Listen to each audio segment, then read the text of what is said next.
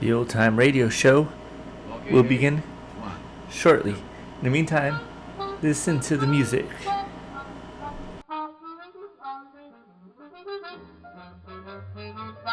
You made me love you. I didn't want to do it. I didn't want to do it. You made me want you. And all the time you knew it. I guess you always knew it.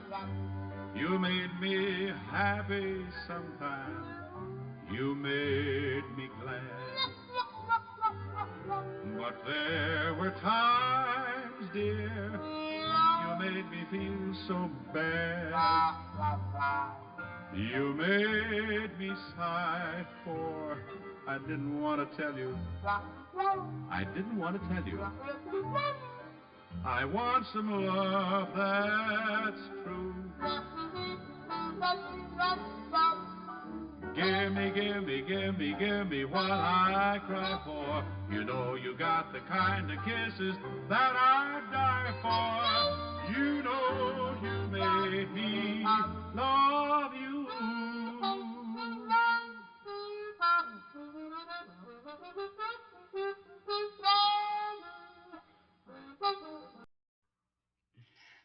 How's this?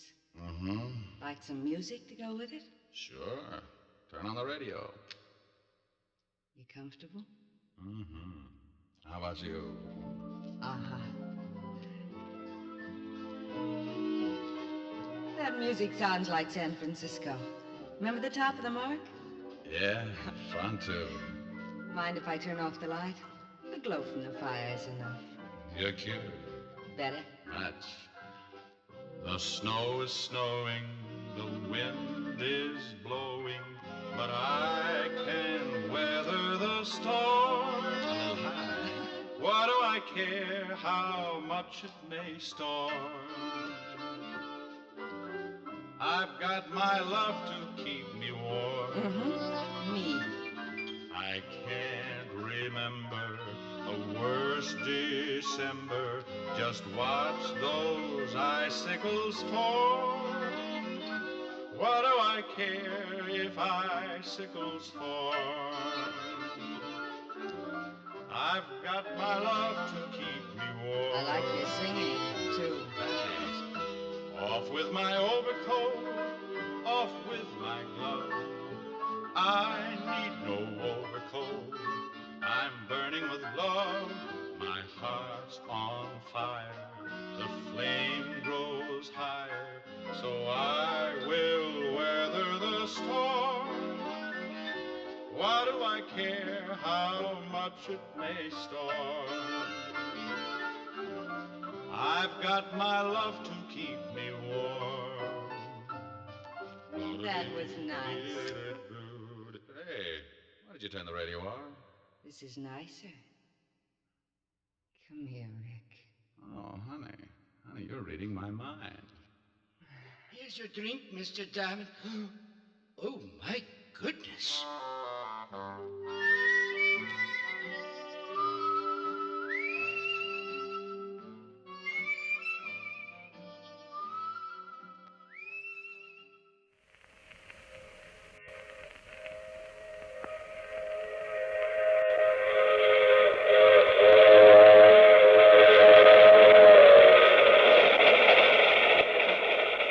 The Mutual Broadcasting System presents The Mysterious Traveler. Written, produced, and directed by Robert A. Arthur and David Coben. And starring two of radio's foremost actors, Lawson Zerbe and Frank Silvera, in Hideout.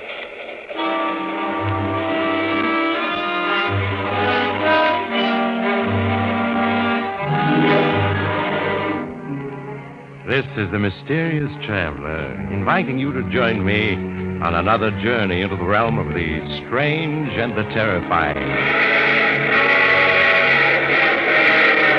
I hope you will enjoy the trip, and it will thrill you a little and chill you a little. So settle back, get a good grip on your nerves, and be comfortable, if you can, as we follow the course of a strange friendship to a startling end.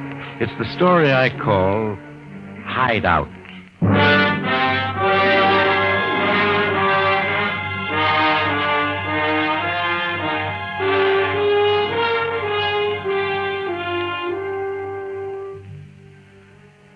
As we begin our story of a friendship that even murder could not destroy, the time is midnight. Somewhere nearby, a tower clock is striking the hour. In the shadows at the mouth of an alley in New York's East Side, a boy is crouching, tense, frightened.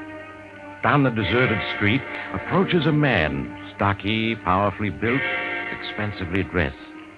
As he passes the mouth of the alley, the boy leaps out behind him. All right, mister. Stick 'em up and don't move. Okay. Just take it easy, whoever you are. I never argue with a gun. You better not. Now give me your dough. Yeah, sure. It's in my inside coat pocket. I'll get it out for you and... Take that. Stick me up, will you? I ought to plug you. Come on, stand up. Let me see what you look like. Don't shoot me. I wasn't going to hurt you, honest. Why, it's just a kid, a runt, and trying to hold up Big Head Jansky himself. You got a lot of nerve, kid. What's your name? What do you care what my name is? Go on, call a cop. You? Oh, I said, what's your name? it's Maxie. Maxie what? Just Maxie. Sometimes the kids call me ugly because I ain't so good looking, see? I'll say you ain't. Where you from, Maxie? Philly. Run away from home, huh? That's my business. You want another slap? So you try to become a stick-up man, huh? What else can you do besides stick-up? Well, I can drive any kind of car. I had a parking lot job once. Drive a car, huh? Well, Maxie, I'll tell you what I'm going to do. I could turn you over to the cops, but I won't. I like your spirit, and I'm going to give you a job instead. What kind of job? You'll be my chauffeur. Most people try to get good-looking chauffeurs, but Big Ed Jansky's going to have the ugliest one anybody ever saw. Gee. Do you really mean it, Mr. Jansky? Sure, I mean it. Now, come on. You'll stay at my place tonight.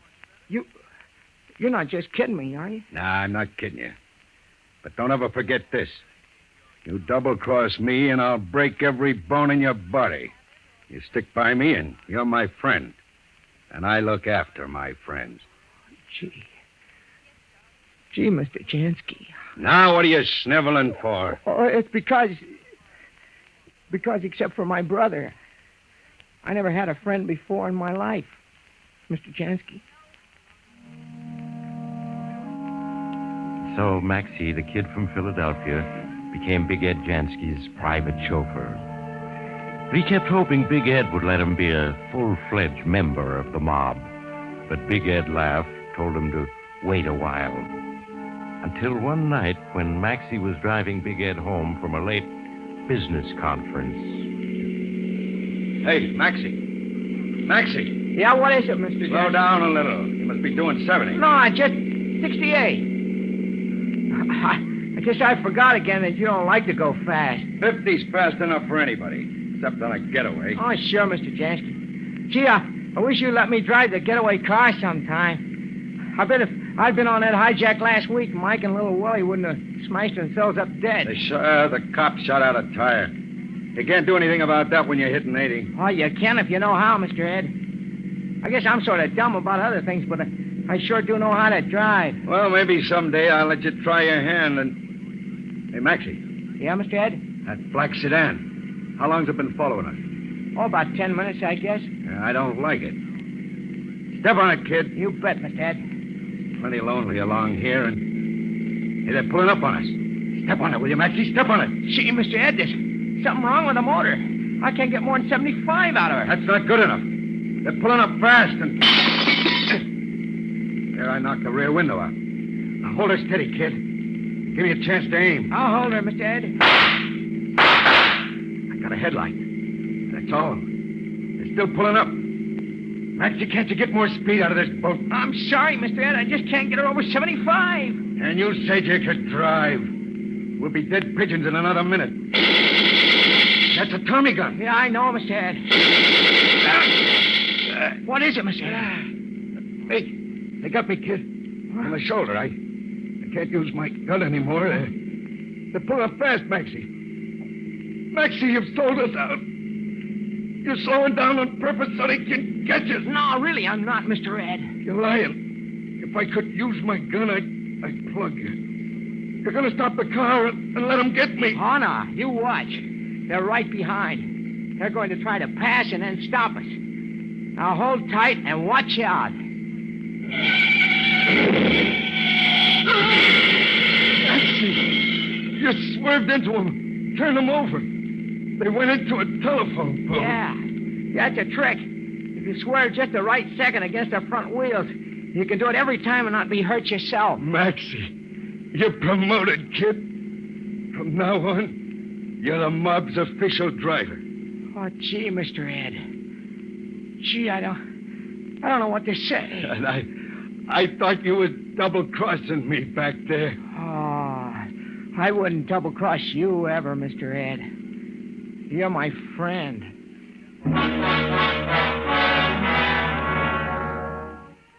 And so, the odd friendship between the big shot gang leader and the strange little man whose only talent was his uncanny ability at the wheel of a car went on year after year.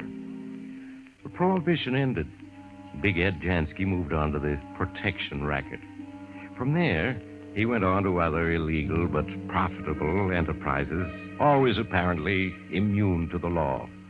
Until at last came the day when things were abruptly changed. Wait a minute, Counselor. Are you trying to tell me that they can make this charge stick? That maybe they can send me to jail? I'm afraid they can, Jansky. Now, this is a federal indictment. You know how tough the feds are. But income tax. Who ever heard of a guy getting sent to jail for not paying his income tax? They sent Al Capone away on a similar indictment, Jansky.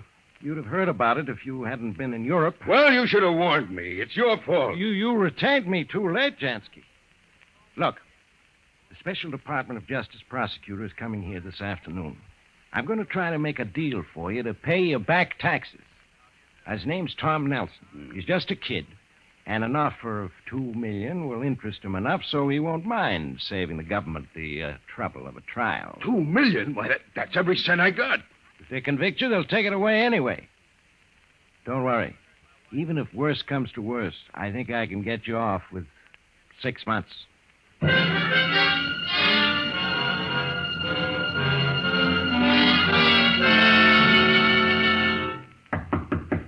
Come in.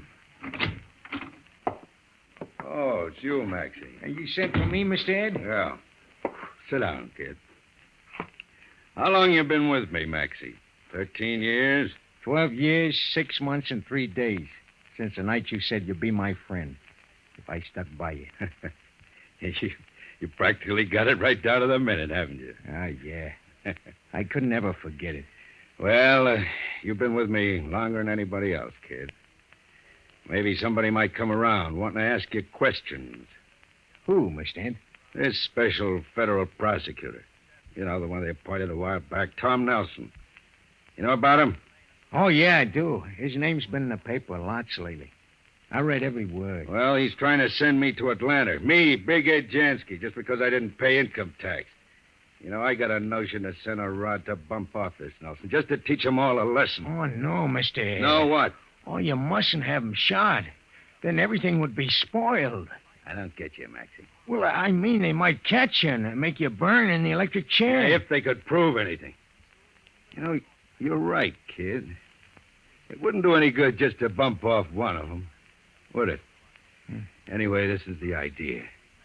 You know a lot about me. And now I know I can trust you. Sure, you can trust me.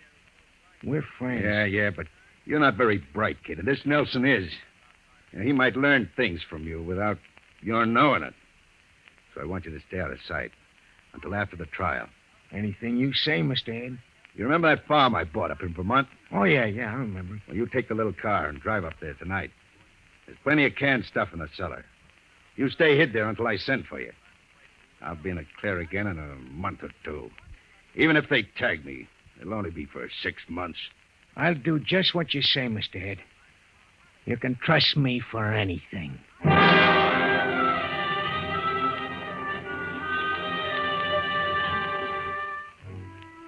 But Big Ed Jansky's days of immunity were over, and the end of his trial made big headlines in the newspapers. But eventually, the news reached even the isolated farm where Maxie waited anxiously. he slowly read the news that told how his boss had been stunned by a 10 to 15-year sentence in Atlanta Penitentiary. How, raging like a maniac, he had leaped at the throat of the special prosecutor, Tom Nelson, screaming that he would kill him if it was his last act. How the guards had pulled him away, handcuffed him, and carried him out of the courtroom, still shouting threats. But when he had finished, Maxie put the paper down, shook his head. Gee, I'm glad he didn't hurt Mr. Nelson. But they put poor Mr. Ed in jail. I gotta go see him. Right away.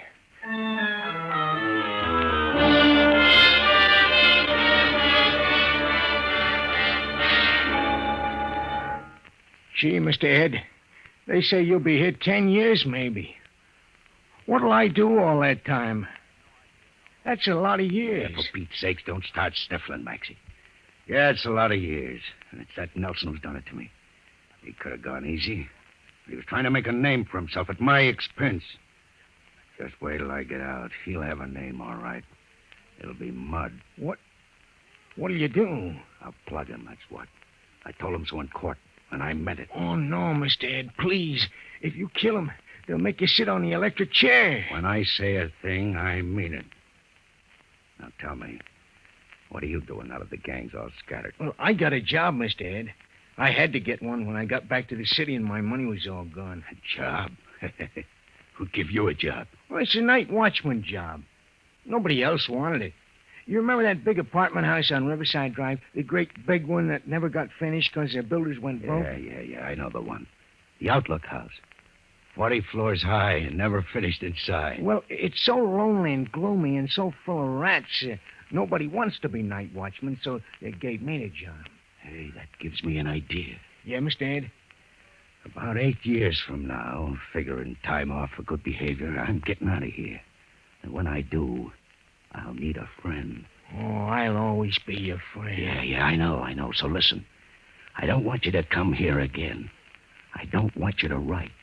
I don't want anybody to know that you know me. You don't? No, because after I leave Stir and do what I've said I'm gonna do, I'll need a hideout. So you hang on to that night watchman job, see, Maxie? Sure, Mr. Ed. And when the night comes that I knock on the door, you have a hiding place all ready for me, understand? Uh-huh.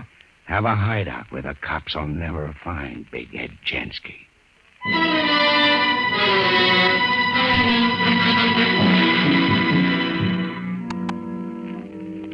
So the years slipped away, and Maxie, older now, a curious, stooped figure, never spoke to anyone unless he was spoken to first. He went about his rounds as night watchman in the still, empty, and unfinished Outlook House, 40 stories high, with 500 empty, echoing rooms where the rats squeaked and scampered. Finally, the day came. Big Ed Jansky was released, forgotten by everyone, except Maxie. Now Big Ed Jansky had made a promise. He hadn't forgotten it. So the evening of his return to the city, he was waiting in a darkened room for the door to open and admit the man he had sworn to kill.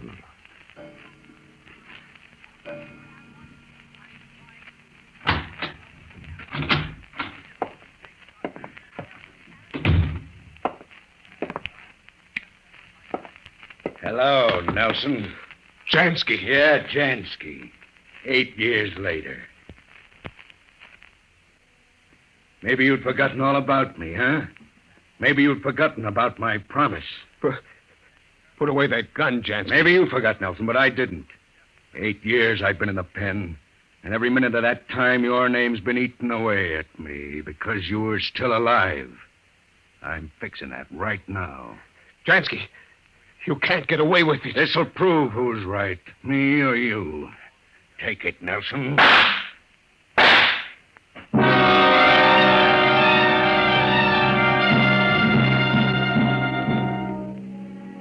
Again, the name of Big Ed Jansky was in the papers in big black headlines. Special prosecutor killed. Police hunt released convict in murder of crime fighter. And as the headlines blazed their news, Maxie shuffled through the empty corridors of the Outlook House, making his rounds. Well, that's the last station for this round. So I guess we better go down and see if Mr. Ed's come yet. Come on, Gray Whiskers. Yeah, you don't know Mr. Ed, Gray Whiskers, but he's my friend. He's the only friend I ever had. Now, we'll go downstairs to the back door and wait for him. He may get here any minute now. You remember? I told you lots about Mr. Ed, just like I told you about Pop and Mom and my kid brother and how good he's been doing since he got out of college. Sure, I knew you remembered. Well, Mr. Ed is coming here to hide out from the police.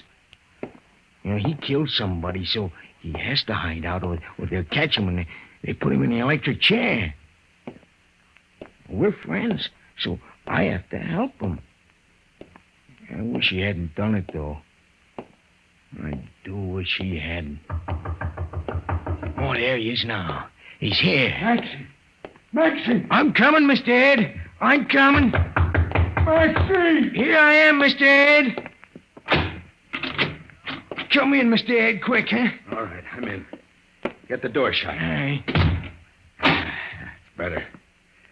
Well, Maxie, here I am at last. Aren't you going to say hello? That is, I surprise you too much. Oh, no, Mr. Ed. I read about it in the papers. Then you knew I'd be around. Well, what about it? You got a hideout fixed up for me? Oh, yeah, Mr. Ed, but... Gee, I wish I hadn't done it. Don't start that now. Nelson had it coming to him, and he got it. Just show me to the hideout. The cops are after me. But if I can lay low for a week, I'll be free as air. I got pals to prove I was in Chicago the whole time. All right, Mr. Ed. Hey, are we alone here in this 40-story joint? All alone. It's just you and me and 500 empty rooms. Just follow after me now, and I'll show you the hideout I got fixed up. Hey, what a joint. A grave would be cozier.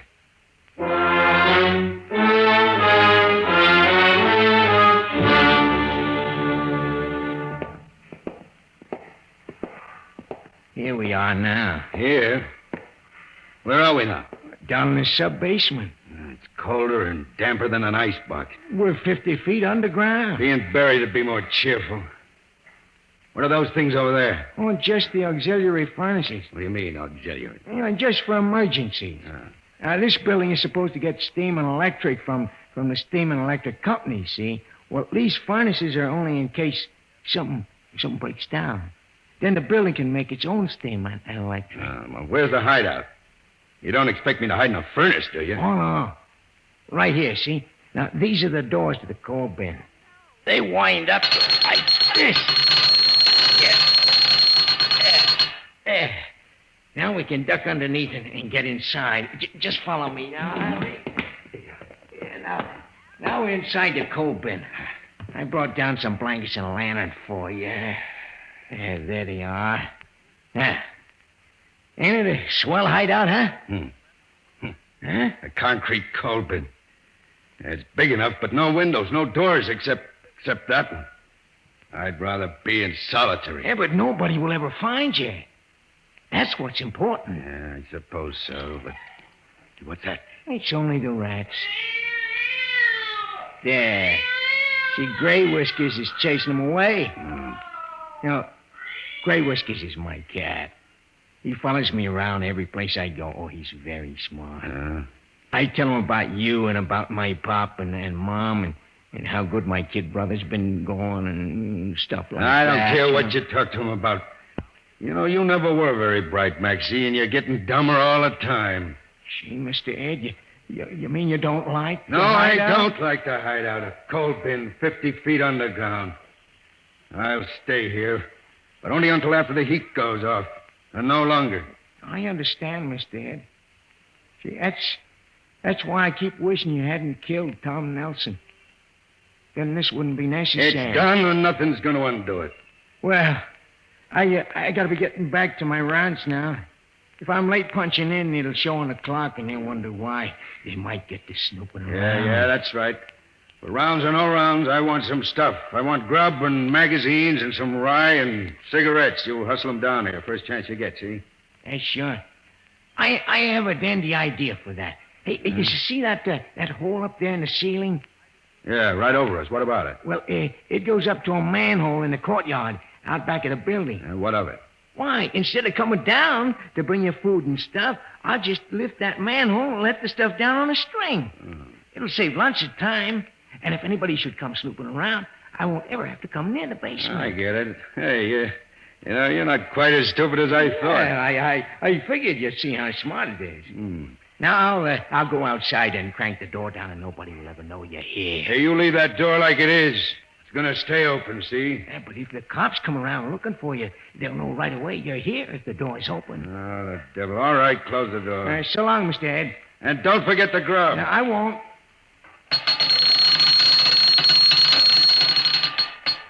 There. I've closed it all but an inch. I'll get your stuff at midnight, Mr. Ed.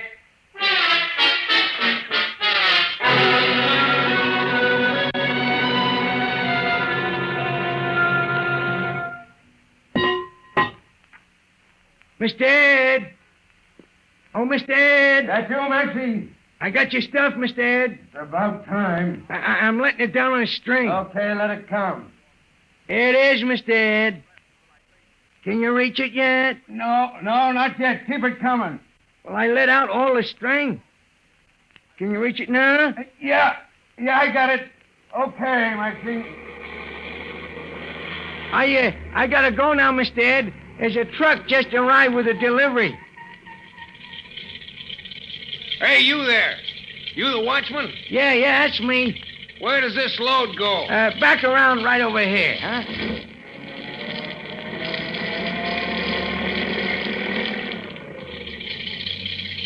That got it? Yeah, that's fine. Yeah, we gotta make this snappy. There's another load of coal coming right after me, and they'll keep coming until daylight. We gotta finish delivery before the daytime traffic starts. Yeah, I understand. I got the manhole open for you. Oh, good. All right, now we'll put the coal chute in place. There. That's got it. Now to crank up the body and let old man Gravity do his stuff.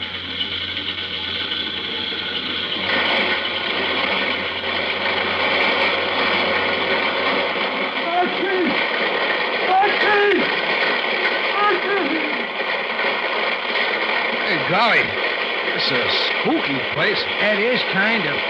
Yeah, it drives me nuts to hang around here every night. I don't mind it. I'm kind of sorry they're finishing it off. Say, didn't that sound like a scream then? Well, it did, sort of. Yeah, shows you what a joint like this can do to a man's nerves. Makes him hear screams and stuff like that. So they're finishing the Outlook house at last, huh? Yeah, in a month, people will be moving in. Well, the coal bins will be full. 200 tons. That's bin number 5 you're filling now. By morning, it'll have 40 tons in it. Yeah. And maybe the coal won't ever be used. How's that? Well, it's just for the auxiliary furnaces. They won't ever use it unless the steam and electric from the regular companies goes on. So they won't even open the bins until the heat goes off, huh? And that might be nervous. Well, that's one load. Gotta make room for the next one. I'll be back, though. And I hope I don't hear any more screams. I don't guess you will. I bet you one thing, though. Why? This building's been empty so long, I'll bet you when people start living in it, they'll find it's picked up a ghost.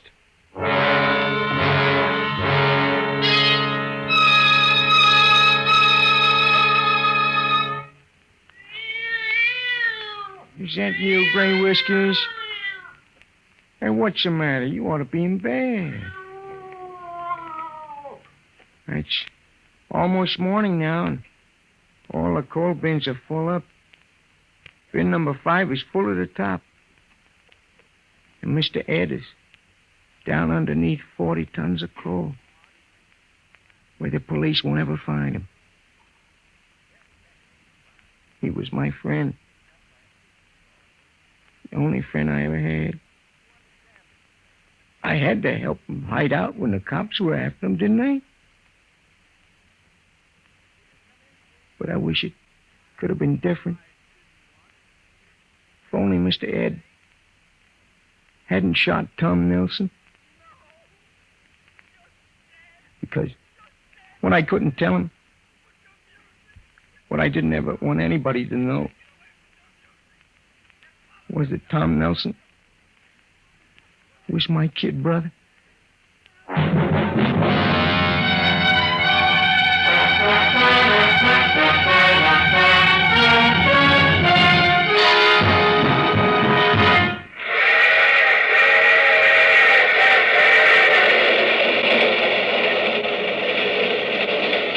This is the mysterious traveler again. Well, that's a real friend for you, that Maxie. He'll help you hide if it kills you, and it probably will. It's a big lesson for Big Ed Jansky, all right. It'll teach him to stay out of coal bins in the future. But don't worry about him. 40 tons of coal will keep him warm for a long time. Oh, that reminds me of another story in which an ambitious young man who, with 2 corpses on his hands, decides that he... you have to get off here. I'm sorry. But I'm sure we'll meet again. I take this same train every week at this same time.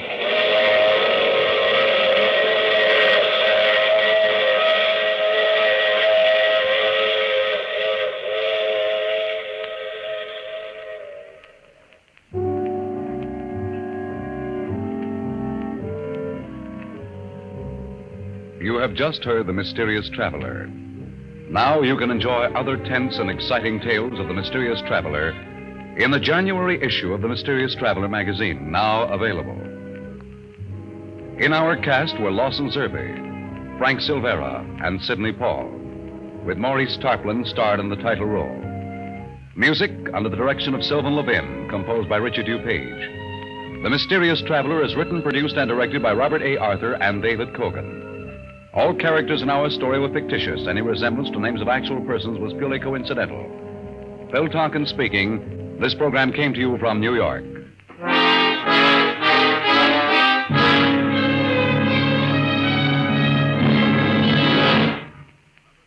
Pardon us, but your shadow is showing.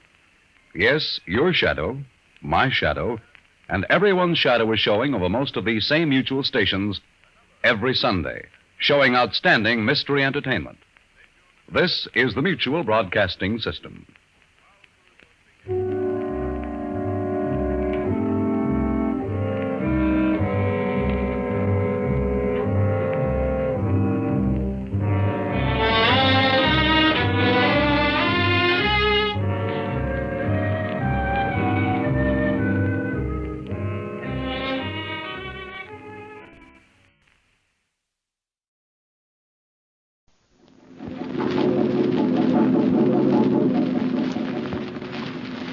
The Mysterious Traveler. Another journey into the realm of the strange and terrifying. I hope you will enjoy the trip, that it will thrill you a little and chill you a little. So settle back, get a good grip on your nerves. Where are we going? You'll find out when we get there. I hope it's not making you nervous, being alone with me here in the dark. Darkness stirs strange terrors in some minds. For the things that happen at night are sometimes most upsetting. Things such as cats that vanish or die, as in the tale of The House of Death.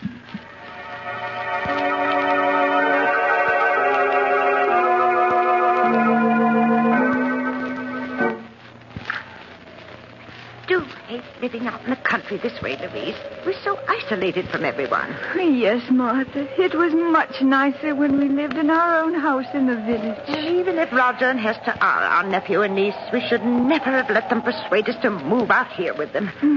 Oh, doesn't that wind ever stop blowing? Oh, Martha, Roger and Hester are coming. I just saw the car turn into the drive. I hope they've brought a maid.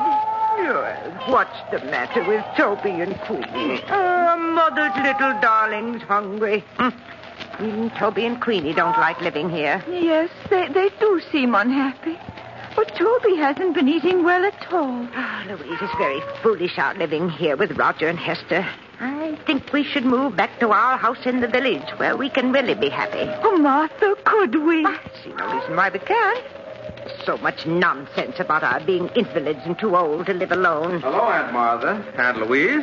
Oh, Roger, were you able to get a maid for us? Oh, I'm sorry about that, Aunt Louise. I tried, but it's just impossible to get a maid these days. Roger, you know we need someone to push Louise around in her wheelchair. It's too much for me. Well, I'm sure Hester will do anything you ask. How are you, Aunt Louise?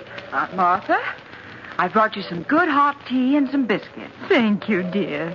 Roger, Louise and I have been talking things over.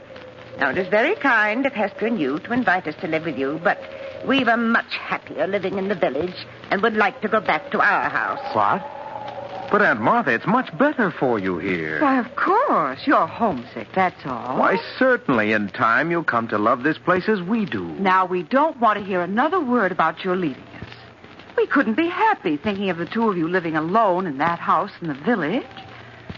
Come along, Roger. Let them drink their tea. Yes, Hester. Well, see you both later. They're really so good to us, Martha. But I do wish they'd let us return to our own house. Those tea taste strange. You tried it yet, Louise? No. Well, yes, you're right. It does taste funny. Probably the water they use. Nothing out here seems as good as it was home. You better not drink any more of it. No, do you remember the little teas we used to give when we lived in the village? Mary Thompson came over every afternoon. It was so nice. There's no reason why we can't move back to our house and have those teas again. But you heard what Roger and Hester said. Our health isn't so good, and we need someone to look after us. Well, what of it? With all that money Father left us, we can afford a dozen servants. Yes, Louise, I think we'd better plan to return home.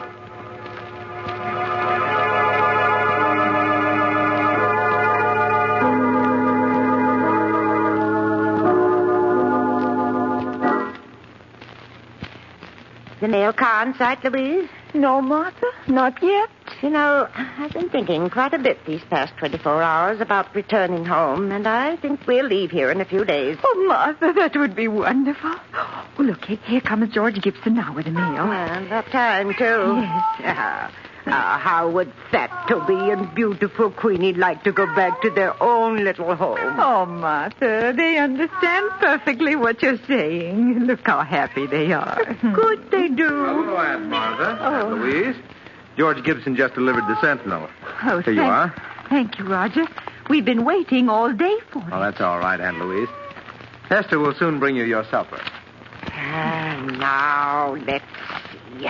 Oh, Martha, let's look at the obituary notices first. That's just what I was turning to, Louise. Here we are. Did anybody we know die? Now, let me see. Oh, yes. You remember Amos Wilson, don't you? Yes. He died 2 days ago. Poor Amos. He was about your age, wasn't he, Martha? Certainly not. He was a good deal older. Martha, look at this. Why, it says that Mary Thompson is entering the home for the infirm. The poorhouse? Oh, no, it can't be. Oh, the dreadful place.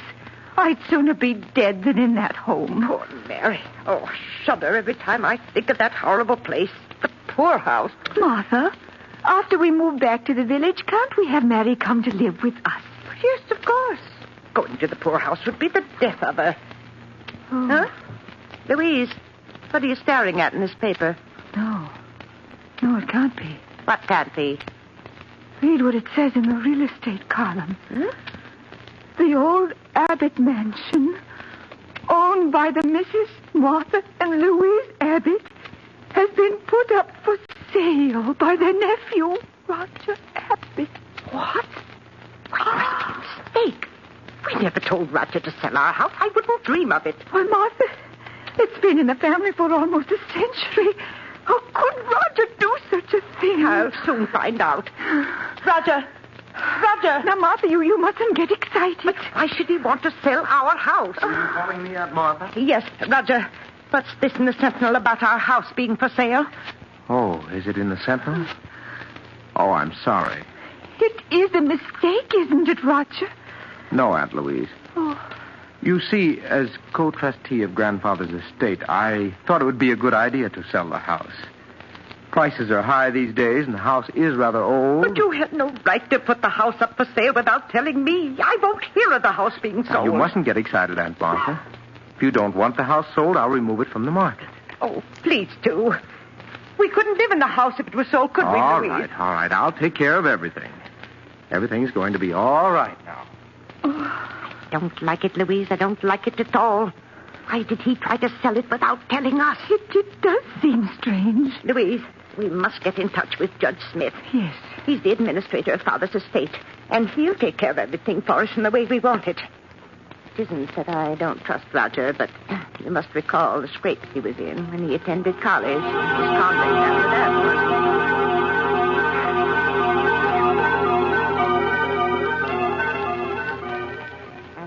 Then there was the matter of that bad check Roger gave. If it hadn't been for his dear father, he would... Someone's coming, Martha. I have your suppers for you. Now, please eat them before they get cold.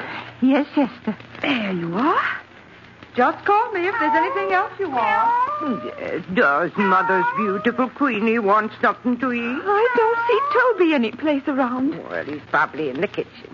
Now, say pretty please, Queenie, and Mother give you this nice piece of meat. That's Mother's darling. Here you are. Oh, isn't she lovely, Louise? Oh, yes. Queenie has such wonderful manners. We'd better eat our soup before it gets cold, Martha. Yes. And as I was saying, Louise, I don't care for Roger's attitude at all. Ask me, he's been behaving very strangely. Yes, Martha. Martha. Martha, that piece of meat you gave Queenie doesn't seem to have agreed with her. She looks ill. Oh, yes, you're right. Oh, Queenie, what's the matter with Mother's little darling? Martha, she's in agony. Yes, what can we do? Roger, come quickly. Oh, poor Queenie. Roger. She's suffering so. Oh, Roger, do something. We must help poor Queenie. Oh, Roger, look. I'm afraid it's too late, Aunt Martha. She's dead.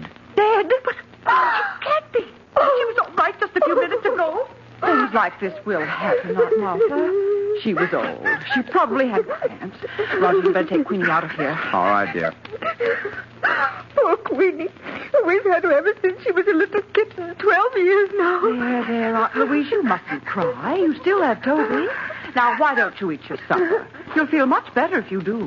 Hester, how can you speak of food at a time like this with poor Queenie's body not even cold? I'm sorry, Aunt Martha. If you want me, just call.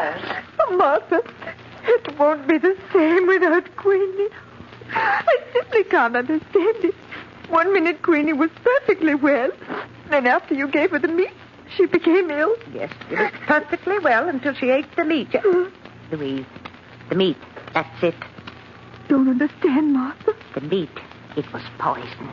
Poisoned? Louise, that poisoned meat was meant for us. Martha, you don't mean that Roger and Hester... Oh, no. Yes, no. Louise, they're after our money. Oh, what are we going to do? We can't get at the phone.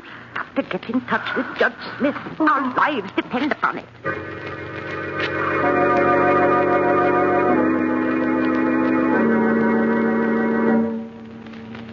The two old ladies stared at each other, terror in their eyes. The minutes dragged into hours, and each hour was a nightmare, as they waited for the time to come when they could make the one contact between themselves and the outside world. Do you see George Gibson's car yet, Martha? No, Louise, but he should be in sight any minute now. Oh, what if Hester or Roger come home before he gets here? Then we won't be able to talk to him about our message to Judge Smith. Now, Louise, you know Roger isn't due home from work for another hour. Yes, but what about Hester? She's over at the miller's farm, and she's liable to return any minute. Louise, I see George Gibson's car. Oh. He's just turning into Hurry, the drive. hurry, Martha, hurry. All right, Hurry. Louise. I raised the window. Martha, call to him quick before he gets away. George Gibson. Hello? Who's calling? Look over this way, George. It's Martha Abbott. I want to see you. Oh, it's you, Martha. Well, howdy, I'm coming. He's coming, Louise. Do you hear? Now we'll be able to get in touch with Judge Smith.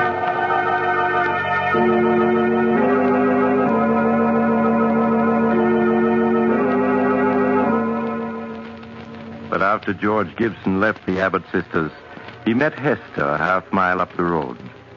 The two conversed for a minute. Then George Gibson continued on his way. Hester stared after him as he drove away, her face tense and white.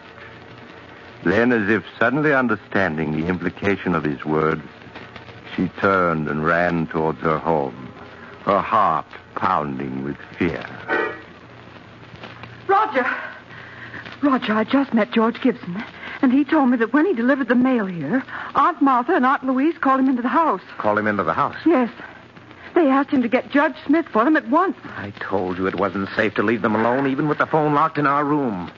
All our plans may have been for nothing. Oh, Roger, do you think they suspect? I don't know. I do know it was a mistake letting them talk to George Gibson. After all our careful work, we can't let everything be spoiled now.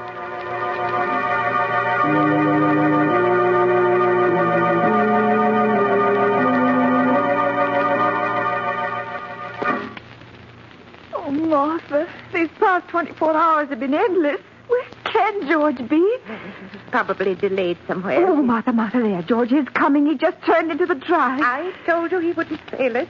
Oh, but Roger and Hester are in the house now. What if they don't let George see us? Nonsense. When George has a message to deliver, he delivers it. Roger's just gone out to get the mail, but... Louise. What is it, Martha? What's wrong? That isn't George Gibson driving the mail car. What? The man driving it's only a youngster. Now he's leaving. Martha, what does it mean? I don't know. I don't understand. Perhaps George is ill and he couldn't come today. Hello, Aunt Martha, Louise. This magazine just came in the mail. Thought you might like to see it. Thank you, Roger. Why didn't George Gibson deliver the mail? Oh, so you noticed there was a new driver today? Yes. I'm sorry to tell you this, but poor George Gibson was killed last night. Killed? Oh, no. He had an accident as he was returning to the village. An accident? Yes.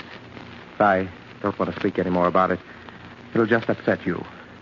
Hester will bring you your supper soon. Oh, poor George. That means Judge Smith never got our message. Oh, Martha. Louise, don't you see? It wasn't an accident. But Roger said it was. George was deliberately killed to keep him from going to Judge Smith. Martha, you don't mean that Roger and Yes, Hester... Louise. They won't stop at anything to get our money. Oh, Martha, I'm so frightened. Oh, we must have courage or we're lost. Oh, but if we can't get word to the outside and they're poisoning our food... Well, we haven't eaten a thing since poor Queenie died.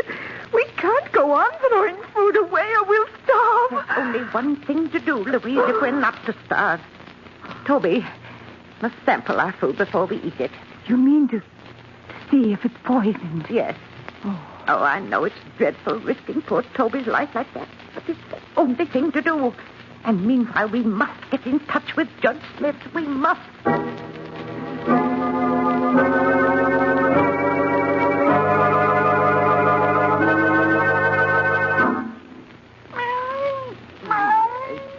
You are, Toby, a nice piece of meat for Mother, little darling. Martha? Where are you feeding Toby? He gets plenty to eat in the kitchen. Of course. I've always fed Toby from my own plate. He expects it. But, Aunt Martha, if you feed that meat to the cat, there won't be enough for you. Yes. If you're to get well, you need all that food. Now, I don't want you feeding Toby any more of it. Here, Toby. Come along, boy. Come on out to the kitchen while Aunt Martha and Louise eat their supper.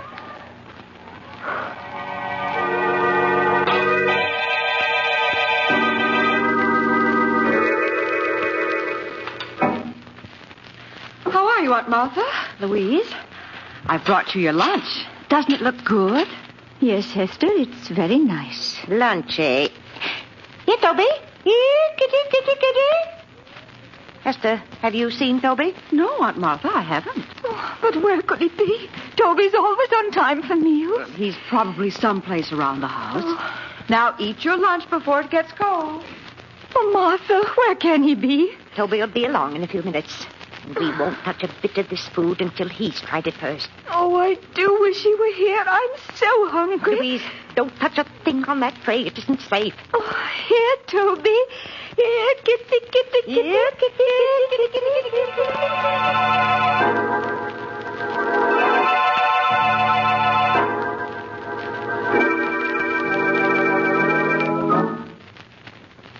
Good evening, Aunt Martha. Louise, how are you? Good evening, Roger. I have your supper here for you two. But, Aunt Martha, neither of you ate your lunch. What's wrong? We weren't hungry, Hester. Have you found Toby yet? No. I've looked everywhere for him, but he seems to have disappeared. Oh, no. Now, you mustn't worry. I'm sure he'll turn up. Yes. Aunt Martha, you and Louise can't afford to miss meals in your state of health. Why, certainly not. Now, we want you to eat everything that Hester has brought you. Yes, you'll make us very unhappy if you don't. Now eat it while it's hot. Come along, Roger. I'll get you your supper. All right, dear. Did you hear what she said about Toby, Louise? Yes, he's vanished. Nonsense. They've killed him. You saw how angry they were last night when we fed Toby from our plates. They've killed him so he won't spoil their plans. Oh, Martha, what are we going to do? I'm so hungry. Got to get word to Judge Smith before it's too late. But how? Tomorrow, I'm going to go out to the road and try to get to the village. But, Martha, it's 2 miles to the village, and you know you can't walk more than a few yards. You're not strong enough. Louise, with either starvation or poisoning staring us in the face, we haven't any choice. I must try to reach the village.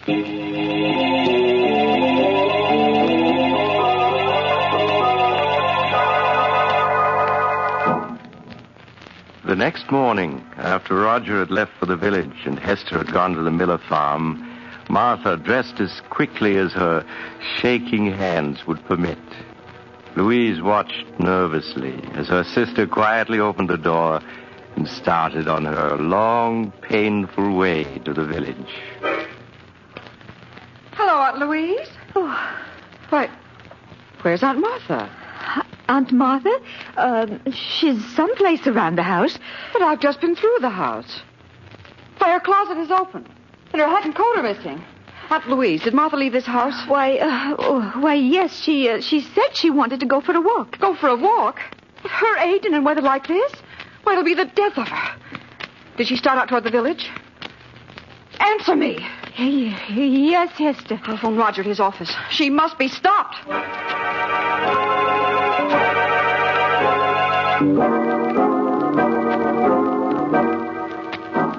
20 minutes later, as Roger drove along the road leading to his home, he saw a small figure in the distance.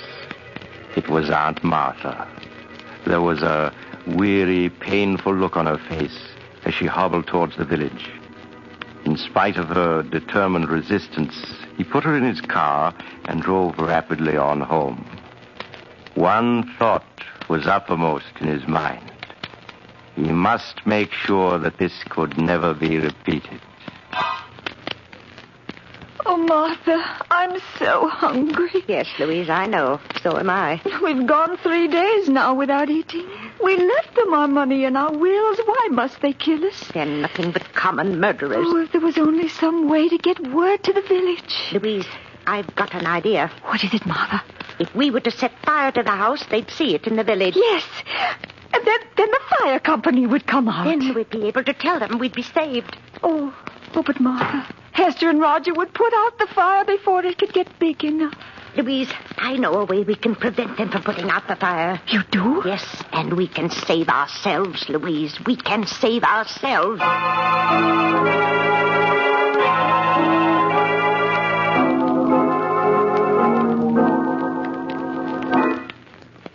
Here, Toby. Here, kitty, kitty, kitty. Aunt Martha. Why are you looking down the cellar? You should be in your room. Yes, it's drafty out here in the hall. Now, come on, close the cellar door and go back to your room. But I heard Toby crying. He's down in the cellar, and I won't go to my room until I get But him. Aunt Martha, Roger, just to put Aunt Martha's mind at ease, why don't you go down to the cellar and see if Toby is there? Oh, all right. you ask me, it's just a waste of time. Oh, please help him look for Toby, Hester. You'll find him so much quicker if you both look for him. Oh, very well. But you go back to your room so you won't catch cold. Roger, do you see him? He doesn't seem to be any place here in the cellar. Now we'll see just how smart you are, trying to poison us. There, you won't stop us from escaping now. Oh, I must get Louise. Louise! Louise! Yes, Martha. Oh, Louise, it worked. Martha, you mean you were able to lock them in the cellar? Yes, and with the door locked, he can't get out. Oh. And Martha, unlock this door. Let us go! Oh, they found out they're locked in. Don't you worry about it, Louise. I'll take care of everything. Oh, Martha. And Martha. Martha, what are you doing with that kerosene lamp? I'm pouring the kerosene around the room so that it'll burn better. Oh. There. Are you ready to leave, Louise? Yes, Martha. Then strike a match and start the fire. Please don't, Martha. Please open this door. Oh, how quickly it's starting to spread. Yes, we better leave. I'll push your wheelchair, Louise, and you try to help by rolling the wheels. Yes, Louise. There. Yes, we're coming along nicely. Oh, Martha, I hate to do this. Louise, you mustn't waste any pity on them. Even if they are our niece and nephew, they're nothing but common murderers. Yes, I suppose you're right. Now I'll just open the front door and we'll be free. Now, roll the wheels a bit, Louise. Yes, I am. Just a few feet more and we'll be safe. There. Far enough away from the house to be perfectly safe. Oh, my. The whole house is on fire now. Yes, lovely fire, isn't it? I don't feel cold at all. Oh, do you think they can see it in the village by now, Martha? I'm sure they do. Now, remember, Louise, when the fire company gets here, we don't know what happened to Roger and Hester. We just managed to get out ourselves. Yes, Martha. If we told them what we were forced to do to escape, we'd have to reveal that our own niece and nephew were poisoners, murderers. We don't want to disgrace the family name, Louise. Oh, no, Martha. Of course not. Oh, look, Martha, look. The roof is beginning to go.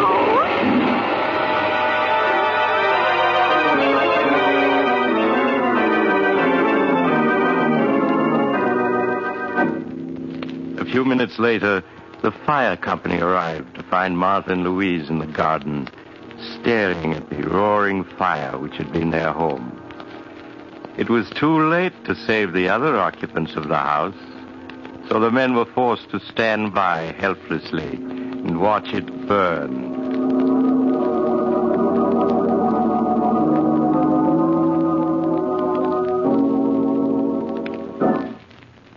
Good morning, Judge Smith. Good morning, Miss Martha, Miss Louise. I trust you're well after that terrible ordeal last night. We're much better, thank you, Judge. Well, now that your niece and nephew are gone, we must plan for your future. Oh, you don't have to bother, Judge. All we want to do is move back to our old house, hire a few servants, and live as we used to. Oh, and I was wondering if you could arrange to have Mary Thompson come live with us. I won't hear of her going to that dreadful home for the infirm. Oh, no, it would be the death of her.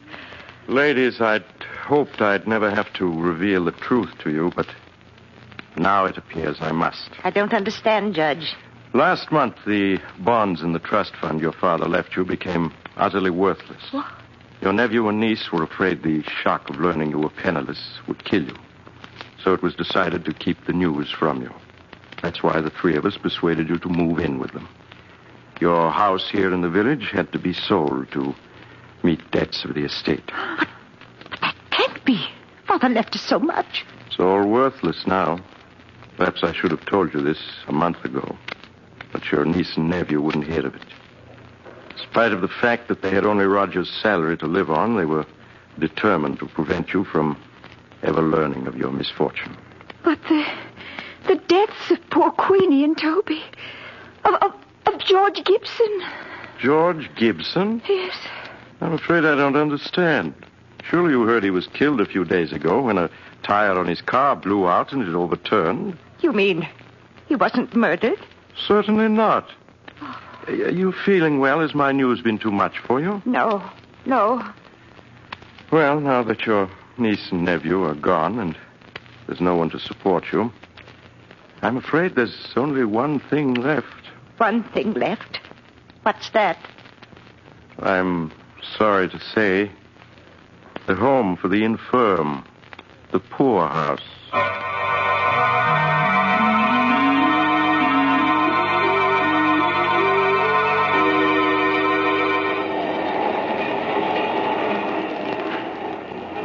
This is the mysterious traveler again.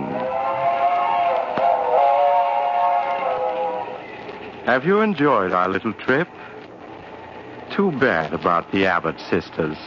Such nice old ladies. But then, how were they to know that poor Queenie died of cramps, not poison? After all, you can't be too careful, can you? Would you care for a sandwich? They're very delicious. I make them myself. Oh, you're getting off at the next stop. I'm sorry. Perhaps you'll join me again soon. I take this same train every week.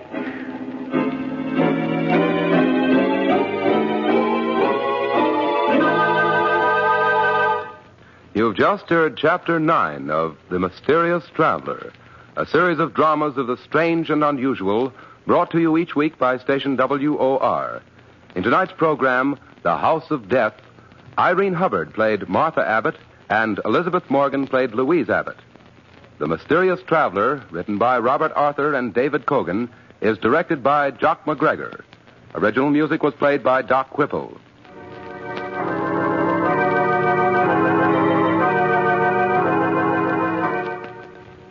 Listen next week to a tale titled The Man Who Knew Too Much.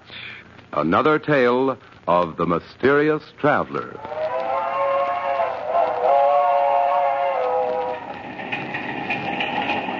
The Mysterious Traveler is presented by WOR Mutual every Sunday at 7 over most of these stations.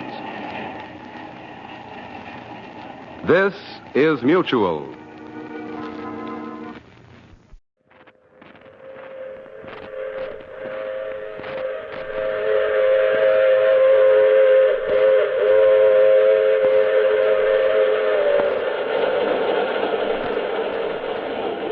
The Mutual Broadcasting System presents The Mysterious Traveler, written, produced, and directed by Robert A. Arthur and David Cogan, and starring tonight two of radio's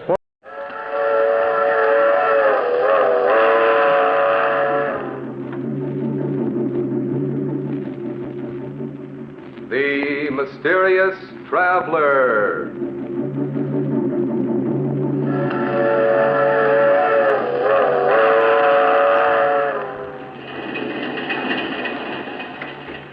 This is the Mysterious Traveler, inviting you to join him on another journey into the realm of the strange and terrifying.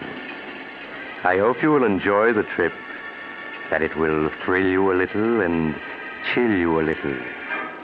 So settle back, get a good grip on your nerves. Where are we going? We're going to journey to the grave and learn the secrets of the dead in a tale titled The Accusing Corpse.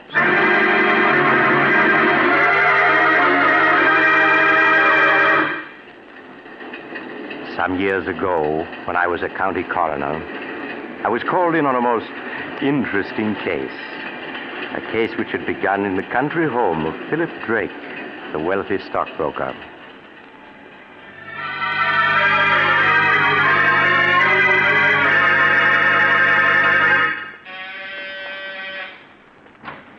Roger, thank goodness you were able to get here in time. I left town right after I received your call. What's wrong, Philip? You sounded so upset over the phone. It's Vivian. She's upstairs in her room packing. She says she's leaving me. Leaving you? Why? She seems to feel our marriage has been a mistake. Roger, won't you speak to her? Persuade her to stay. After all, she is your sister. I'm afraid, Philip, that Vivian and I have never been as close as sister and brother should be. She's always been wild and spoiled. Perhaps, Philip, it would be better if you were to let her go. No, I couldn't do that. I love her, Roger. I wouldn't want to live without her. Won't you please try to persuade her to stay? All right, Philip. I'll do my best. But I must warn you, I haven't much influence Well, over her. Philip, I'm all packed and ready to... Why, Roger, darling, what a surprise. What are you doing here? Vivian, Philip has told me. Now, surely you can't be serious. You know how he loves you, everything he's done to make you happy. Now, Roger, you aren't going to start on that, are you? Someday, Vivian, you'll get just what you deserve for walking over people, breaking their hearts. Every time I think of you being my sister, I feel Roger, like please. Would you mind waiting in the other room? I'd like to speak to Vivian alone. Oh, all right, Philip. Call me when you want me. Really, Philip, no matter what you have to say, you're just wasting your time. Oh, Vivian, how can you do this to me? You know I love you, that I'd do anything to make you happy. That's sweet of you, dear. Would you mind lending me your car to get to town? If you leave me, Vivian, you won't get a cent. Not a cent, do you hear? Really? Did you ever stop to think, Philip, that there might be another man with more money than you? Another man? Oh, no, there couldn't be. And why not? But we've only been married 3 months. There couldn't be anyone in that time. Oh, but there was. Oh, Vivian, in spite of what you've done, I'm willing to forgive you and start over with you. But, darling, I don't want you to forgive me. I want you to forget me. Vivian, you can't do this to me. I love you. I won't let you go. I really must be saying goodbye now. He's waiting for me in town, and I don't want to be late. If I can't have you, no one else will, do you hear? Oh, really, Philip, you're being ridiculous. I must go. No. Philip, what are you doing? A gun. Yes, Vivian, a gun. I told you if I couldn't have you, no one else would. Oh, Philip, you're insane. Put that gun down. If you don't change your mind about leaving, I'll kill you. Even with that gun, you can't keep me, do you hear? I'd sooner die than go on living with you. I'm going. And you're not going to stop. Oh, you shot me. Vivian. Philip, what happened? I thought I heard... Vivian. Roger, is she dead? Yes. Philip, do you know what this may mean? Life imprisonment, perhaps. Even the electric chair. I know. Nothing seems to matter now. But you simply can't throw your life away like that, Philip. Oh, even if Vivian was my sister, I don't mind telling you that I always felt you were far too good for her. She didn't deserve to be your wife. Oh, please, Roger. Now, look, Philip, if we were to get rid of the body, who could possibly know that she didn't leave here tonight as she'd planned? No, it wouldn't work, Roger. You can't get away with murder. That's nonsense, Philip. Now, if we were to bury her in the woods, no one would ever find the body. Bury her in the woods? I couldn't do that. Then I'll do it. You can wait here till I return. But, Roger, what if... Philip, you must let me handle this. You'd better give me the gun. All right, Roger.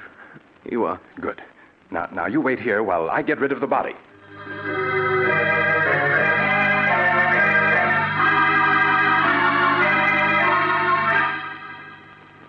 Philip watched, spellbound, unable to say a word, as Roger picked up the body and left the room. As Roger, carrying his burden past the gardener's shed, he picked up a shovel. In a few moments, he reached the woods which began at the rear of the house and extended for miles. He carefully made his way through the forest underbrush until he was well out of sight of the house. Then he stopped and looked about. I think this is quite far enough. I think you can put me down now, Roger. I'm tired of being carried like a sack of potatoes. All right. There. Well, let me congratulate you on your performance as a corpse. Do you think he suspects anything? Of course he doesn't. He's positive that he shot and killed you. You've got the gun, haven't you? Well, certainly I've got it. You don't think I was going to let him discover that the bullets had been removed and blank cartridges substituted, do you? Oh, no. Not you, Roger. You always know what you're doing. I always try to, my dear sister.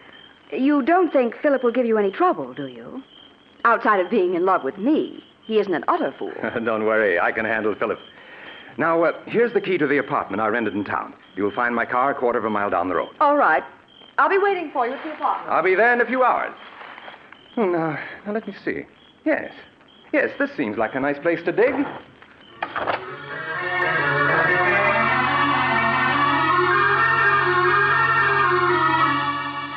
The next morning, Roger called on Philip at his office. With a calculating glance, he noted that Philip's eyes were bloodshot, that his hand trembled as the two shook hands. How are you, Philip? I couldn't sleep at all last night. I kept thinking of Vivian. And what if her disappearance is noticed? People begin asking questions. Now, all you have to do is tell them that Vivian left you and you don't know where she is. Oh, things like that happen every day. You've been very helpful to me, Roger. If ever I get a chance to repay you for it, rest assured I will. That's very good of you, Philip. Truth of the matter is, you could do me a favor if you would. Of course. What is it? Well, I'm in the midst of a business deal, and I find myself a little short of capital. If you could lend me some money, I'd appreciate it. Oh, certainly, Roger. How much do you need? 20,000. 20,000? That's quite a lot. Naturally, Philip, if you feel you can't lend it to me, I'll go to a bank and try to borrow it. It isn't that I can't lend it to you, Roger. It's just that the amount surprised me. Shall I make the check out to you? Yes, if you please. All right. I can't tell you how much I appreciate this, Philip.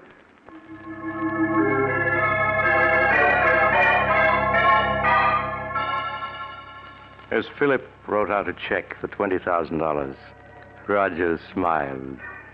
Things were working out just as he had planned. An hour later, Roger entered an old brownstone house and went to apartment 2C. Roger, did you get it? What does this look like? Oh, Roger, that's wonderful. Now we can clear out and... Why, there isn't 100,000 here. No, my dear. I only got 20,000 from him. But we were after 100,000. Why didn't you get it all this morning when you saw him? My dear Vivian, it simply isn't done that way. Blackmail is an art that calls for the use of psychology. Philip will give us many times over the money I hold in my hand, all in due time, of course. You mean I'll have to go on hiding in this miserable apartment until you finished your little game with him? Never being able to leave it for fear someone will recognize me. Come now, Vivian. You've got the radio and books. I won't spend weeks in this apartment, I tell you. I won't. My arm. You'll do exactly as I say, Vivian. Exactly. Do you understand? Roger, my arm. You're hurting me. It's nothing to what I'll do if you disobey me. Do I make myself clear? Yes, yes.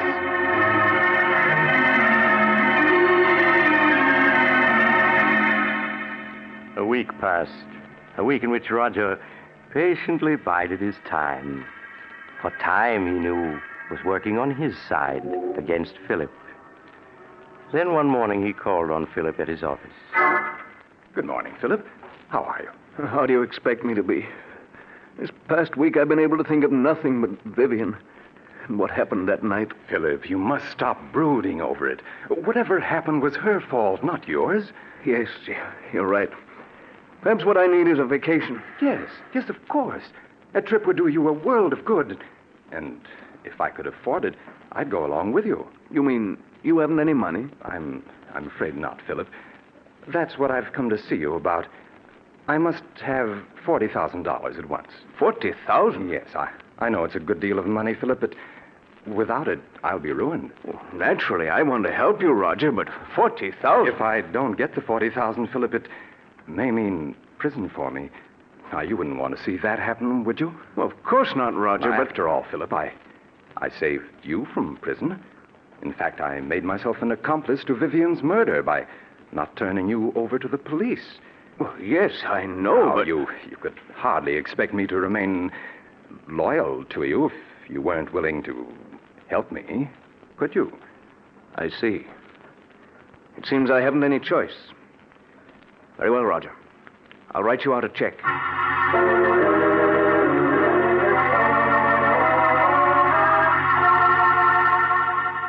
Roger's eyes gleamed in amusement as he accepted the check from Philip. There was no longer any doubt that Philip understood him perfectly. Things were working out exactly as he had planned. Later that day, Roger went back to the old brownstone house. There was a smile on his lips as he entered apartment 2C. Look at this. $40,000 in cash. Oh, Roger. Now, wasn't this worth staying in hiding for, Vivian? And there's plenty more where this came from. Who could that be? You better get behind that screen. No. All right, Roger. Yes? COD for Miss Brown.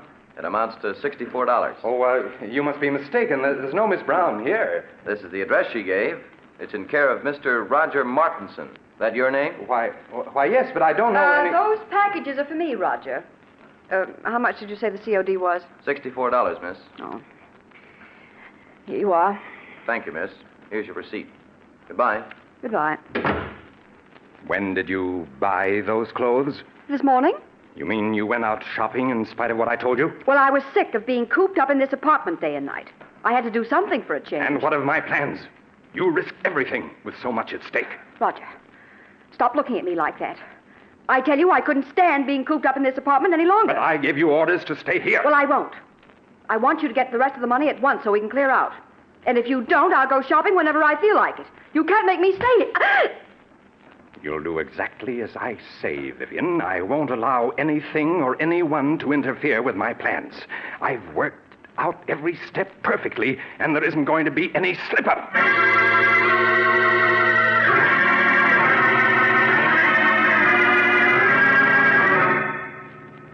Another week passed, a week in which Roger made no effort to see Philip. Then early one evening, he got into his car and drove out of the city to Philip's home in the country. Oh, it's you, Roger. Come in. Good evening, Philip. Oh, where are the servants? This is their night off. Oh. You're not looking well at all, Philip. You shouldn't remain in this house by yourself. What difference does it make where I am? Wherever I go, the memory of that night follows. It's hard to believe that it was only 2 weeks ago tonight that I killed her. 2 weeks ago tonight? Why, so it was. Oh, by the way, Philip, do you think you might possibly lend me $60,000? 60,000? You can't be serious. Oh, but I am.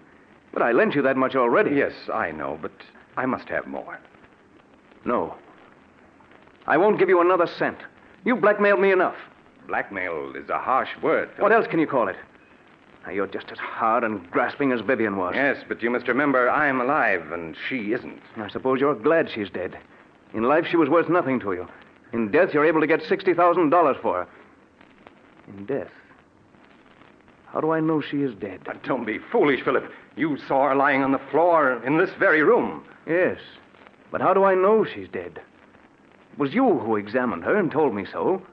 And you buried the body by yourself. Well, I just wanted to spare you, Philip. Just exactly where did you bury Vivian? As a matter of fact, how do I know the whole affair isn't staged for my special benefit, so that you can extort money from me? Oh, surely you don't believe that, Philip. Why, you shot her with your own gun. Yes, and you took the gun away from me immediately after the shooting. Suddenly, that whole affair is becoming very clear to me. I tell you, she's dead, Philip, and buried out in the woods. Then I want to see the grave and the body you say is in it. But this is ridiculous. I won't go searching for a grave in the middle of the night. You shouldn't have to search for it, Roger. Not if you really dug one. Come along. We can pick up a shovel at the tool shed. I won't do it. I won't do it. I said come along, Roger. Oh, very well. But I'm not certain I'll be able to find the grave. After all, the woods is fairly large, and it's been 2 weeks since I buried her. That's all right, Roger. We'll stay out there until you do find her.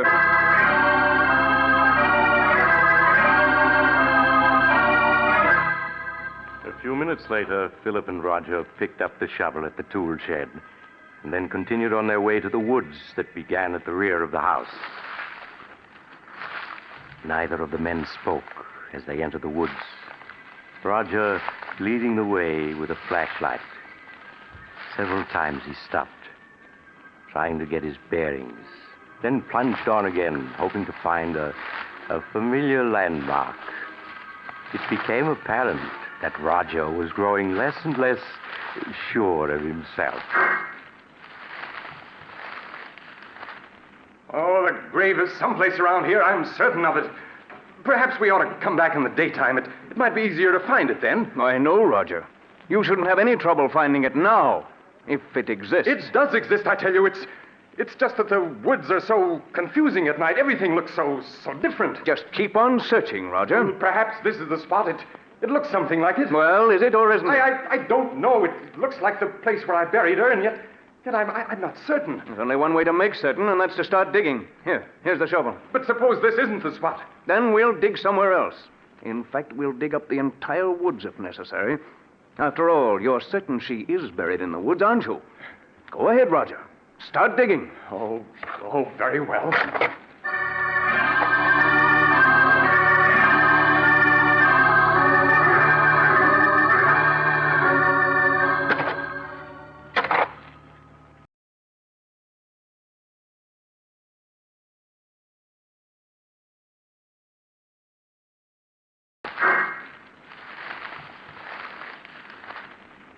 Well, a grave is someplace around here. I'm certain of it. Perhaps we ought to come back in the daytime. It might be easier to find it then. I know, Roger. You shouldn't have any trouble finding it now, if it exists. It does exist, I tell you. It's just that the woods are so confusing at night. Everything looks so different. Just keep on searching, Roger. Well, perhaps this is the spot. It looks something like it. Well, is it or isn't it? I don't know. It looks like the place where I buried her, and yet I'm not certain. There's only one way to make certain, and that's to start digging. Here's the shovel. But suppose this isn't the spot. Then we'll dig somewhere else. In fact, we'll dig up the entire woods if necessary. After all, you're certain she is buried in the woods, aren't you? Go ahead, Roger. Start digging. Oh, very well.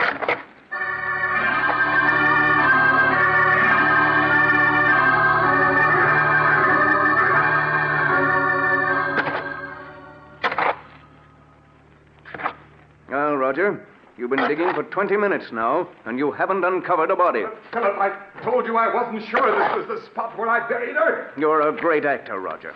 But I'm afraid this time you've overplayed your role. What do you mean? Vivian isn't dead, and there's no use your pretending she is. Everything that's happened was part of a scheme the two of you planned to extort money from me. I tell you she is dead. Then where's the body? I thought this was the spot, but I must be mistaken. I'm sure I didn't bury her any deeper than this, but if I... Philip, turn the flashlight this way. What is it? Look. Do you see what I've uncovered? A hand? Yes. This is the spot where I buried her, Philip. Just a few more shovelfuls and I'll have her uncovered. Oh, it can't be. There. There you are, Philip.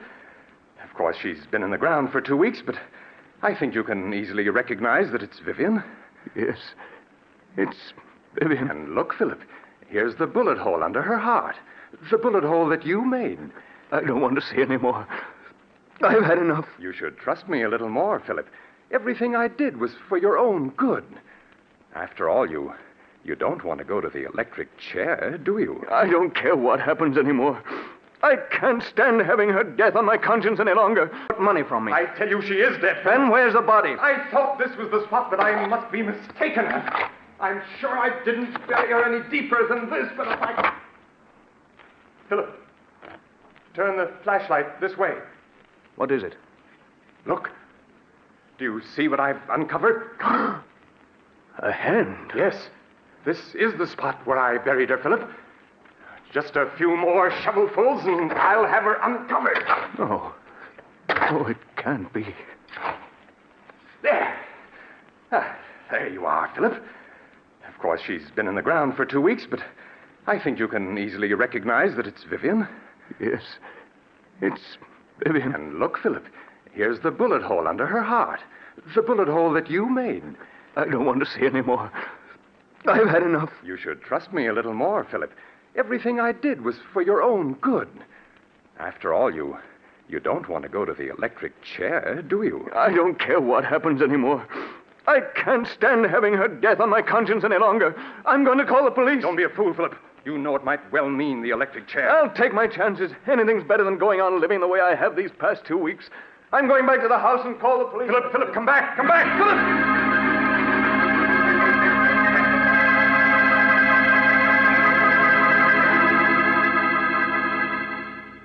Operator! Philip, wait! Wait, don't do anything foolish. No, you cut me off. Take your hands off that phone, Roger. All I want you to do, Philip, is to listen to me for a few minutes. At the end of that time, you may do as you please. Now, that's fair enough, isn't it? Nothing you can say will make me change my mind about calling the police. Listen to me first. Then if you still want to call the police, you can. Now, please put the receiver down, Philip. Yeah, that's it. Well, what do you want to tell me?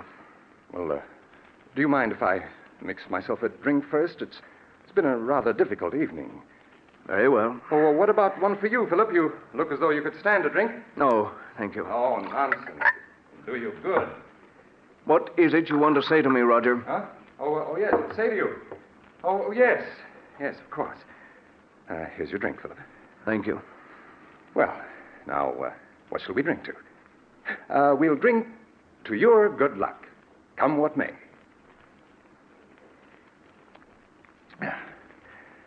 There. I feel a good deal better. All right. Now that we've had our drinks, what have you got to say? Oh, yes.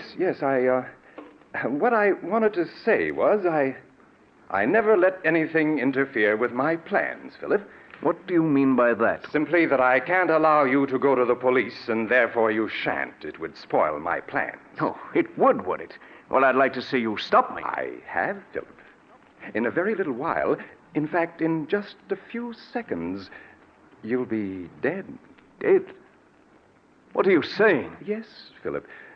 The drink I mixed for you was poisoned. Poison? Aren't you finding that it's becoming difficult to breathe? Oh, no. You couldn't have. My throat. It burns. Yes, I know, Philip, but it'll all be over in a matter of seconds. No. I see it all. You might... Yes, Philip. Just a week ago tonight, she died according to plan. Call the police. Joe. I'm afraid, Philip, that you haven't the strength left to reach the telephone. I will.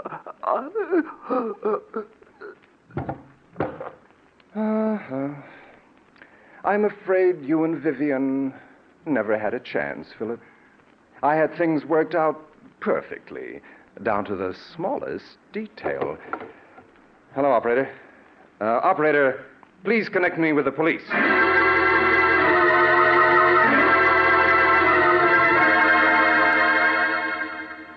It was at this point that I was called into the case. Inspector Carlton called me an hour after Roger Martinson had phoned the police. When I arrived at the Drake mansion, I examined the body of Vivian Drake, then that of her husband, Philip. When I had finished my examination, I entered the library, where Inspector Carlton was questioning Roger Martinson. Hello, Doc. Oh, Doc, this is Roger Martinson. Mr. Martinson, this is Dr. Smith, the county coroner. How do you do? Hello. I'll be with you in a few minutes, Doc. Just stick around. Now, Mr. Martinson, you were telling me how you came to this house 2 weeks ago tonight to see your sister and found that she was gone. Yes. Yes, my brother-in-law, Philip, told me that she'd gone on a vacation. Now, I thought it strange at the time that she should have gone away without saying goodbye to me, as we were always very close. But days passed, and I didn't hear from her. Tell me, was it like your sister to go away and not write? No, it wasn't, and that's what worried me so. These past 2 weeks, Philip kept putting me off when I inquired about Vivian's whereabouts. Well, tonight I couldn't stand it any longer. And I came to this house to have it out with him.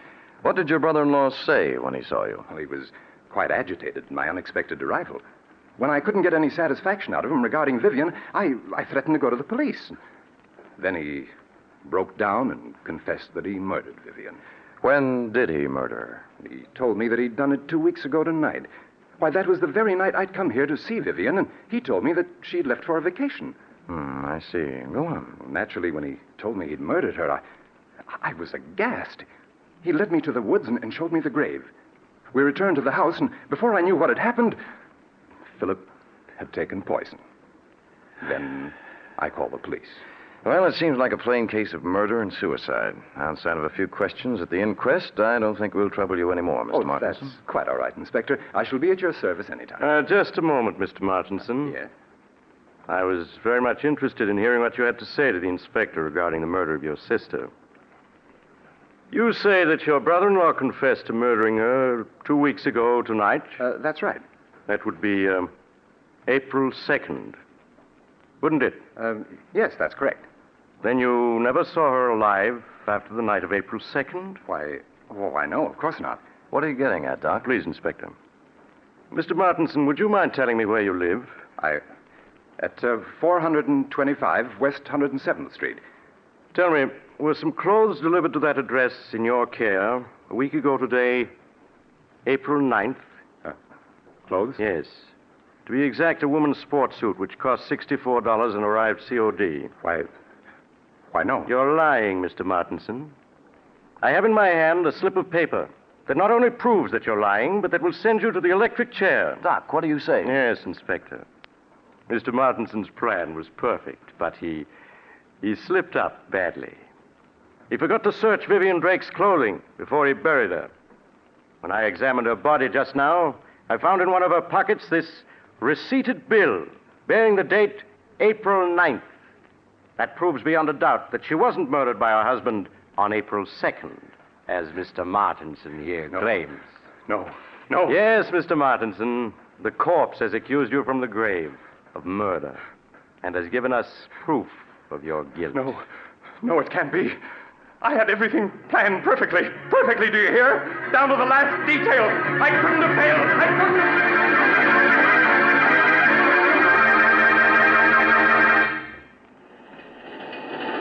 This is the mysterious traveler again.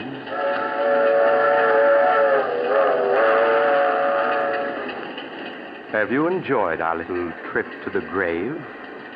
Poor Roger. What a pity. After all that planning and hard work, to be tripped up by a sales slip found on a corpse. It just goes to prove that you have to be more careful when you're burying people you've murdered. Now, I recall another case where a woman drugged her husband and... Oh, you're getting off at the next stop. I'm sorry. I hope you'll join me again soon. But if you do, please remember this. Next Sunday, I shall take a train that leaves at 3:30 p.m. Eastern Wartime. Don't forget, Sunday afternoon at 3:30.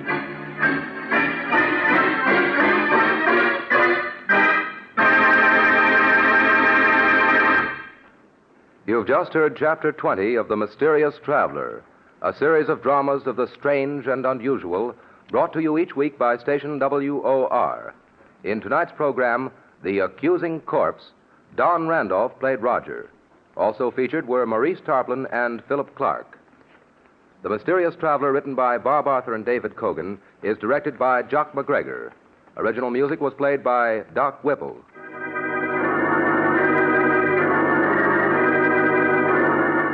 Listen next week to a tale titled Escape by Death. Another tale of the Mysterious Traveler.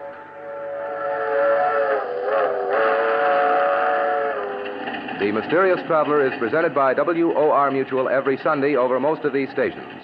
But beginning next week, The Mysterious Traveler will be presented at a new time, Sunday afternoons at 3:30. Please note the change in time. 3:30 every Sunday afternoon, beginning next Sunday. This is Mutual.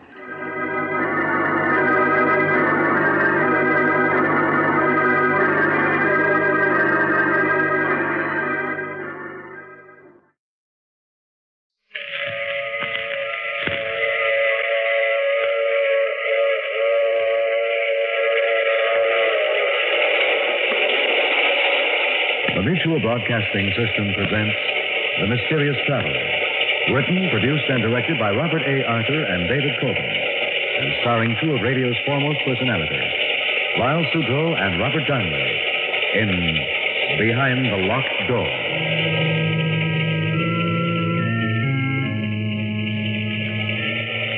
This is the Mysterious Traveler, inviting you to join me on another journey into the realm of the strange and the terrifying. I hope you will enjoy the trip, and it will thrill you a little and chill you a little.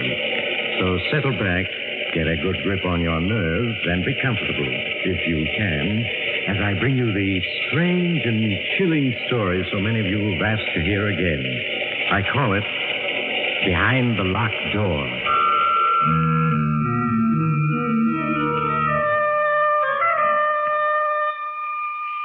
Our story begins in the beautiful mountain region of Lake Mead, Arizona. A convertible car is speeding along a deserted road which winds through the mountains. The car slows down, turns into a dirt road. A few minutes later, it comes to a stop before a small mountain lodge. Kathy Evans, an attractive girl in her early 20s, gets out of the car, runs up the steps of the lodge to the front door. She knocks impatiently, looking about anxiously.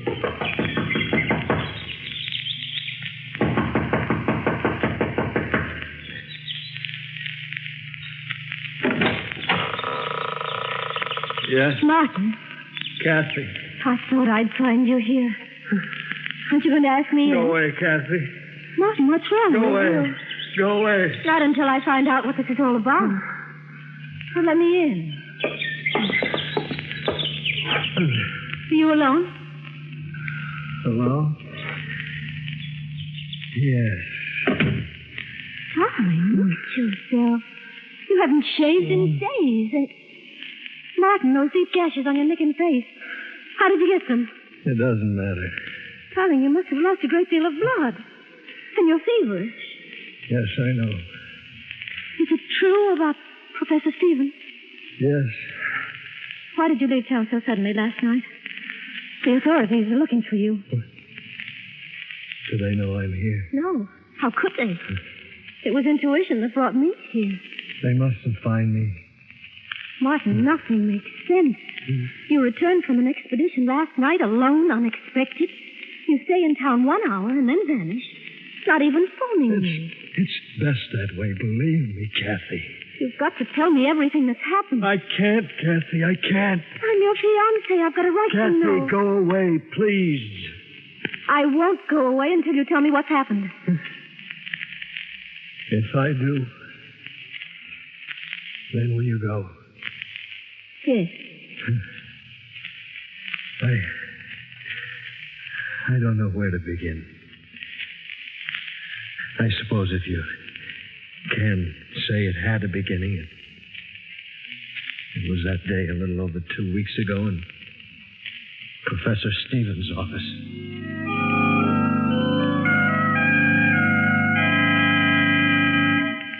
Come in, Martin. Come in. Have a seat. Thank you, Professor. Martin, how would you like to go exploring with me for, say, 10 days, 2 weeks at the outside? Exploring where? The Vermilion Cliffs along the Colorado River. I found some wonderful Aztec pieces there last summer. One large cave I stumbled on proved to be a veritable treasure trove. Yes, I've seen those Aztec pieces in the University Museum. Now, the Vermilion Cliffs still remain largely unexplored. I'm sure that we could turn up many more objects of interest. It certainly sounds intriguing. The only reason I hesitate, Professor, is because of Kathy. Oh, I'm sure she'd give you a 2-week leave of absence. Yes, I suppose so. How many of us would go? Well, it would just be you, myself, and an Indian guide. And 3 burros. I find that the fewer there are on an expedition, the better. Mm-hmm. When would we leave? Well, what about the day after tomorrow? All right, Professor, I'm with you.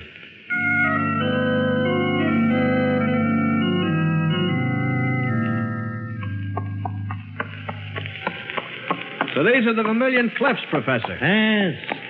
An awe-inspiring sight, aren't they? They're as breathtaking as the Grand Canyon itself.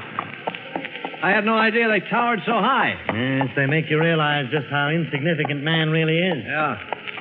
Now, this region is so desolate, Martin, that it's all but unexplored. That's why I'm drawn to it time and time again. Yes, I can understand that. It represents the challenge of the unknown. Careful, Martin. You'll get the exploring bug. Oh, I've already been bitten, Professor.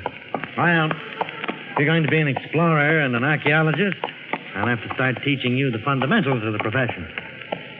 Sam, this seems like a good spot. We'll camp here for the night.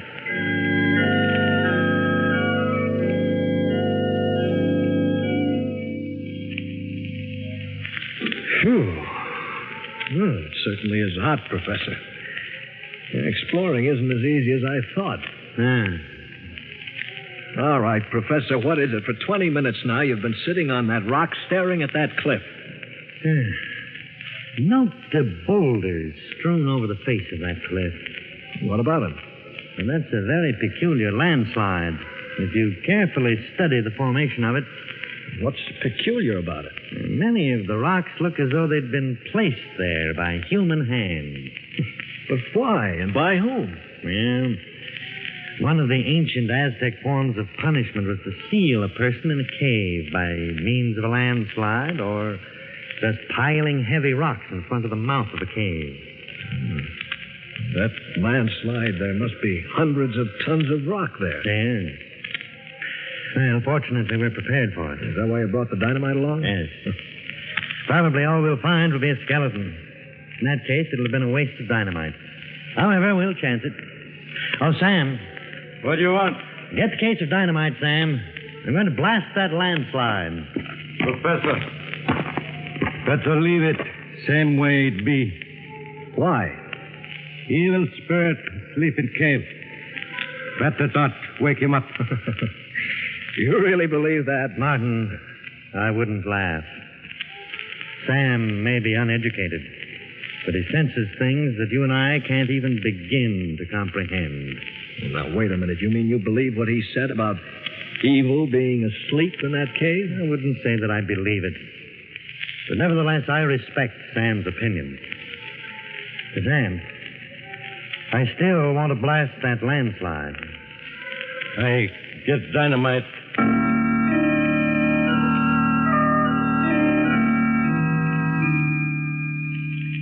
Keep your head down, Martin. When I set that dynamite off, there are going to be a great many rocks flying around. Don't worry, Professor. I've got cover. Sam, you ready? Yes, Professor. All right. Here goes.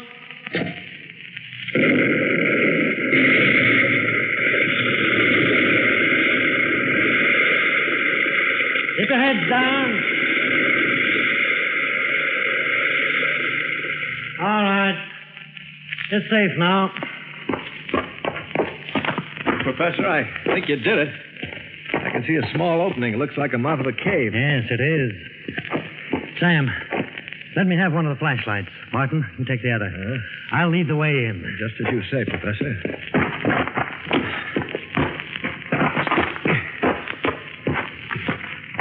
The air doesn't seem too bad in here. Yes, it's all right. Yeah, what's that noise? Just rats scurrying around. Oh. Certainly a huge cavern. Look at that ceiling. Must be 200 feet high. Look at the bats up there. Yes, huge ones. I have a feeling that this cavern and others extend for miles underground. Yeah, Professor, look. Skeleton. Yes. There's another one over there. Yes.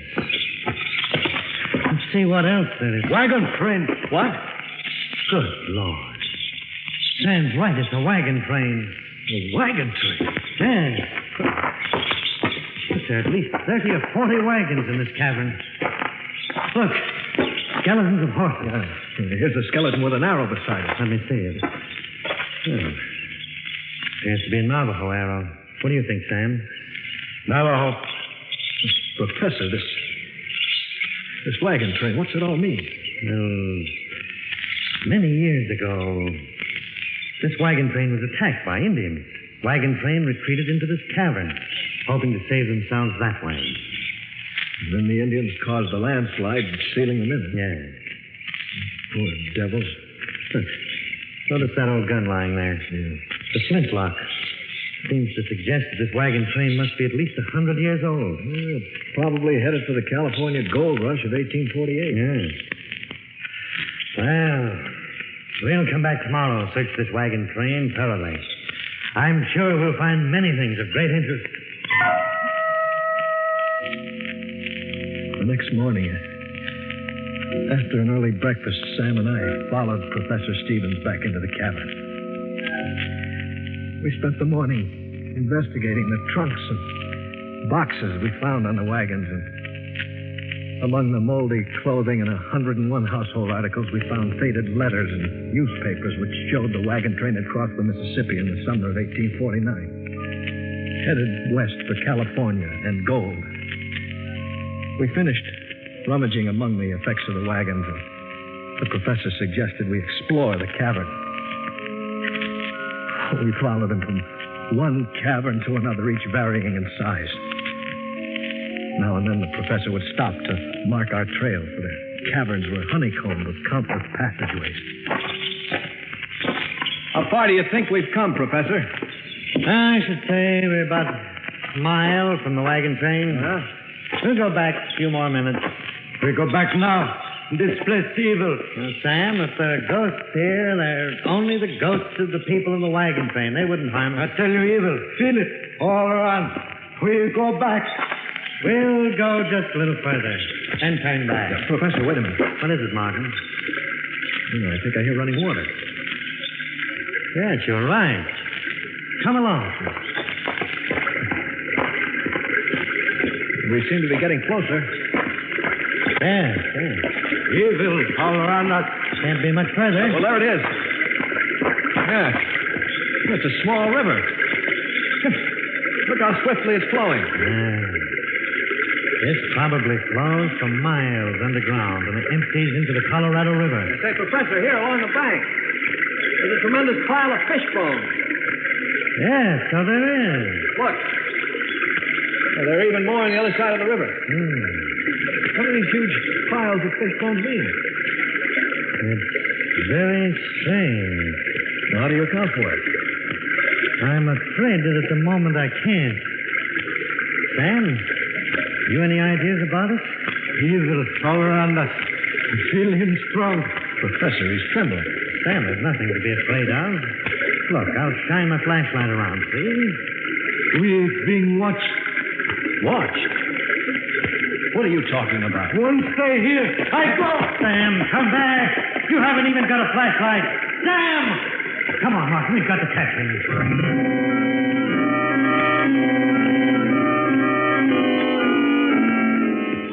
Sam, wait for us. I can still hear his footsteps. We've got to catch him. Can you stop a serious injury running in the dark like that? Sam, wait for us. Professor, it's Sam screaming. This way.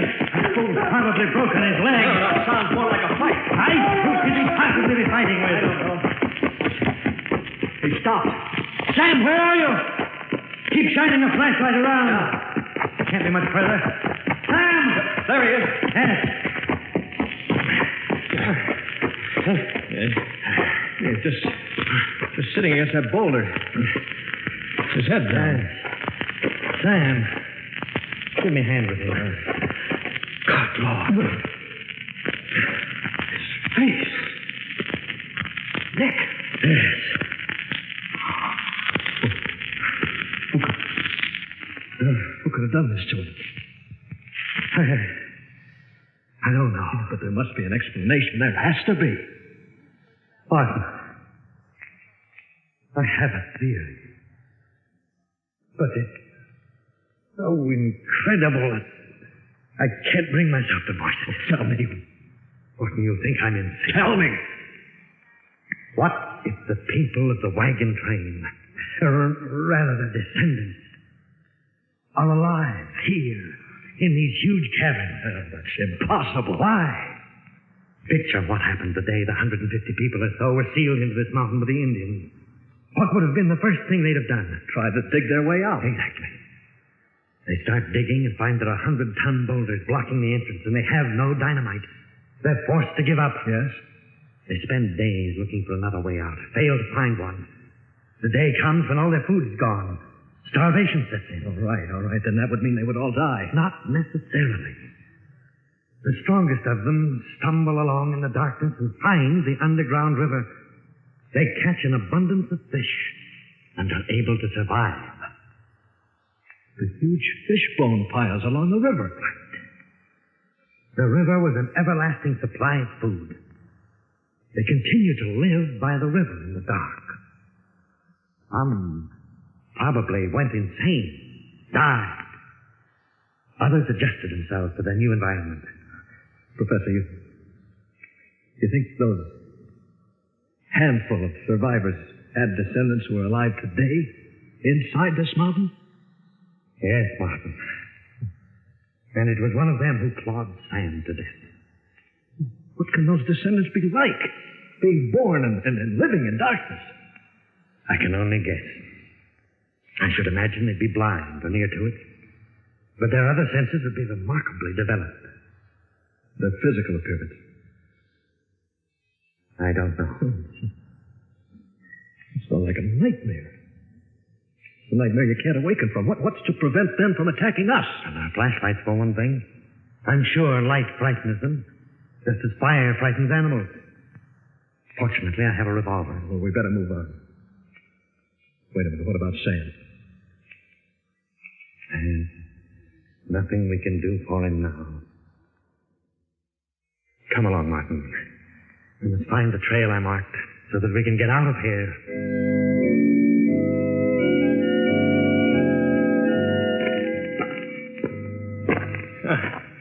seems we've been searching days for the markings you left. Yes. Actually, it's been 10 hours. Listen, boy. The river. Yes. Come along. Once we reach the river, we'll be able to pick up the trail I'm on. Well, we're getting closer. Yes. There it is. Here we are. Look, Martin, there's my marking on the passageway. We found the trail. Yes. Martin, 2 a.m. We'd better rest for a few hours. We're both too exhausted to go on right now. Just one of us stand guard, and the other sleep. All right. I'll set up the first hour. Thank you, Martin. Keep the flashlight on. Don't worry. I will. In a matter of minutes, the professor fell asleep. I sat on guard, flashing my light slowly around the huge cabin. I looked at my watch, and the seconds seemed like minutes, and the minutes like hours. My eyes grew heavy, and I finally dozed off.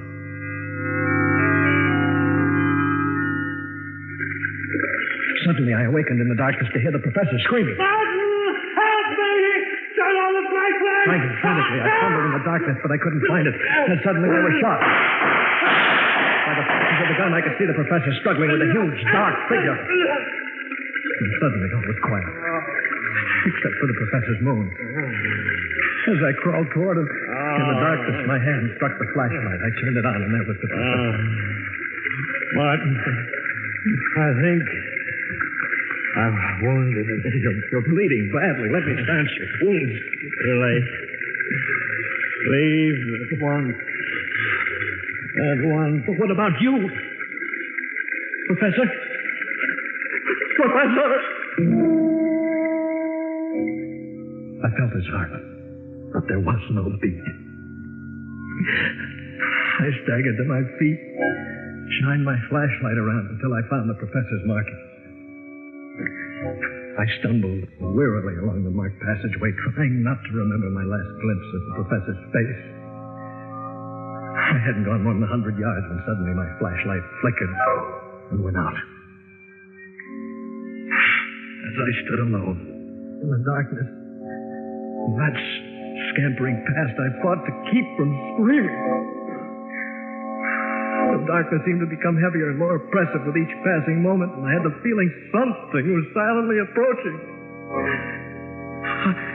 I backed up against the passage wall and waited, my eyes straining in the darkness, and then suddenly I was leaped upon by a wild fury.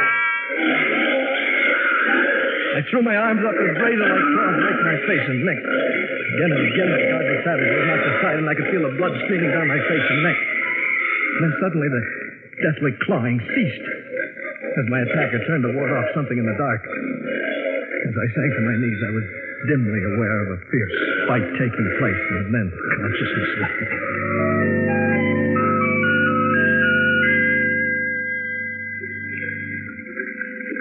Later. How much later, I have no way of knowing.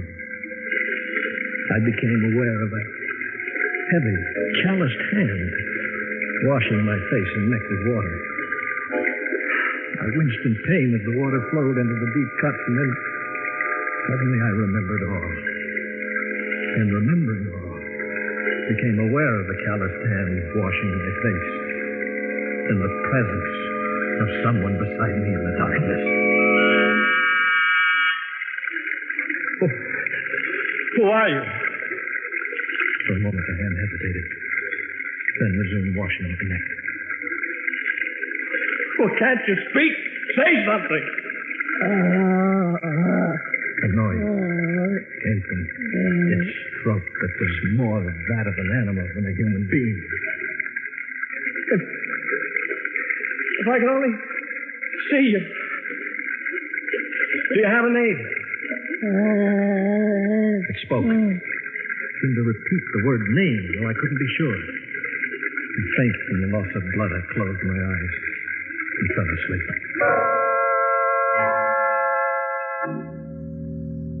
When I awoke, my face and neck felt stiff and painful.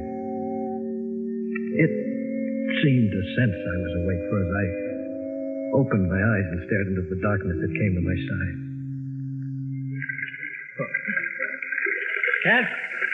Cat, do you understand anything at all? Don't my words make any sense to you? Why did you save my life? My hand brushed against its hand. And I could feel the sharp, claw-like fingers on it. I reached out in the darkness. As I touched its face, it bit my hand.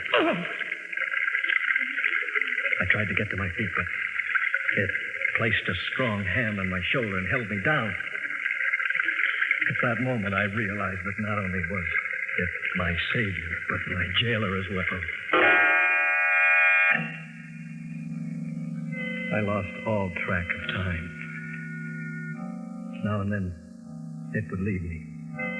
And I would cautiously get to my feet to steal off, but no sooner had I taken more than a few steps than it would be there at my side, forcing me to return to the bank of the river. I spent my every waking moment trying to think of a way to escape. And then, when my despair was greatest, an idea came to me. The professor had said that the underground river I lay beside emptied into the Colorado River. Though the odds were 100 to 1 against my surviving, I knew it was the only possible way of escape.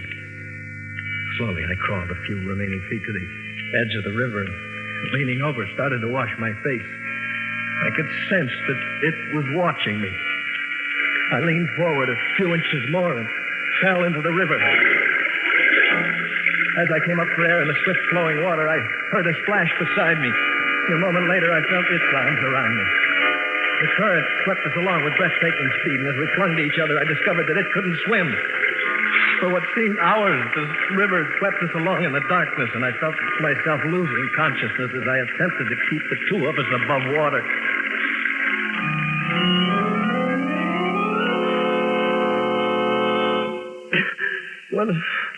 When I regained consciousness, Kathy, we were both lying on a sandbar in the Colorado River, and the sun was beating down on us. Darling, you're delirious from your wound. You need a doctor. I wish it were simple as all that. You're feverish. You need care. Go away, Kathy. Go away. How can I? Leaving you alone like this? Don't you understand? I'm not alone. She's here. She's here? Yes. Didn't I tell you? Turned out to be a she. You're out of your mind. You don't know what you're saying. First saw her that first time. Lying unconscious on that sandbar, my first instinct was to leave her there, but how could I? She had saved my life in the cavern and then jumped into the river when she thought I was drowning, even though she couldn't swim herself. Martin, I want you to get a grip on yourself. As I was dependent on her in the dark, she's dependent on me in the light. She's blind. She can't speak yet. She... Stop talking like that. You can't believe it's true, can you, Kathy? Neither could I at first. What are you staring at? Is there anyone in that bedroom? Well, I'll soon find out. Why is the door locked? She's in there. Martin, you're sick. You don't know what you're saying. I'll prove to you there's no one in that room. It's just your imagination. Give me the key to the door. Kathy, go Give away. it to me. Thank you. Perhaps when you see the room is empty, you'll be willing to return to town for medical treatment. There. I told you.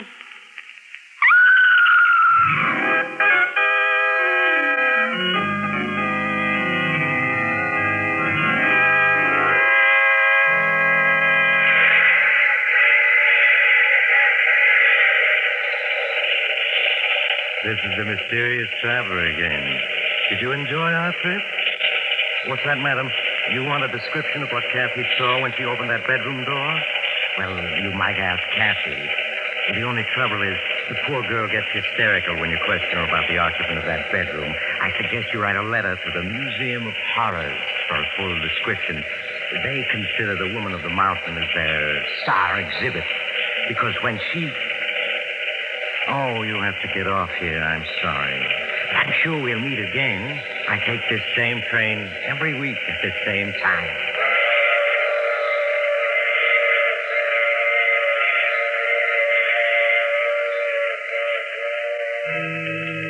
You have just heard The Mysterious Traveler. You may now enjoy other exciting adventures of The Mysterious Traveler in the current issue of The Mysterious Traveler magazine.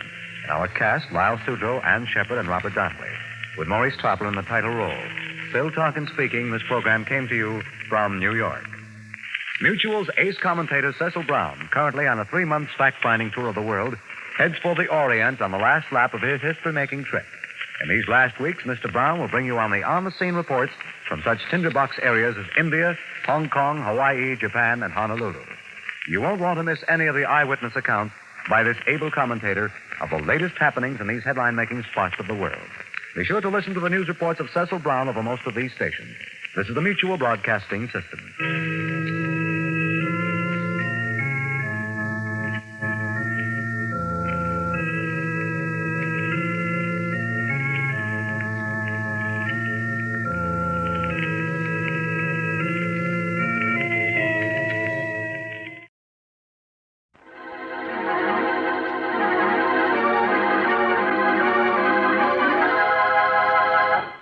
It is midnight, and an old automobile is driving along a narrow road through the woods. At a point where a second road, even narrower, crosses the first, the car stops. Here you are, young fella. This is the professor's place. Is it? All I can see is woods. It's up that road, about 50 yards. Look sharp, and you can see the light shining between them two trees. Huh? Oh, yes, I see it now. Then I guess I get out here. Would you hand me my bag, Sheriff Ramsey? Right. Here you are. Thanks. And that's $1 I owe you, right? Yep, thank you. You know the professor, do you? Yes. I was Professor Clark's laboratory assistant back in college 10 years ago. Oh. Why?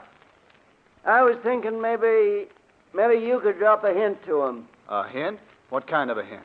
Well, that there's been some talk in town of running him and that man of his, that Barton fella, out of the county. Running Professor Clark? Oh, you're not serious. Yep. Of course, it's just talk. So far. But what has anybody got against Professor Clark? There isn't a milder man in the world. Well, maybe so, but folks has got wind of what happened at the state penitentiary over in Hillvale last year. Sheriff, you're talking in riddles. What did happen? The professor went over there when they hanged Richard, that hold-up killer. Uh-huh. And the warden gave the professor the murderer's brain. That's what happened. Oh, what of it? Professor Clark is a great authority on nerve and brain tissues. Maybe he wanted it for research purposes. I'm not saying he didn't. I'm just telling you how folks are talking. They think he's keeping that brain in a big glass jar and making it grow. Oh, that's perfectly ridiculous. Well, they don't think so. They got the notion that brain is as big as a bull calf by now, and they're afraid someday it'll escape. Sheriff, for a minute I was taking you seriously. A brain as big as a calf? Oh, I'm not saying I ever believed it, but it'd be a good idea if the professor'd give folks the notion of what he's really doing in that laboratory of his, with that Barton fella to help him. Then maybe the talk would die down. I understand. All right, Sheriff, I'll mention it to him. Well, then I'll be getting on. Good night, young fella. Good night, Sheriff. Right up that road, about 50 yards. You can't miss it.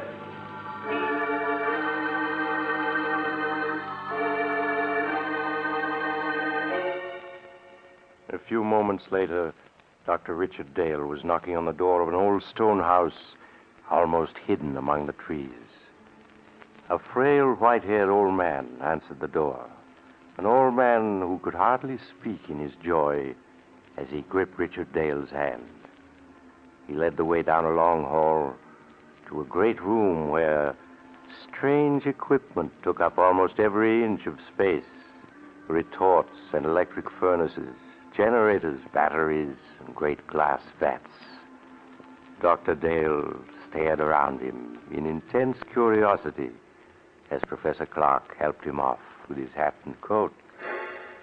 There. Now, sit down, Dick, my boy. Sit down and let me get a good look at you. So, you got my letter? Oh, yes, of course you did, or you wouldn't be here. Thanks, Professor. Yes, I got your letter, and it made me so curious I took the first train. You promised me a surprise. Well, is this it, this amazing laboratory? No, my boy. I'll come to that in a moment, after you've met Barton, my assistant. Barton? I don't seem to know the name. Should I? No, he's not famous yet. But he will be. He's been with me only a few months, but I couldn't get along without him. He certainly sounds interesting. You'll like him, I'm sure you will. Barton! Yes, Professor? Dr. Dale has arrived. I want you to meet him. Why, of course. How do you do, Dr. Dale? We've both of us been looking forward to your visit. How do you do? Yes, the professor's letter made me so curious I couldn't stay away. I'm still wondering what the great surprise is he promised me. You'll see, Dick, in just a minute. My curiosity's at fever pitch. Well, it's time to satisfy it. Barton, is Alpha making some coffee? Yes, he started it when we heard the car. Alpha? Who is he? Our general man of all work. Truly amazing fellow. Here he comes now.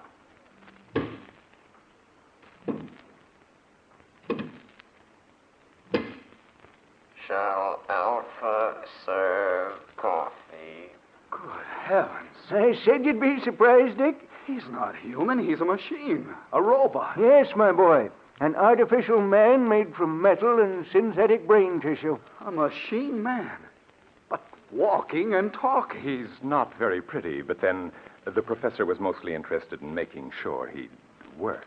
He must weigh a ton. No, only about 300 pounds. You see, Alpha's mostly aluminum and other light alloys. Inside his aluminum plates are some new batteries I devised, together with miles of fine silver wire and a dozen electric motors. To give you only the highlights. It's a good thing you did keep this for a surprise. If you'd mentioned it in your letter, I don't think I would have believed you. Shall Alpha serve coffee now? Yes, Alpha. Put it on this table here, and pour a cup for Dr. Dale. Alpha, do so.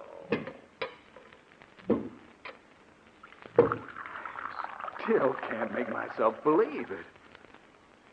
Alpha poured coffee. Go on, Dick. Take it. Huh? Oh, yes, of course. Al, thank you. Alpha, this is Dr. Dale, our guest. Any orders he gives are to be obeyed. Alpha understands. He looks clumsy, but he poured the coffee as well as a man could. Yes, my boy, Alpha has capabilities you'd never suspect to look at him. Here, I'll show you. Alpha. Alpha hears. The fireplace needs more wood. Put on that big log there. Alpha, do it.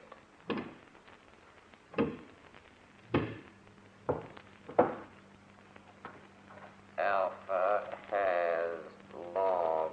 Now, break it in half. Alpha, break it. 6-inch log, and he's breaking it with his hands. Alpha, put log on fire. Good. We won't need you any more tonight, Alpha. You can go back to your room now. Alpha is going. Be sure to switch off your batteries. They're going to need recharging tomorrow. Alpha understands. That's the most incredible thing I ever saw. You see, Dick, I try to treat Alpha as if he were really a man. So I give him a room of his own. Like any machine, he's completely inactive when his batteries have been switched off. But his brain continues to function. It's an artificial protoplasm that I spent 8 years creating. It's the only thing that makes him different from any other machine. But it means Alpha can think. Think like a man. A machine that can walk and talk and think. Ah, but Alpha's not the only surprise I have for you, Dick. He's not? No, I have another one, even more astonishing. But you'll have to wait until morning to learn about that, because now it's time we were both in bed. I suppose you're right. It's after 1. I know you must be tired. I'm getting old, so I'm going up to bed now, Dick. Barton will show you to your room. Of course, Professor. I'll see you in the morning, then. Yes, we'll have a long talk tomorrow. Good night. Good night, Professor Clark. Oh, Dr. Dale. Yes, Barton? Could we talk for a minute before I show you to your room? Oh, yes, of course. It occurs to me the professor forgot to tell you why he asked you here. Oh, yes, that's true. And I've been so interested I forgot to ask. It was his hope that you'd stay indefinitely and help us carry forward the work we've been doing here. Stay indefinitely? Well, I have my own work. Don't say no yet. Now just think, Dr. Dale. Alpha is stronger and more rugged than a man. He needs no rest, no food. Yet he can do the work of 3 men. He can plow, reap, run machinery. Think how much drudgery a million like him could lift from mankind's shoulders. Yes, that's true. And already Alpha is technically obsolete. Professor Clark has the blueprints for a new machine man, as superior to Alpha as an airplane is to a bicycle. We want you to help us build them. Well, I'm certainly tempted. Perhaps I could arrange. Ah, excellent. And now there's only one more thing I want to tell you. Yes? What is it? It's about Alpha. You must help me persuade the professor to dismantle him. Dismantle him? Why? He has become dangerous. I don't understand. Because he was the first successful machine man that the professor built. He is imperfect in many ways. He's not completely reliable. I'm afraid that someday he may escape from the house and so do some damage that would seriously upset our plans. Yes, that could easily happen. The local inhabitants are unfriendly enough as it is. I know. Sheriff Ramsey was warning me about that tonight. All right, I'll speak to Professor Clark about it tomorrow. Ah, good. Then I'll show you to your room now, if you wish. Yes. I am sleepy. If you'll just come this way.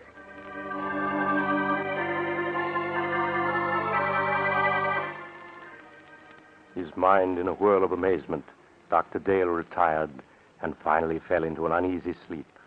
How long he had slept, he did not know, when abruptly he woke with a scream ringing in his ears. Help! Dick! Help! Dick! The cry came from downstairs. Dr. Dale leaped from his bed and raced down to the lower floor. Dick! Help! Help me! Oh! In the lower hall, he found Barton hammering on the heavy door of the laboratory. Professor Clark! Professor Clark, what's wrong? What's happened? It's the professor. I heard him call for help. Yes, so did I. It woke me up. The door's locked. He must be in there, but there's no sound in there now. Well, we've got to break the door down. Yes. Put your shoulder beside mine. Right. You ready? Ready. And shove. There! Professor Clark, where are you? Professor Clark. He's not here. Yes. Here he is, lying on the floor beside the window. He's been murdered. It was Alpha. It must have been. No one else could have done it. But where is Alpha? The window. It's open. He went out that day. We've got to go after him. I'm afraid it's hopeless. At night in these woods, we couldn't possibly find him. No, you're right. It'll be morning soon. Then I think he'll come back. He knows that he can only go a few more hours before his batteries must be recharged. Then we can capture him and destroy him. But, Barton, why did he kill the man who created him? The professor must have come down to the laboratory for some reason. Occasionally, when he couldn't sleep, he would do that. He may have decided to make some more tests of Alpha. Yes, but that doesn't explain why... During the test, something must have occurred. When Alpha returns, we can find out. Poor Professor Clark. Well, we'll have to notify the police. There's only the sheriff. In any case, I think we should wait till morning and then report the professor's death as an accident. An accident? Yes. If the authorities learn the truth, our research may be stopped. And when Professor Clark has achieved so much, can we let it go for nothing? No, of course not. Dr. Dale, we must carry on his work for him. Yes, that's what he would want. Then you will help me continue it? You'll stay? Yes. Yes, I'll stay.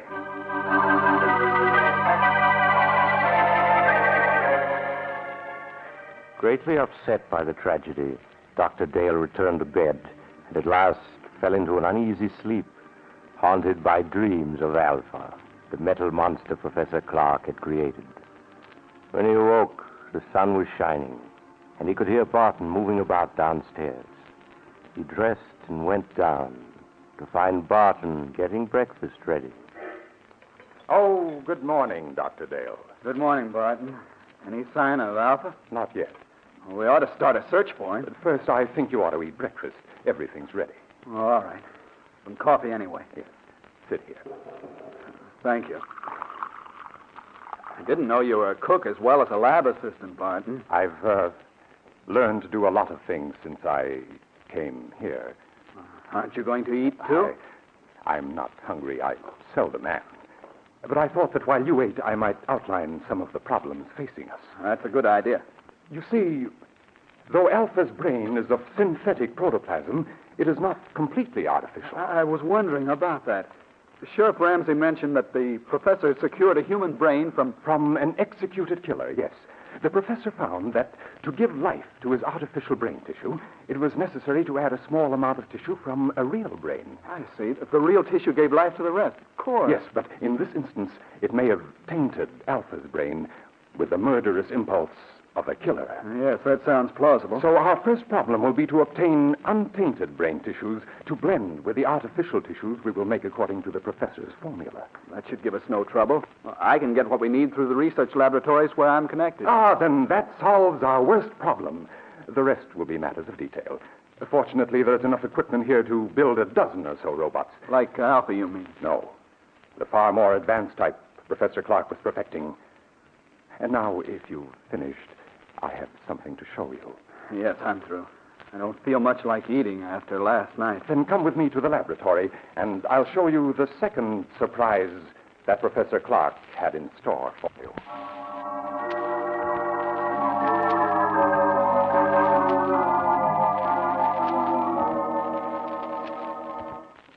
Here we are. Now, what I'm going to show you is in this box. Another robot? Yes. A second mechanical man the professor built a few months ago. This one, though, was a failure. You mean it wouldn't work? It worked too well. I don't follow. It was too intelligent. Professor Clark called it Beta. And Beta's brain power was greater than that of any human scientist who ever lived. But Beta was insane. Good Lord. He represented, however, a tremendous technical advance. Look. It looks exactly like a human being. Yes. Professor Clark used me for a model when he built Beta. It's an excellent likeness. Touch the face, Doctor. Oh, all right. It feels smooth and rubbery with a hard surface underneath. The surface is a new plastic Professor Clark developed with which he could imitate exactly the appearance of human skin.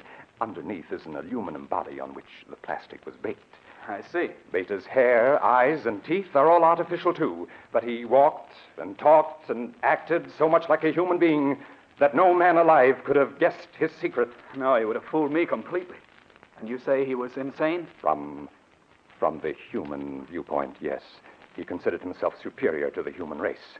With his enormous brain power, he intended to make himself ruler of the world. You're joking. Not in the least. That was why Professor Clark destroyed him just in time.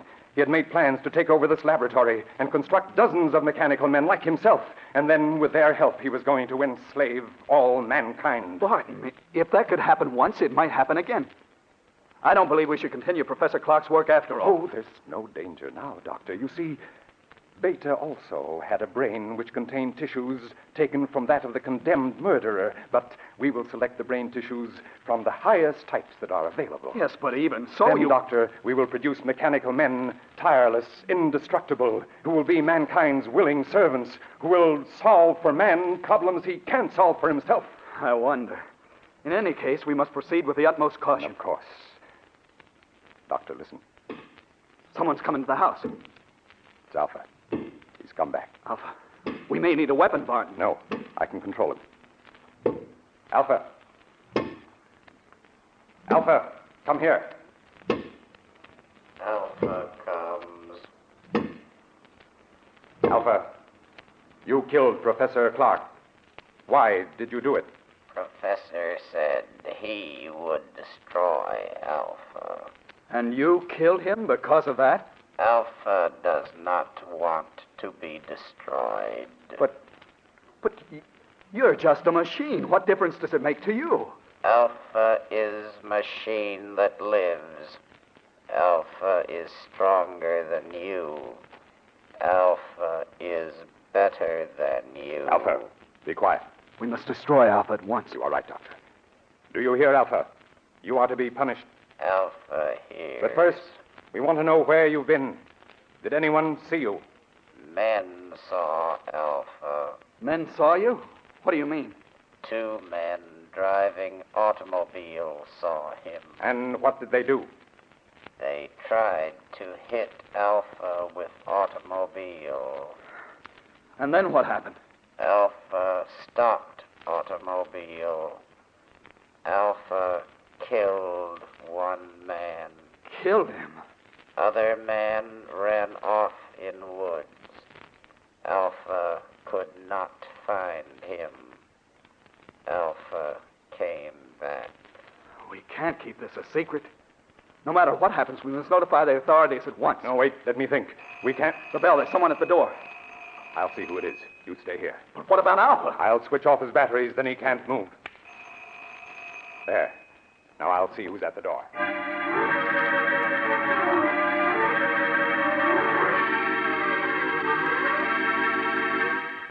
Dr. Dale waited while Barton went to the door. He heard the door open and recognized the excited voice of Sheriff Ramsey speaking. Then a moment later, Barton came back into the laboratory, followed by the sheriff, who held a revolver in his hand. But, Sheriff, if you'd only let me explain... Never mind that. You're coming with me, both of you. Dr. Dale, perhaps you can reason with the sheriff. He insists that we're under arrest. Yes, and I'm taking you to the lockup. The professor, too. Where is he? Professor Clark is dead, Sheriff. Dead? He was killed last night when an experiment he was engaged in went wrong. An experiment, huh? I suppose it was an experiment that crushed the life out of him.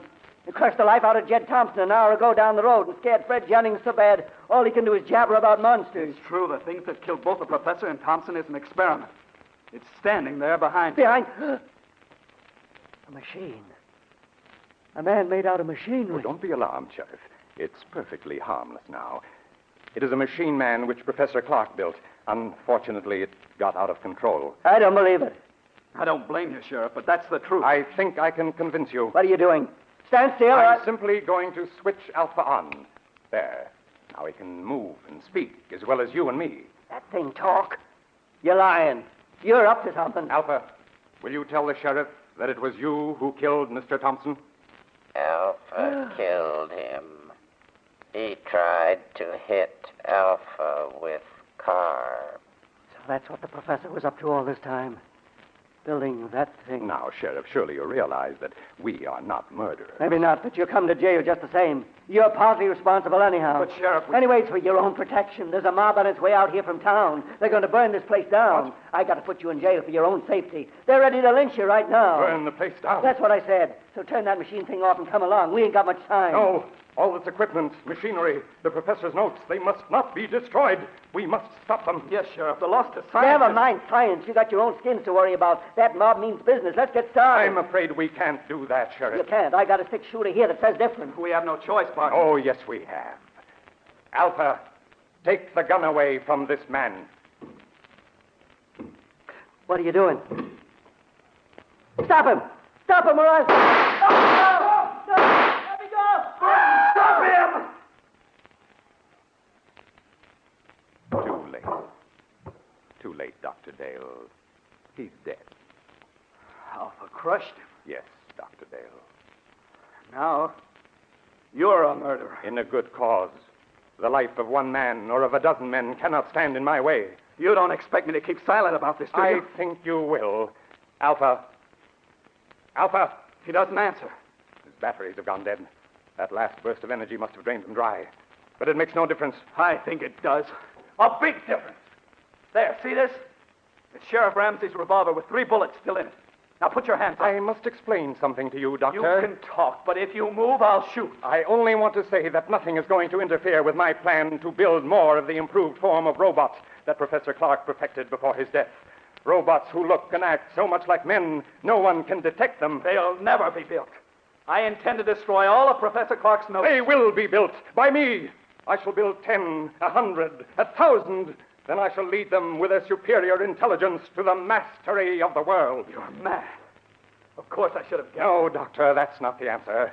I shall tell you the truth. And then you must die. Stand still or I'll shoot. You remember last night when the professor said he had another surprise for you? An even greater surprise than Alpha? Yes. That surprise, Doctor, was Beta, the second robot. So perfect it looked like a man, but so intelligent that human beings were as children in comparison. But Beta was destroyed. No, Doctor, Beta was not destroyed. But you must be destroyed. Stand back. Stand back, I say. All right, then I'll shoot. And now, Doctor, your bullets are gone. You aren't even hurt. Bullets cannot harm me. That's what I'm trying to tell you. Beta, the second robot, was not destroyed. But I saw him. What you saw was only an initial attempt that failed. The real Beta still exists. You see, Dr. Dale, I am Beta. You? Yes, I, too, am a mechanical man. And now, you must die. No. No, stay away from me. Stay away!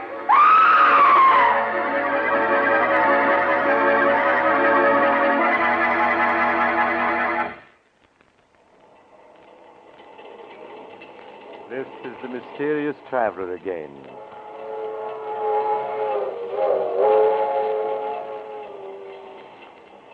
What happened to Dr. Dale?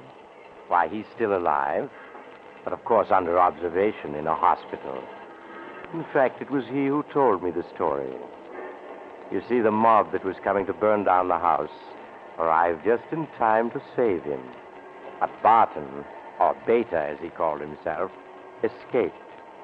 He could hardly have survived all those bullets if he had been human, could he?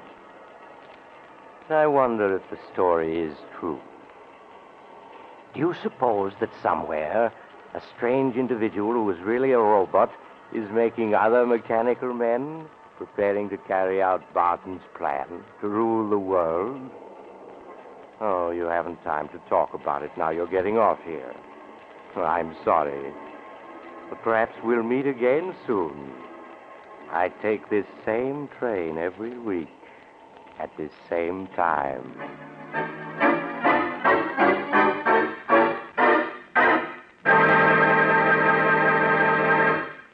You've just heard Chapter 19 of The Mysterious Traveler, a series of dramas of the strange and terrifying, brought to you each week by station WOR. In tonight's story, Beware of Tomorrow, Will Hare played Dr. Dale, and Don Randolph played Barton. Also featured were Maurice Tarplin and Philip Clark. The Mysterious Traveler, written by Bob Arthur and David Cogan, is directed by Jock McGregor. Original music was played by Doc Whipple.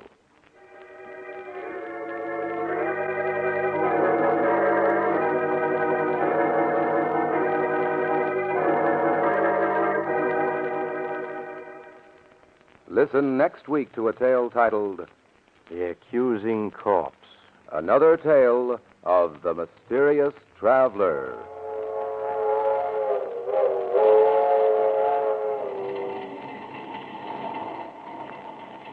The Mysterious Traveler is presented over WOR Mutual every Sunday at 7 over most of these stations. This is Mutual.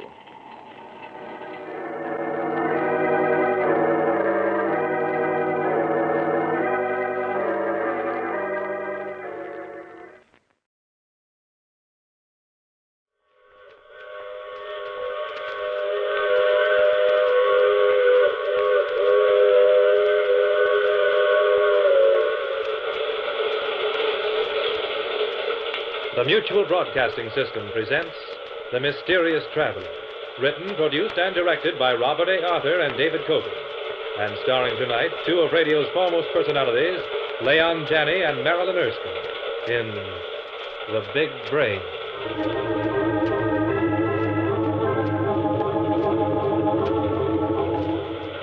This is the Mysterious Traveler, inviting you to join me on another journey into the realm of the strange and the terrifying. I hope you will enjoy the trip, that it will thrill you a little and chill you a little. So settle back, get a good grip on your nerves, and be comfortable, if you can, as you hear the story I call The Big Brain.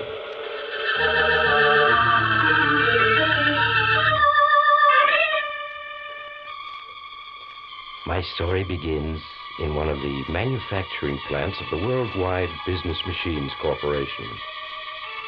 In one wing of the plant is housed the huge laboratories of the company, where newly designed and experimental calculating machines are built and tested. It is evening, and the vast laboratory with its long rows of intricate-looking machines is deserted, except for a young university professor, Lester DeWitt. Tall, lanky, and in his early 30s, DeWitt stands before a massive machine that dwarfs all others in the laboratory. Swiftly, efficiently, he presses tabulating keys on the control board, oblivious of all else. 3.521 to the 8th digit. 74.3 to the 3rd digit. 74.56 to the 4th digit. Is that you, Professor DeWitt? Oh, yes, Pop, I'm at the Big Brain. 6.527 to the 4th digit. Now, you brought your visitor, Professor. Visitor? Julia. I'm glad to see that you at least remember my name. Of course, Professor, I'm not supposed to allow anyone in here but our engineers and university people like yourself. But I figured seeing you and hers engaged. Thanks, Pop. That's all right. Joy seeing young people get together. Oh, Julia, I'm terribly sorry. I forgot completely. Were you waiting long? Only a half hour. By then I realized I'd been stood up. Oh, well, honestly, Julia, I had no idea it was so late. I decided to run a test at 5:30 and then be finished by 6:30 at the latest. And If you could only see your face. Well, then you aren't angry with me. No, I'm not angry. I'll just have to accept you for what you are, an absent-minded professor. Well, so this is my arrival. I've never seen such a huge machine. It weighs over 50 tons. 50 tons? That's right. The staff here at the plant calls it the Big Brain. It's the only one of its kind in the world, Julia. Lester, those thousands of keys, levers, do you know what each one of them is for? Why, yes, of course. Oh, look at it. Do you realize that the Big Brain can calculate elliptical integrals? Was that good? Good. Why, human mind has never been able to solve elliptical integrals. There have been no methods of solution, but this machine can. Oh. The Big Brain, Julia, can solve in a few seconds a problem that would take a scientist a lifetime to work out. There's one thing your Big Brain can do, Professor. No? What's that? It can take this racing sheet and dope out the winners of tomorrow's races. Oh. Still playing the horses, eh, Pop? Yep. Not doing so good either. Well, I gotta make me rounds. Nice talking to you, young folks. Good night, Mr. Collins. Good night, Pop. Good night. Oh, I really should be jealous of that machine, Les. A certain light appears in your eyes when you speak of it. Sometimes I think that you care more for that. But you really don't believe that. No, not really. Hey, look, Pop left his racing paper behind. What are you looking through it for? Well, I've never read a racing sheet before. It's interesting. Very interesting. You know, this racing sheet is a treasury of facts. Why, in each race alone, there are over 1,000 facts to be taken into consideration. Yes. Now, Les, you aren't going to spend the rest of the night studying that paper, are you? I had always been inclined to think that horse racing was a matter of sheer luck. That isn't so at all. Look at all the information that's available in this paper. I can't understand why Pop thought the Big Brain couldn't calculate the winners of these races. You mean you think it could? I see no reason why it shouldn't be able to. In view of all these facts we have on past performances. Lester, you aren't serious, are you? Of course I am. Would you like to try it as an experiment? An experiment? Yes. We'll put all these facts through the machine. Oh, this I have to see, by all means. All right. First, it's a matter of learning what all these abbreviations and symbols stand for. Then... Yes? It's merely a matter of your reading the facts on past performances and my feeding it to the machine.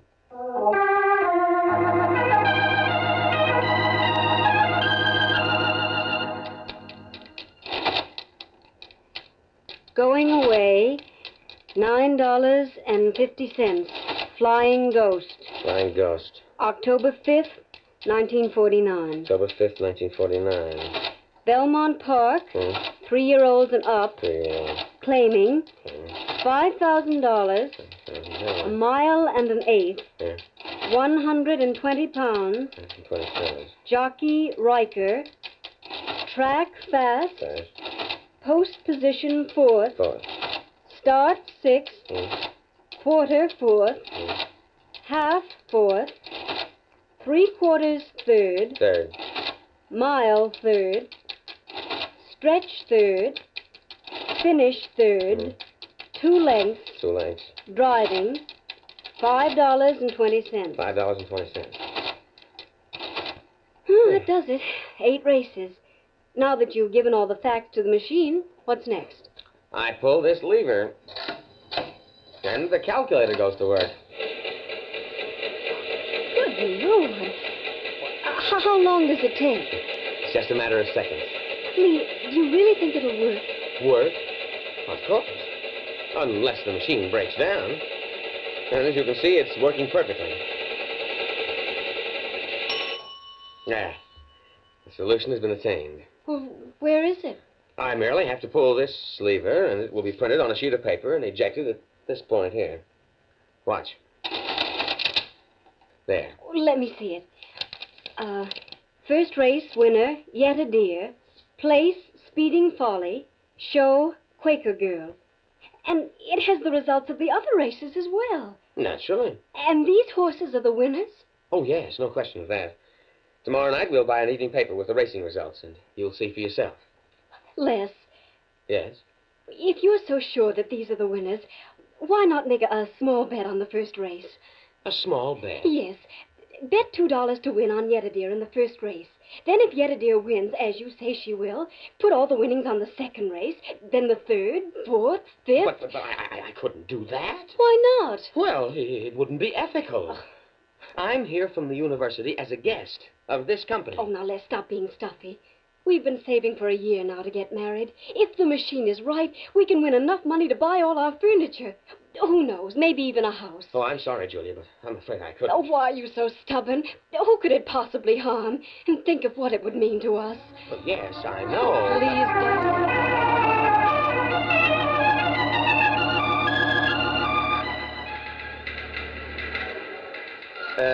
Please, pardon me. Where can I make a $2 wager? Right here, friend. What's your pleasure? My pleasure? Yeah.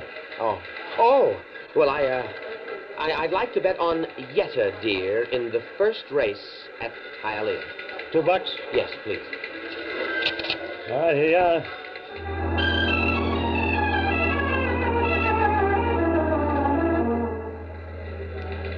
Yet a Deer paid $6.20. Here you are.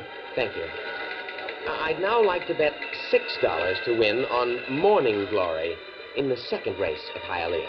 6 on the nose of Morning Glory. That's right. Okay, you're covered.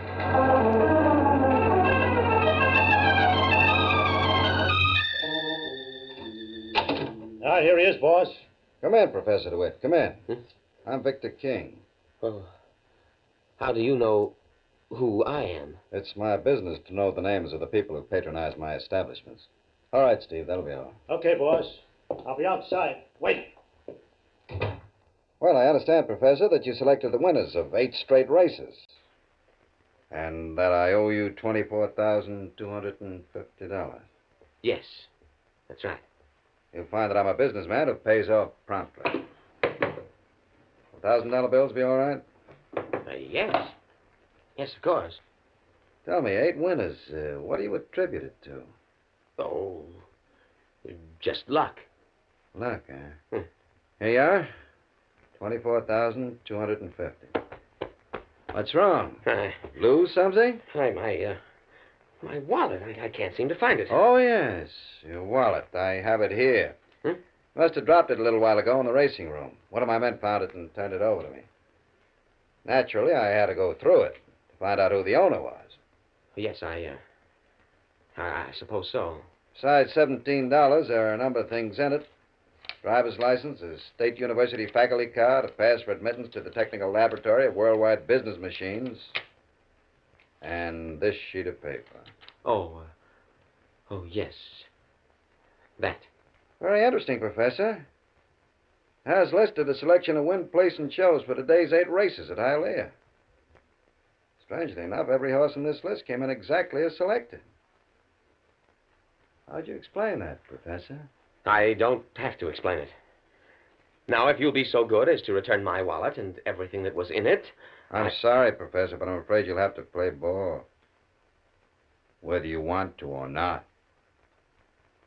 What do you mean? Sit down, Professor, and I'll tell you. Sit down, Professor. Yes. That's it.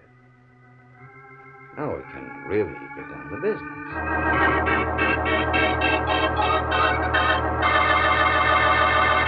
And then, Julia, he showed me pictures that had been taken of me in the racing room. 6 of them. All showing me making bets. Oh, no. Yes. Why, he even had a camera hidden in the wall of his penthouse office, which filmed everything I said and did up in that penthouse. What? He was just laying a trap for you. Yes, he certainly was. But you didn't tell him how you'd gotten the winners of the races today? No, but I think he suspects. He found my wallet, and in it the pass to the laboratory of Worldwide Business Machines. And he saw the sheet with the names of the winners printed on it. And he demands that you give him the winners of every day's races? Yes. It's blackmail. Pure and simple. He has all the evidence he needs. But, Lester, if you were to go to the university officials, the president of Worldwide Business Machines... It would be the end of my academic career. You know how the university is about such things. They'd regard my use of the big brain as dishonesty. Worse. Oh, it's all my fault. It was I who made you bet on those horses. Oh, no, nonsense, darling. If I really hadn't wanted to, you couldn't have made me. But, Les, what are you going to do? What can I do? I've got to supply King with the winners. If I don't, he'll expose me. Ruin my career.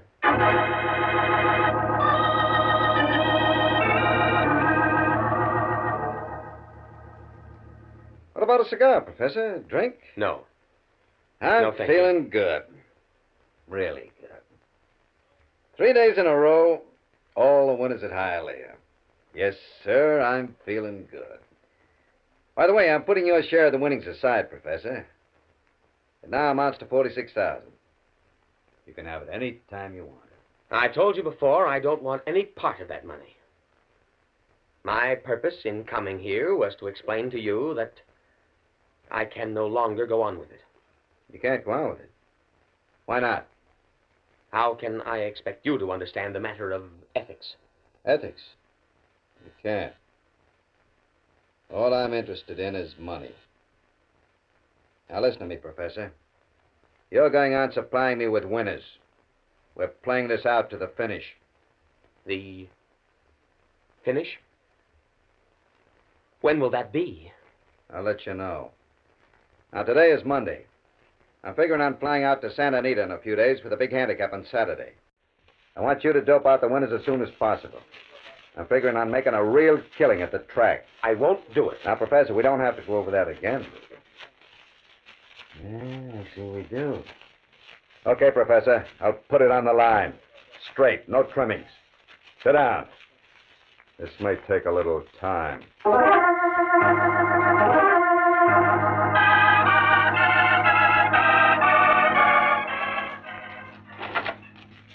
February 15th. 47 flights. A, 22 flights. B, 10 flights. C, 9 flights. D, 6 flights. Total 47. Oh, Lester, so here you are. I've tried to find you everywhere. Oh, hello, Julie. I phoned you at home and the university. Then I thought I'd come here. Did you see Victor King? Yes. I saw him. Well, what did he say? I mean, when you told him you were through with him. He said that isn't the way he plays ball. It seems I have to play his way. Or else. Oh, Les. Mr. King is a master of blackmail. Well, Les, what are these hundreds of books? What are you doing? These are flight records of the different airlines that fly to the West Coast. These records go back 5 years. Well, what are you doing with them? I'm entering these records into the big brain. Trying an experiment. I don't know whether or not it'll work. What kind of an experiment? I'm attempting to find out if the big brain, given all available flight information, can determine the date and time of a future plane crash. A future plane crash? Yes. But why? Victor King is going to fly to California within the next few days. As yet, he hasn't decided what flight he's taking. Well, what has that got to do... Les. Why not? What else can I fight back with? Maybe this whole experiment is crazy, but if the big brain can determine future plane crashes, and if one is due to occur within the next 5 days, I'm going to do my best to see to it that Victor King is on that plane.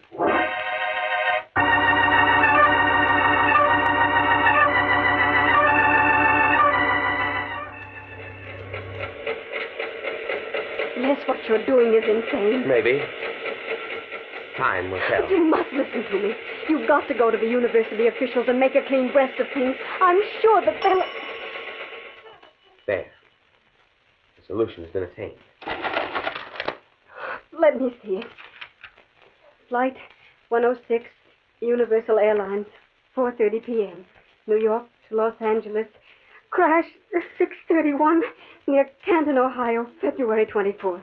February 24th. That's this Friday.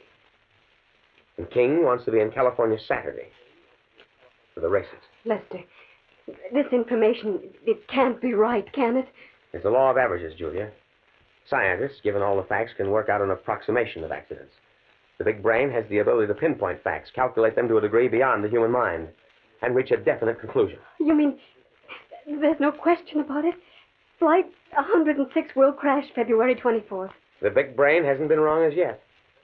Though there's always a first time, of course. But, Les, if there's a possibility of that plane crashing, we've got to go to the airline and warn them. If I went to them and told them, gentlemen, I believe that Flight 106 on February 24th is going to crash, what do you think they would say?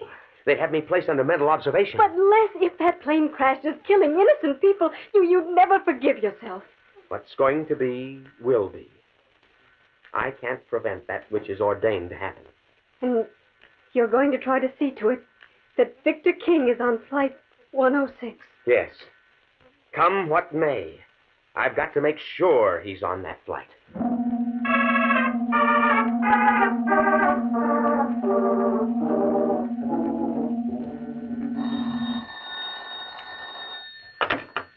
Hello? Hello, Professor. This is Victor King. Yes, Mr. King. It's already Wednesday afternoon. Why haven't I received the winners of Saturday's races at Santa Anita?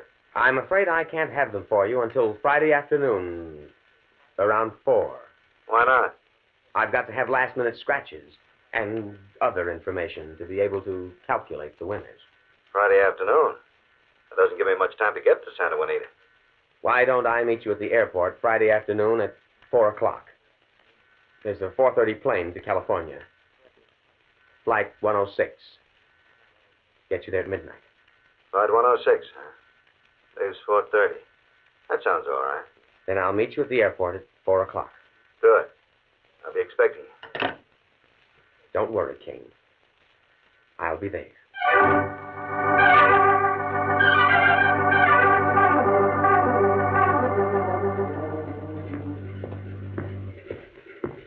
There's the gate for Flight 106 straight ahead. Lester, I wish you wouldn't go through with it. Won't you please go to the airline? Tell them that there's a chance 106 may crash. I told you, Julia, they'd only think I was insane. Now be quiet now. There's King standing at the gate with his bodyguard. Hello, Professor. Getting it rather fine, aren't you? It's already 4:25. The plane's ready to leave. I was delayed by traffic. Here's the list of winners for tomorrow's races. Good. Walk me to the plane. I want to talk to you. All right. Hey. Big race tomorrow. Citation isn't the winner? That's right. Oh, this is perfect. Perfect. All the big money will be on Citation. Will we clean up? All passengers, please get aboard. Sure thing, honey. Professor, I've got a little surprise for you and your girlfriend. Surprise? Yes, that's right. Me and Steve here are taking you with us. We're going to show you the time of your life. Yes, sir. But we can't go. I have classes. What are you talking about? This is Friday. We'll have you back by Monday. Now get aboard. But we haven't any clothes. Yes, you have. I brought along clothes for both of you. Everything's been taken care of. You two are going, and we have to carry you, boy. No, I won't go. Look, I'm in a great trouble to fix up this trip, and you're going. Get her on that plane, Steve. But can't you understand? Oh, stop! Put me down! I don't want to go! Les! Tell him to put her down. Come back. Julia! Okay, stewardess, they're going aboard. Tell the pilot we're all set. Let's go.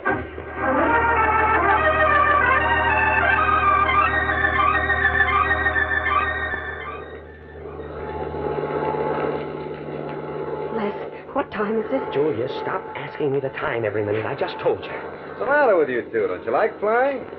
You've been sitting on the edge of your seats ever since we took off. Yeah, you'd think they were going to a funeral instead of California. And the best time they ever had. Les, I can't stand this much longer. You've got to tell them it's our only chance.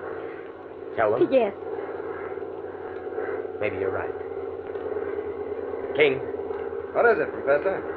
Come a little closer. I've got something to tell you. Sure. What is it? This plane.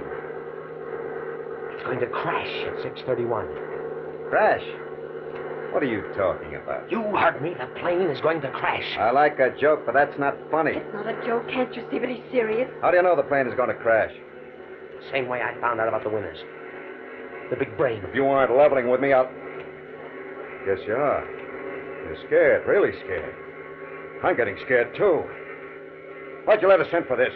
You must have known before we got on this plane... Oh, I get it. You didn't figure on me taking you along. Hey, boss, we've got to do something. I'll settle with you two later. Come on, Steve. What are you going to do? You'll see. Have your gun ready, Steve.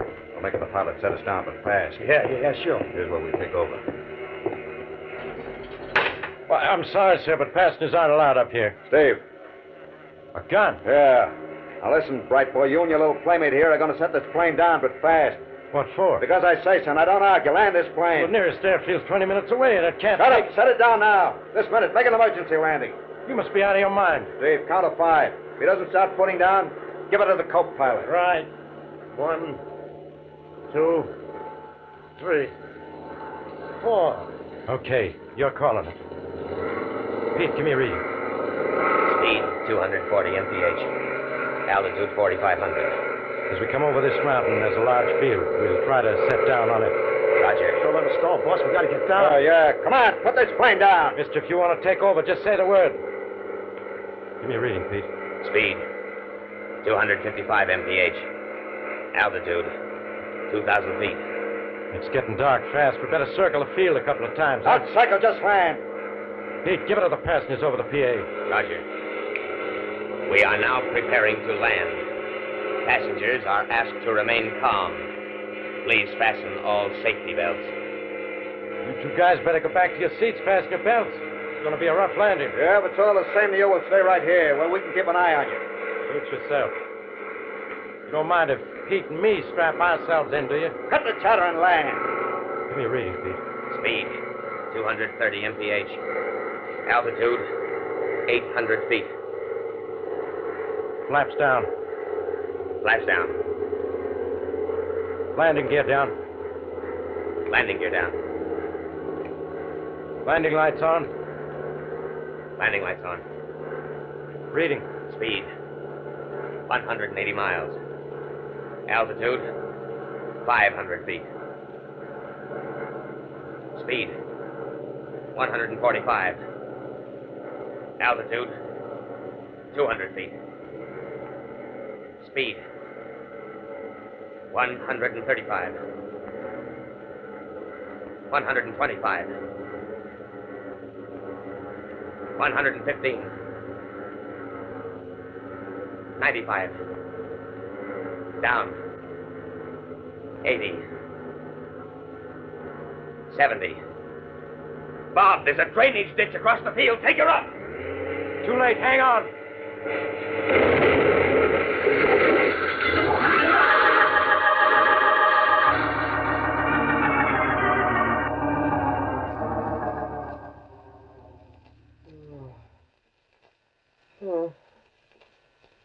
Oh, my head. Just lie quietly, Les. Julia. Julia, where am I? You're in a hospital. Huh? You've been unconscious almost 3 hours. Oh. But the doctor says you'll be up in a few days. Why, the plane crash. Yes. Julia, you all right? I was just shaken up, nothing else. Oh. Victor King. What about him? King and his bodyguard, Steve, were killed. Killed? Yes. When the plane crashed, they were up front without safety belts. Oh. Anybody else killed? No, a half dozen were hurt, but they'll all live. So King is dead. Yes. That means we're free, Julia. He was the only one who knew about the big brain. The way I was getting those winners. Yes, Les, we're free. Strange. The big brain picked the winners. But it was wrong about the plane crash. Wrong? But yes. After all, the only reason the plane crashed was because King forced the pilot to make an emergency landing. You're overlooking just one fact, Les. What? The plane crashed at 6:31 p.m. The exact moment that the big brain said it would. How do you explain that, Professor?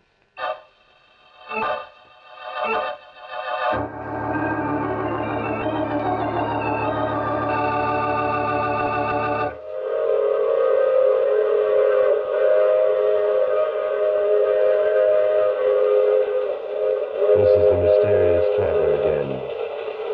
Yes, young Professor DeWitt had a good deal to ponder about while he recovered in the hospital. Would a plane crash have occurred if Victor King hadn't forced the pilot to make an emergency landing? Or was that the crash the big brain predicted? It's hard to say. But one thing is certain. Professor DeWitt, for some strange reason, has lost all scientific interest in the big brain. Oh, that reminds me of next week's story, The Dark Underworld. It's about a strange old man who lives half his life in the maze of sewers beneath the streets of Manhattan, and he discovers... Oh, you'll have to get off here. I'm sorry. I'm sure we'll meet again. I take this same train every week at this same time.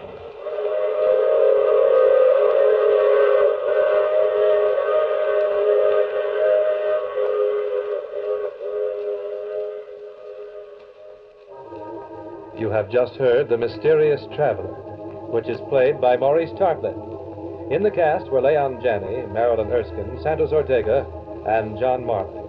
Original music was composed and played by Al Finelli. This is Bob Emmerich speaking. All characters in our story were fictitious, and any resemblance to the names of actual persons was purely coincidental. This is the Mutual Broadcasting System.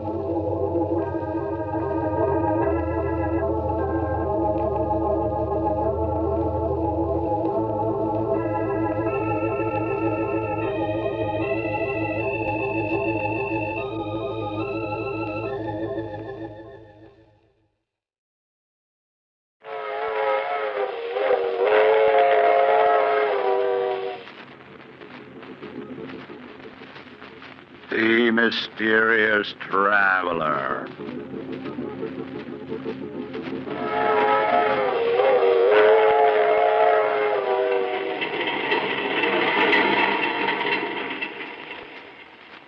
This is the Mysterious Traveler, inviting you to join me on another journey into the realm of the strange and the terrifying. I hope you will enjoy the trip, that it will thrill you a little and chill you a little. So settle back, get a good grip on your nerves, and be comfortable, if you can. Where are we going? We're going to join Charles Foster as he takes an excursion into crime. I call the story The Case of Charles Foster.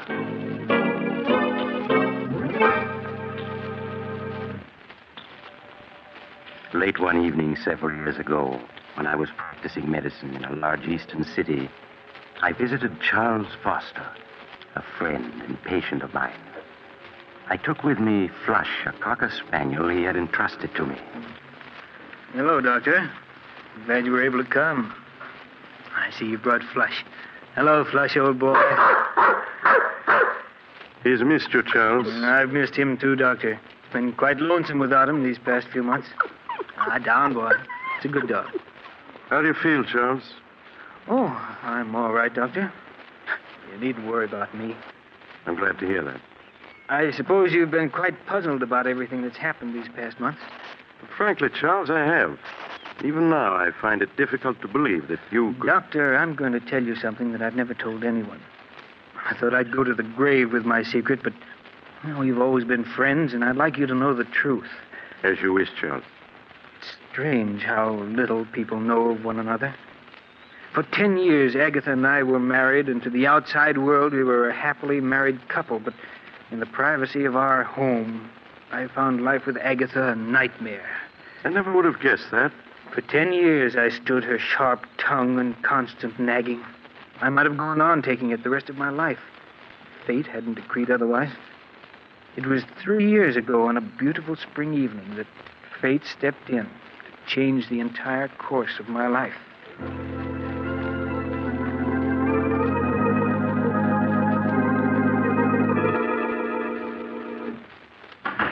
Is that you, Charles? Yes, Agatha? Did you remember to buy me some more of my cough medicine? Yes, here it is. Supper ready? Some men would be more interested in their wives' health than their own suppers. I'm sorry, Agatha, but you really don't look sick to me. That's because you don't care. I'm not well, and you know it. I work myself to death day in and day out, keeping this house clean. And little thanks do I get for it. I've told you before, Agatha, if the house is too much for you, hire a maid. And how exactly can we afford a maid on your miserable bookkeeper's salary? Well, if you can't manage it out of my salary, there's always the $50,000 your father left you. That money is mine, and I'm not spending a single cent of it. It's up to you to provide a maid. All right, Agatha. Please, let's not quarrel. Oh, hello, Flush. How are you, old boy? No, you care more about that dog than you do me. You know that isn't true. It is. Sometimes I think the only reason you come home is because of that dirty old dog. Quiet, Get away from me. All he does is eat and put his filthy paws on my furniture. I want you to get rid of that dog, Charles. Get rid of him? Yes. Buy some poison at the drugstore and dispose of him. You can't stand to see me have anything that makes me happy, can you? Well, I'm not getting rid of him. Charles, this is my house, not yours. And I don't want him here. Come on, Flush. Don't think that by walking away that ends the matter, Charles Foster.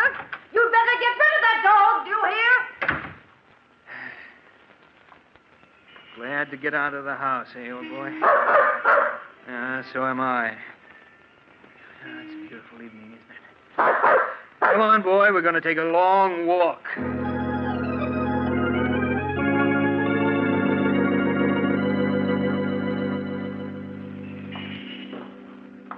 You want to turn around and go home now, Flush? No, neither do I. Pardon me, but aren't you Charles? Julia! Julia Sanders! Charles, I thought it was you. Oh, let me look at you. Oh, Julia, you haven't changed a bit. You're as lovely as... How long has it been since we last saw each other? 10 years, almost 11. Has it really been that long? Julia, have you ever forgiven me for what happened? Of course, Charles. I was so insanely in love with you, Julia, that I couldn't bear to have other men look at you. You know that I didn't mean... I know, Charles. I've thought of that night constantly.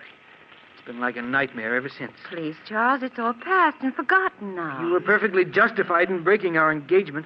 After what I'd done, there was nothing else you could do. I understand you married Agatha Winthrop a year after I'd gone abroad. Yes, Julia. After you left for Europe, people kept telling me what a wonderful wife Agatha would make me. I allowed myself to be convinced and married her. Well, I'm sure everything turned out for the best. But it didn't, Julia. Almost from the beginning, our marriage was a failure. For these past 5 years, Agatha and I have merely been living together under the same roof. Oh, I'm sorry, Charles, that it didn't turn out well. Nothing turned out well, Julia, after I lost you. I hope things have been better with you these past 11 years. Oh, I can't complain. I spent a number of years in Paris studying art and working at dress designing. Oh. I only came back a few months ago. You've never married? No. I'm working now for Morgan's department store as their art director. Oh, really? Well, my office is only a few blocks from there. Look, Julia, why don't we have lunch together tomorrow? There are so many things I'd like to know. Well, I'd like to, Charles, but I think it would be much better that we don't. Oh, now, surely, Julia, there's no harm in two old friends having lunch together, is there?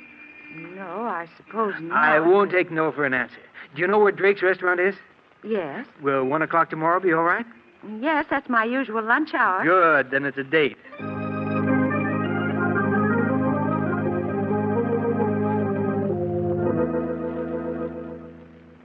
Strange, isn't it, Doctor?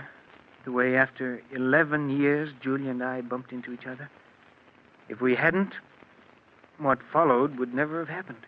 It's such small things as an accidental meeting that often change the course of one's life. Yes, I know that now, but I didn't then. I met Julia for lunch the next day, and soon we were having lunch together every day. And for the first time in years, life began to mean something. Merely seeing Julia for 1 hour a day made life worth living. I understand, Charles. We'd have lunch together, and then we'd go for a walk in the park. I sensed at the time that Julia, too, was lonely and in the need of friendship. The summer passed swiftly and happily. I should have realized that things couldn't go on that way, but I didn't. You mean you fell in love with Julia? Fell in love with her? I don't think I'd ever really stopped loving her. I became aware of how much I really cared for her one warm autumn day as we were walking through the park together.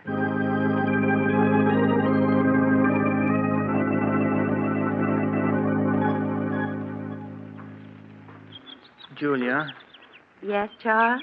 What about going to the theater with me tonight? Oh, I wish you hadn't asked me, Charles. Why?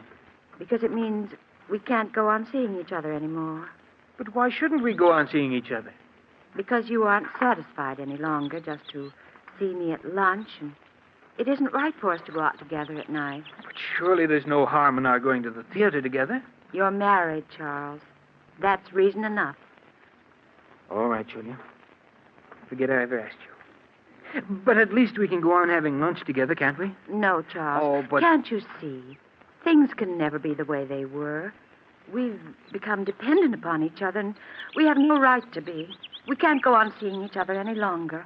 It isn't fair to Agatha. But you know that Agatha and I mean nothing to each other. We haven't for years. Nevertheless, she's your wife. Julia, you know I love you. I've always loved you, and I can't do without you. Charles, you're just making it difficult for both of us. Julia, you do love me, don't you? Yes. But can't you see, it's no use. I remember Agatha only too well. She'd never give you a divorce. I know she won't. I've asked her a dozen times in the past 5 years, but she said she'll never give me one. I want to part now, Charles. Right here. Must we? Yes. Goodbye, Charles.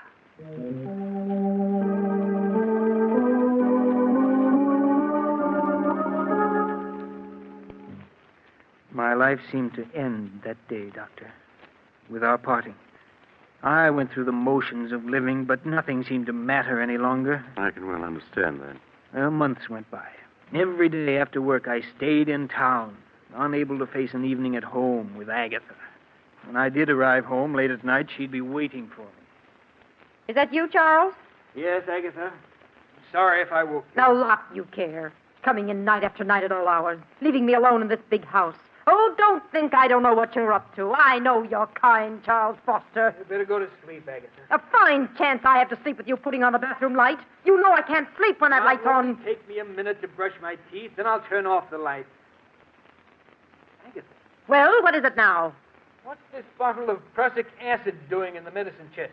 That's a deadly poison. I know that. I got it from Mrs. Smedley, the druggist's wife. She used it to get rid of an old cat they had.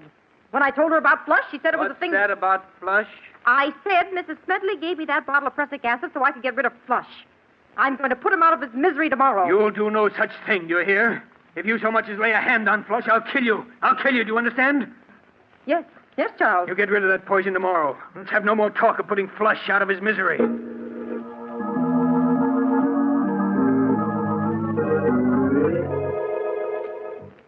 I lay awake for hours, Doctor, unable to fall asleep.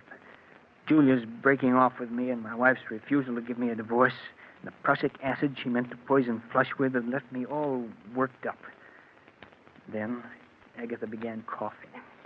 That cough she'd cultivated for years to give people the impression that she was an invalid. Well, after she'd coughed her usual 5 minutes or so, she got out of bed and started for the bathroom where she kept her cough medicine. Oh, drat that chair. Why don't you turn on the light so you can see where you're going? I can see perfectly well where I'm going. Besides, on your salary, we can't afford to waste electricity. I knew there wasn't any use in saying anything more. For years, Agatha had gotten up every night and groped her way to the medicine chest where her cough medicine was. Nothing could make her change her habits. I lay in bed listening as she opened the medicine chest and fumbled in the corner where she always kept the bottle. As I heard her groping for her medicine, I suddenly thought of the bottle that was standing next to it. The bottle of prussic acid.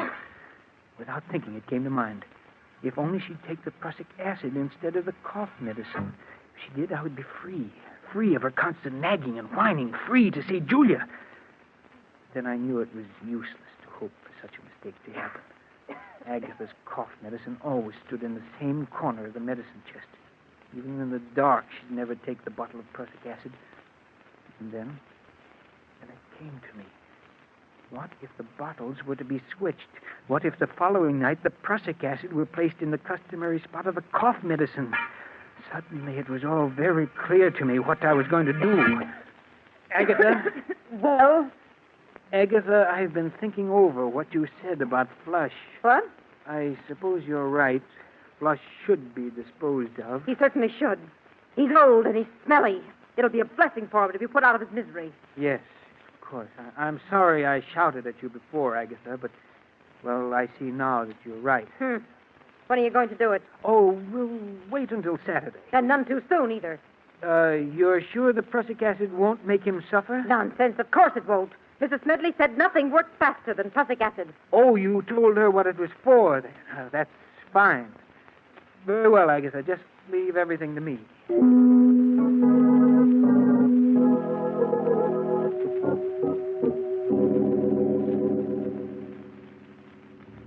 The next night, Doctor, after Agatha was in bed, I quietly stole into the bathroom and opened the medicine chest. I compared the bottle of cough medicine with that of the prussic acid. They were both small bottles, almost identical in size. I removed the cough medicine from where it stood in the corner of the chest and replaced it with the poison. Then I went to bed and waited impatiently for Agatha to start coughing.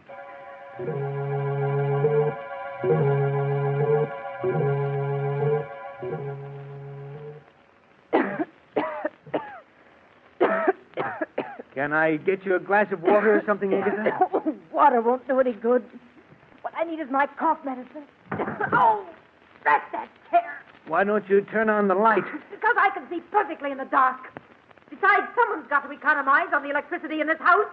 I lay there in the darkness, listening to her grumble as she opened the door of the medicine chest. The blood pounded in my ears as I heard her fumbling for the bottle. Would she feel the slight difference in the bottle when she picked it up? Scarcely able to breathe, I waited. Listened.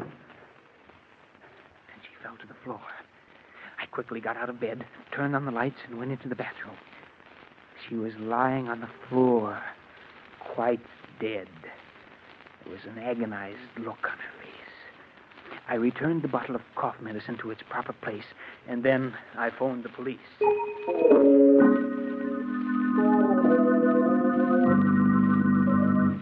Now, you say, Mr. Foster, that your wife was in the habit of going every night to the medicine chest for a few drops of her cough medicine. Yes, that's right. And she never turned on the lights when she went to the medicine chest. Oh, no, sir. Wasn't that a bit unusual? Well, I always used to tell her to turn on the lights, but she said it was a waste of electricity. I see. And you say your wife, it was her who placed the bottle of prussic acid in the medicine chest next to her cough medicine, eh? Yes, sir. I'd never touched the bottle of prussic acid. You see, it was my wife who procured it, and she... Yes, Mr. Smedley, the druggist, has testified that his wife gave it to your wife.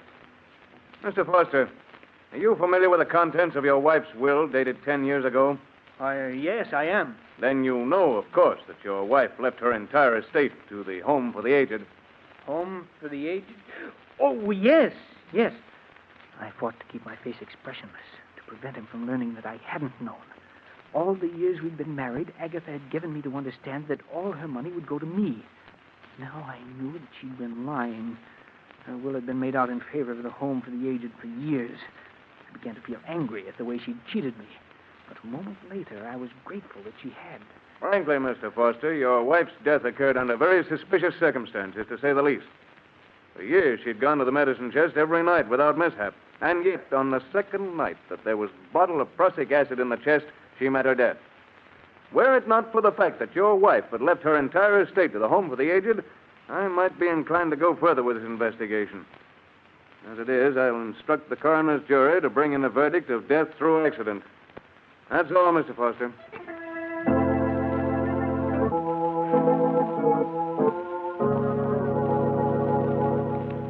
I walked out of the district attorney's office a free man.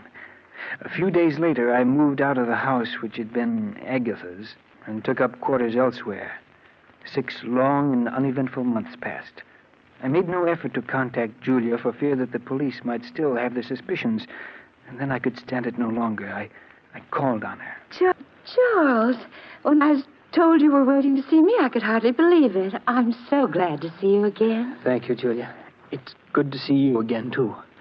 Charles, you don't look well at all. These past few months have been something of a strain, Julia, but I'm all right now. I was tempted so many times to get in touch with you. Then I thought perhaps you didn't want to see anyone. I did want to see you, Julia, but I was afraid it wouldn't look right. I understand, Charles. Now, let's not say anything more of the past. Only the present and the future. Julia, do you think we might try to pick up where we left off last autumn? We can try, Charles.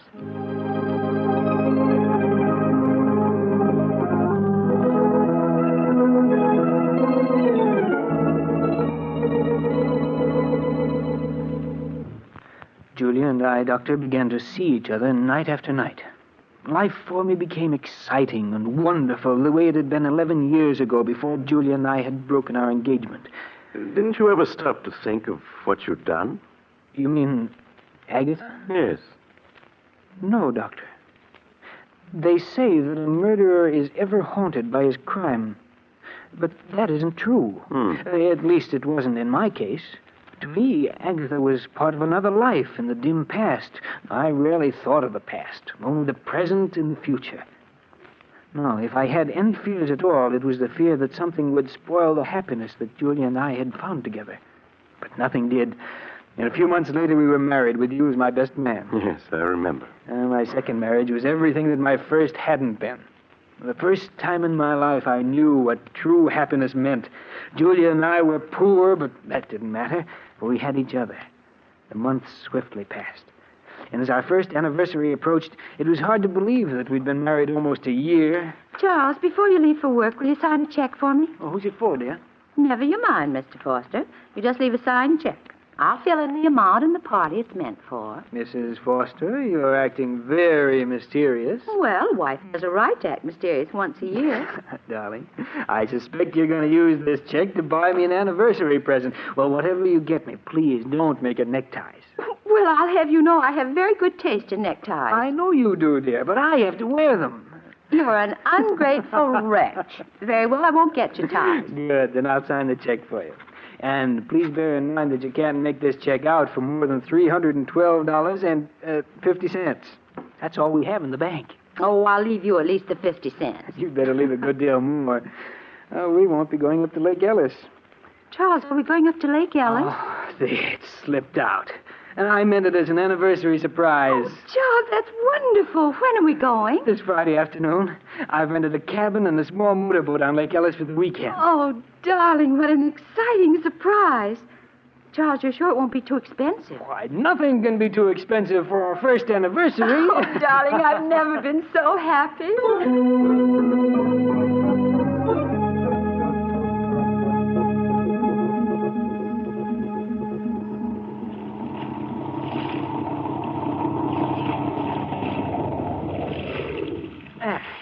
This looks like a nice place to fish.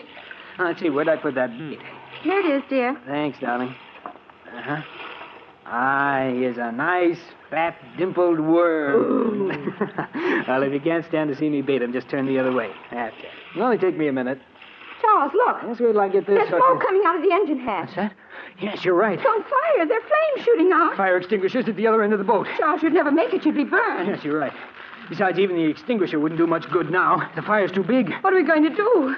Oh, the heat, it's becoming unbearable. There's only one thing we can do, Julia. Let's go over the side. We're almost in the center of the lake. I can't swim. But I can, dear. I'll manage to keep us above water somehow. Well, all right, darling. I'll do whatever you say. We'll come through this, Julia. Now, don't be afraid. Now, I'll slip over the side of the boat first, and you follow. All right. Now, hurry, Julia. Let yourself down into the water. I'll keep you afloat. Yes, Charles. That's it. Now, let's go to the side of the boat. I have you. Yes, Charles. Now, don't be afraid, darling. You see? It's no trouble keeping you above water. Now, just relax, dear, while I swim with you a bit. We've got to get a good distance from the boat. It may explode. Yes, Charles. Do you see any boats around? No, but someone's bound to see the fire and come to our rescue.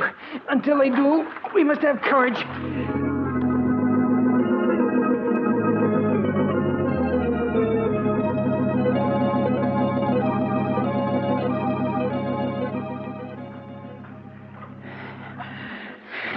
You're tired, aren't you, Charles? No. Now, don't worry, dear. I can keep us afloat for a long time yet. Oh, why doesn't someone come to our rescue? They will. Someone must surely have seen that boat burning. But Charles, we've been in the water so long. Oh, it just seems long, darling. It can't be more than 10 minutes. 10 minutes? It feels more like... Charles! I've got you, Julia. Just for a moment, you slipped away from me. Oh, darling, it's no use. I'm just a millstone around your neck. What are you saying? Why should we both drown? Charles, save yourself. Save myself? Yes. I want you to let go of me. Let go of you? No, never. Yes, you must. You're too tired to keep me. No, darling. Either we're both saved or we're both drowned. Oh, I won't have you throw your life away. Julia, stop trying to break loose. Julia, darling, don't. I can't live without you. Julia, stop struggling. Save yourself. Julia! She's gone.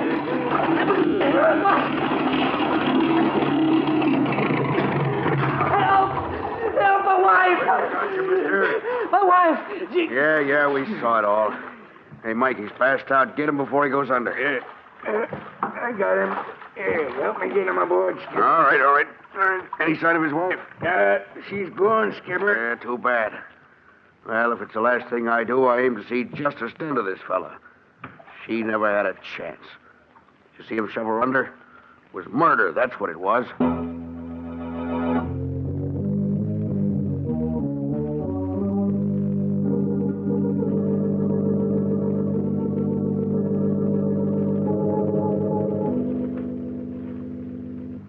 Now, Mr. Foster, both of the men who rescued you claim that as they approached you and your late wife in their boat, they saw you struggling with her. You admit this? Yes, but I tell you, I was trying to save her, not drown her. No, you were trying to save her. But both the witnesses testified they saw you push her head under. They're wrong. I wasn't pushing her under. I was trying to bring her to the surface. You must believe me. Oh, Mr. Foster. You maintain that you were rescuing your wife, not drowning her. Yes. Is it true, Mr. Foster, that you were engaged to your wife 11 years ago and that she broke the engagement? Yes, that's true. Would you mind telling the jury why she broke the engagement? We had a misunderstanding. A misunderstanding? Do you call shooting the woman you're engaged to just a misunderstanding? No. You must let me explain. It's true that 11 years ago I did shoot Julia, but I've been drinking. I didn't know what I was doing. Mr. Foster, you do admit shooting and wounding her? Yes. Have you ever seen this before? Why, yes. That's the insurance policy I took out for Julia and myself. Exactly. And when was this policy taken out? Well, about a month ago. June 15th, to be exact.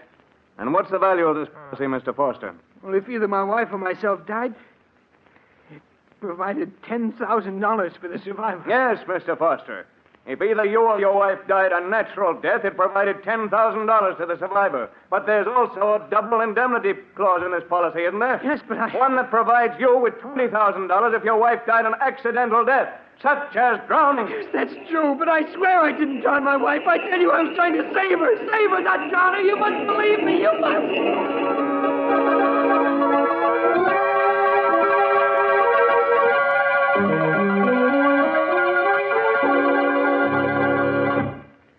And that, Doctor, is exactly the way everything happened. Strange, isn't it? The way justice works itself out. I committed murder and escaped punishment. Now I'm paying with my life for the death of the one person I really loved. It's time to go, Foster. All right, Warden. Goodbye, Doctor. And take good care of Flush, will you? Of course, Charles. Goodbye. All right, Warden. I'm ready. Let's go.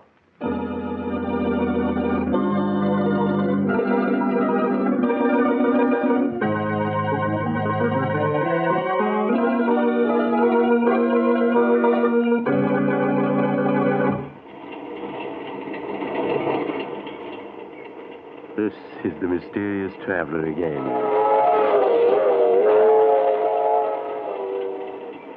Did you enjoy our little trip? Too bad about Charles Foster, wasn't it? As he was strapped into the electric chair, there was an ironic smile on his lips, for he was being executed for something he had not done. But as Charles himself said, justice has a strange way of working itself out. I knew another man once who thought it would be a simple thing to dispose of his wife. Unfortunately, he... Oh, you're getting off here? I'm sorry.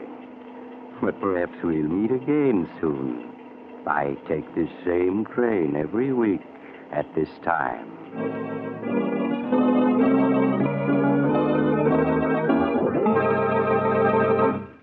You have just heard Chapter 64 of The Mysterious Traveler, a series of dramas of the strange and the terrifying.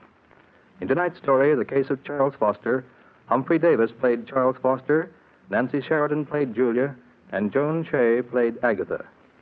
The Mysterious Traveler is written by Bob Arthur and David Cogan, and original music is played by Henry Silverne. The entire production is under the direction of Jock McGregor.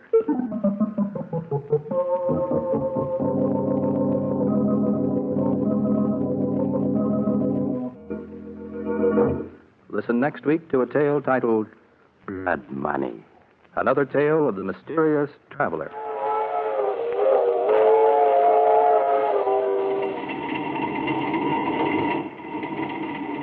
The Mysterious Traveler is presented by WOR Mutual from the WOR studios in New York. This is Mutual.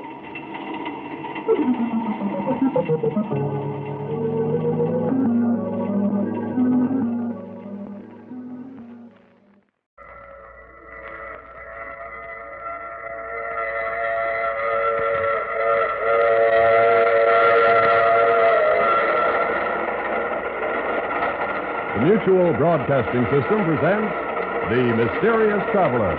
Written, produced, and directed by Robert A. Arthur and David Cogan, and starring two of radio's foremost actors, Jan Miner and Wendell Holmes, in Change of Address.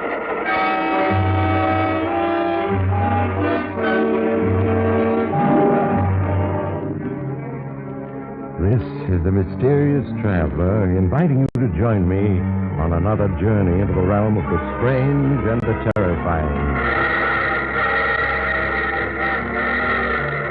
I hope you will enjoy the trip, that it will thrill you a little and chill you a little. So settle back, get a good grip on your nerves, and be comfortable, if you can, as we meet a gentleman who's just found exactly the house he's been looking for. I call his story Change of Address.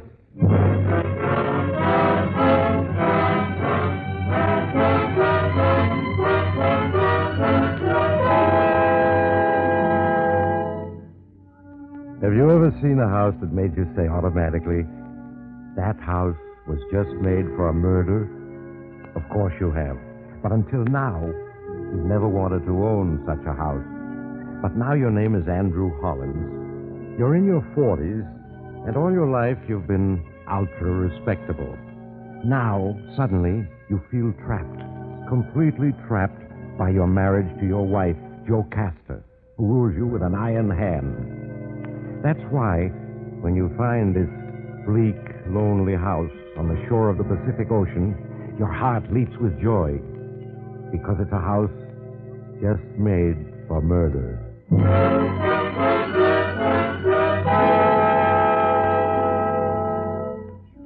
But your story really starts many weeks before that, and many thousand miles away, in another house, your ugly, uncomfortable home in Philadelphia.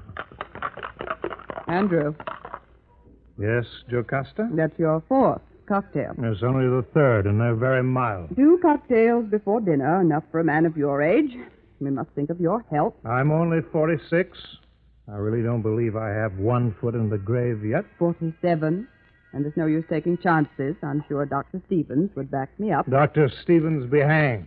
If another cocktail is taking a chance, I'll take it. All my life I've lived safely and soberly. I feel as if I'd spent 47 years in a prison cell. Been about as exciting. There. Andrew. You're in a very strange mood. Worried about you. Perhaps you need a tonic. Oh, yes, I do, Jocasta. I do need a tonic. An exciting one. Or a vacation. Perhaps a little change of scene. And we must consult Dr. Stevens. By all means, let's consult Dr. Stevens. He's had a pill ready for every emergency in the last quarter of a century. Let's see what he prescribes now. You must go see him tomorrow, Andrew. I will call and make the appointment. Now, please, go dress for dinner. You go up to your room, Andrew. What's the use of rebelling? You're caught in a rut, like so many men are caught, and there's no getting out of it. You stand staring at yourself in the mirror. 47, but well-preserved, good-looking still capable of playing a man's part in the world, if you had the chance. Then your thoughts are interrupted by a sound from the next room, Jocasta's room. You know Jocasta's downstairs telephoning. You tiptoe to the connecting door, open it quietly, and look in. You see Julie, your wife's personal maid, opening the little wall safe where Jocasta keeps her jewelry. She spins the dial back and forth in a professional manner, and the safe opens. At last, you speak. Well, Julie. Mr. Holland. Ah, so you're more than a lady's maid, huh, Julie? You're also a thief. Oh, no, Mr. Holland. Mrs. Hollins asked me to get out her necklace. Mrs. Hollins doesn't trust anyone with a combination to that safe. She's a very cautious woman, Julie. All right, Mr. Hollins. So she didn't ask me to get out the necklace. So I just saw the safe open, and I was closing it. There. It's shut. And you can't prove anything. You're not so smart. You should have waited till I stole something if you want to arrest me. I didn't think of that. I was just wondering why you were doing it. I'm not in the mood for writing confession stories. I'll go get my things and leave. I'm quitting this job, and you can tell Mrs. Hollins anything you want. I don't much care to tell Mrs. Hollins anything. Fine and dandy, then we won't have any scenes. Goodbye, Mr. Hollins. I'm sorry for this, Julie. Sorry for you, I mean. Save your sorrow. I'm sorry for you. You're sorry for me? Why? If you don't know, it's too late to tell you. I'm going. No, wait. Yes? I mean, I want to talk to you, Julie. Not now. Later. Oh? About what? I don't know. I just want to talk to you. All right, Mr. Hollins. Meet me tomorrow. About 5? The cocktail lounge at the Midtown Hotel. So Julie leaves, and you, Andrew, wait until the next afternoon with much anticipation. It's the first unconventional thing you've done in 25 years. Keep an appointment with a woman, not your wife. And a thief at that. Well, Mr. Hollins, you showed up. Well, didn't you expect me to? Frankly, no. Why? Why what? Why did you want to see me? I wanted to ask you what you meant But why? by saying that you were sorry for me. You really don't know. Well, maybe I can guess, but tell me. You're a rather attractive man, Mr. Holland. Well, thank you. I mean it. Of course, you're as stuffy as an old horsehair sofa. Thank you again. Well, you are, you know. Yes, I suppose I am. In fact, just recently, I've become unpleasantly aware that I am. Well, you're a rather attractive man married to that woman unable to call a breath your own, so I'm sorry for you. I can't help wondering how you'd have turned out if you'd married someone different. I can't help wondering myself. Well, then there's hope for you yet. Listening to that, to Mr. Andrew Holland, he is hoping. Right. But, Julie, here's hoping what? He is hoping you get a little fun out of life. Everybody's entitled to some fun before they die. Of course. Look at me. Why? I'm a thief, sure. Sometimes. I started out straight. Got married. My husband turned out to be a thief, and he taught me to be one. We made a good team. Until he got killed. I see. And then I tried going straight. And when I took the job with your wife, I really meant to reform, but she drove me to it. I couldn't stand. I wanted to steal her jewels just to show her. I suppose it doesn't sound sensible. But it does. I know exactly how you feel. You do? Yes. Yes, I do. Why, I think I hate Jocasta. Yes, when I think how she's ruled me all these years, I hate her. Well, listen to proper Mr. Holland's talk. Oh, don't call me Mr. Holland. Call me Andrew. All right. Andrew, you and I will have to see more of each other. We seem to have something in common.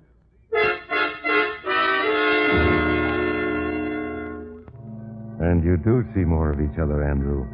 Julie is a very good-looking woman. You're attracted to her. Very strongly attracted to her. You meet several times, and Jocasta suspects nothing. Andrew. Andrew. Huh? Oh, yes, Jocasta. You're very absent-minded these days. Really? I hadn't noticed. I'm worried about you.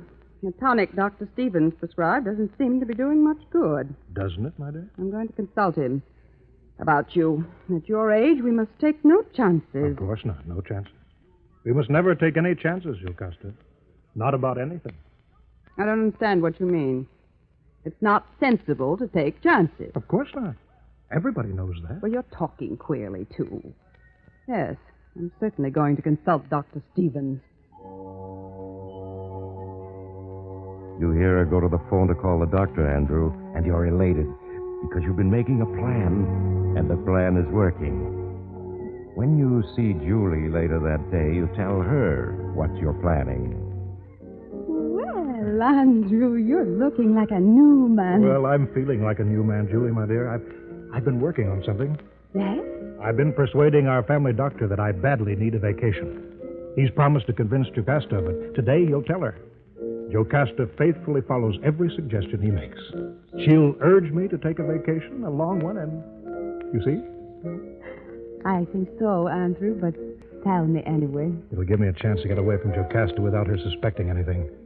I'll start out in the car and just disappear. I'll change my name. You and I will meet in California. And we'll start a new life together. You and I, Julie. A life with some fun in it. Bravo, Andrew. But, my dear, can't you just leave her?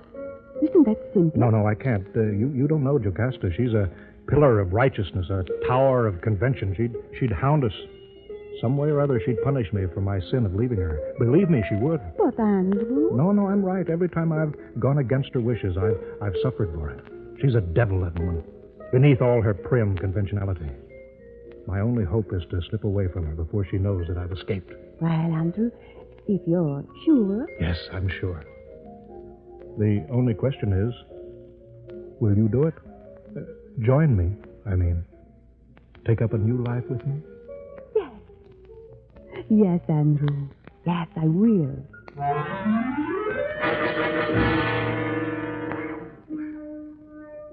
So it's all arranged, Andrew. You're going to make a clean break with your old life. With Jocasta, everything. When you stop to think, it seems a little fantastic. You falling in love with Julie, a thief, and she with you. But it's happened, and it's your chance, as Julie says, at last to get some fun out of life. That night, Jocasta brings up the subject of your vacation. Oh, Andrew. Yes, Jocasta? Please put down that newspaper.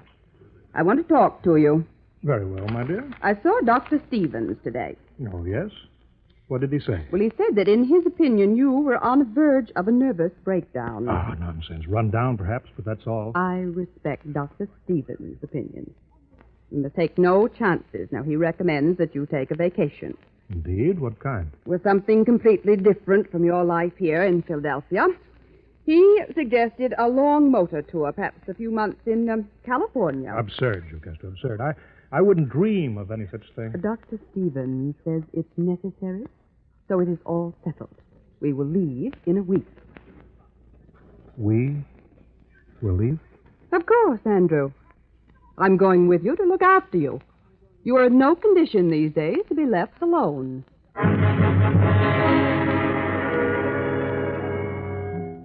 So your plan has backfired, Andrew. Jocasta's going with you. That completely ruins everything, doesn't it? You can't talk her out of it. Your hatred for her becomes a consuming fury as you tell Julie what has happened. I tell you, Julie, that woman is a devil, a fiend. She's going with me to look after me, she says. I could strangle her. Andrew, listen to me. Just walk out on her. Make a clean break. She won't be able to do a thing. She will, I tell you. You don't know her. She's capable of anything.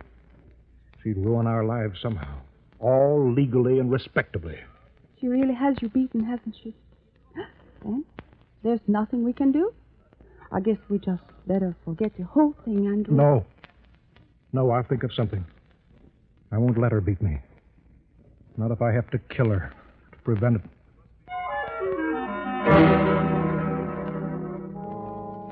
There, Andrew, you've said it. It's out.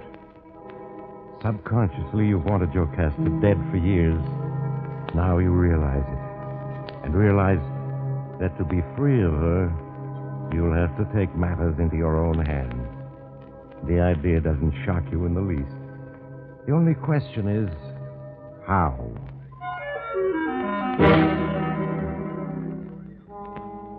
You don't know how, but you're determined to find a way. You arrange with Julie to go to San Francisco and wait to hear from you. Then you and Jocasta start out by car. You drive across the country, wondering every hour how you can kill Jocasta and get away with it. You reach California. You're desperate. Your hatred for Jocasta is almost too much to conceal. Then you find it. Mr. Smalley, the real estate agent from the tiny seacoast town of Port Oro, shows it to you. The house. The house that was made for murder. There it is, folks. There it is. The house I was telling you about. Villa Vista. Isolated, an ocean view, a beach of your own. Quiet, seclusion, sea air. Just the thing the doctor ordered. Well, it doesn't look too bad at that. Does it, Jocasta? Are you out of your mind, Andrew? That house is the last place in the world I would live in. Oh, come now, Jocasta. It needs painting, fixing up. Otherwise, it wouldn't be available these days, would it, Mr. Smalley? Certainly not, Mr. Hollins. There's a housing shortage these days. And inside, Mrs. Hollins, it's very snug and modern. Really it is. Besides, my dear, look at the ocean, the beach. The ocean is cold and gray. I always thought the Pacific was blue. The beach is stony and dirty. I see nothing whatever to attract me to this habitation. Well, we mustn't be hasty, darling. At least, let us see the inside. And so the little real estate agent shows you through the house, Andrew. First, the cellar. See, folks, you have a real cellar and a real furnace. Anytime it gets a little chilly, just light up a fire, and there you are, snug and warm. Cellar has dirt floor. Damp, too. Very unhealthy. Then the first floor, and finally the second floor. Then Mr. Smalley waits for your decision. My answer is no, Andrew. Positively no. Now, this house is not made to be lived in. Why, it's only fit for a murder. You look at her, startled, Andrew. Has she guessed your thought? It is an ideal house for a murder. Her murder. But no, she's merely using a figure of speech. You relax. Oh, really, my dear, you're being too harsh. I find the atmosphere here very peaceful, and Dr. Stevens did say a few months of peace and quiet would do wonders for me. Yes, he did. And a little paint and polish will make this house really quite livable. Will the owner fix it up, Mr. Smalley? Afraid not, Mr. Holland. Afraid not. Name's Wilson. Lives in Seattle. Won't spend a cent on the place. Has unhappy memories for him. Indeed. In what way? Retired. Came down here to live. His wife left him. Walked out. Went back to her folks in Texas. Well, shall we draw up a lease? So it's done, Andrew. Jocasta gives in when you remind her of Dr. Stevens' advice, and you sign a 6-month lease. You're not sure how you're going to do it yet, but you know that here in the utter seclusion of this house, you'll hit upon a way to be rid of Jocasta yet. You move in, but your wife keeps grumbling about the place. Really, Andrew, this house, there's something wrong with it. I know there is. Andrew, you're not listening. Put down that paper. Oh, yes, Jocasta? I said there's something wrong with the atmosphere of this house. I can feel it. Oh, now, Pet, you're just prejudiced against the house. It's a perfectly good house. Needs a little fixing, that's all. It's damp and it's cold. I suggest you start a fire in that precious furnace the real estate agent made so much of. So you go down to the cellar, Andrew, and start a fire. Then you look around. It comes to you. Complete, the whole plan. It's as if the house itself suggested the idea to you. You find a rusty pickaxe in the corner. You start digging a hole behind the furnace.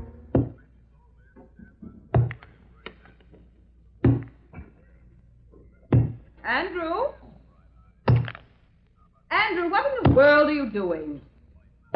Just digging a hole, my dear, to drain off the dampness. It'll take more than that. That cellar needs a cement floor. Indeed it does. Someday it shall have one. I promise you that.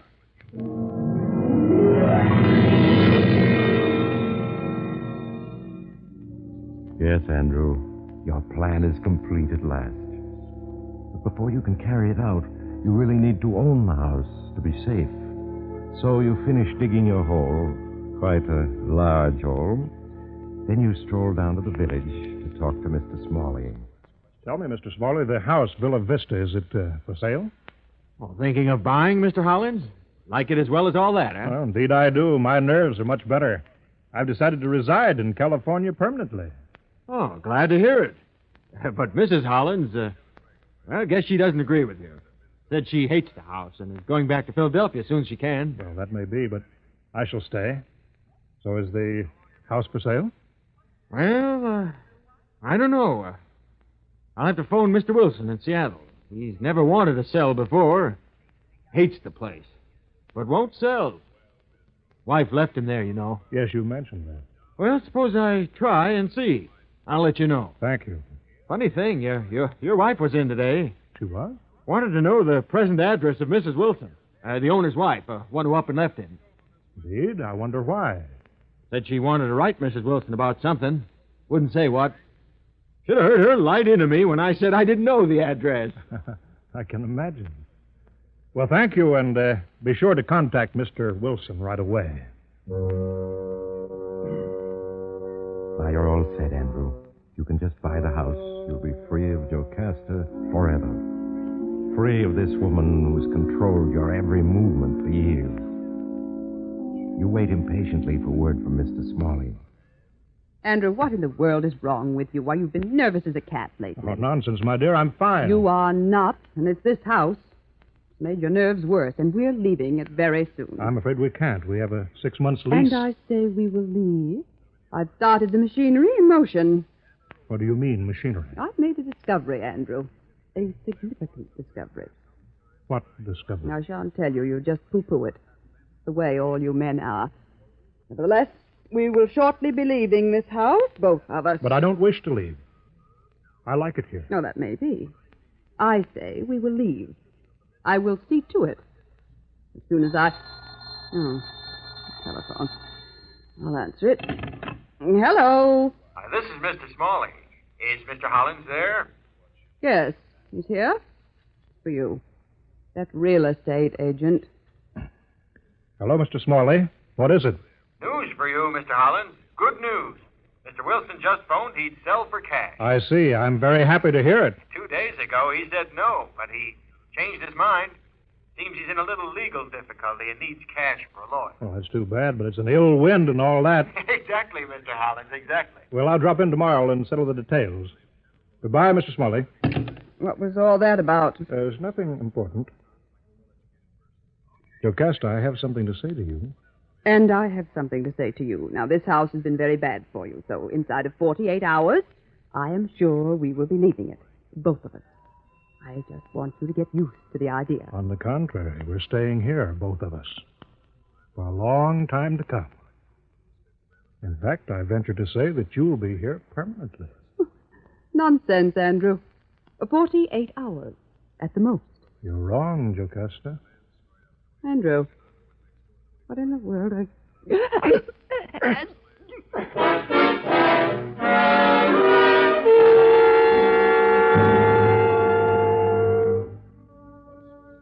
It's over, Andrew. It's finished. Jocasta is dead. You've killed her. Now she's safely buried in the cellar behind the furnace, the dirt smoothed over, packed hard, leaving not a sign. You feel like a new man, free, exultant. You pack her things. Next morning you take them to the freight office, ship them back to Philadelphia. Then you drop in to see Mr. Smalley, give him a check for the house, and casually mention that you quarreled with your wife and she's left you, gone back to Philadelphia. You don't say. Well, now, Mr. Hollins, guess women just don't like that house. Well, perhaps the house doesn't like women, Mr. Smalley. Perhaps the house doesn't like women. Very apt, Mr. Hollins, very apt.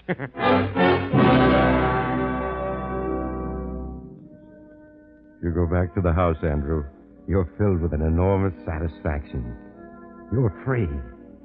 There's a new life ahead for you. For you and Julie. You call her on the phone in San Francisco.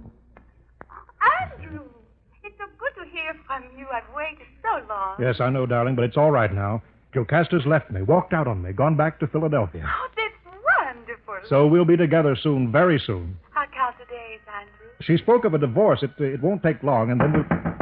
Oh, excuse me. Someone's at the door. Hold on a minute, Julie, will you?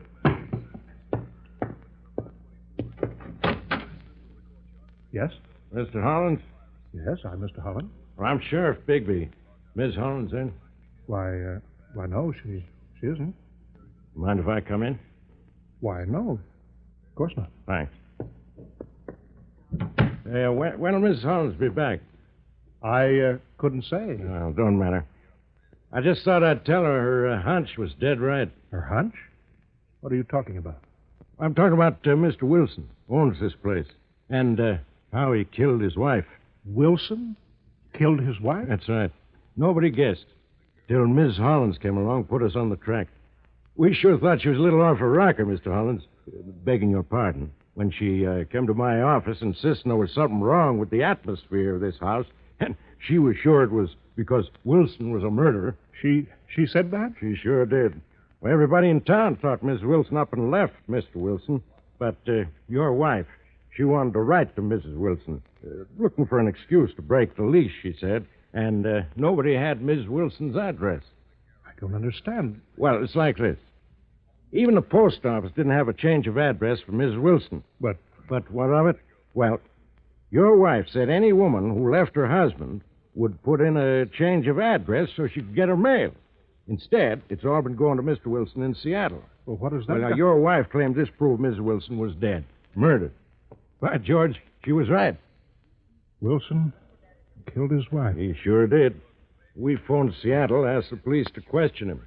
He thought they knew the story and broke down and confessed. He's in jail now.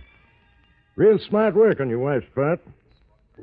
Well, a couple of my boys will be along any minute to dig up the body. What? Wilson said the minute he set eyes on the house, he felt it was a good place to commit a murder. So he killed his wife and buried her real deep, behind the furnace. Behind the furnace? That's right.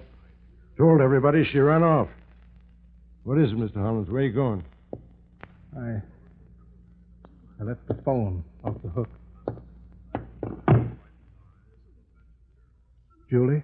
Dick, Andrew, what is it? What's wrong?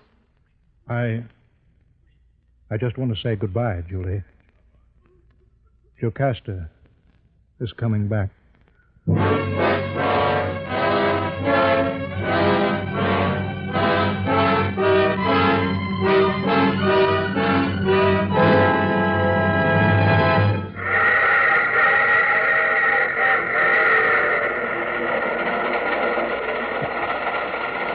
This is the mysterious traveler again. Poor Andrew. Even in death, Jocasta had him under her thumb. Yes, they both left the house inside 48 hours, just as she had sworn. That's the trouble with a house just built for a murder. Too many people may have the same idea. So if you're ever tempted to dig a grave in your cellar, make sure no one else had the idea first, or you may get into trouble. In fact, it might be better if you just forget the whole thing and... Oh, you have to get off here. I'm sorry. But I'm sure we'll meet again. I take this same train every week at this same time.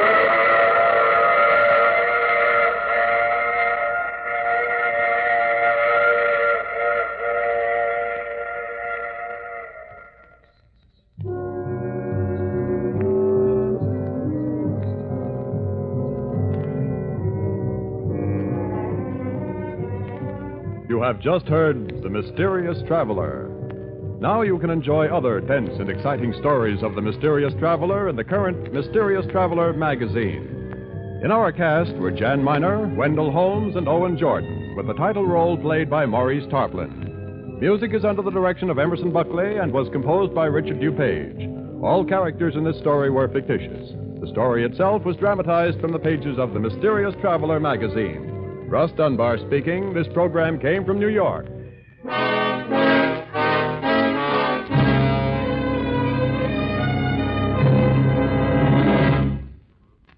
Every day, the news is different.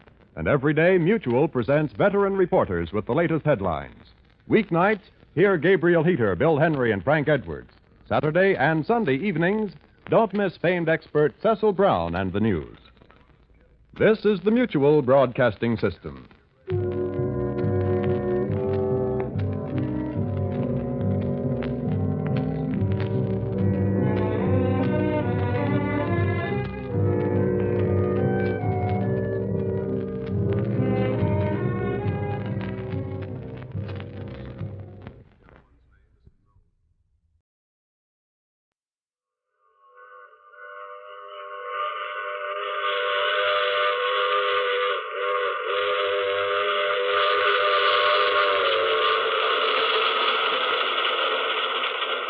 The Mutual Broadcasting System presents The Mysterious Traveler. Written, produced, and directed by Robert A. Arthur and David Cogan. And starring two of radio's foremost personalities, Leon Janney and Ann Shepard, in Christmas Story.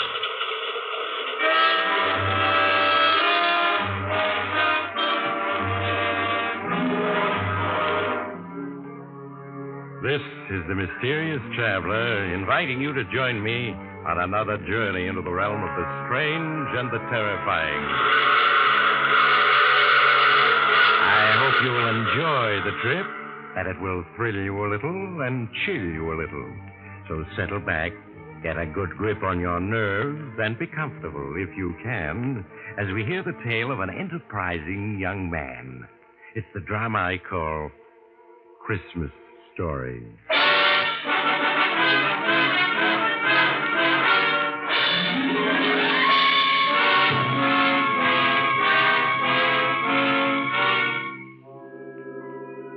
The name is Steve Farrell. and I've just gotten through playing Santa Claus. Yeah, you're looking at a guy who really played it to the hilt. It all started last month in Seattle. I was out of a job and down to my last few bucks. I was looking through the morning paper when I noticed this small ad in the personal column. Driving to New York, November 15th. Man wanted to assist in driving. Free transportation. Paul Harris, Hotel Royal. Well, I'd always wanted to see New York, and this was as good as any way of getting there, so I went up to this Hotel Royal to see this guy, Harris. Mr. Harris? Yes? My name's Farrell, Steve Farrell. I read your ad in the morning paper. Oh, yes. Won't you come in? Thank you. If you haven't already found someone to help you drive to New York, I'd like to offer my services. Well, as a matter of fact, I haven't. Can you leave for New York a day after tomorrow? Sure, anytime. Well, good. Then why not come around at 9 in the morning and we'll get off to an early start? Okay, Mr. Harris, 9 it is.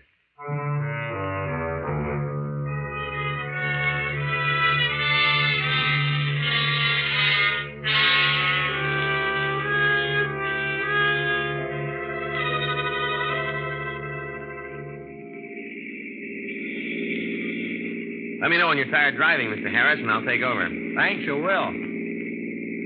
Why not call me Paul, huh? Okay. Steve is my first name. Lewiston, 30 miles. Lewiston, that's Idaho, isn't it? Yeah, we're just crossing the state line into Idaho. Oh, this is all new to me. I was born and raised in Alaska. This is my first trip to the States. Well, you're going to see a lot of scenery between here and New York. Yes, I'm looking forward to it. Life must have been pretty rugged in Alaska. Oh, it was. My parents were homesteaders. I never saw a city until a week ago when I arrived in Seattle. How come you're going to New York? Well, my parents died last year, and my grandfather, whom I've never seen, wrote asking me to come visit him. You never seen him, huh? No. No, there was some sort of squabble between my parents and my grandfather before I was born, and they went to Alaska. And in all the years since then, my grandfather never wrote to them. Sounds like a stubborn guy. Yeah, he sure does. What are you going to New York for? Oh, mainly to look for a job. And I've always wanted to see the big city. So have I. Do you mind taking over now, Steve? My eyes are getting tired. Be glad to. Just pull over to the side of the road. It's a long way from Seattle to New York. And there wasn't a radio in the car, so we just talked. And mostly we talked about Paul, his life in Alaska, his parents, his grandfather. By the time we hit Columbus, Ohio, there wasn't a thing I didn't know about the guy. And from what he told me, his grandfather was loaded. And even more, he was the old man's only relative. It was obvious the kid was walking into a fortune. Yeah, some guys had all the luck.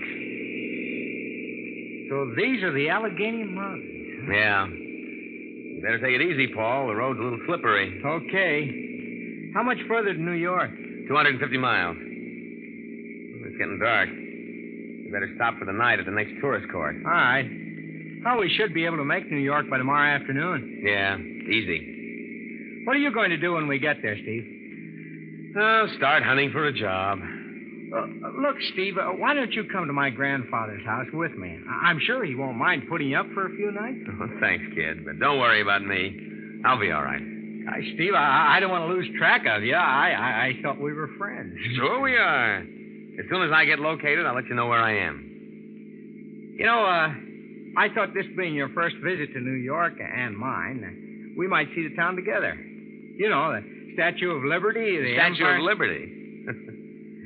Yeah, sure. Yeah, while we're the same age, I'm afraid I haven't been around very much. I guess it's like you said, I'm strictly from the woods. Just 1 year in New York and you'll be hep to everything. Your eyes bothering you? Yeah, a little. You better let me take over when you get to the bottom of this mountain. Okay. You know, you ought to see an eye doctor. Your eyes seem to get tired awful quick. Well, the truth of the matter Hey, is... look out, kid. We're starting to skid. No, don't jam on the brakes. That only makes it worse. Now, reverse your wheel. I have. Steve, we're skidding off the road toward the mountain. Give me that wheel and do as I say. We're out of control. We're going over.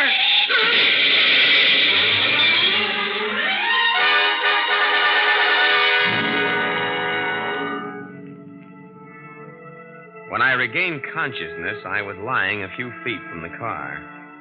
We'd rolled 300 feet down the side of the mountain, and the car was completely wrecked. I crawled to my feet and felt for broken bones.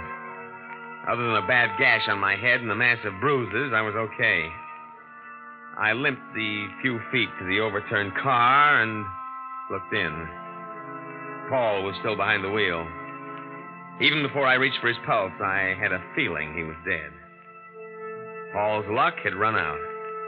He'd never see all that dough that was waiting for him in New York.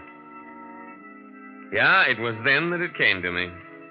I hadn't wished the guy dead, but now that he was, and nobody in the States knew Paul or what he looked like, and on the other hand, I knew everything about him, well, it was a gamble, all right, but there was a fortune in the kitty.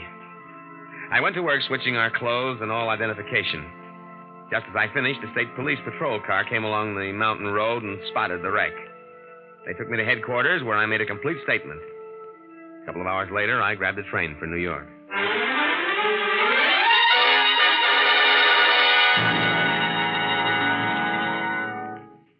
Paul, I'm George Marlowe, your grandfather's attorney. How do you do, Mr. Marlowe? The Pennsylvania State Police informed me of the dreadful accident you had. I understand a man who was with you was killed. Yes, a fellow by the name of Steve Farrell. I met him in Seattle. He assisted me with the driving. Too bad, but thank heavens it wasn't you. It would have been your grandfather's death blow. How is he? Weak, very weak, but eagerly waiting to see you. All right, come along. Yes, sir. How's that gash on your head? Oh, not too bad. It was treated by a doctor at the state police headquarters. Look, you can only spend a few minutes with your grandfather, and excitement must be avoided by all means. I understand. And here we are.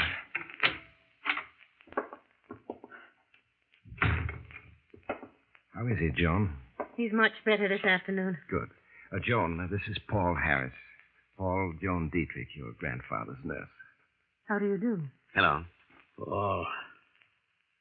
Is that you, Paul? Yes, sir. Come over here where I can see you. Yes, grandfather. So, you're Paul, my grandson. Yes, sir. Sit down by my bed and let me look at you. All right, grandfather. You don't look like your mother. Must take after your father's side of the family. Yes, I do. That bandage. What happened, Paul? Well, I was in an accident, but it's nothing, just a scratch. You're sure? Yes, of course. I suppose you're wondering why I sent for you after all these years. Cutting off your mother, father. Does it matter now? The main thing is, I'm here. Lying here for months, I've had a great deal of time to think things over. I was wrong, Paul. Your mother, she had a perfect right to marry anyone she wished. It was only my stubbornness that prevented the reconciliation. We all make mistakes. Yes, but 30 years of not seeing my own flesh and blood. It's been lonely, Paul. So lonely. And all my fault. But you're not alone anymore. I'm here. Yes, Paul, yes. What little time I have left, we must spend together. I think that's enough for now, Mr. Marshall. Paul can come and see you later, after your nap. Just a few more minutes, John. After your nap. Oh, she's a wonderful girl, Paul. But a tyrant. Come see me as soon as I'm awake. All right, grandfather. Now, let me fix your pillows for you. Just your being here seems to have helped him, Paul. What do the doctors say, Mr. Marlowe? Week, month, several months at the outside. That bad, huh? Yes. Well, you must be tired after your trip. I had your suitcase taken to your room. Do you have any other luggage on the way? There's a small trunk coming, but it won't be here for weeks. If you need any money, just let me know. Your grandfather's placed a considerable sum at your disposal. Thanks. But I still have 2,000 left of the 5,000 he sent me. Very well, Paul. Remember, if there's anything at all you want, just let me know. Yeah, I was in. There was no question that I'd passed as Paul Harris. And why not? I had all the answers, and I was playing it careful. I walked through room after room of that Fifth Avenue mansion, knowing that within a matter of months it would be mine. In the weeks that followed, not a day passed that I didn't spend a few hours with the old man. He liked me, I could see that. And the funny thing is, I liked him, too. During our little chats, there were times I felt I was his grandson. And sitting in at these little sessions, not saying much, just watching with those gray eyes of hers was Joan Dietrich. She was one lovely dish. And I could feel things building between us. Whenever she...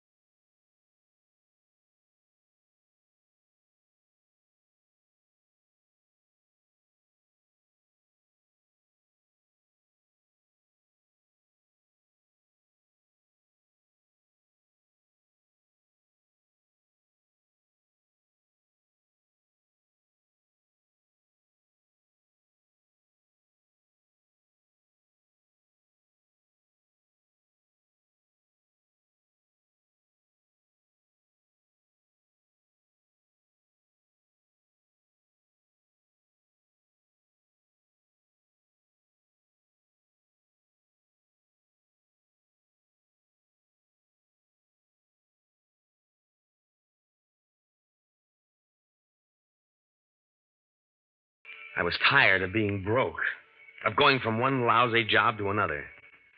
I saw a chance to grab a fortune and took it. What are you going to do? I should go to the police.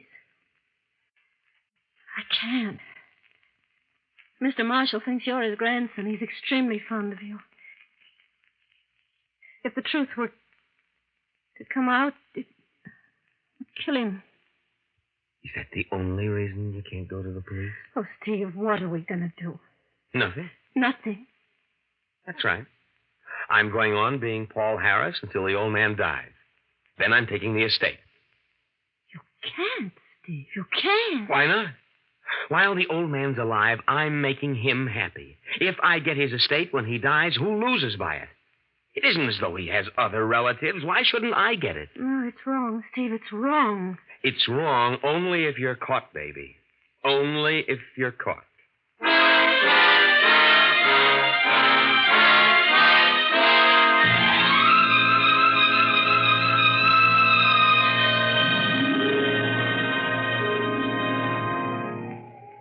Hello, baby. What you doing up here on the roof?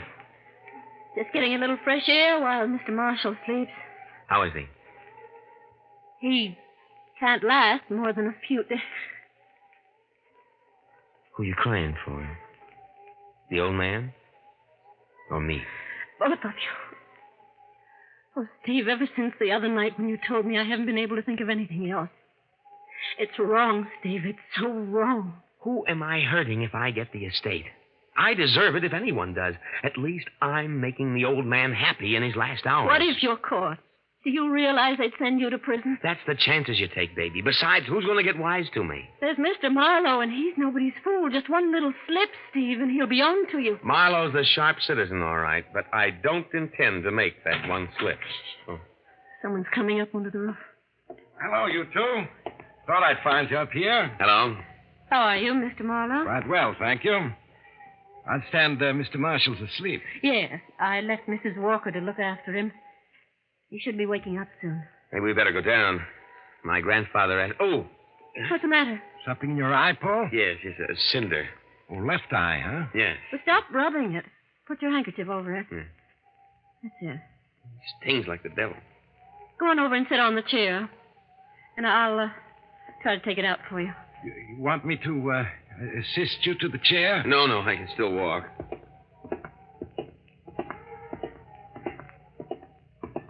Now sit down and tilt your head back. Hmm. That's it. Take the handkerchief away. Oh, I see it. Hold still. There. I got it. Thanks, John. I think we'd better go down now. Yeah, okay. You coming, Mr. Marlowe? What? Oh, yes. I'm coming.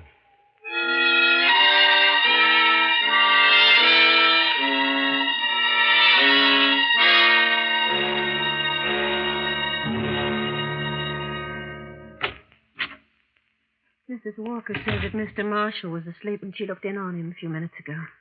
Seems he's still sleeping. Perhaps we'd better leave and wait until he wakens. No. I'm going to wake him. It's time for his medicine. Mr. Marshall? Mr. Marshall? Time for your medicine. Mr. Marshall? What is it, Joan? There's no pulse.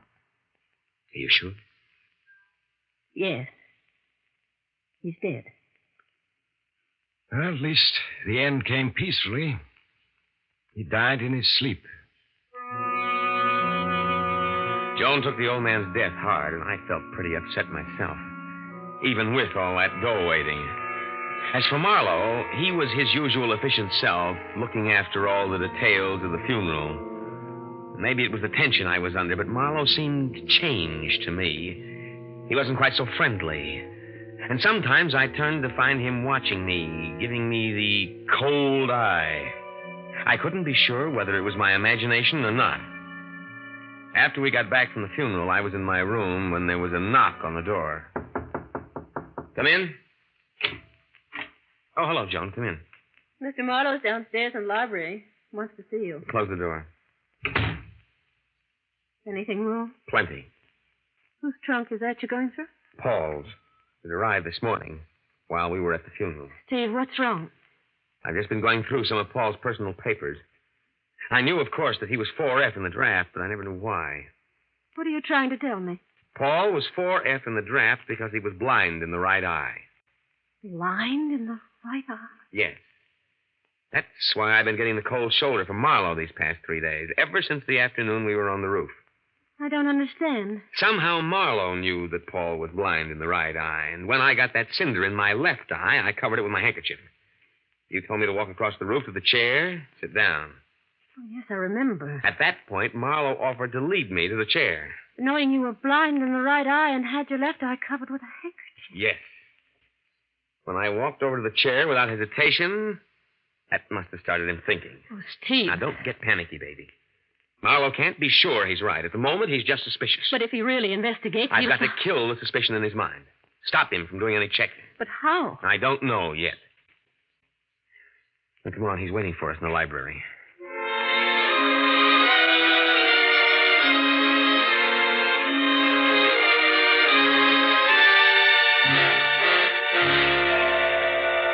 Sorry, sorry to have kept you waiting, Mr. Marlowe. That's quite all right. If you'll excuse me, No, I'll go. Joan, don't go. No reason why you shouldn't hear what I have to say. Tomorrow, Christmas Day, I'll officially read Mr. Marshall's will. However, I don't think I'm violating a trust in telling you the contents of the will. 2 weeks ago, Mr. Marshall had me draw up a new will, leaving his entire estate to you, Paul. I see. He was quite taken by you, felt that you were a credit to his name. Why are you crying, Joan? Nothing. As administrator of Mr. Marshall's will, it is my duty to see to it that the heirs, or heir, receive their just inheritances. This duty I shall fulfill. I understand. I am responsible under law for the awarding of the huge estate left by Mr. Marshall. I shall have to... Is your eye troubling you? You've been doing nothing but rubbing it since you came into this room. Sorry, Mr. Marlowe. As you know, I'm blind in my right eye, and now and then my left eye feels quite strained, particularly at a time like this. My grandfather's death, the funeral. You understand? Why, yes. Yes, of course. You were saying? What? Oh, well, it's not important at the moment. I'll be here tomorrow at 3 for the reading of the will. See to it that all the servants are here. Very well. Good night, Joan. Paul? Good night, Mr. Marlowe. Good night. Steve, he's confused. That business of the eye, he doesn't know what to think now. Yeah, it stopped him for the moment. But only for a moment. Hard to tell. But I've got to do something once and for all to convince him I'm Paul Harris. No, I didn't get to sleep that night. I just tossed and turned, trying to come up with an angle that would kill Marlowe's suspicions. Maybe that business of rubbing my eyes had satisfied him, but I had to make sure. It was a difference between being handed a fortune and a prison sentence. This afternoon at 3 o'clock, the servants, Joan, Marlowe, and myself gathered in the library. The whole thing was over in an hour. The servants all congratulated me and left the library, leaving only the 3 of us there. I should like to offer a toast to Mr. Marshall's memory, if you'll permit me. Of course. This was his favorite cherry. Joan? Thank you. Paul? Thanks. Here's to Peter Marshall, a man who lived honorably, died honorably. May his heir be worthy of him. As the 3 of us raised our glasses to our lips and drank, I could see Marlowe watching me over the brim of his glass with those cold blue eyes of his. We set down our glasses, and I turned to give Joan a cigarette. Out of the corner of my eye, I saw Marlowe pick up one of the 3 wine glasses. Suddenly, I realized it was my glass he picked up. He held it casually, almost as if he didn't know he was holding it. In that moment, I was going nuts, trying to guess whether he was satisfied that I was Paul Harris or he was still suspicious and going after me. My fingerprints were on that glass, and the Army had a copy of those prints in Washington. This was it. Either I play my and go for the fortune or throw in my hand. Suddenly, I felt Joan's hand in mine. Say, Mr. Marlowe. Yes? You say this will, leaving me my grandfather's estate, is a new one. Yes. I drew it up only 2 weeks ago. What was the old will like? Well, under the old will, your grandfather's estate went to charity. I thought as much. Mr. Marlowe, Joan and I have been talking things over. I don't want the estate. I want it all to go to charity, as originally intended. Gee, me, I seem to have dropped my glass. You realize, of course, what you would be giving up. I never really had it, Mr. Marlowe, so I hardly think I'll miss it. Joan and I'll get along, won't we, baby? Oh, yes. Well, Paul, is that your considered decision? It is. It's a gesture worthy of Peter Marshall's grandson. Yes, and that little gesture did it. Any guy who gives up a $2 million estate can hardly be called an imposter, can he? No, sir. It's Christmas, and I've just played Santa Claus to the tune of $2 million. The thing I keep wondering about is what would have happened if I hadn't given up the estate? Would Marlowe have gone after me? Or was he satisfied that I was Paul Harris? Yes, sir. That little puzzle is going to give me plenty of thought for a long time to come.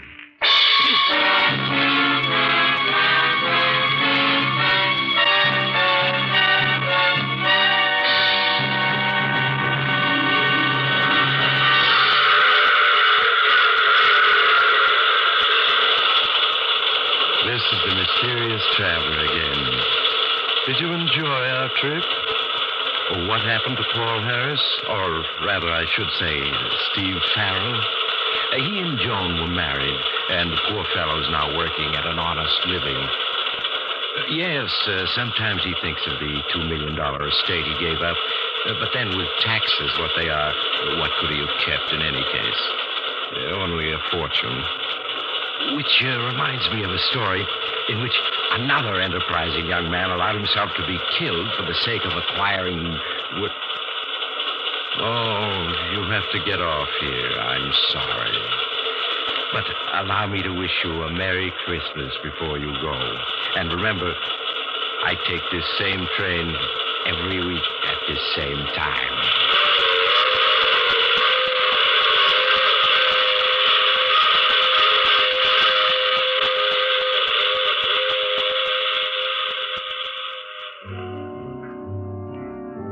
You have just heard The Mysterious Traveler. Now you can enjoy other tense and exciting tales of the Mysterious Traveler in the current issue of the Mysterious Traveler magazine, now available. In our cast were Leon Janney, Ann Shepard, and Lawson Zerbe, with Maurice Tarplin starred in the title role. Music under the direction of Emerson Buckley, composed by Richard DuPage. The Mysterious Traveler is written, produced, and directed by Robert A. Arthur and David Cogan. On this Christmas night, 1951, we send special greetings to Mutual's affiliate in San Antonio, Texas, radio station KMAC. Today, KMAC celebrates its 25th anniversary. Best wishes, KMAC, and congratulations. Phil Tonkin speaking. This program came to you from New York.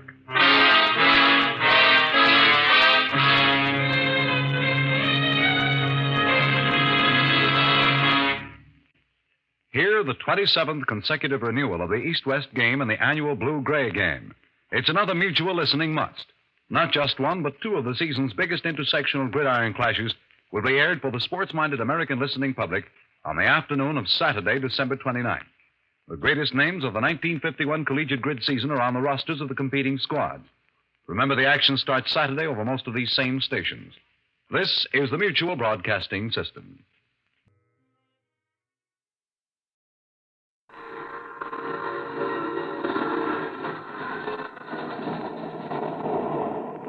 Mutual presents The Mysterious Traveler.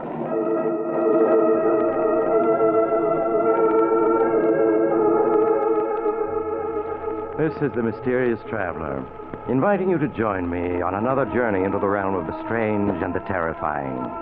I hope you will enjoy the trip, that it will thrill you a little and chill you a little. So settle back, get a good grip on your nerves, and be comfortable. If you can.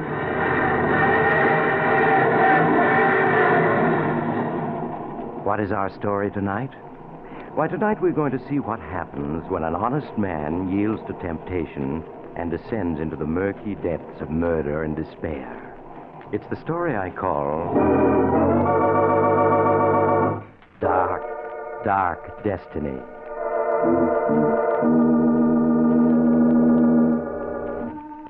In the office of Dr. William Norris, Joseph Harrison, a man in his 30s, is waiting anxiously as in the next room Dr. Norris is finishing his examination of pretty young Mary Harrison. It isn't anything serious, is it, Dr. Norris? Please tell me it isn't. I'm afraid it's too soon to say, Mrs. Harrison. Until the X-ray plates are developed, I can't say yes or no. And now, your husband is waiting outside, and he's probably beginning to worry, Yes, so... of course, Doctor. Poor Joe, he does worry about me. Well, here's your wife, Mr. Harrison. You must have thought I'd kidnapped her. No, but I was getting a little worried, Doctor. I hope you didn't find anything very wrong. Well, I took a complete X-ray series. I won't be able to tell much until they're developed. I'd like Mrs. Harrison to come back the day after tomorrow, if she can. Of course, Doctor. Any time in the day that's convenient to you will be quite all right. And meanwhile, I'll write out a prescription your husband can have filled. Will you step in a minute, Mr. Harrison? Sure thing. I'll be with you in a minute, Mary. All right, darling. Won't you sit down, Mr. Harrison? All right. What is it, Doctor? Bad news? I'm afraid so. Does that mean Mary's going to die? No, Mr. Harrison. Not that serious. But within a few months, she will be confined to her bed. I'm afraid she faces a life of invalidism. Oh, no. No, it can't be. I'm sorry, Mr. Harrison. Doctor, there must be something you can do for her. Well, I don't want to raise your hopes, but... Yeah? There's one doctor in this country who, through a very remarkable type of operation, has been able to help people like your wife. Well, why didn't you say so? Let's get him. Well, I must warn you, Mr. Harrison, this operation doesn't always meet with success. In many cases, the patient shows no improvement at all. After all, it's still in the experimental Look, stage. if there's one chance in 100, I want Mary to have that chance. Now, please, get this doctor to operate on my wife. All right, I'll try. But his services are in great demand. And, his average fee for an operation is about $1,500. $1,500? Of course, if you can't afford that, he might consider the circumstances. No, I can afford it. I can afford anything that Mary needs. Very well, then I'll get in touch with him at once. Yeah, sure. You make the arrangements right away. I'll get hold of the money. I'll have it by tomorrow, sure.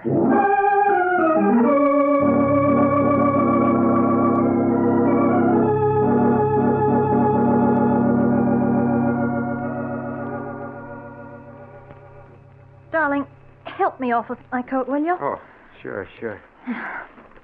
How you feeling? Oh, my backache is much better since I took the medicine Dr. Norris gave me. I'm sure I'm going to be all right, Joe. Of course you are. He's one of the best doctors in the city. He'll have you well in no time. Did he tell you anything more, Joe? No, not a thing. Except that the treatment may take a little time. That's all. A little time? Yeah. Oh, dear, I hope it won't be too expensive. Your business has fallen off, and we've used up our savings Now, don't account. you worry about the money. Don't you worry about anything. All right, darling.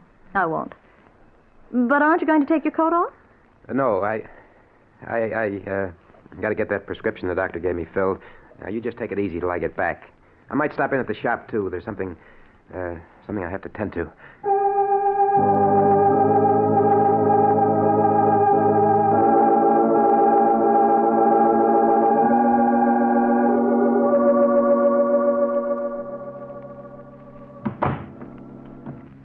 The Danvers, I'm Joe Harrison. Oh, yes, Mr. Harrison. Please sit down. Thank you. I see that you want to borrow $1,500 from us. That's right. I've got to have it right away. Unfortunately, the security you wish to offer your home is... What's wrong with it? It's a swell little house in a good section. It's all in good repair. Houses are worth money these days. Quite true. But you already have a first and second mortgage on it, and prices are falling, so I'm afraid we can't make any further loans on it. I've got to have the money. I've just got to... I'm sorry to hear that, because there's nothing we can do to help you. Then forget about the loan. I'll sell the house. Plenty of people want houses.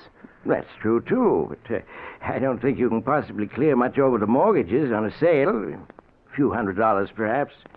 You see, those mortgages were issued when prices were at their peak. And now, things have changed. Yeah, I see they have.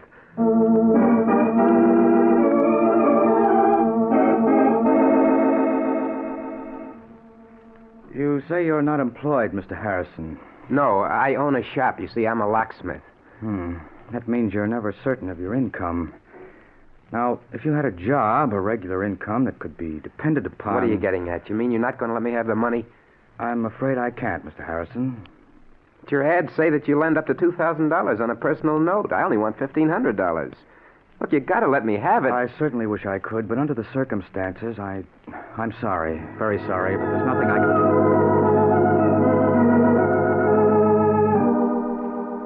I'm afraid the collateral you suggest isn't satisfactory, Mr. Harrison. We'd lend you the money if we could, but we just can't. Sorry. But I've just got to have it. I've got to. Sorry. Do you hear me? I've got to have it. Sorry. Sorry. Sorry. Sorry. Sorry.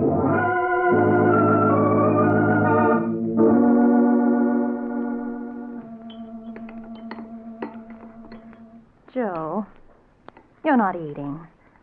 And you're so quiet. Is anything wrong? What? Oh. No, of course not. You're worrying about me, aren't you? No, Mary, of course not. I was just thinking about some changes at the shop. Darling, you don't have to lie to me. I know you're worrying. But I'm going to get better. Really, I am. I promise it. Sure you are. Sure. Dr. Norris said so. You're going to be well in no time. Well, I have to go out now. I have an appointment with Horace Latimer. You remember I told you about him? We grew up together. I may be pretty late, so don't wait up for me.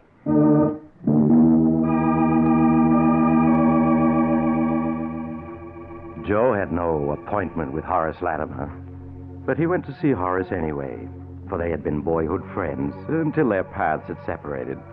Horace had grown rich, and Joe hoped desperately that Horace would lend him the money he had been trying to raise all day, a sum that would mean nothing at all to Horace. $1,500, that's rather a lot of money, Joe. I know it is, Horace, but it's for Mary. It's for an operation. I've got to have it. I see. Well, now, why don't you try the bank? You have a house, I business. have tried the bank, and a half a dozen loan companies. They all turned me down. They said my security wasn't good enough. Oh, I see. Oh, that's too bad.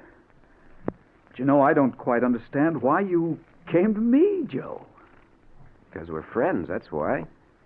Because when we were boys, we agreed that each of us would always lend the other a helping hand if we could. Boys don't understand business very well, I'm afraid, Joe. Oh, I guess not. They don't understand business. They just understand friendship. You know, if I had the money, I'd lend it to you if you needed it. I don't doubt that at all, Joe, and you can bet I'd lend it to you if I had it. But that's the trouble. I haven't any ready cash. The income tax, you know, and, well, a couple of shaky investments that I'm trying to bolster up. All right, Horace. Never mind explaining. I get the idea. You're not going to lend me any money. Now, really, Joe, I would if I could, but I can't. I'm sorry. Save your sorrow for somebody who wants it. I don't need your money, you hear? I'll get it someplace else. I'll get it someplace. Somehow.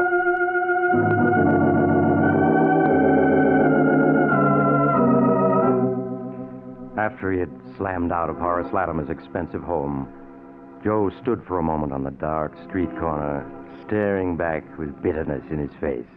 Yeah, you're sorry. I'll bet you are. What a sap I was to think you were a pal of mine. I should have known better. I should have known. Buddy? Huh? You speaking to me? Oh, no. Sorry, I guess I was just thinking out loud. That's okay. Hey, got a match? Match? Sure, yeah. Here you are. Thanks. Okay, hold it just like that. Make a move and I'll plug you. Gun? Why, well, you're... Yeah, this is a stick-up. Hand over your dough and make it fast, see? My dough? That's a hot one. I'm out trying to raise money, and so are you. Well, I only got $1 on me. Take that if you want it. Anyhow, it's more than I could raise. Don't try to kid me. Stand still while I see what you got in your pockets. Go ahead. Wallet. And a leather case of some kind. You'll find exactly $1 in that wallet. You made a mistake, I tell you. I don't live in this ritzy neighborhood. I just came here to try to borrow a little money. One measly buck. But I'll bet you got a roll hidden in this leather case. It's heavy enough. There's nothing in there but my emergency kit. Yeah, well, I'll see for myself.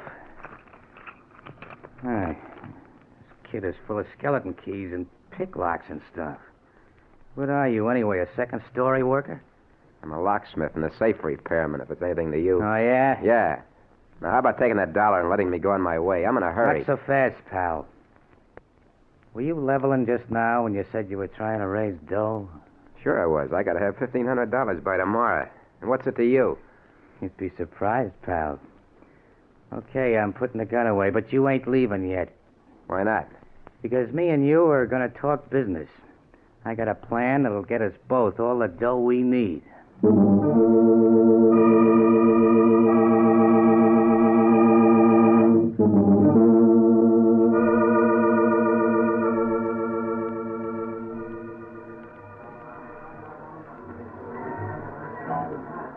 Two more beers, waiter.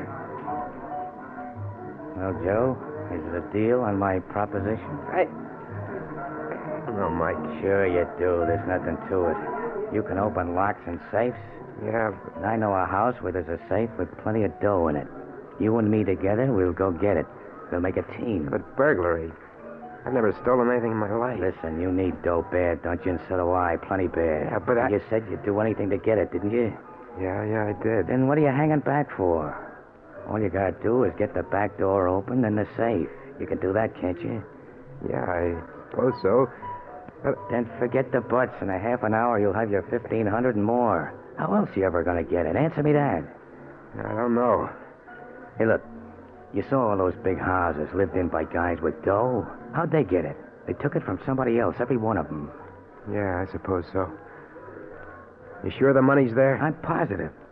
Look, I was casing the joint, and I looked in a window just in time to see the old geezer put a roll of bills in a safe you can open with your teeth. All right, I'll do it. I gotta have that money.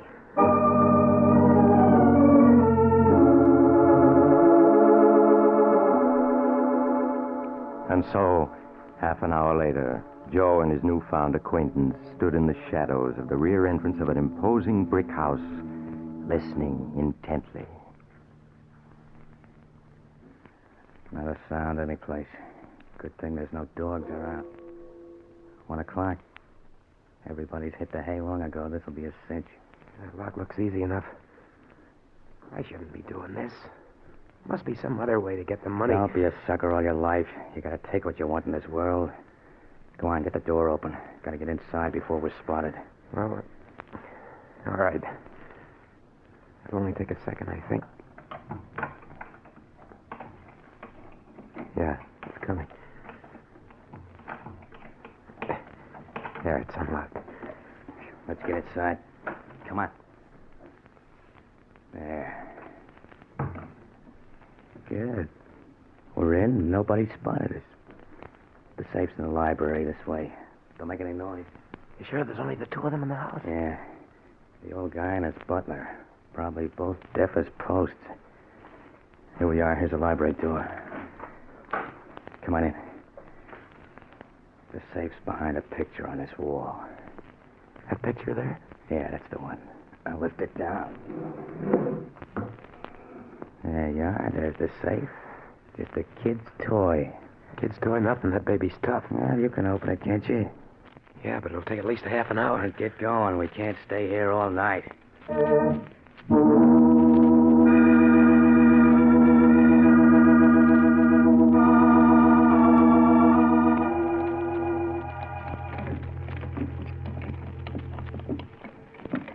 Hurry it up. You've been 40 minutes on that thing. I told you it was tough. It's coming now. There. Here you are. About time, too. Now, let's see what's in it. Here's the cash box. Wait till I open it, and we'll know what we got. There, look. Dough, cash, Mazuma. What did I tell you? There must be thousands there. Easy, come on. Let's count it and divvy it up. No.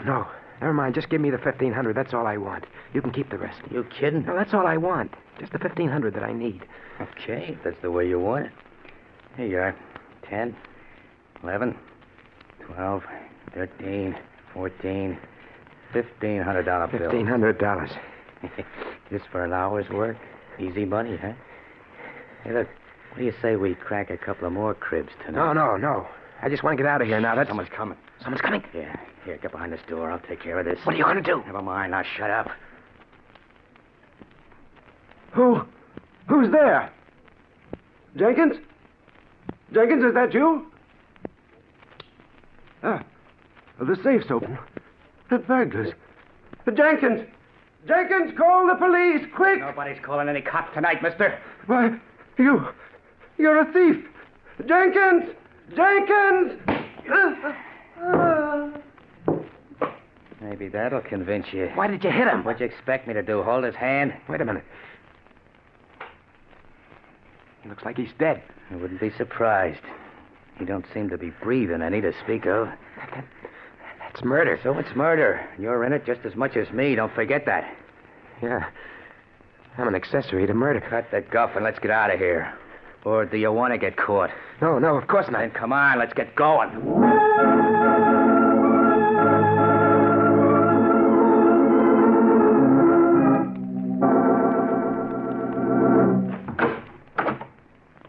Okay, here we are. Come on in. Why did you make me come here? Why can't I go home? You heard me. Come on in. That's better. Now, take off your hat and stay a while. Well, I can't stay, Mike. My wife, she'll be worrying. I got to go home to her. You've got worse things than your wife to worry about, pal. What do you mean? I mean the cops. Or have you forgotten you're wanted for murder? No, I haven't forgotten. I'll never be able to forget. Why did you kill him? Why? So we wouldn't have to go to jail. Would you rather have gone to jail, Joe? No, of course not. Yes, I would. Well, I'm all mixed up. How did I get into this anyway? You needed dough. That's how you got into this, and you got it. So cut out the sob stuff. We're in the clear. Nobody got a peep at it. Why won't you let me go home? Why do you make me come to your room here? 2 reasons. The first is I want to make sure you know what it'll mean if you let anything slip. I know. You don't have to tell me. I won't let anything slip. If I thought you might, I'd slit your throat right now. I won't, I tell you. I have to live. For my wife's sake. Okay. And the second reason you're here is so you and me can have a little talk. Talk? What kind of a talk? Joe, I like the way you got that door and that safe open tonight. You and me got a future together. I don't know what you mean. Oh, yes, you do. As soon as the heat's off, we're going to do another little job together. Oh, no. No, I won't. I won't. Yes, you will. I tell you I won't. You can't make me. Oh, yes, I can. Because if you don't, I can always send a little note to the cops telling them it's you they want for that killing tonight. You wouldn't do that. That'd get you, too. I'd be a long ways away by then, but you can't get away. You got a business here and a sick wife. You couldn't leave them. Well, now you see why you're going to do what I say. You dirty... You... No, don't say it. You don't think you can pull a job and then go on as if nothing had happened to you. You're mixed up in murder. And somebody's always got to pay for murder. One way or another. I only did it for Mary's sake. Don't matter why you did it. You're in it now and you can't get out. Not without paying in some way. I got a good mind to go to the police, to confess.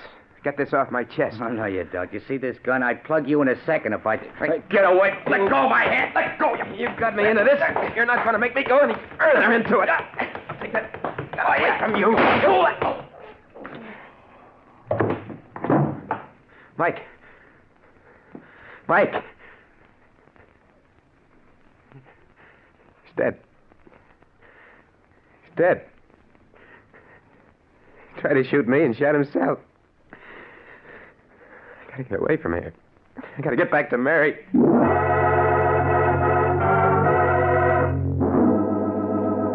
In a daze of horror, Joe Harrison found his hat and made his way to the street. His mind was a dizzy whirl of thoughts which he could not control. They went around and around in his head. I'm a murderer. They'll catch me. They'll hang me. I didn't mean to do it. I just wanted the money. The money was all I wanted. The money to make Mary well, that's all. Now they'll catch me. They'll hang me. They must... I got to escape. Got to. Mike said the murder has to be paid for somehow. That isn't true. Sometimes you can escape if you're lucky. I just got to be lucky. I need a drink. Got to have a drink before I go crazy. So Joe Harrison stumbled into a tiny bar on a dark street. Struggling to control his shaking hands and to keep his voice normal, he ordered a double rye and gulped it down. Then, as his senses cleared a little, he heard the radio at the end of the bar broadcasting a warning to the city. The police department is asking you to be on the lookout for the following man. Wanted for the brutal murder committed in Gramercy Park section 2 hours ago. Please make a note of the following description given by the victim before he died. The description follows. Hey, look, buddy, what's the idea? What'd you shut the radio off for? Answer me, what'd you do it for? Because I was sick of listening to it, that's why. Oh, is that so? Well, I'm not, see? And I got an idea maybe there was some other reason you didn't want to hear it. So I'm going to turn it on again. No, you mustn't. Well, I'm going to. And if you want to make a try for a break, I got a gun right here under the bar, you see? Now let's hear what the killer looked like. I repeat, be on the lookout for a man of medium height, lean and wiry, with reddish-brown hair. If you see such a man, report at once to headquarters. We now turn you back to our regular night program of popular dance tunes. Lean and wiry with reddish-brown hair, huh? Well, that ain't you. You're kind of heavy-set and black-haired. For a minute there, you had me going. I was positive you was the killer, the way you didn't want me to hear the description.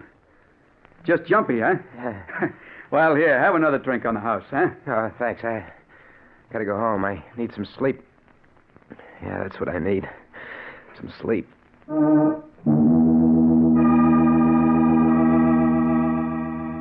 Aghast at how close he had come to giving himself away, Joe Harrison hurried home. It was Mike the police were looking for, not Joe Harrison. It was Mike whose description they had. Joe Harrison was safe. Safe. Hardly able to believe in his own good luck, Joe reached his home and let himself in. Mary was already asleep. Quietly, he got into bed and at last fell asleep himself. A sleep troubled by nightmares that gave him no peace. When he woke, it was morning, and Mary was preparing breakfast. Good morning, darling. What time did you get home anyway? I waited up for you almost till 2. I was pretty late. I stopped at the shop and did a little work. Forgot to watch the time. And this morning you looked terrible. I know. You're worrying. About me. But you mustn't, darling. I'm going to be all right. Really, I am. Of course you are. I'm going to see to that. What do you think? Dr. Norris called up last night. He wanted to talk to you. He said he had good news for you. Good news? Mm-hmm. But he wouldn't tell me what it was. I don't know why. He asked for you to stop in at his office this morning. Yeah, I think I know what it is. Yeah, sure. I'll go right over and see him. Oh, but, darling, you're going to eat breakfast first, aren't you? No, I'll eat when I get back. I want to see the doctor first. Anyway, I'm not very hungry. All right, Joe. But please hurry back. I want to know what the doctor says. Yeah, sure, Mary. I'll be right back. But everything's okay now. Everything's okay.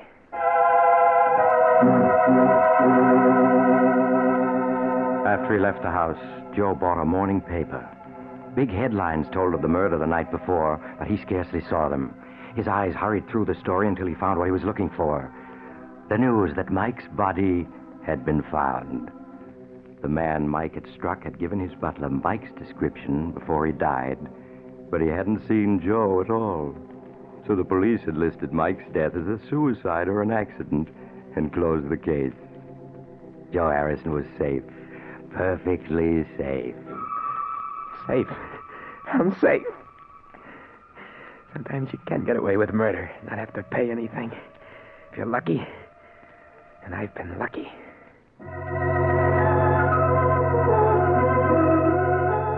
When he entered the doctor's office, Joe's expression was that of a man who had just faced disaster and been rescued at the last moment. He seated himself and tossed the folded newspaper into the wastebasket. Good morning, Doctor. Mary said you phoned that you had good news. Oh, yes, Mr. Harrison. Yes, I called you last night after I got in touch with the surgeon I spoke of yesterday, Dr. Nelson Richards. I wanted to tell you that he had agreed to operate on your wife. That's swell, Doctor. That's swell. I got the money right here in my pocket. The money, yes. Yes, I was going to tell you that Dr. Richards had said not to worry about that. You could take as long as you wanted to pay it. As long as I wanted. Then it wasn't necessary. I didn't have to do it. I didn't have to do it. I'm afraid I don't understand, Mr. Harrison. Oh, never mind, Doctor. I mean, here's the money. I got it right here. I want to pay for it. He's got to take it right away. What's the matter? Why are you looking at me like that for? The operation is going to cure Mary, isn't it? You said it would. You can't go back on your word now. You can't, do you hear? It's not that, Mr. Harrison. Yes, the chances are the operation would have cured your wife. But, well, unfortunately, Dr. Richards was the only man in this country able to perform it. Well, so what? He said he'd do it, didn't he? So what's the hitch? Mr. Harrison, Dr. Richards won't perform the operation now. Why not? Dr. Richards was tragically killed last night by a burglar who broke into his home on Gramercy Park.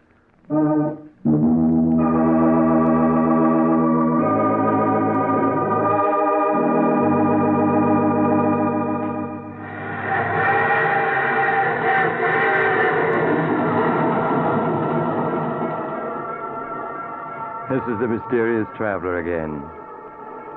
Fate plays strange jokes sometimes, doesn't she? Poor Joe Harrison. He forgot that good can never come out of evil, and that crime must always be paid for by someone. If only he hadn't let himself be tempted. But he did. What became of him? Why, he devoted himself to taking care of his invalid wife, Mary. But his deed continued to weigh on his mind. And when she died several years later, he confessed everything to the police. I do hope his experience is proof that crime really doesn't pay. I always say... Oh, you have to get off here. I'm sorry. But I'm sure we'll meet again. I take this same train every week at this time.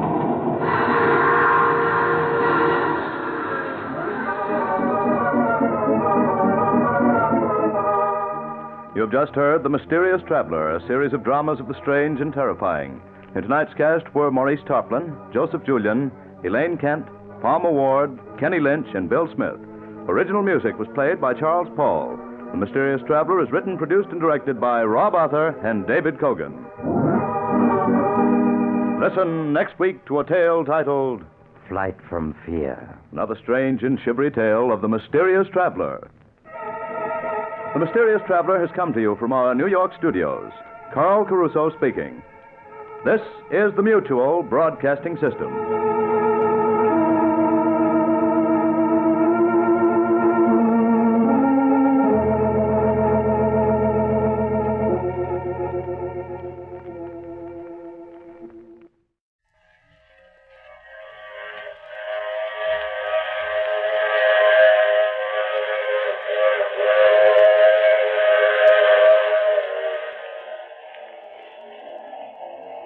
The Mutual Broadcasting System presents The Mysterious Traveler, written, produced, and directed by Robert A. Arthur and David Cogan, and presenting tonight two of radio's foremost personalities, Frank Behrens and Roger DeCoven, in Death at 50 Fathoms.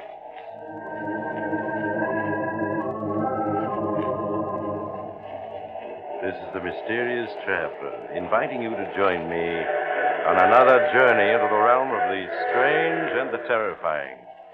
I hope you will enjoy the trip, that it will thrill you a little and chill you a little. So settle back, get a good grip on your nerves, and be comfortable, if you can. For tonight, we're going to venture into the dangerous depths of the Atlantic with a group of desperate men caught in a strange dilemma. It's a story I call Death at 50 Fathoms.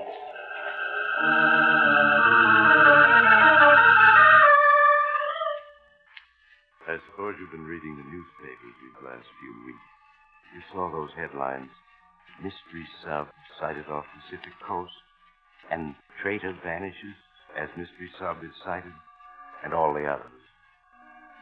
Well, Joe Briggs read them too, as well as heard the story one evening when he dropped into the corner bar near the radio repair shop.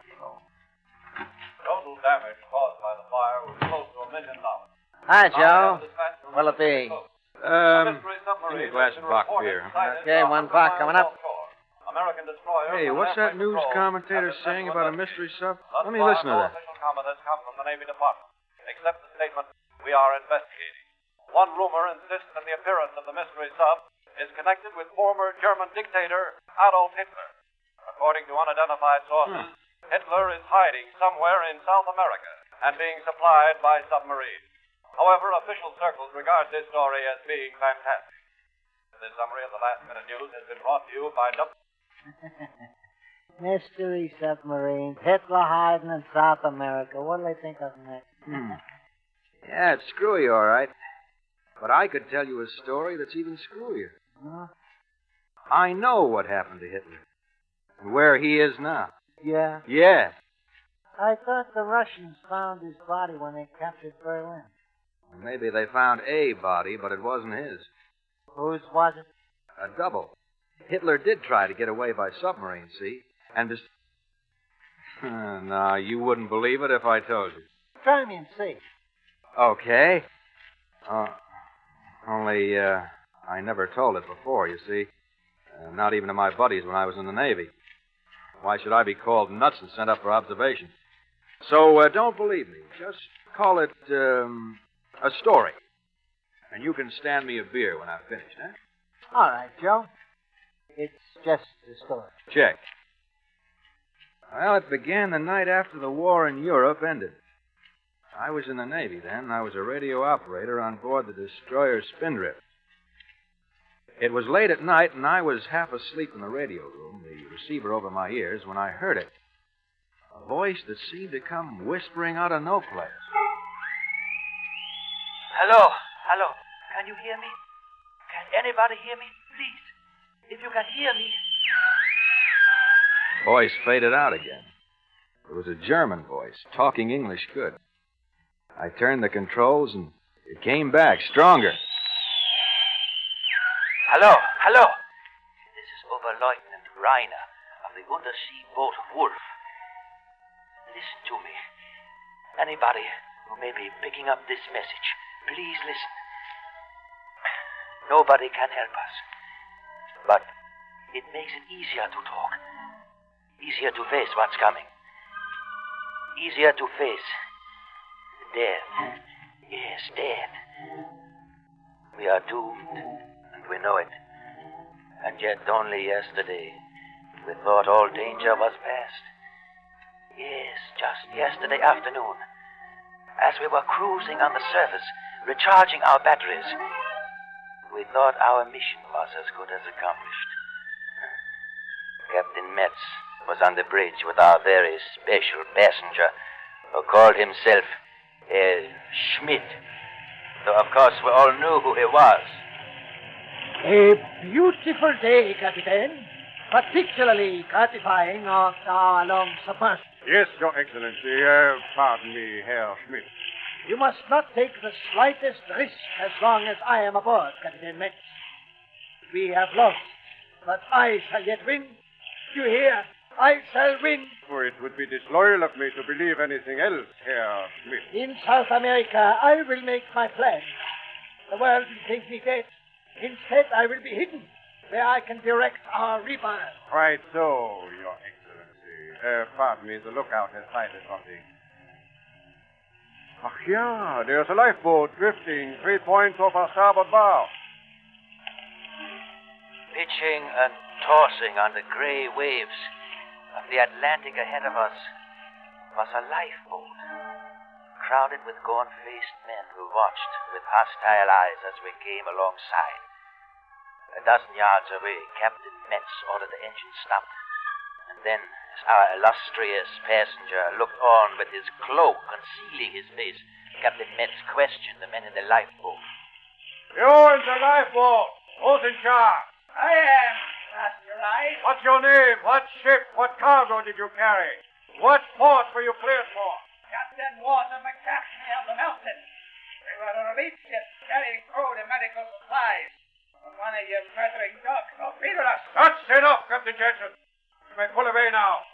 The nearest land is 300 miles due west of you. Aye, we'll pull away. And glad to get out of the safe part of the ocean with you. Oil, man! Let's get where we can breathe air not contaminated by these skunks. And then, just as the lifeboat started to pull away, the wind whipped aside our passenger's cloak. And in the lifeboat, Captain Mackenzie, a burly giant of a man, recognized him. Men, stop! Look! There on the conning tower. You see that stinking rat trying to hide his face? Do you know who that is? Hey, take a good look at him. It's the master murderer himself. The archdevil who really gave the order to send our comrades to the bottom. Hey, look at him there, with his toothless mustache, trying to hide from us. I fear you have been recognized, Herr Schmidt. Stop them. They must die, all of them. Turn your guns on them. That is against international law, Herr Schmidt. I order you to destroy that boat, Captain. No one can be allowed to live to report on his evening. Very well. Forward gun. Ready to fire. Forward gun. Ready to fire. Give them 2 rounds. Forward gun. Fire. Forward gun. Fire! You murdering dogs. You're going to slaughter us too, are you? You there on the conning waiting for you. When your time comes, all of us at your house in Yakov and Mountain will be waiting for you. Down here in the dark waters, we'll be waiting for you. And if you ever come down among us, we'll get you. Remember that.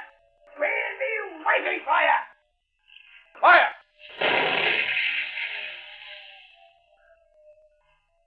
Yakov. Yeah, and directly. There will be no eyewitness to tell of seeing you aboard a submarine in these waters, Herr Schmidt. The world must never guess I have left Germany. The whole future of the fatherland depends.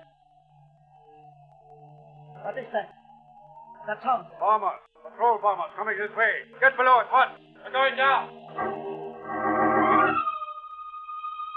made a crash dive and fled into the concealing depths of the ocean. A few bombs exploded, but far away, the patrol planes were too late. Crisply, Captain Metz gave the necessary orders while our illustrious passenger looked on, his face pale. What's our depth, Wheeler? 75 feet, sir. Good. We were too fast for them. The bombs. They are coming closer. Now they've lost us. They're bombing at random now. Yes, we are safely away. The depth, Wheeler? 90 feet, sir. 90 is enough. Level her. Level her, sir. We'll set our course at 180. Level her, I said. We're still diving. The leveling planes. We won't respond, sir. What? Hey, that their jam, those operating motors have broken down. We are damaged. The bombs have damaged. Nonsense. There wasn't a bomb close enough to break an egg. Wheeler, our depth. 120 feet, sir. Lieutenant Heiner, order half speed ahead. Half speed ahead. Lift to hand operation of the diving plane. Hand operation of the diving plane, sir. Now, level her. Level her, sir. Well, what's the matter? Captain. Operating speed. Won't turn. It won't turn. The plane must be jammed, sir. They're still diving. Captain Metz, I demand that you rise to the surface. There is something wrong, and my safety must not be in danger. Silence! I am captain of this vessel, and I'm giving the order. All right. Our leveling planes are jammed. We'll surface and clear them. Wheeler, F. 150 feet, sir. Stop the engine. Stop the engine. Load the forward ballast tank. Load the forward ballast tank.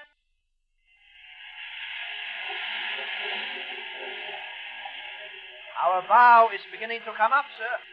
We are leveling off. Hold her as she is. Hold her as she is. Wheeler, how fast are we going up? Not rising at all, sir. That's surprising. We must be. It is diving. 20 feet a minute. According to the gauges, we are light, not heavy. We can't still be diving. Captain, I order you to take me to the surface immediately. Do you hear? I am just as interested as you in reaching the surface, Herr Schmidt. Blow the main ballast tank. Blow the main ballast tank.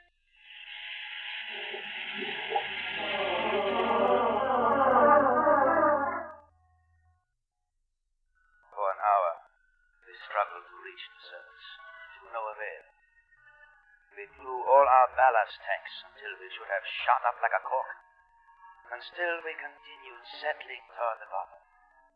It was unreal, unbelievable, impossible. The crew stared at each other, white-faced, and dared not utter their fears aloud.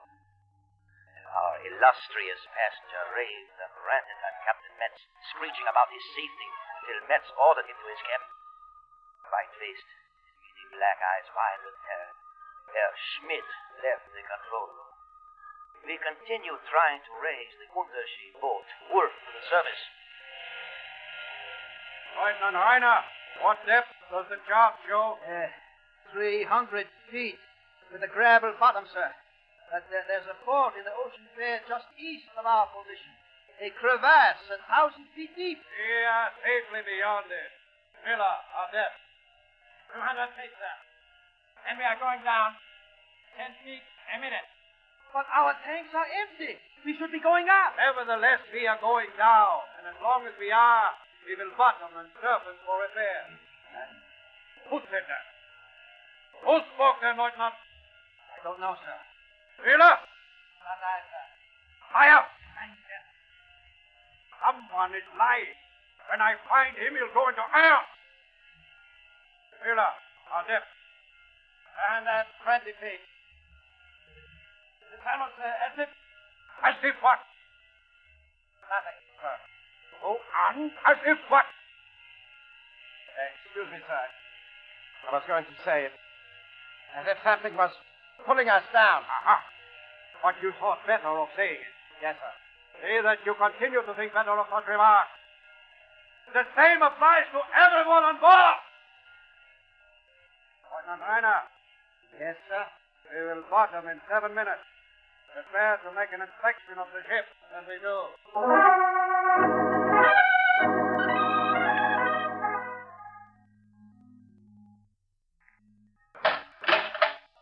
Well, Lieutenant? I have finished the inspection. Your report? Everything is in perfect order, sir. There are no leaks, the batteries are fully charged, all motors in working order, all pumps operating. Then, obviously, there is no reason we should not surface when we choose to do so. No, sir. Miller, what word of the destroyer? I have heard no propeller sound for 2 hours. Then we will surface. Close auxiliary tanks. Go the auxiliary tank, sir.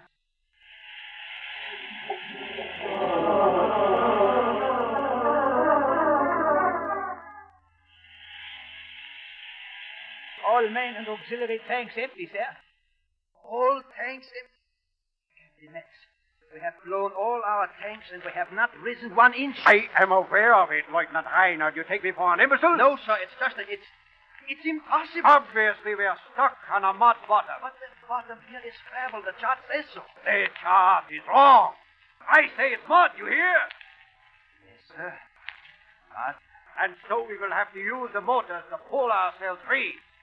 Signal full speed ahead. Yes, sir. Full speed ahead.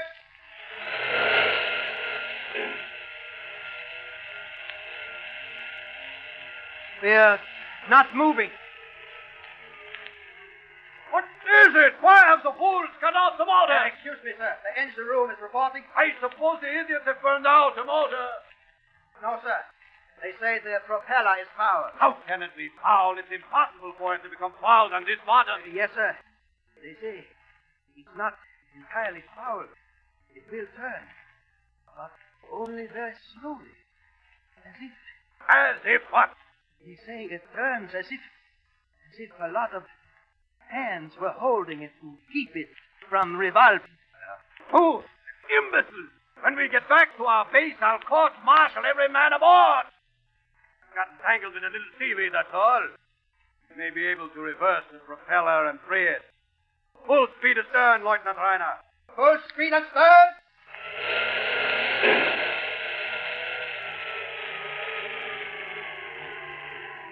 Well, now what?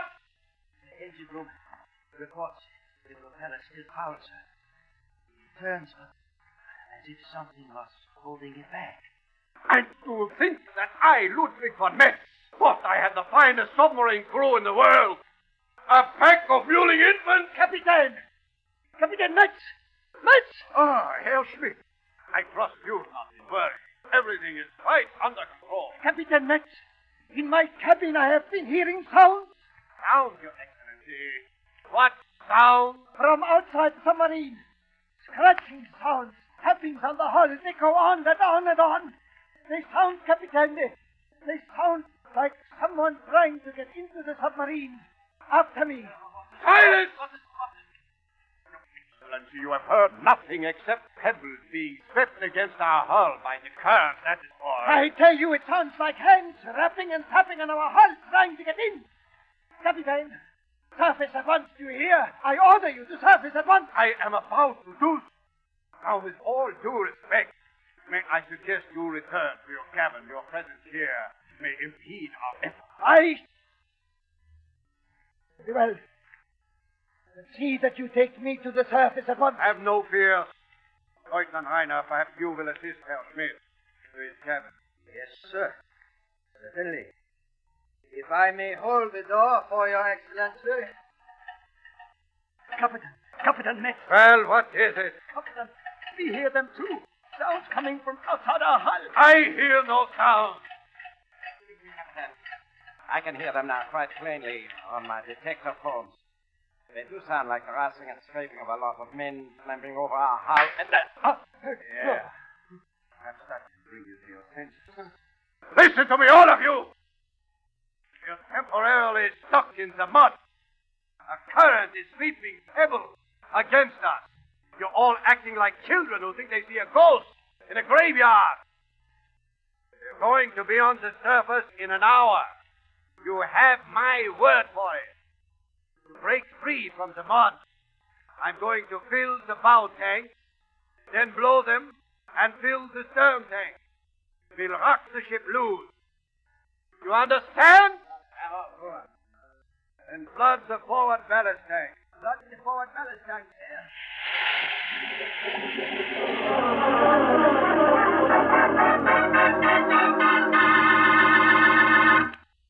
Captain Metz. Yeah, Herr Leutnant. The pumps are operating again. The failure was caused by Seaman Hans Jäger. Jäger? How? He went off his head and grabbed the pole of the main switch. The short circuit blew out the fuses and electrocuted him. How is all this reaction? Badly, sir. They are very nervous. Nervous, are they? I will give them something to be nervous about. That scraping and scratching outside our hull, it's upset the crew badly, sir. I know it's stopped now, but the men say it's just because they are planning something else. Eh? Who do you mean, they? The crew says that there are hundreds of men in the water outside trying to get in at us. Dead men, sir. Lieutenant Heiger, do you wish to be placed in irons? No, sir. I'm just trying to explain the crew's state of mind. In spite of all our efforts, we are still on the bottom, and the men are getting jumpy, sir. I'll teach them a lesson they'll not forget. Of course, they're taking their cue from our illustrious passenger. If he hadn't come out here with his ravings and rantings... Never mind that. It is quiet now. I gave him whiskey with a sedative. If I may make a suggestion, sir. Well, what is it? There is one thing that we have not tried. We have to try it. Discharge our torpedoes. Discharge our torpedoes? We must. We have 10 torpedoes aboard, each weighing 2,500 pounds. That's 25,000 pounds of dead weight. Get rid of that, and we have to rise. We have to. I see you are beginning to share the hysteria of the crew. However, I accept your suggestion. Order the discharging of the torpedoes to begin at once. Yes, sir. At once. We began discharging our torpedoes. 2, 3, 4, and then the Wolf moved. It jolted and moved, but not upward toward the surface. To my horror, as I watched the gauges, we began to move downward. 50 feet, 60 feet. We slid ever deeper into the ocean's depths, as if down a steep slope on the bottom. After we had fired 6 torpedoes, we were actually 100 feet deeper than we had been. And then the discharge of torpedoes stopped. And I went forward to find out what was wrong. It's no use, I tell you. It is no use. We're going down, not up. Down! What's going on here? Why haven't the rest of the torpedoes been discharged? You know what is going on, Lieutenant. We have fired 6 torpedoes to lighten ship. We have just sunk deeper. Right. Deeper. Always deeper. Our plates won't stand it. We'll be crushed, drowned like rats in a trap. Maya, be quiet. Why should I be quiet? We all know our tanks are empty. We should have been on the surface long ago. We're being held down by 1,000 dead men, crawling all over us, scratching at our plates, trying to get in. They've come from all over the 7 seas just to hold us down, just to see we don't get away. Listen. Listen to them. You can hear them now. Listen. Maya, come to your senses. It's only our plates groaning under the pressure. Hey, listen. You know better. We all know better. Who dragged us down here to the bottom? Whose hands are keeping our propellers from turning? Whose bodies jammed our diving planes? Whose weight is keeping us on the bottom? The dead. I order you to be silent. It's too late for orders. There's only one way we can escape. Give them the dead outside the man they want. They want our passenger, the one who calls himself Herr Schmidt. We all know who he is, and so do they. Oh, and they've come to get him. You are under arrest. Grab him, you men. Listen, all of you. Let us go get this Herr Schmidt, put him in the Kapitelgruppen, and send him out to the dead, outside. Let them have him. Then they let us go free. It is our only hope. Captain Knight. I heard your interesting little speech just now. And this is my answer. Captain Knight. Does anyone else want the same medicine? Then to your stations. Lieutenant, continue discharging torpedoes. That was many hours ago. We discharged all our torpedoes. And we are still on the bottom. Every few minutes we slip a little deeper down a slope that is bringing us ever closer to the 1,000-foot chasm in the ocean bed. The crew truly believes that we are being dragged toward it by thousands of dead men who have gathered outside, drawn here by their hatred for our passenger, a hatred so great even death cannot quench it. Perhaps they are right.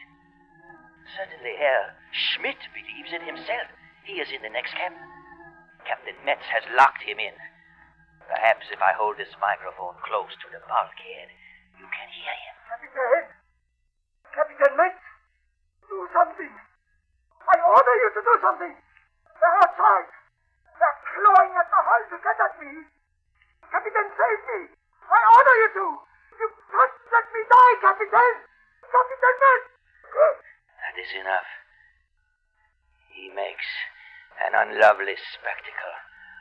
Our illustrious passenger as death approaches. Though no one can save us, there is comfort in knowing that somewhere, some human ear is hearing me. Another lurch then. We must be on the very edge of the crevasse. It is truly as if many hands were remorselessly pulling us towards our doom. The hands of the dead? It is a fantastic thought. And yet, when one is hated as our passenger is hated, by hundreds of millions of the living and tens of millions of the slain, who can tell? There is also the curse Captain Mackenzie in the lifeboat uttered just before he died. Just a moment ago, a sharp tapping came against our hull, as if someone was tapping against it with a rock. Listen. That tapping is in international code. It's a message from outside. A message from someone outside the submarine at a depth of 400 feet. And no living man could be sending it. What does it say? I will tell you. Another lurch. And now, we're sinking fast. We are going down into the great crevasse. 450 feet. 500 feet. In a moment, this submarine will crumple like a child's toy. But first, the message. It says, "We are waiting for you, Adolf Hitler. We are waiting for you, Adolf Hitler." That's the message we are receiving 500 feet deep in the ocean. And now, our plates are cracking. We're done for!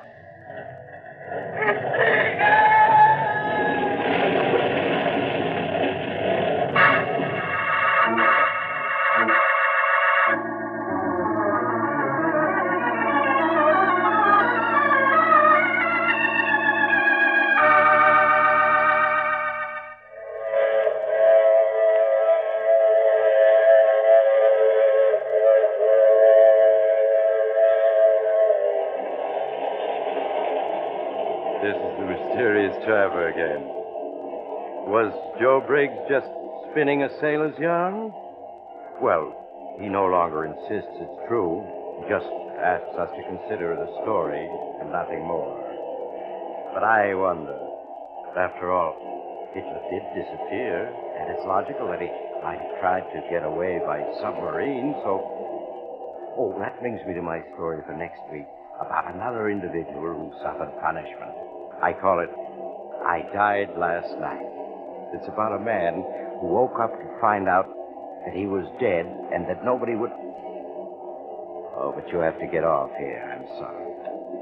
But I'm sure we'll meet again. I take this same train every week at this same time.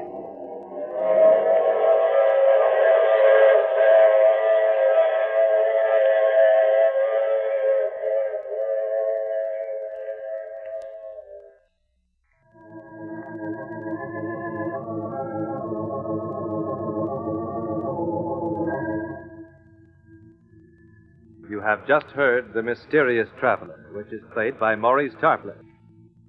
In the cast were Frank Behrens, Roger De Koven, Robert Dryden, and Ronald Dawson. Original music is composed and played by Al Finelli. This is Bob Emmerich speaking. This is the Mutual Broadcasting System.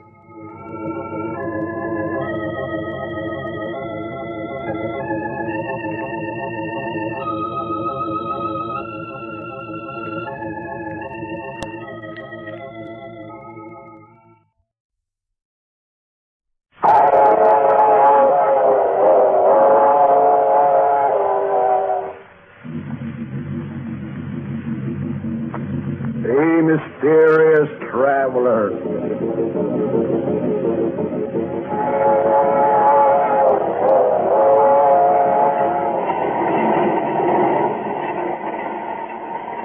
This is the Mysterious Traveler, inviting you to join me on another journey into the realm of the strange and the terrifying. I hope you will enjoy the trip, and it will thrill you a little and chill you a little. So settle back. Get a good grip on your nerves and be comfortable, if you can. For tonight, we're going on the strangest journey we've taken yet. We're going down into the dark and fearsome depths of the sea to watch fate settle her accounts with the arch enemy of mankind. In a story I call Death Comes for Adolf Hitler.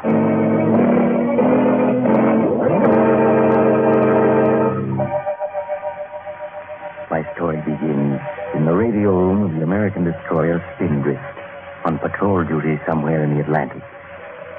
It is late at night.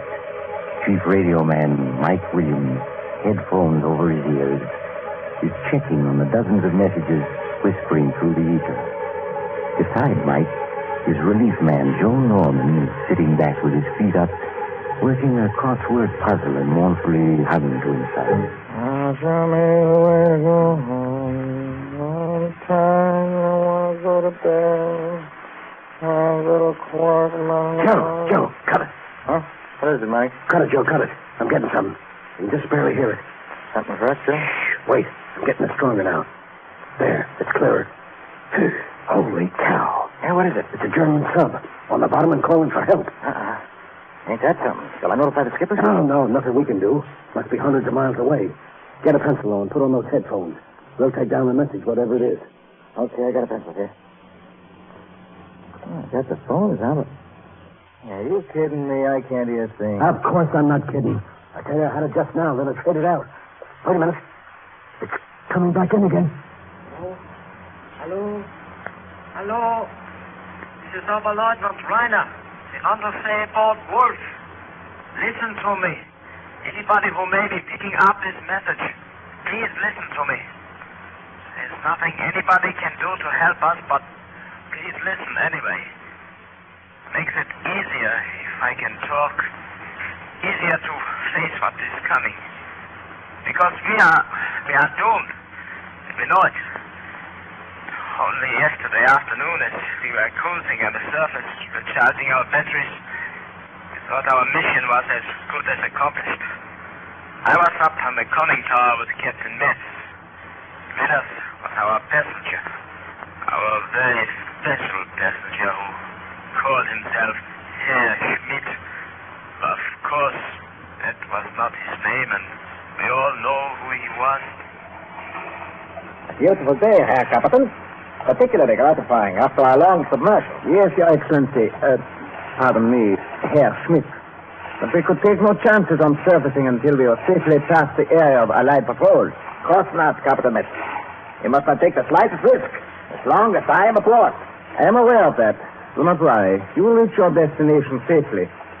I estimate that tomorrow midnight we will take our contact with the South American coast, and our journey will be over. Good. Understand, Herr Captain? No word of this trip must ever be breathed to the world, or yourself, or any other member of your crew. It is understood. You may rest assured. My crew is well trained. The world must not know or guess that back in the fatherland it is a devil who rules. We have lost, but I shall yet win. It would be disloyal of me to believe anything else, Herr Schmidt. In South America, I will make my plan. The world will think me dead, suicide, on the day Germany falls. But instead, I will be safely hidden, so I can direct our rebirth. Quite so. Our enemies will yet feel the might of my vengeance. I will return to lead my people to victory, however long it may take. Of course, Herr Schmidt. Lifeboat, 3 points off the starboard bow. Lifeboat, 3 points to starboard. Pitching and tossing on the waves ahead of us was a lifeboat. It was crowded with gaunt-faced, bearded men who watched us pull alongside with hostile eyes. A dozen yards from them, Captain Metz ordered the engine stop. And then as our passenger looked on, his cloak pulled up to conceal his face, Captain Metz questioned the men in the lifeboat. You're in the lifeboat. Who is in charge? I am, blast your eyes. What is your name? What ship? What cargo did you carry? What port were you cleared for? Captain Peter Jensen of the Mountain, now at your service. We were a relief ship carrying food and medical supplies to Greece when one of your murdering undersea dogs torpedoed us. That is all, Captain Jensen. You may pull away now. The nearest land is 300 miles due west of you. I will pull away. Pull, men. Let's get where we can breathe air not contaminated by this scum. And then, just as the lifeboat started to pull away, the wind unexpectedly whipped aside the cloak that our passenger was using to conceal his face. And in the lifeboat, Captain Peter Jensen, a burly giant of a man, recognized him. Men, stop! Stop! You see that slinking rat in the ship of a man trying to hide his face? You know who that is? Take a good look at him so you can tell your children you've seen the murderer of mankind himself. The archdevil who really gave the orders that sent our comrades to the bottom. I fear you have been recognized, Herr Schmidt. Stop them! Turn your guns on them! Destroy their boat, Herr Commandant! No one must live to report having seen me! Very well, Herr Schmidt. Forward gun, prepare to fire. Forward gun, ready to fire. Give them 2 rounds. Forward gun, fire. Forward gun, fire. You filthy murdering dogs! So you're going to murder us too? You there on the bridge, listen to me. Every one of us will be waiting for you when your time comes. All of us think you hounds and jackals have murdered. We'll be waiting for you, every one of us. We'll be waiting for you, and someday we'll get you. Remember that. Someday we'll get you. Ah!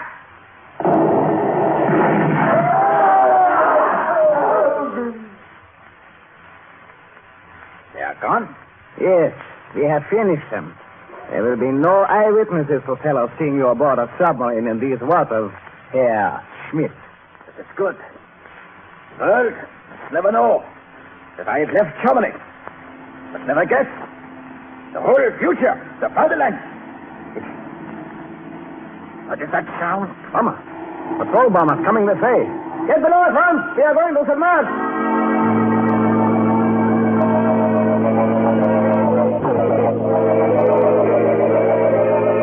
We made a crash dive into the depths of the ocean. A few bombs exploded, but far away. Patrol planes were too late. Captain Metz gave the necessary orders while our illustrious passenger looked on, his face pale, drops of sweat on his brow. What is our depth now, Muller? 75 feet, sir. Good. Then we should... The bombs! They're coming closer! No, they have lost us. They are bombing at random now. Yes, we are safe now. Depth, Muller. 90 feet, sir. 90 is good enough. Level her. Level her, sir. We will take course 180 and... Level her, I said. We are still making a 5-degree dive. The leveling planes do not respond, sir. We are damaged! The bomb cliff damaged! Impossible. Not one of those bombs was close enough to break an egg. Muller, our depth. 100 feet, sir. Lieutenant Ryder, order half speed ahead. Half speed ahead? To shift the hand operation of the diving plane. Hand operation of the diving plane, sir. Now level her. Level her, sir. Well, what's the matter? Captain, the operating wheel. Your turn. That's right. That diving planes must be jammed, sir. They will not move. Not at all. Captain, miss. I demand that you rise to the surface. Something is wrong. Am I safe? Silence. I am captain of this vessel, and I am giving the orders. Very well. Our leveling planes are jammed. We will surface and clear them. Miller, depth. 120 feet, sir. Stop, Major. Load the forward ballast tanks. Load the forward ballast tanks, sir.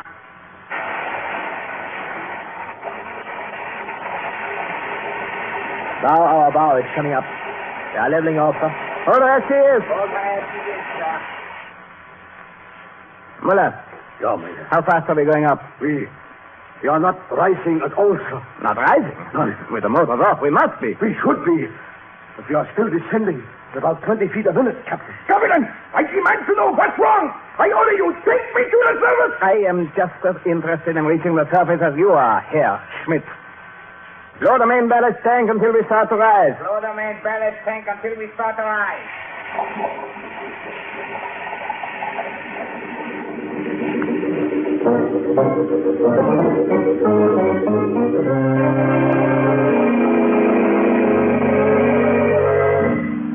For 1 hour we struggled to reach the surface, but without success.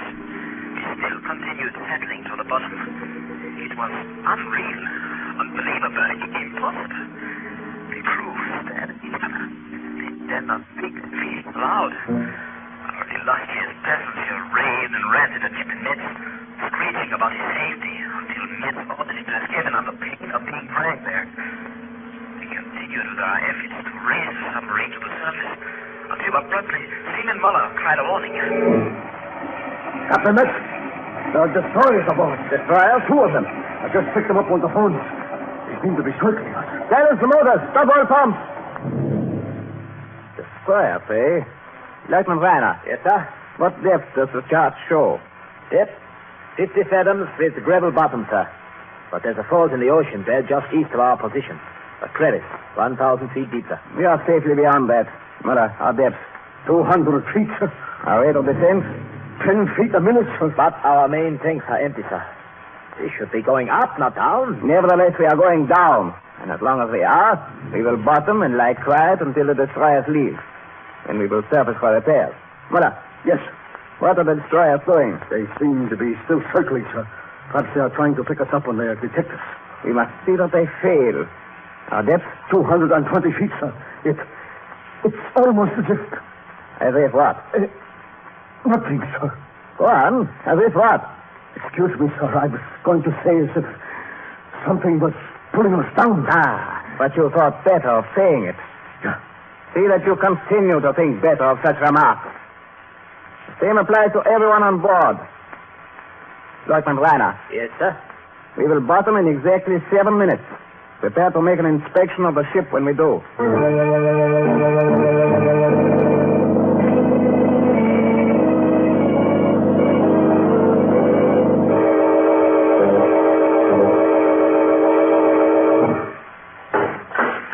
Well, Lieutenant Reiner? I have finished the inspection, sir. And your report? Everything is in perfect order, sir. There are no leaks. The batteries are fully charged. All motors in working order. All pumps operating. Then obviously there's no reason why, when we choose to surface, we should not do so. No, sir. Muller, what about the bloodhounds who are trying to sniff us out on the surface? Those destroyers. I have heard no propeller sound for 20 minutes, sir. Then we will surface. Load the auxiliary tank. Load the auxiliary tank, sir.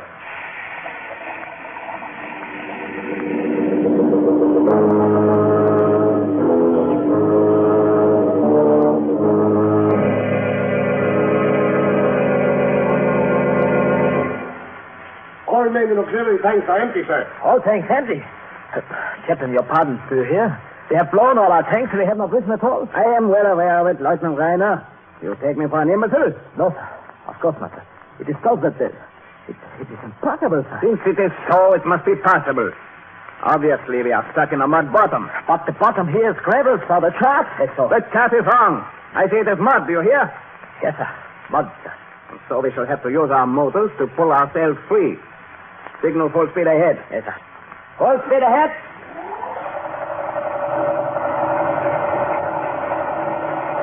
They are not moving, sir.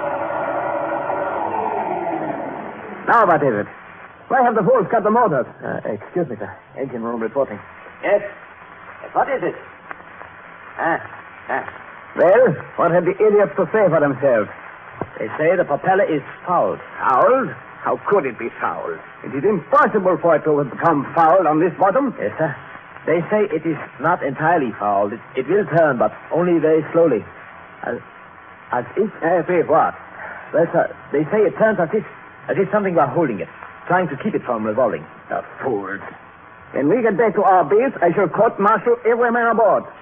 Perhaps the propeller is tangled with some seaweed. That is all. In that case, we may be able to reverse and free it. Full speed astern. Full speed astern.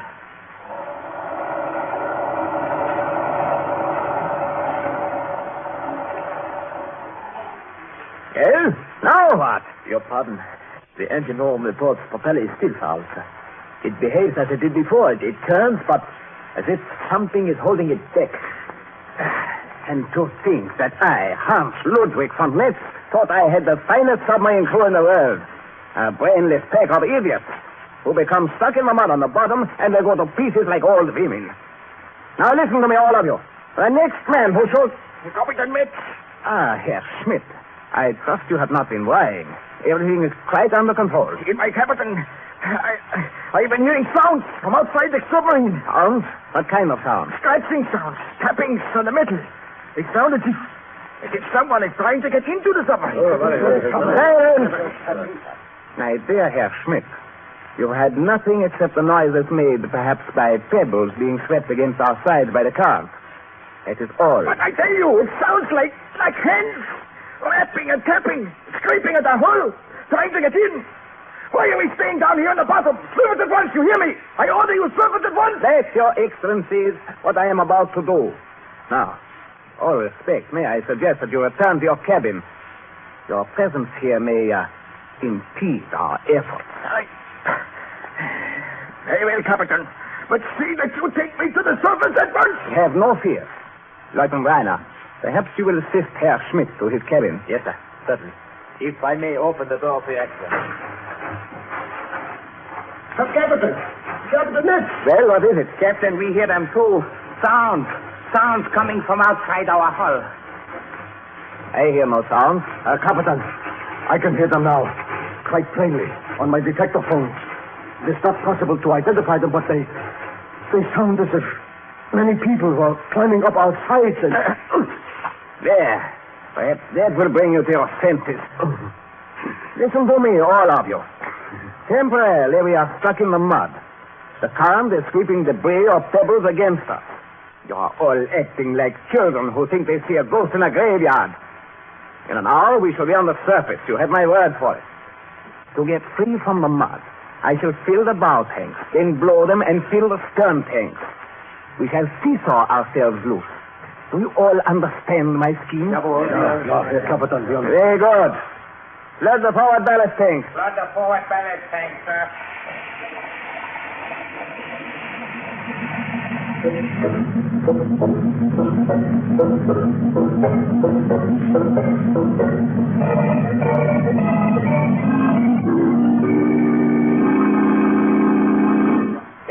Captain Metz. Yes, Lieutenant Reiner? The main pumps are again operating, sir. The failure was caused by Hans Jäger. Jäger? How? He went crazy, committed suicide by grabbing the poles of the main switch. The short circuit electrocuted him, blew out the fuses. Jäger was always a fool. How have the others reacted to his death? Very badly, sir. They are very nervous. Nervous, are they? Yes, sir. That scraping and scratching outside our hull has affected them, sir. It has stopped for now, but the crew says that it's just because they are planning something else. They? Who do you mean by they? The crew says, sir, that there are hundreds of men in the water outside trying to get in at us. Dead men, sir. Lieutenant Reiner, do you wish me to place you under arrest? No, sir. I'm just trying to explain the state of the mind of the crew, sir. In spite of all our efforts, they are still on the bottom, and the men are getting very jumpy, sir. I shall have to teach them a lesson they will not forget. They are taking their cue from our illustrious passenger, of course. If he had not come out here with his ranting and raving... Never mind that. He's quiet now. I gave him whiskey with a sedative in it. Your pardon, Captain. If I may make a suggestion... Well, what is it? There is one thing they have not tried. Huh? They have to try it, sir. Discharge our torpedoes. Discharge our torpedoes? A submarine without torpedoes, Lieutenant, is no more use than an airplane without wings. But we must, sir. We have 10 torpedoes aboard. 25,000 pounds of dead weight. Get rid of that, and we have to rise. We have to. I see you are beginning to share the hysteria of the crew. When we return to our base, I shall not fail to include that fact in my report. However, I accept your suggestion. Order the discharge of our torpedoes to begin at once. Yes, sir. At once.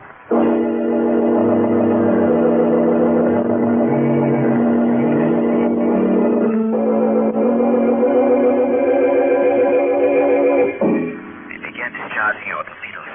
2, 3, 4. Then the submarine moved, but not upward. To my horror, as I watched the instruments, we began to move downward. 50 feet, 60 feet, we slid, as if sliding down a slope on the ocean bottom. After we had fired 6 torpedoes, we were actually 100 feet deeper than we had been. Then the firing stopped. I went forward to find out what was wrong. It's no use. I tell you, it's no use. We are going down, not up, down. Yeah. What's going on here? Your man mumbling about. Why did not discharge the rest of the torpedoes? You know what is going on here, Herr Lieutenant. We have fired 6 torpedoes to lighten ship, and what has happened? We are sinking deeper. He is right. Yes, we are going deeper. Our planes will not stand it. We shall be crushed, drowned like rats in a trap. We are not going deeper. We have come to a stop already. And even if we should slide a little further, we still have a margin of safety of at least 100 feet. The very fact we have moved proves we are breaking free from the mud. No, it is not true. We are not stuck in the mud. We are not. That man?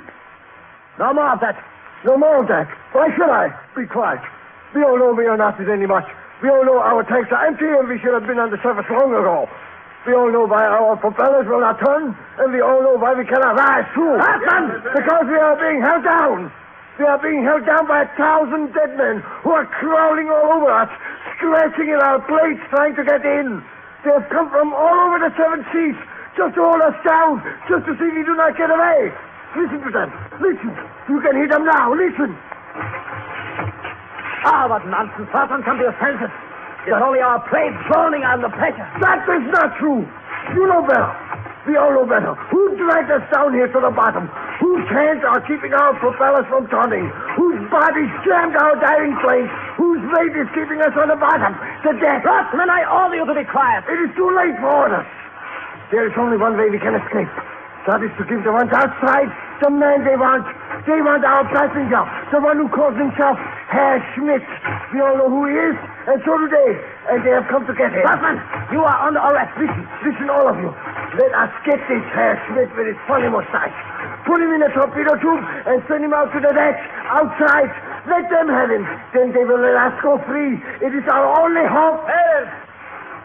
Fartman. Captain Metz. I heard your interesting little speech just now. And this is my answer. Does anyone else want the same medicine to bring him to his senses? Then to your stations. Lieutenant Reiner, continue to discharge our torpedoes.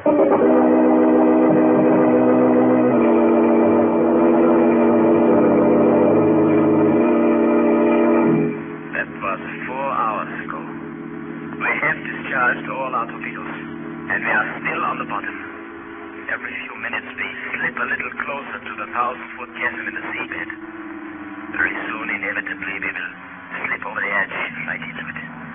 The whole submarine is filled with a great rustling and scratching, as though thousands of hands were clawing at it, tugging at it, pulling it toward that chasm. The crew truly believes that we are being slowly but surely dragged toward it by the dead. by the thousands of dead who have gathered outside, drawn here by their hatred for our passenger. A hatred which is so great even death cannot quench it. I don't know. Perhaps they are right. Certainly our passenger believes it himself. He's in the next cabin. Captain Metz has locked him in. Perhaps if I hold this microphone into which I'm speaking close to the bulkhead, you can hear him. Commandant Metz! Do something! I order you to do something! They are outside! They're drilling at the water to get at me! Captain, I order you to save me! I order you to! You must! You cannot let me die! Oh, that is enough. It makes an unlovely spectacle, our passenger, as death approaches. As for me, I have locked myself in the radio room here, after sending the radio men away. Though no one can save us, there is still some comfort in knowing that somewhere some human ear is hearing me. At least I do not feel so much alone down here at the bottom of the sea. Another lurch, then. It is truly as if many hands were remorselessly pulling us towards our doom. The hands of the dead. Oh, this is a fantastic thought. Yet when one is hated as our illustrious passenger is hated, by hundreds of millions of the living, and tens of millions of the slain, well, who can tell? I do not know, but I do know this. Just a moment ago, a sharp tapping came on our hull, as if someone was tapping against it with a rock. Or if you may say it was the submarine sliding over rocks on the bottom. But listen to me, and listen carefully. This is the truth. That tapping was in the international code. It was a message. A message from someone outside our submarine at a depth of 400 feet. What does it say? Another lurch. Now we are sinking fast. In a moment, our hull will cave in like an eggshell. But first, I must tell you the message. I do not ask you to believe me, but the message was this. We are waiting for you, Adolf Hitler. We are waiting...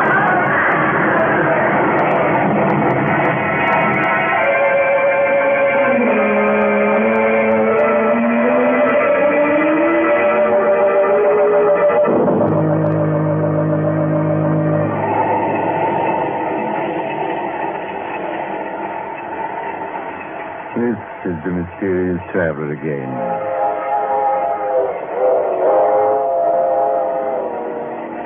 Is that the true story of the death of the world's arch enemy, Adolf Hitler? I do not know, so I cannot tell you. The man who told it to me, perhaps he was joking. You can say. You must make up your own mind. But it is interesting to think about, isn't it? Yes, very interesting. It reminds me of another strange story I heard recently. Oh, you're getting off at the next stop. I'm sorry. But perhaps we'll meet again soon. I take this same train every week at this time.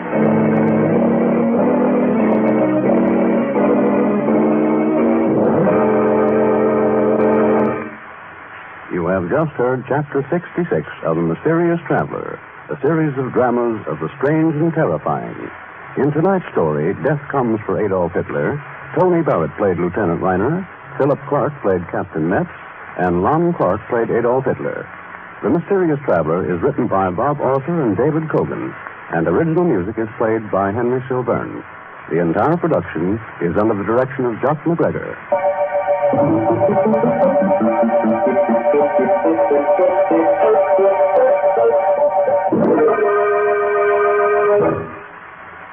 Listen next week to a tale titled Murder goes free.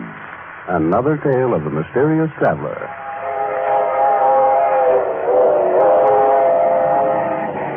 The Mysterious Traveler is presented by WOR Mutual. This is Mutual.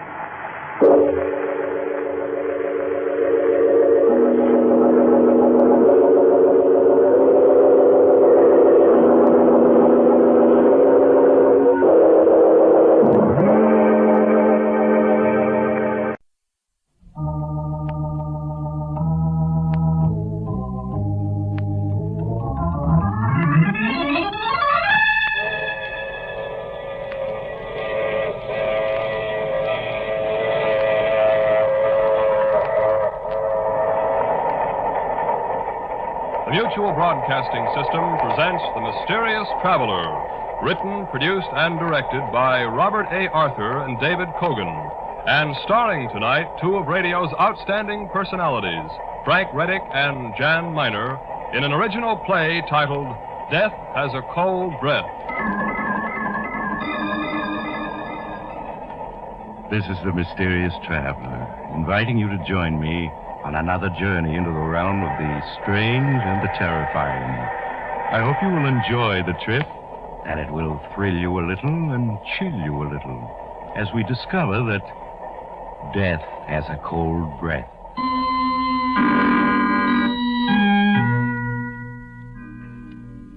Your name is Andy Marlowe. Once you were a very successful publicity agent. But this morning, as you slouch behind your big mahogany desk, you feel terrible. You're nursing a hangover. You're worrying about the IOUs you've been passing out the last few months to certain rather tough individuals who run gambling houses. You're slipping fast. Your bankroll is gone. Your girl, Julie, who's just as hard and beautiful as the diamond she loves to wear, is looking for greener pastures. And you're on the skids. Unless you come up with a smart idea. You stare at your appointment pad with bleary eyes. The first name on it is Harold Farrington. Harold Farrington, the matinee idol of 20 years back. Now he's a has-been ham. You almost tell your assistant to send him away, but you change your mind and have him sent in. Andy, old boy, you're looking splendid. I just got back from Florida. Thought I'd drop in and say hello. Sit down, Harold, and cut out the hot air. You haven't the price of a trip to South Jersey, much less Florida, and I know it. Always bluff and direct, Andy. That's what I like about you. Yes, it's embarrassing to admit it, but I am financially substandard at the moment. If it's a touch, Harold, the answer is no. I wouldn't dream of asking you for a loan, Andy. I want to retain you, to enlist your services to put me once again on the front pages. Remember 6 months ago, you dreamed up that idea of a national theater that I hope to found? That got me nice headlines, Andy. Yes, but you didn't get a job out of it. I'm going to be frank with you, Harold. Of course, old man, of course. The only way you'll ever work on Broadway again is to get a job in the street cleaning department. Andy. But I know you're only joking. Just remind the public of me and the women will clamor to see me again. I've always had success with the women, you know. The answer is no. I like to get paid for my services. But you will, Andy. 6 months ago, for your last campaign, I made you sole beneficiary in my will. You'll collect when I die. Sole beneficiary in your will. What a laugh. I think I fell for your line about having trust funds that would pay off when you died. I checked up later. You don't even own a spare suit of clothes. I admit I exaggerated. I confess it. Oh, that's mighty white of you. However, this might interest you. A letter that was forwarded to me last week. Read what it says. 6 pages in a woman's handwriting, reeking with gardenia perfume. Phooey. It's from a wealthy widow in Boston. 25 years ago, she was an admirer of mine. Her name is Abby Wilson, Mrs. Abby Wilson, and she's worth $500,000. Harold, you bore me. So does Mrs. Abby Wilson. Now get to the point, will you? I am, Andy. She's ill, slowly dying. And having read about my plan to start a theater which I would run in the interests of a free, untrammeled stage, she decided to make the dream possible by leaving me all her money when she dies. Now, don't you see, Andy, that will of mine is now worth something. When Mrs. Abby Wilson dies, I'm a rich man. Pipe dreams, Harold. She's probably a crackpot in an old lady's home. And to show you what I think of your will, in which I'm sole beneficiary, let's see, it ought to be in this drawer here. Yeah, here it is. Now, watch, Harold. There's your precious will where it belongs, in the wastebasket. Now, get out of here, you old has-been. I'm busy. Your exasperation finally has gotten the better of you, Andy. You kick Harold Farrington out. Then, feeling worse than ever, you slump in your chair again. You're still slouched there half an hour later when the telephone rings. Hello. Hello, darling. Oh, hello, Julie. My. The Wonder Boy sounds as if he had a hangover this morning. Oh, I'm all right. Just catching a little cold, that's all. Oh, then you'll probably be glad to have me break our date for tonight. Break our date? Yes. I won't be able to make it tonight, Andy. So sorry. Why won't you be able to make it? I've had those tickets for weeks. I'm flying out to the coast at midnight, sweetheart. Bill Wentworth is throwing a really big house party, and then a cruise on his yacht afterward. What? He phoned last night to invite me, and I accepted. Julie, you can't walk out on me like this.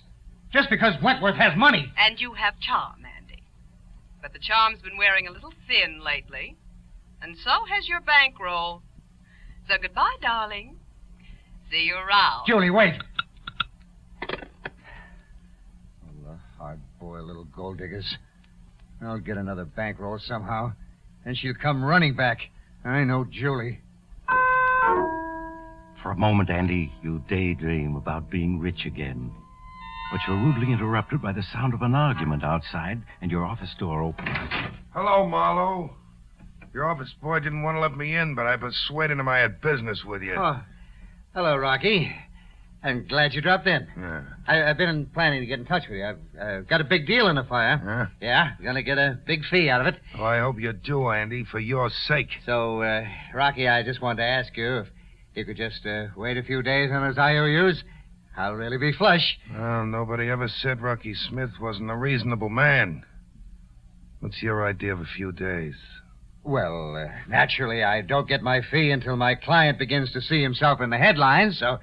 Well, how about 60 days, Rocky? Huh. Because I never got past the 8th grade, Marlowe. But 60 seems to me considerably more than a few. I'll let you have 3 days. And that's all.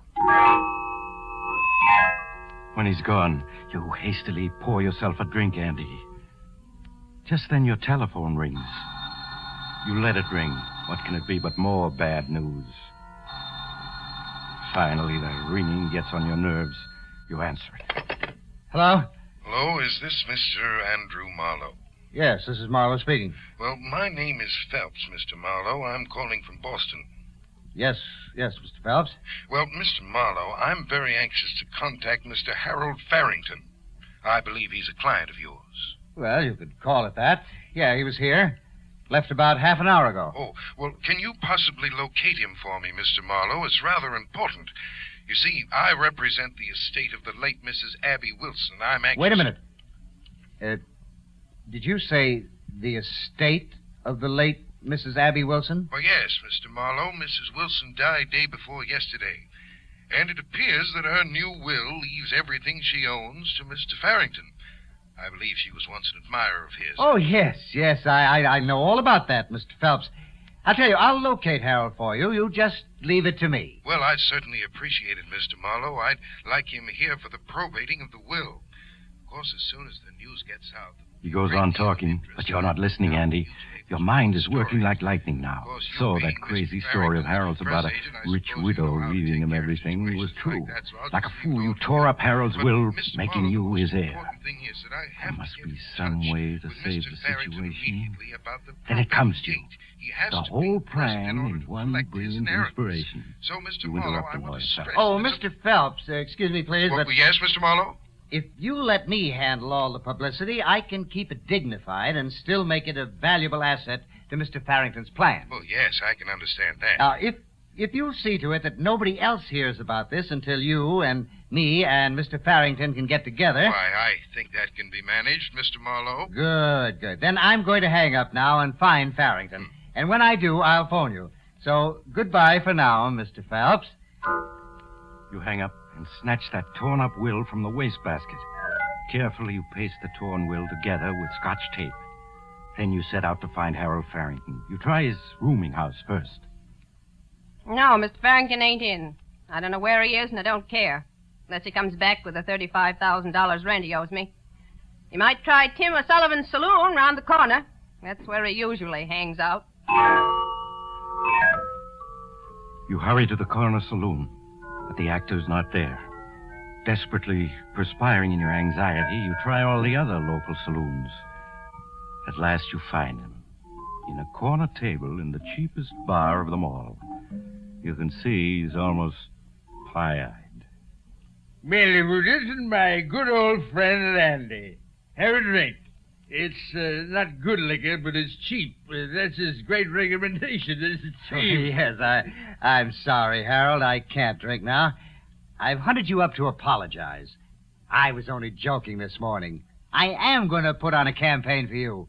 I'm going to get your name in all the papers. Well, that's mighty fine, Andy. Calls for a celebration. Waiter, 2 more. You sit down, Andy, controlling your impatience. You bring out the damaged will and get Harold to initial each torn section. Then you tell him about your publicity scheme for him. He's to disappear, you explain, after threatening to kill himself. Threatened to kill myself, eh?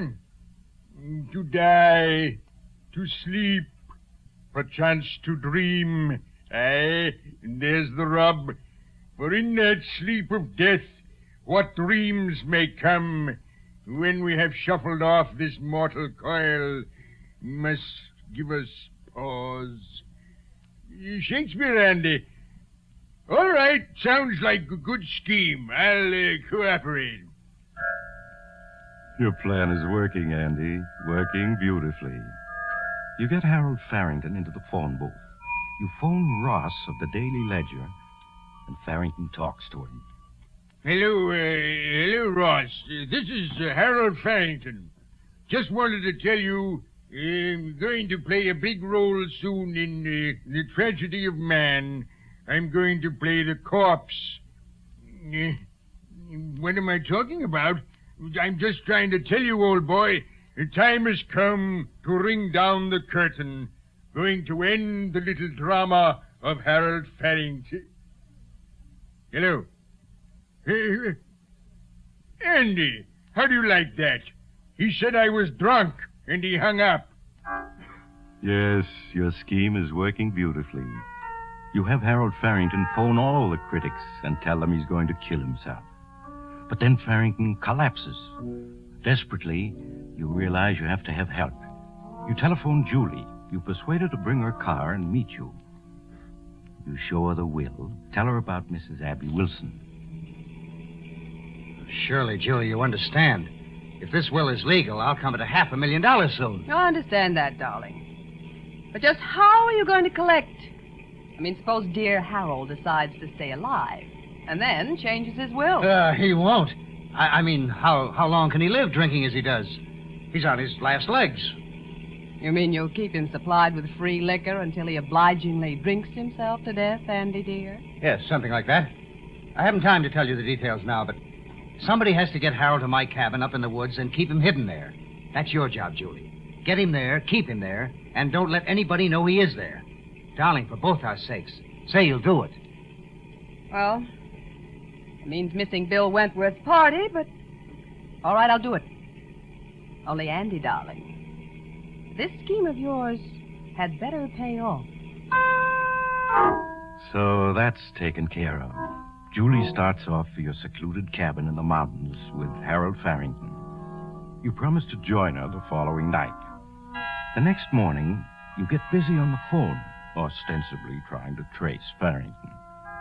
Among others, you call your old friend, the theatrical critic, Paul Milton. Yes, Paul, I am worried about Harold Farrington. It's no gag. I know he called you yesterday and threatened to commit suicide, and I think he meant it. I'm really worried about him. Okay, I'll keep looking. See you soon, Paul. We'll have a drink together. Paul Milton's skepticism is typical, and it's just what you want. Last of all, you call another old friend, Captain Harry Banning, in the Bureau of Missing Persons. Oh, now, Harry, I'm not trying to drum up a story. Farrington really is missing. I want you to put out a missing persons notice on... Well, if that's the way you feel about it, I'll have to find him without any help from the police. You hang up, and you're pleased, Andy. Very pleased. That evening, you catch the train for the little town of Ridge Gap, where your cabin is located. At the Ridge Gap station, you slip away into the darkness without being noticed. It's bitterly cold, but you walk the 2 miles to your cabin. There you find Julie and Harold Farrington having a drink in the living room. After the necessary greetings, you waste no time in getting down to business. Well, kids, we're rolling.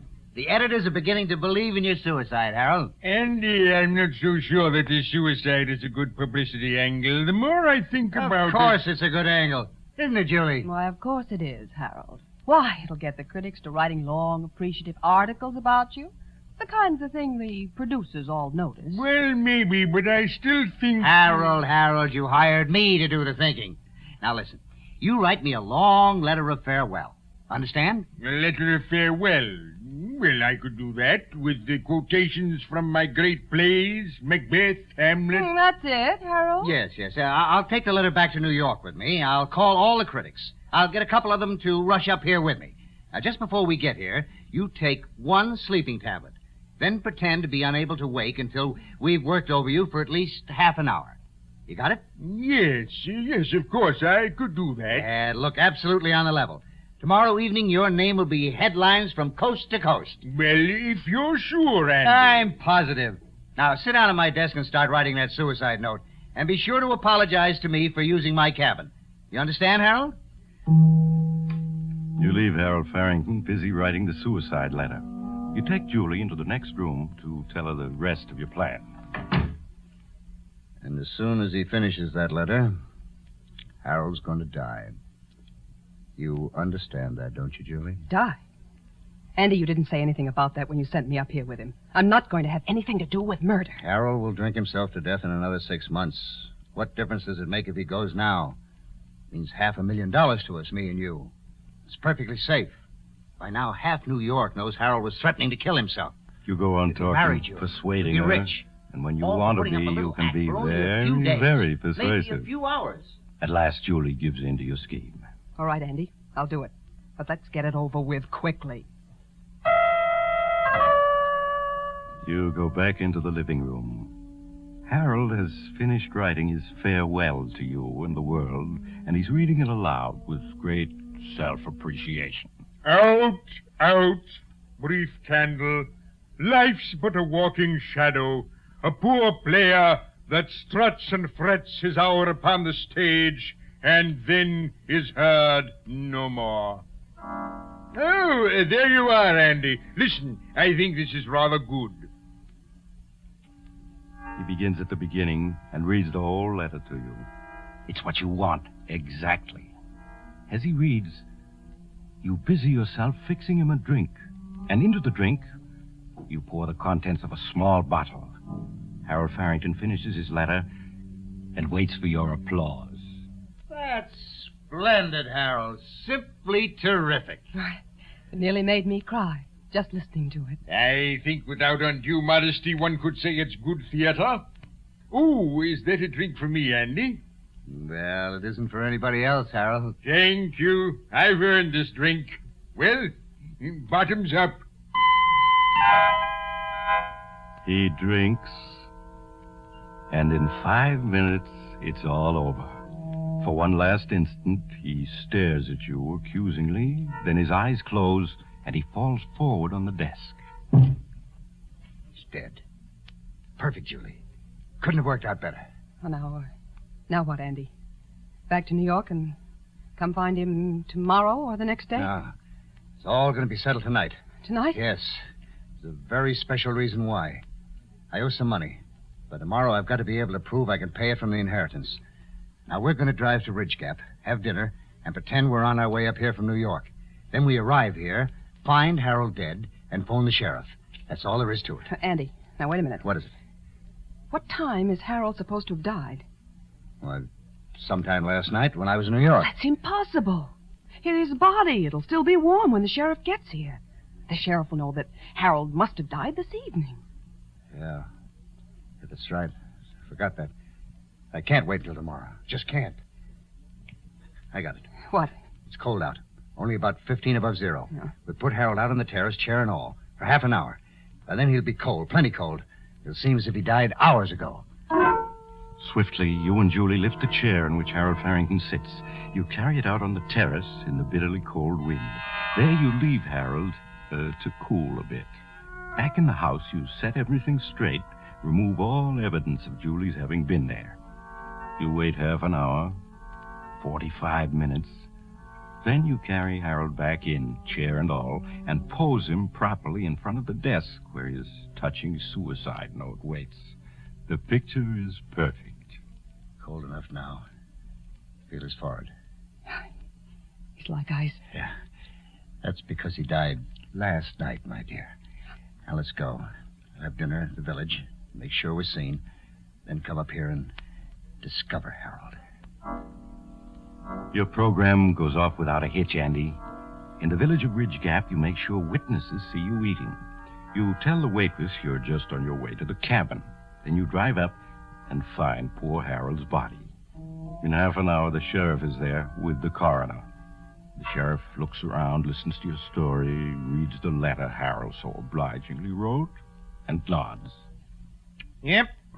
Certainly is plain enough story, Mr. Marlowe. Poor fella. Down on his luck, decided to end it all. You say you gave him a key to this cabin 6 months ago? Yes, that's right, Sheriff. 6 months ago, I did a publicity campaign for him, and he used to come up here to work out our plans. I gave him a key then, and he kept it. And poor Harold crept here to die in hiding. That's how it goes. Well, I guess there's no use our hanging around any longer. Poor fella's stone cold. Means he died last night or this morning, I guess. Well, Doc, let's phone Williams the undertaker and get this over with. I guess we better wait a mite before we call the undertaker, Sheriff. Wait? What for? There's something a bit peculiar here. Peculiar? Well, what do you mean, Doc? Let's feel this fellow's forehead. Mighty cold, isn't it? That's right. Cold as ice. Shows he's been dead quite some time. Yes, everybody knows that. It's in every detective story. His forehead was as cold as ice. Wish I had $1 for each time I've read that. Yes, but I'm afraid you don't get my point. You see, a dead body can only cool off to the temperature of the room it's in. Oh, well, what are you getting at? Just this. I took the temperature of this suicide. His body temperature's only 45 degrees. 45 degrees? That's right. Well, how could that be, Doc? This room is 70 degrees. It ain't possible. Andy. Be quiet, Julie. You're right, Sheriff. It isn't possible. Unless this suicide walked outdoors and practically froze himself, he came back in, sat down, and waited for us. And I don't think he did. What you're saying, Doc, is, it's not suicide. It's murder. And I reckon we got the murderers right here in this room with us. Well, folks, how about it?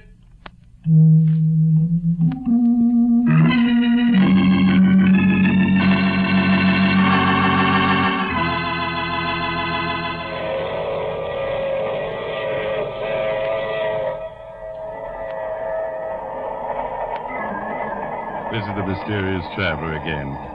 Dear me, it's a cold wind that blows nobody good, isn't it? Yes, Andy and Julie were persuaded to confess. It wasn't hard to get a confession, since each rushed in to blame the other. Such a clever scheme, too. Not a flaw in it. If only Andy hadn't been in such a hurry to cool the corpse off. The moral is, never rush a corpse. Let it take its own time, even if it kills you. Oh, that reminds me of next week's story, The Hot Seat. It's about a dim-witted fellow with but one thing in mind: revenge. However, his weapon was not the knife, gun, or poison. It was... Oh, you have to get off here. I'm sorry. But I'm sure we'll meet again. I take this same train every week at this same time.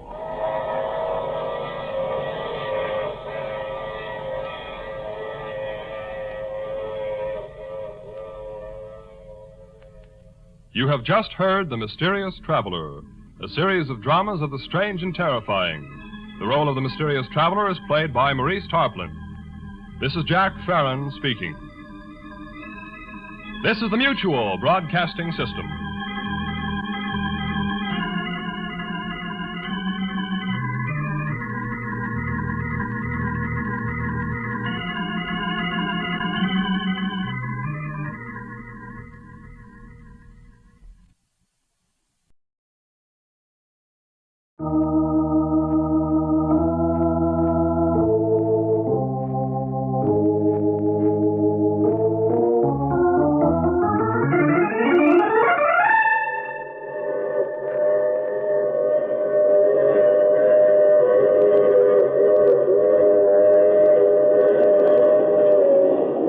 The Mutual Broadcasting System presents The Mysterious Traveler, written, produced, and directed by Robert A. Arthur and David Cogan, and starring tonight two of radio's foremost personalities, Martin Wolfson and Gertrude Warner, in an original radio drama titled Death Has 1,000 Faces.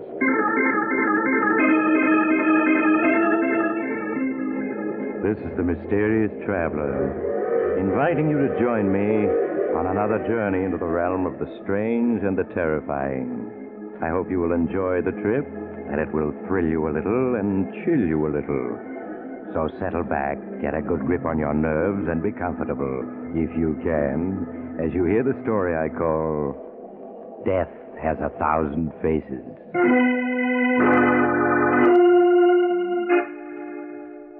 Our story begins at police headquarters in an eastern metropolis.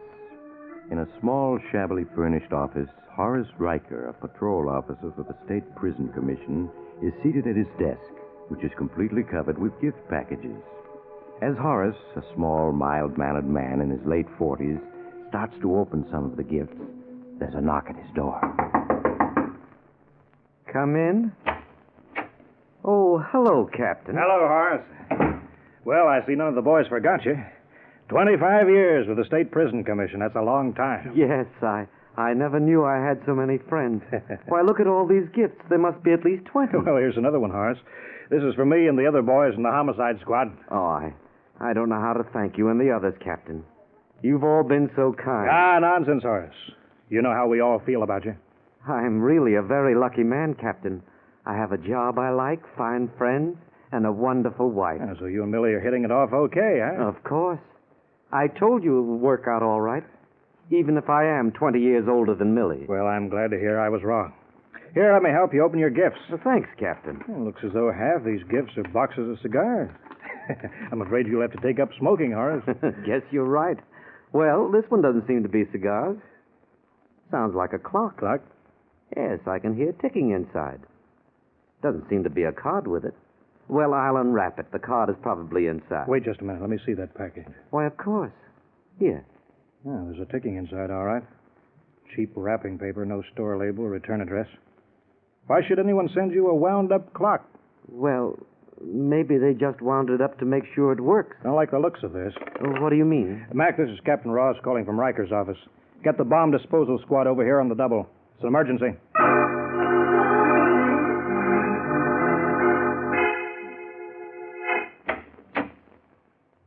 What did you find out, Captain? Morelli and the bomb disposal squad have just finished. It was a bomb, all right. Oh, dear me. Morelli said it was extremely well constructed. If you had opened that package, you'd been blown to bits. Who could have sent it? Oh, it's pretty obvious. It must have been sent to you by one of the convicts whose parole you revoked. You really think that's it? Of course. I wonder which one it was. That's what we'd like to know. There's nothing about that bomb that we can trace.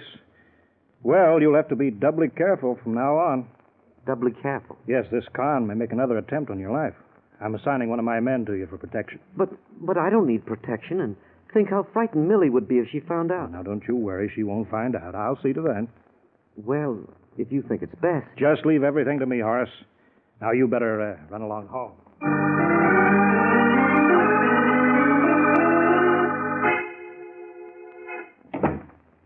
Millie?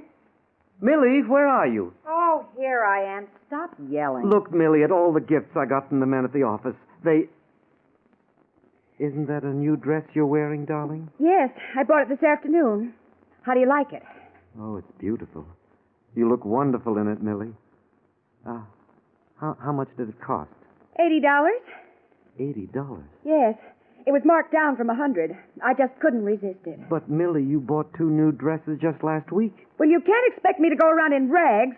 I'm sick and tired of having to skimp all the time and never No, Millie, if you want to keep the dress, of course you may. The only thing is I don't know how I'll be able to meet the insurance payment due this week. You mean if I keep this dress, you won't be able to make the payment on your policy? Yes, dear. Oh. Well, in that case, I'll return it. You must keep up your insurance. I'm sorry, darling, that you have to return it. I'll try to find a part-time job in the evenings so we can increase our income. You're going to have everything you want. Yes, Horace, you're right. I am going to have everything I want. One way or another. That night, as Horace took Millie out to a movie, they were followed by a detective who Captain Ross had assigned to guard Horace. But as the days slipped by, Horace went about his work as usual, completely disregarding his bodyguard. After 3 weeks had passed, and no further attempts were made on Horace's life, the detective was assigned to another case. Good evening, darling. Sure was hot today, wasn't it? Yes. Supper will be ready in a few minutes. All right, dear. Is there any beer in the refrigerator? Yes, I put 2 bottles in there this morning. Good. Nothing better than cold beer on a hot day. You want some beer, Millie? Now, you know I never drink it. It's too fattening. What did you do today, dear? What did I do? Well, I went shopping. Oh. Oh, this beer is cold. Makes my eyes ache. Horace, I can't stand this heat much longer. When are you getting your vacation? Well, I've been given the 2nd and 3rd weeks in September. But that's weeks away. I know, Millie, but I didn't have any choice.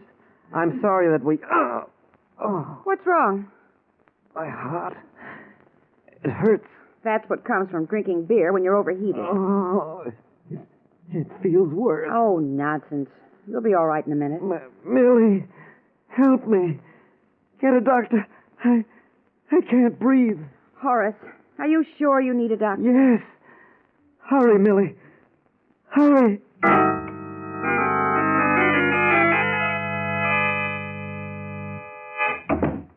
How is he, Doctor? It was a close call, Mrs. Riker. But he'll be all right. You can go in now. Oh, thank you. Doctor, I'm Captain Ross, friend of Mr. Riker's. So, how do you do, Captain? Millie, that is Mrs. Riker, said it was a heart attack. Is that right?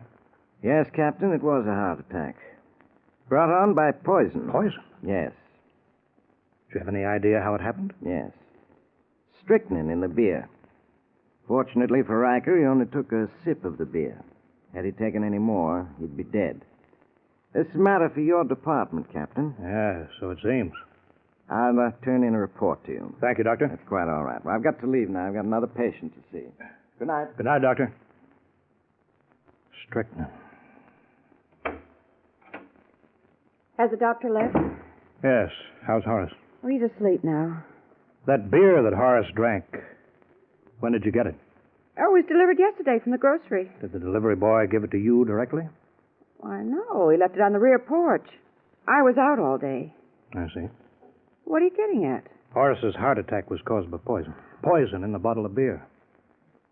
Poison? Mm-hmm. But who would want to poison Horace? Oh, maybe it was one of the convicts whose parole he revoked. Then again, it might be someone else. You have no clues? No, not yet. But I can promise you one thing. I'll not give up until I've got the person who's trying to murder Horace.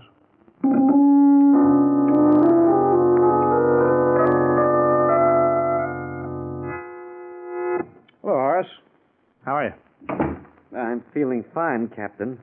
It's good to be back at work. Well, sit down, Horace. Thank you. Suppose you realize what a close shave you had. Yes. Horace, I've got 4 men working on the case day and night. We've been checking on all the convicts whose paroles you've revoked. Well, that sounds like quite a job. It is.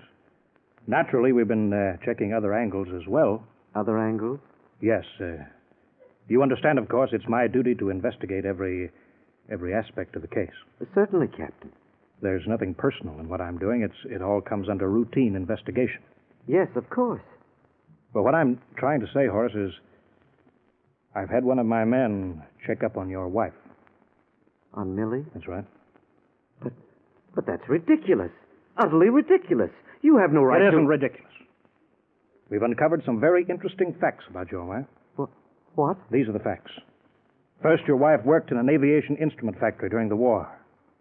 She's a skilled mechanic. Of course, I know that. It's absurd. Your wife has the ability to construct a bomb. A bomb such as the one you received. Are you trying to say it's Millie who's out to murder me? Let me give you the rest of the facts. You're out of your mind. How dare you make such an accusation against my wife? How dare you? Fact number 2. 6 months ago, you took out $50,000 worth of insurance on your life. Whose idea was that? How can you possibly afford to carry $50,000 worth of insurance on your salary? That's none of your business. I refuse to listen any further to these absurd accusations you're making against my wife. Fact number 3. Your wife is two-timing you, has been for months. She's seeing a young man by the name of Jerry Clapper. I won't take that from anyone, not even you. I'll show you. No, don't be a fool, Horace. I'm only doing my duty. Now sit down. Sit down! And stay down. Horace, we've been friends for 20 years. Do you think I'd tell you all this if I didn't have to? It's lies. All lies. Fact number 4. Your wife's boyfriend works for a medical firm.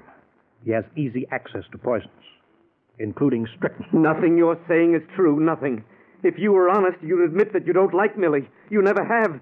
You were dead set against my marrying her. That's true, but that has nothing to do with this. I love my wife, and I trust her. I don't believe a word you've told me. If you knew her as I do, you'd know she isn't capable of such a thing. Are you so hopelessly in love with her that you can't see what I'm telling you is the truth? It isn't the truth. And nothing you can say will change my mind. And I warn you, Captain, if you spread any of these lies about my wife around, I'll kill you. With this threat, Horace stormed out of Captain Ross's office and returned to his own.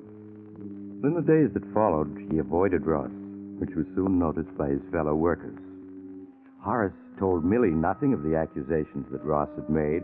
If anything, he was twice as devoted to Millie as ever. The two spent long hours together making plans for their vacation. The day before they were to leave, Horace was summoned to Captain Ross's office. You wanted to see me? Yes, have a seat. I prefer to stand. Very well. I understand you're leaving on your vacation tomorrow. Yes. Where are you going? None of your business. I'm asking you as your superior. We may wish to get in touch with you. We're driving to Virginia. We're renting the same cottage we had last year. I see. Have you had any further attempts made on your life? No. While you're on your vacation, be careful. What do you mean by that? You know what I mean. If you don't stop insinuating that my wife is trying to murder me, I'll see to it that Just be careful, that's all I'm asking. I'd like to see you come back. Is there anything else? No.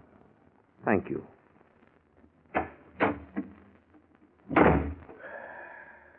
Well, I've warned him.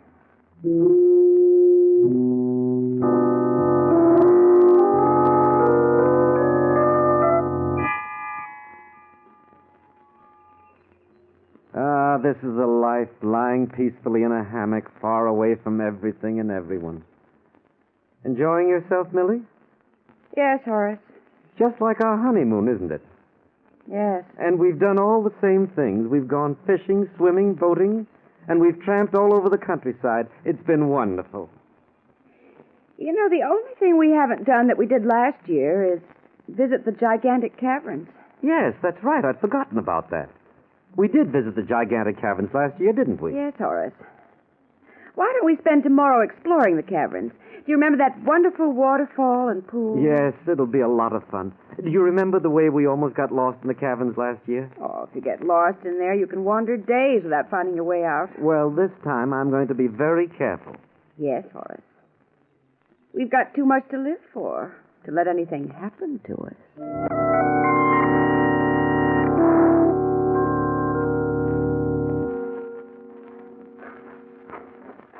Well, here's the entrance to the caverns, Millie. It certainly is deserted, isn't it? Yes, no one comes here after Labor Day.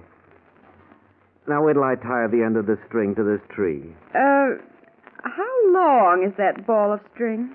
Oh, about 5,000 feet. Almost a mile. There. That should be long enough to take us to the waterfall and the pool and the cavern, shouldn't it? Yes, just about. Are you ready, dear? Yes, Horace. I'll carry the flashlight. Your eyes will become accustomed to the darkness in just a minute. Cool in here, isn't it? Yes. The only thing I don't like about these caverns are the rats running around.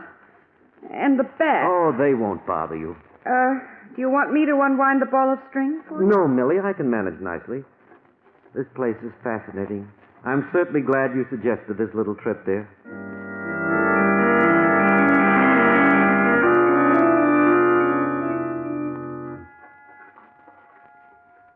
Horace, look how high the roof is in this cavern. Why, it must be 200 feet. Yes, these caverns get more interesting as you pass from one to another. However, I'm afraid we can't go much further. We've about reached the end of this string. But, Horace, I wanted to see the waterfall and the pool. Oh, I should have brought along another ball of string. Why are you stopping? I've reached the end of the string. Horace, listen a moment. Do you hear the waterfall? Yes, I think I do. It sounds as though it's directly ahead. Let's keep going a little further. But, darling, there isn't any more string. Oh, we'll only go a little way. It doesn't sound very far off. We'll be able to find our way back. Well, all right. Wait till I tie the end of this string around this rock. There. Come along.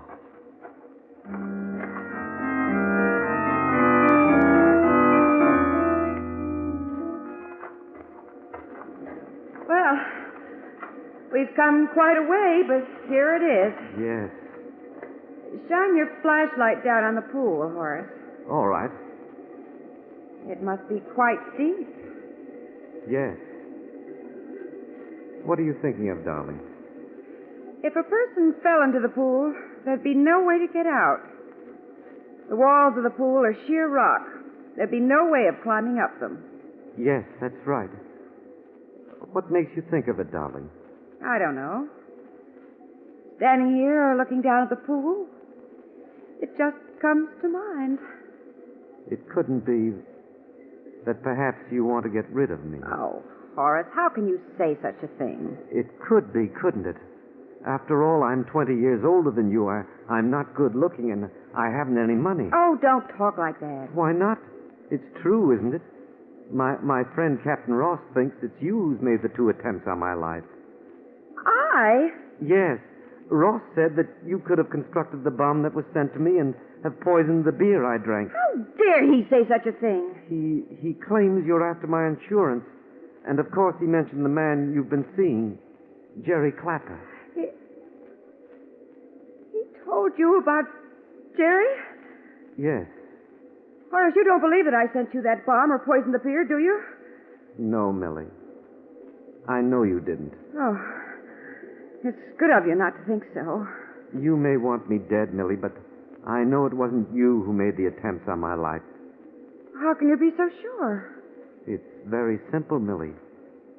Because it was I who sent the bomb to myself and poisoned the beer. You? Yes. But why? Why? You're in love, Millie. You should know to what lengths love can drive a person. In that horrible moment 7 months ago when I found out you were deceiving me, I came close to killing you. Horace! Does it surprise you that a mild little man my age could feel so deeply? But then I realized that wasn't the way. That wasn't the way? No. I began to formulate a plan, a very clever plan. First, I took out a $50,000 life insurance policy with you as beneficiary. Several months later, I followed that up by sending myself a bomb, and shortly afterwards, I poisoned my beer. But why did you do all that? I knew that sooner or later my friend Captain Ross would come to believe that it was you who was attempting to kill me. And that's exactly what happened. But why? Why? It was all part of the perfect build-up. The build-up that had led to this moment. What? Yes, Millie. You're going to die. Here and now. No, Horace. No. I loved you so, Millie. I loved you so. Horace, don't come near me. Don't touch me. Horace! Horace! Save me! Don't let me drown! Where's Jerry? Let him save you. I wasn't good enough for you, was I? But you need me now, don't you? Horace! Help me! Help me!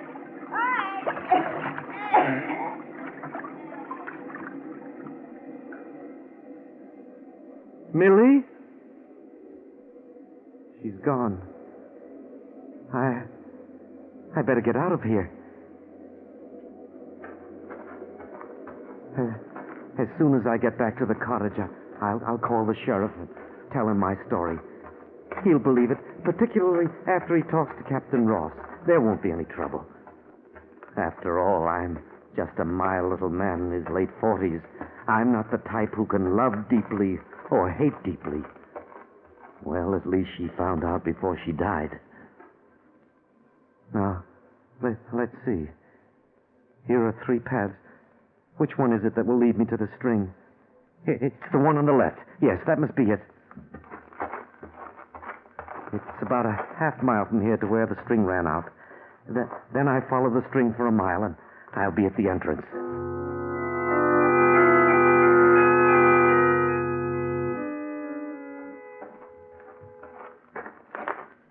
Strange, I don't remember this turn in the path. But then I may not have noticed it before. This must be the right path. But then they all look so much alike.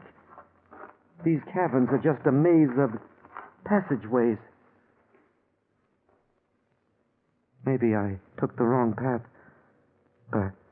Perhaps I should have taken the middle one. Yes, it must be the middle one. I'd better retrace my steps. All I have to do is keep calm, and I'll be all right. People only get lost when they're excited. I just have to go back to where the 3 paths are and take the middle one. I mustn't get excited. I mustn't get excited.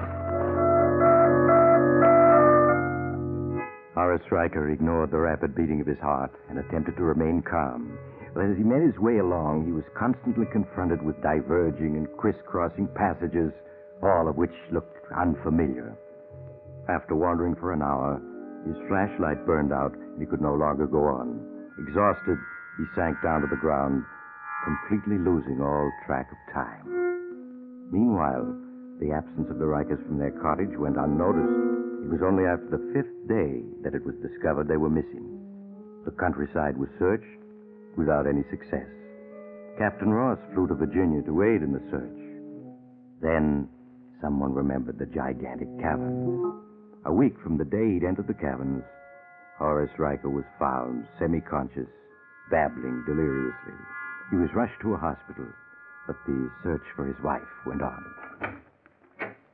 You may go in now, Captain Ross. Thank you, nurse. Hello, Horace. How are you feeling? Captain Ross, what are you doing here? I flew down here 2 days ago to help in the search. I was with the party that found you in the gigantic caverns. Millie, did you find her? Yes. How is she? She's dead. Dead? They found her body in a large pool by a waterfall. Poor Millie. Suppose, Horace, you tell me exactly what happened. The whole idea of visiting the gigantic caverns was Millie's. When we got to the entrance, I led the way in, while Millie unrolled the ball of string behind me. After we'd gone a mile, the string ran out. In the distance, we could hear a waterfall. Millie insisted that we go on, though I argued it was dangerous. What did she say to that? She said she'd mark the path with her lipstick as we went along, and we could find our way back to the string that way. I see. We must have gone about a quarter of a mile when I suddenly realized Millie was no longer following me. I turned, but she was gone. Then I called out to her. I could hear her laughing in the distance and telling me to find my own way out. What did you do then? I'm afraid I got panicky. In that moment, I realized everything you told me was true. I tried to follow Millie's laughter, but it seemed to come from all directions. As I tried to retrace my steps to the string, I became completely lost. And that's all I remember. I see. Despite the lipstick marks she made as a trail, Millie apparently became lost when she ran away from you. Yes. Captain, I want to apologize for not having believed you. I hope there aren't any hard feelings. None at all, Horace. I'm just glad I was one of the party who found you before it was too late. I suppose I was in a bad way when you found me. Mm-hmm. You were semi-conscious, slowly sinking. By the way, Horace, this will interest you. Oh, what's that? It's a phonograph recording. I'll play it for you. I had it made just after you were brought to this hospital. Listen. So I wasn't good enough for you, was I? Why, that's me. I've got to find my way out of here. Do you think that all these months I haven't known what's been going on, eh? I may not be young or good-looking like your Jerry, but I have brains. It's so dark here. So dark. It took brains to work all this out. First the insurance, then the bomb, and poison beer. And now this, Millie. Just the way I planned it. You're drowning, Millie. You're drowning. And they'll never find out, Millie. I'm too clever for them. Yes, Horace, you are clever. I must apologize. I completely underestimated you. If you hadn't been delirious when we found you, I'd never have known that you murdered Millie.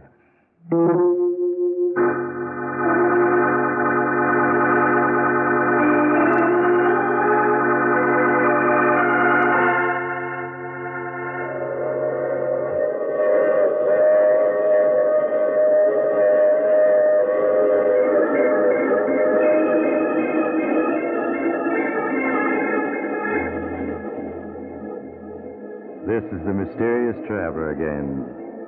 Did you enjoy our trip? Poor Horace. He had the perfect blueprint for murder. Only he left no margin for error. How was he to know that he would confess all while delirious? That's the trouble with murder. It so often backfires, and so fatally. Now, I recall another case in which the central character was too clever to engage in anything as vulgar as murder. Instead, he hired a famous voodoo witch doctor who had the ability to... Oh, you have to get off now. I'm sorry. But I'm sure we'll meet again. I take this same train every week at this same time.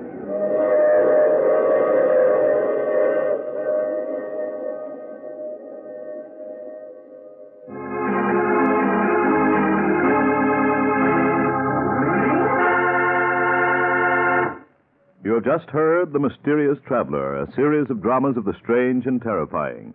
In tonight's cast were Maurice Tarplin, Martin Wolfson, Gertrude Warner, and Wendell Holmes. Original music was played by Paul Taubman. Sound by George Cooney, broadcast engineer Al King. The Mysterious Traveler is written, produced, and directed by Robert A. Arthur and David Cogan.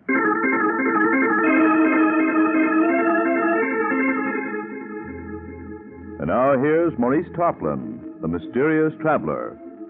Listen next week to my tale titled Hideout for a Friend. Another strange and suspenseful tale of the Mysterious Traveler.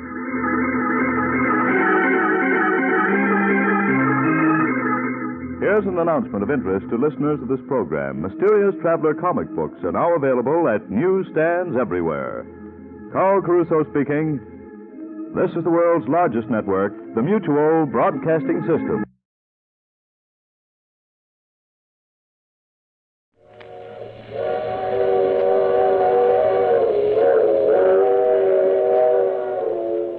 Mutual presents The Mysterious Traveler, written, produced, and directed by Bob Arthur and David Kogan.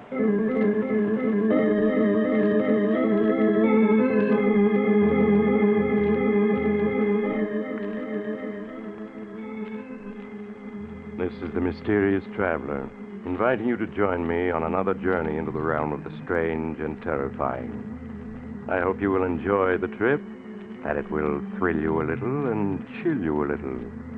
So settle back, get a good grip on your nerves, and be comfortable, if you can.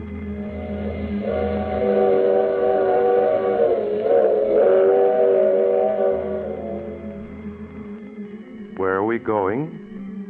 Tonight we're going to drop in on Henry Norton, a man who saw death in every corner. I call the story Death is My Caller.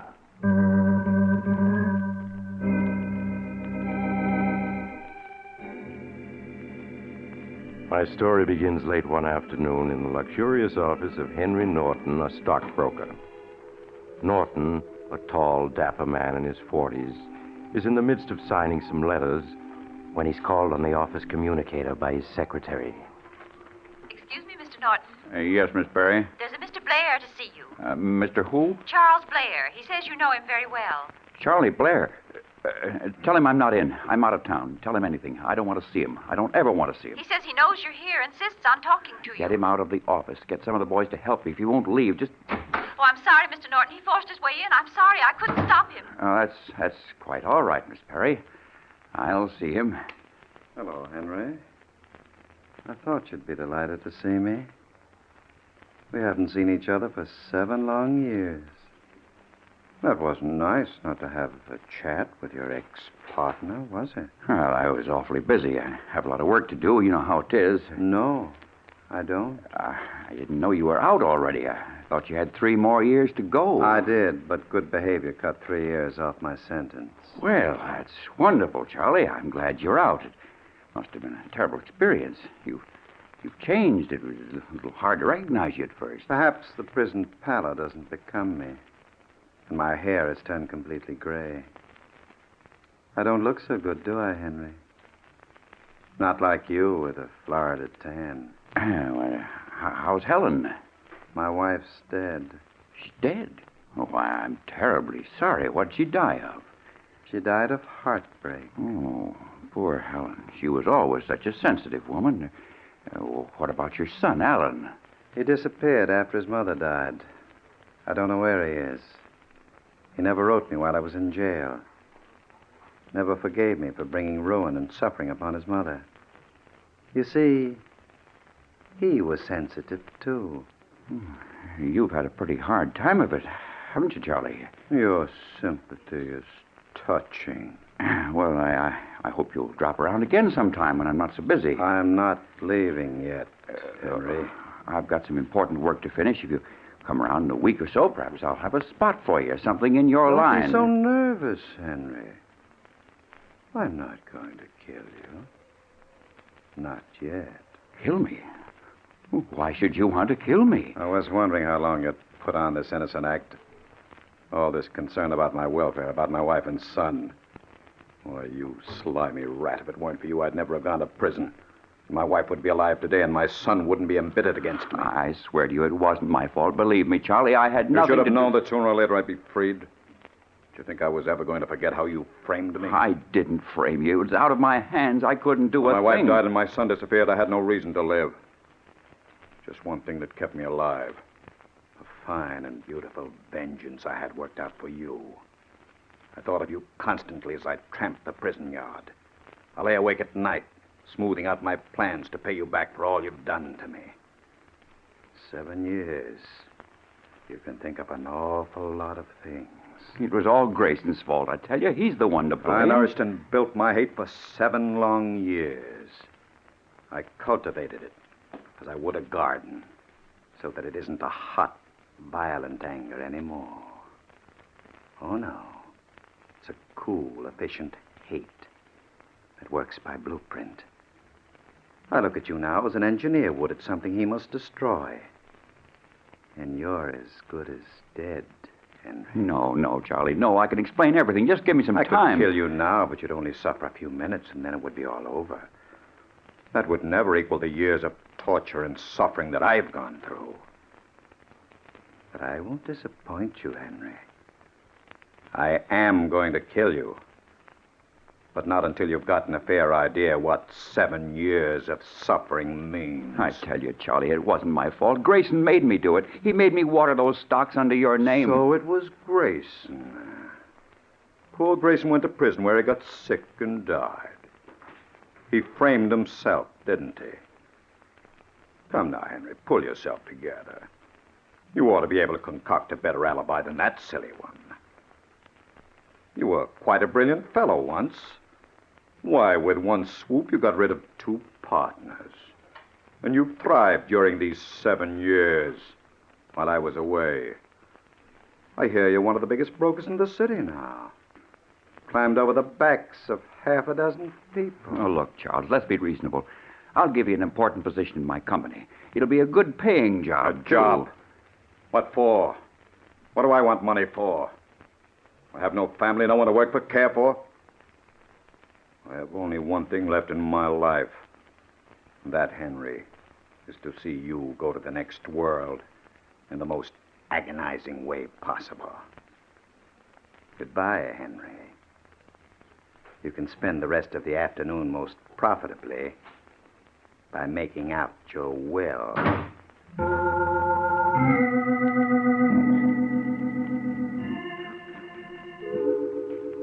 Henry Norton's cold and clammy hands were trembling as Charles Blair left his office. The impact of seeing this ghost from his past left Henry's mind in a whirl of confusion. His mind turned to flight, but that was impossible. His money, his very life was wrapped up in his business. He couldn't flee. His brain in a turmoil, unable to do any work, Henry got his hat and coat and left his office. He arrived home, badly unnerved, and retired to his study to give the problem of Charles Blair further thought. But he was interrupted. See who that is, Miss Dean. If it's Mr. Blair, don't let him in. I'm never into him, understand? Yes, Mr. Norton, I understand. How do you do, madam? Is this the Norton home? Yes, what can I do for you? I'm Mr. Madden. I'd like to see the head of the household. Just a moment, please. Who is it? He says his name is Madden. Madden? I don't know anybody by that name. Has he got gray hair? No, Mr. Norton, his hair is black. All right. All right, I'll see him. Did you want to see me, sir? Yes, sir. Are you Mr. Norton? Yes, I am. All right, boys, bring it in. Just put it down by the door for the moment, boys. That's it. Say, what's going on here? Why are you bringing a coffin into my apartment? Who are you? Well, now, if you please, I'd like to see the body. Body? What body? What's this all about? What's this coffin doing here? We've come for the body of Henry Norton. Why, you must be crazy. I'm Henry Norton. You? I'm sorry. I must have gotten the names confused. What was your brother's name? I have no brother, and there's no body in this house. If this is some stupid joke, I don't think it's funny at all. I'm not in the habit of playing jokes, sir. I've been an established undertaker for many years. Here's my card. Well, the devil take your card. Who put you up to this? Some man came to my parlor yesterday and arranged for the funeral of Henry Norton. He paid for everything in advance. Some man? What was his name? He didn't leave any name. Charlie Blair. What did he look like? Rather tall, I think. His hair had turned white. Blair. So it was Blair trying to frighten me. Get out. Get out of here, you stupid fools. Take that coffin back with you. I'm not used to being spoken to like that, Mr. Norton. Get out of here before I throw you out. Come on, boys. Wait a minute. Don't leave that coffin here. It's all paid for, Mr. Norton. It's yours now. Keep it. You might need it sometime.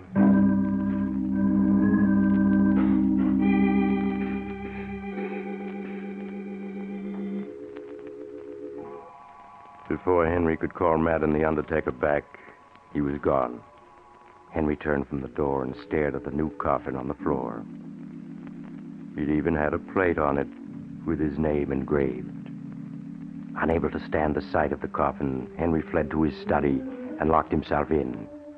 Unable to sleep, he spent the night trying to think of a way to escape Charles Blair's vengeance. The following morning found Henry haggard and distraught, and no closer to a solution of his problem. As he ate a tasteless breakfast, the doorbell rang. Miss Dean, the housekeeper, went to the door. A minute later, she returned. Who was that, Miss Dean? It was the postman, Mr. Norton. His special delivery package came for you. Oh, it must be the new field glasses I ordered. Here, let me have it. Nice of them to wrap it in a gift box. Kind of a small box, though. Guess it isn't the binoculars after all. Someone sent you a gift. Probably one of my clients. Wait a minute. You hear anything? Hear what? It's ticking. I'll put it to your ear. Listen. Yes, I hear it now. It's throbbing. It's a time bomb. Oh. Somebody's trying to kill me. Time bomb. Oh. It'll go off any minute. Well, what are we going to do? Here, take it. Throw it away. Where? Out of the window, anyplace. No. There's people outside. Don't stand there like an idiot. Throw it out. I'll throw it in the bathtub. Hurry before we get blown to bits. Dear, I hope it doesn't explode in my hand.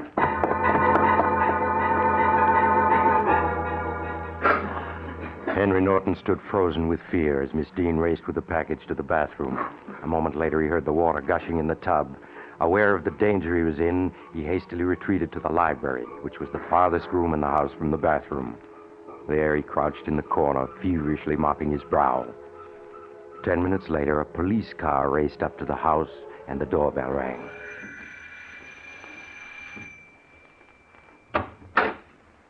We're from the bomb and alien squad. Where's the package? It's in the bathtub. I turned the faucet on. That won't do it, good lady. Where's the bathroom? That door on your left. All right, you stay here. Jim, you come along with me. Okay, here's the bathroom. You better stand back a little, Jim. I'll take a look at it myself. Well, it isn't ticking anymore. Might be safe to open it now. Well, here goes.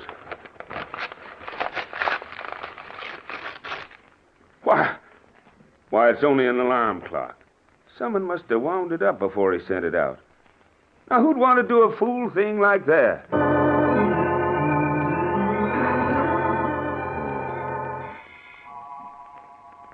That night, Henry Norton found it hard to sleep. He tossed and turned for hours, and it seemed he had hardly closed his eyes before he awoke with a start, certain there was someone in the room. Who's there? There's somebody in this room. I know it. I'll turn the light on. Never mind the light. It's you, Charlie. What do you mean by breaking into my room in the middle of the night? Get dressed, Henry. Get dressed? What for? You and I are going somewhere. You're crazy. I'm staying right here. If you don't leave immediately, I'll call the police. If you call the police, they'll find only you here. Dead. Get dressed, Henry. All right. I'm getting dressed, but you won't get away with it. Make it fast. Don't make any unnecessary noises. Remember, it's with great control I keep myself from pressing the trigger. Well, I'm coming. I've got to get my clothes on, don't I? You're not going to a dance. Just put your shoes on and get into your coat. Where are we going at this hour? Don't be impatient. You'll find out soon enough. You're not going to kill me. You had better stop stalling. I'll get my coat. It's in the closet. Go ahead and get it. You make one suspicious move and you're a dead crook. Are you ready? Yes. Walk in front of me. We're going out through the back door.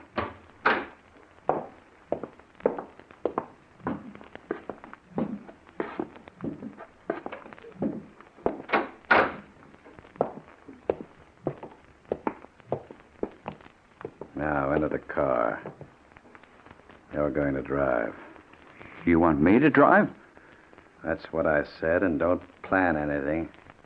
Only takes a fraction of a second to fire a gun. You'll follow my directions carefully. Drive slowly.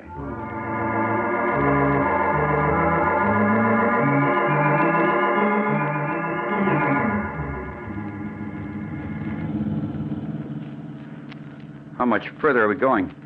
Not much further, Henry. Stop a little ahead of that tombstone sign. Oh, we're near the cemetery. Look, Charlie. Charlie, I know I did you a great wrong. Maybe we can work out something. I've got lots of money. Stop here. We're getting out. Oh, be reasonable, Charlie. Let's talk The tombstone cutting establishment. Keep walking between the two rows of tombstones. Because this is our destination. Please, Charlie, don't. I'll do anything. I'll turn over half my money to you. Why not all? All right, I'll give you everything I have. I don't want any of your money. And I'm not going to kill you yet. You see the tombstone in front of you? You see it? I'll turn the flashlight on it so that you can read it. There. Well, go ahead, read it. Henry Norton, born March 15, 1899. Died October 24st, 1947. October 21st. Why, that's Tuesday, the day after tomorrow. That's right. The day after tomorrow. You have 2 whole beautiful days to live. But since you're the worrying type, you'll probably die 1,000 deaths in those 2 days. 8 o'clock Tuesday night. Your infamous career will come to a sudden and violent end. You'll never get away with it. Nobody can get away with murder. You're right. That's why you're going to die in 2 days. I suggest that about 5 minutes to 8 you crawl into the coffin I sent you. It'll save time. Funerals are so disagreeable. The sooner you get it over with, the better. You're inhuman, Charlie. Am I? Then you don't accept my generous offer? You prefer to be put out of your misery right now? No, not now. Why, you're shivering, Henry. Better button up your coat. You're liable to catch cold. Imagine dying in the midst of a sneeze. Well, shall we go? Or would you rather look around at some of the other tombstones? Being so rich, you might prefer marble instead of granite. No, I want to go back Perhaps home. you'd like to look over the nice cemetery I picked for you. It's just the other side of this yard. I'm sure you'd like to see where you're going to be buried. No, I wouldn't. I wouldn't like to see anything. Not even curious. Well, it doesn't really matter. Doesn't make any difference where you're buried after you're dead. Please, let me go home. I can't stand any more. Please, let me go. Come now, Henry. You mustn't go to pieces. Why, you're trembling all over. Well, you're due for a nervous breakdown. You must be very tired. You've had such a hard day. Oh, you're driving me mad. Please, let me go. No pride at all. You ought to meet your fate with defiance instead of oozing out like a blob of melted jelly. All right. Come on. We'll go back to the car. You can return home and go back to bed now. If you think you can sleep.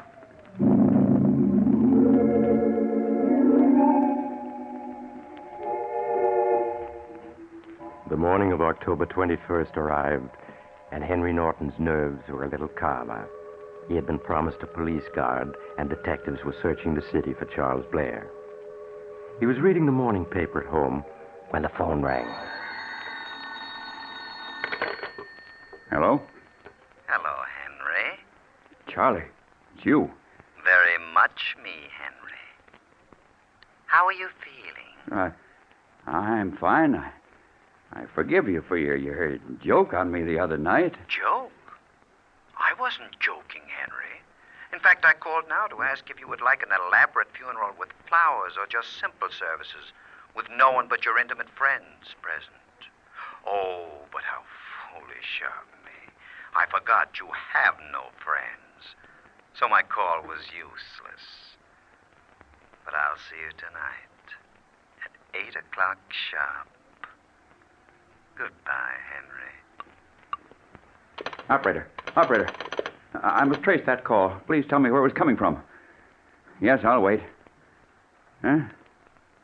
What? The Judson Funeral Parlors? Well, that's in this block.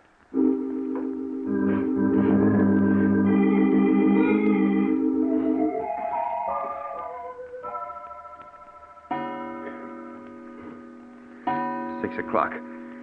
Oh, my head's splitting. Are there any aspirins in the house, Miss Dean? Yes, they're in the medicine cabinet. Shall I get them for you? No, never mind. I'll get them myself. Tonight I'm supposed to die at 8 o'clock. That's fantastic. Blair can't carry out his plan. Not if I had police protection. I have nothing to be afraid of. Nothing. Here are the aspirins. I'll take a couple of them. Oh, my head's splitting.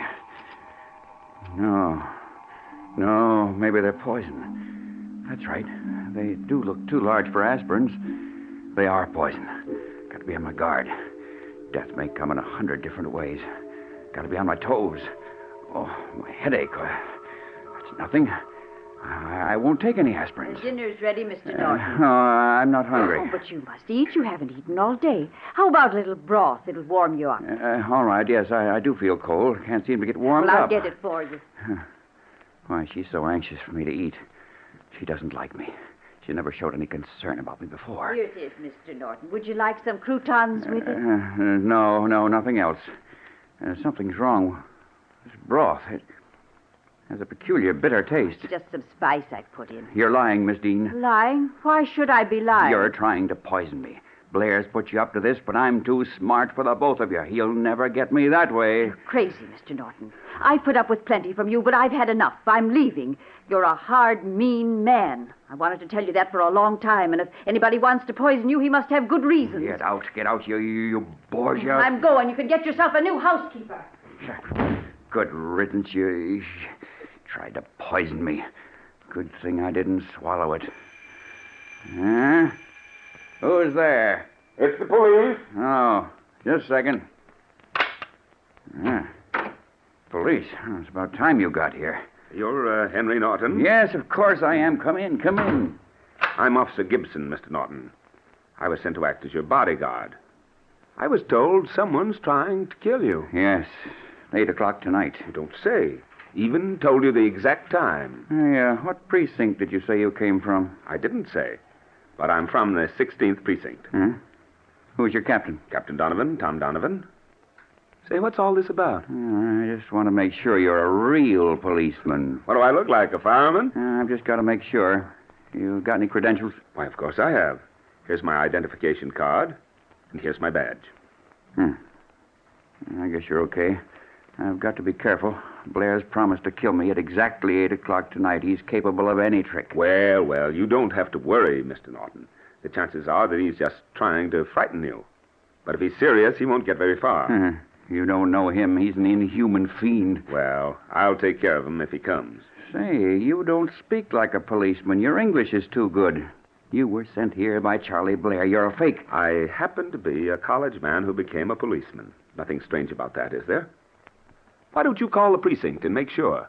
I will. I'll call him right away. Hello, operator. Give me the 16th Police Precinct Station. Hello, 16th Precinct? This is Henry Norton. Did you send an officer named Gibson to my house? Oh, you did? I just wanted to make sure. Thank you. Sorry, you can't be too careful.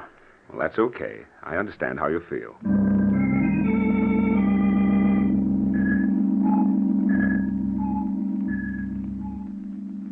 What time is it? It's 2 minutes to 8. Is that the exact time? My watch says 3 minutes to 8. I checked my watch by radio just an hour ago. He'll be here. I know it. I don't think so. No man in his right mind would walk into a trap. It's 8 o'clock. Your hall clock is off about a minute. Well, say, you're shaking like a leaf. Well, I'm frightened. He certainly put a scare into you. But what was that noise? I didn't hear anything. I'm sure I heard something move. Oh, it's just your imagination. Oh, what time is it? Just 8 o'clock. As a matter of fact, it's a few seconds after 8. There he is. There he is. It's him. He's come. Stay right here. I'll answer. Don't leave me. No, you stay here.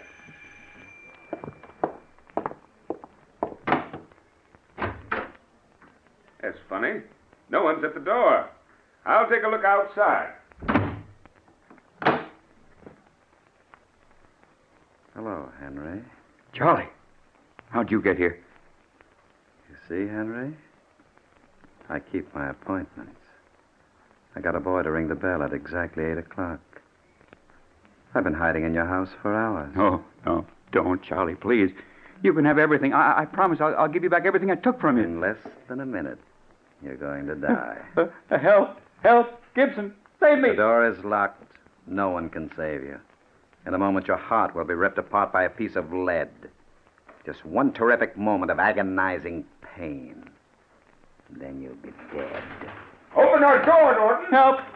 Help, he's going to shoot! Open the door! You see? No one can help you now.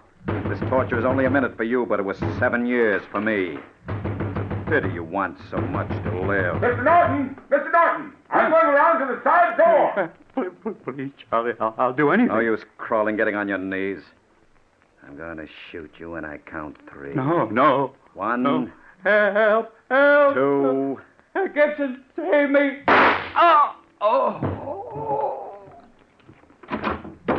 What's going on here? Why did you lock me out? And just who are you? I was playing a joke on my friend. A joke? You just shot him. Hand over your gun. Yeah.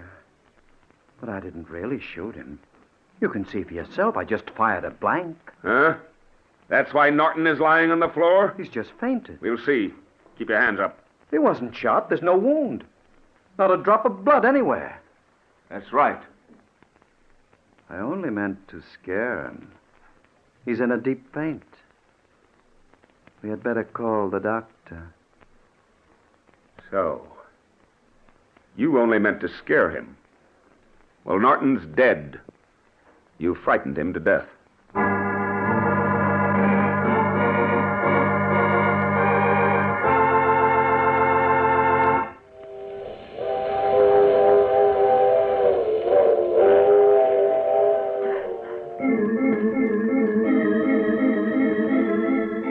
This is the mysterious traveler again. Did you enjoy our little trip? Poor Henry Norton. Imagine dying from the noise of a blank cartridge. His nerves were really on edge, weren't they? Oh, well, at least he got a free coffin and tombstone, and he doesn't have to worry anymore about dying. What happened to Charles Blair? Well, he's still in prison, of course, because you don't get away with murder, even when you kill with a blank cartridge. And speaking of murder, I recall another case in which a lovely young girl was able... Oh, you have to get off here. I'm sorry. But I'm sure we'll meet again. I take this same train every week at the same time.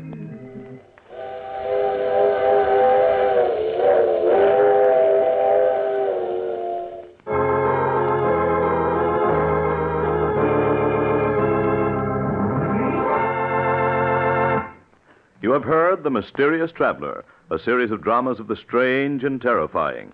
In tonight's cast were Maurice Tarplin, Santos Ortega, Agnes Young, Ted Jewett, and Neil O'Malley. Original music was played by Paul Taubman. The Mysterious Traveler is written, produced, and directed by Bob Arthur and David Cogan. Listen next week to a tale titled Invitation to Death. Another strange and terrifying tale of the mysterious traveler. This program came from New York. Another program of tense and dramatic action follows in just a minute. Stay tuned to the station for Official Detective. Carl Caruso speaking. This is the Mutual Broadcasting System.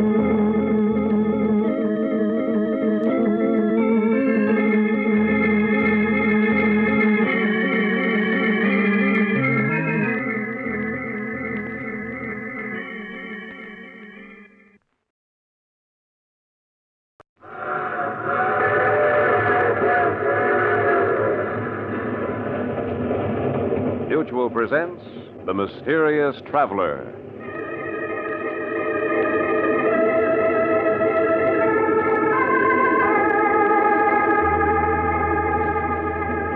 This is The Mysterious Traveler, inviting you to join me on another journey into the realm of the strange and the terrifying. I hope you will enjoy the trip, that it will thrill you a little and chill you a little. So settle back, get a good grip on your nerves, and be comfortable, if you can.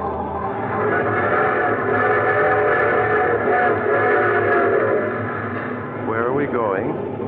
Today we're going to delve into the strange story of a Chinese bell. A bell whose ringing is a summons for the dead to live and the living to die. As you shall see in the story I call Death is the Judge.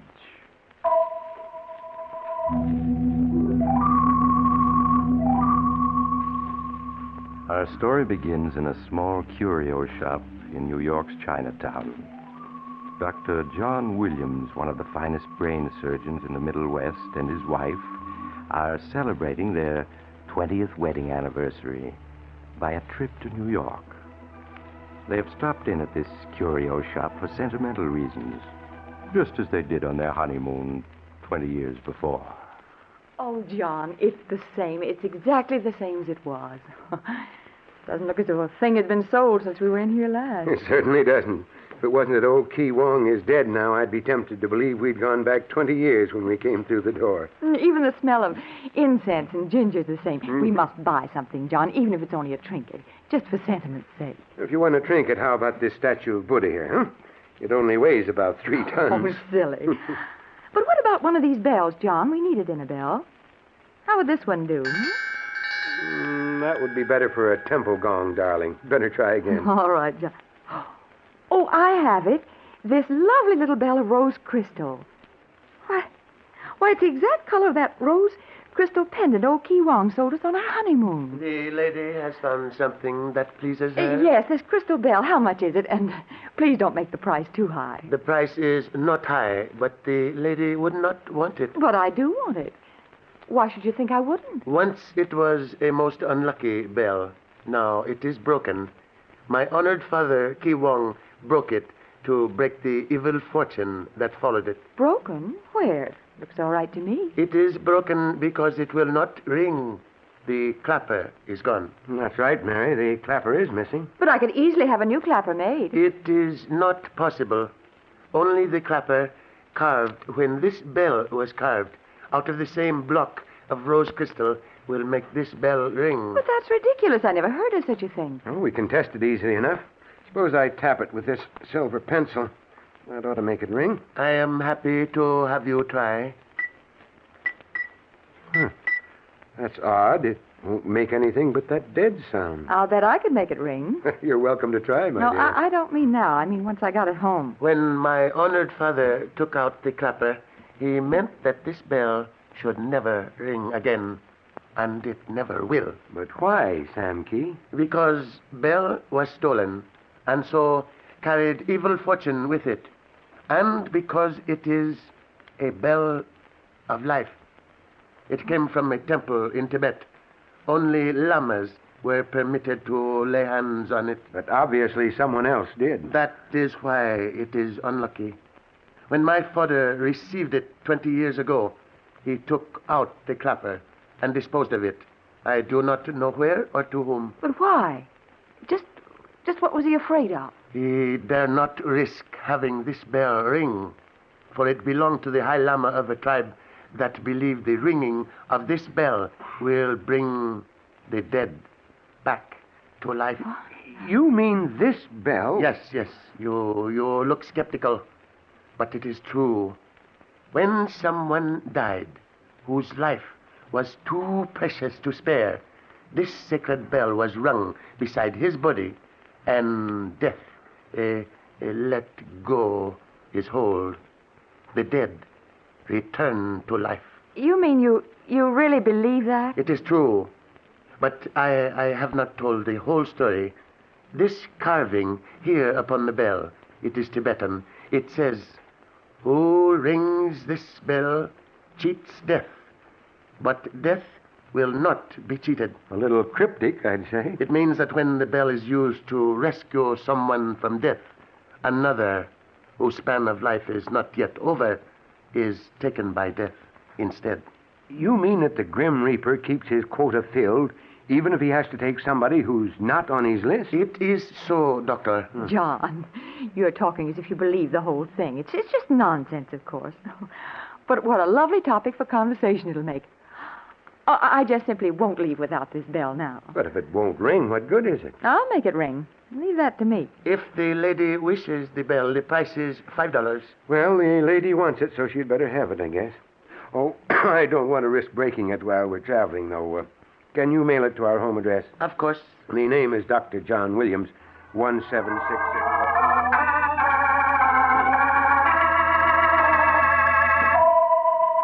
And so, a week later, shortly after Dr. Williams and his wife had returned home, a small package reached them. As he unwrapped it, Dr. Williams' curiosity was stirred again, and in his study he tried once more to make the strange bell of rose crystal ring. Curious. It really won't ring, no matter what I tap it with.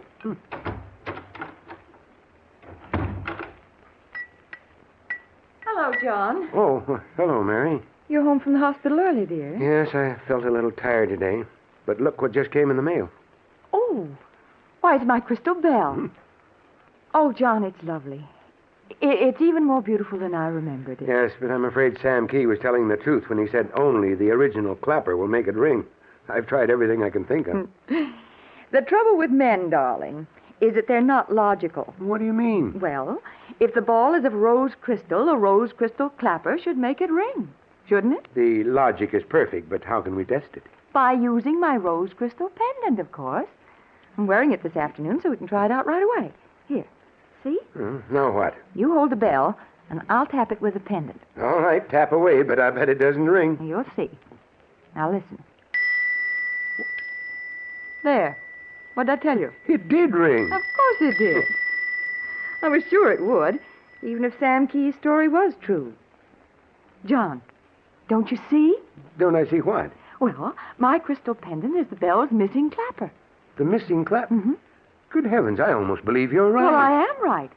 As soon as Sam Key told us how his father took the clapper out of the bell and sold it 20 years ago, well, I was positive he'd made it into the pendant that he sold us 20 years ago. It should be impossible, but it certainly looks as if it must be true. After all these years, the bell and the clapper have come back together again. You know, I knew there was something queer about that bell the minute I saw it. Queerest feeling came over me that I just must have it. I'm not sure that I like that thought, Mary. Silly. I know you half believed that story Sam Key told us, but I didn't. Now, I have my bell complete. Now, all I have to do is unfasten the pendant and attach it to the bell again. But, Mary... Now, help me do it, John. Look, the pendant's loose. It'll come off the chain if I twist it. Yes. Here it is. Mary, are you sure this is wise? Now, if I tie it inside the bell with this thread... Darling, please hold it so I can see what I'm doing. There. Now it's as good as new again. Listen. Mary, John, what is it? I don't know. I don't feel well. Oh, you're tired, darling. Now, please sit down. Sit down here. I will. I feel better now. It was just a moment's dizziness. You're working too hard at the hospital. That's what's the trouble. Well, maybe. I admit I had a strenuous day. I spent 2 hours on a brain operation. A splendid boy. He looked a lot like our David. But he'll be good for another 50 years now, with luck. Just the same. You must take it easier, John. Now, you sit still here while I fix you some spirits of ammonia, and then... Well, that's probably for me. Now, you sit still. I'll answer. Hello? Yes, Dr. Williams is here. Who's calling, please? The hospital? Oh. Yes, I'll tell him. Goodbye. Mary, what's happened at the hospital? It's an emergency case, John. Another brain operation. And, oh, darling, you are so tired. Can't be helped. I'm the only brain surgeon in town these days. Help me get into my coat, will you? Where's my hat? Oh, here you are, dear. Thanks. Now let me straighten your tie. All right. There, you're ready. I'm going to drive you over, and you can relax until we get there. All right, then, but let's get going. The almost 5 miles to the hospital.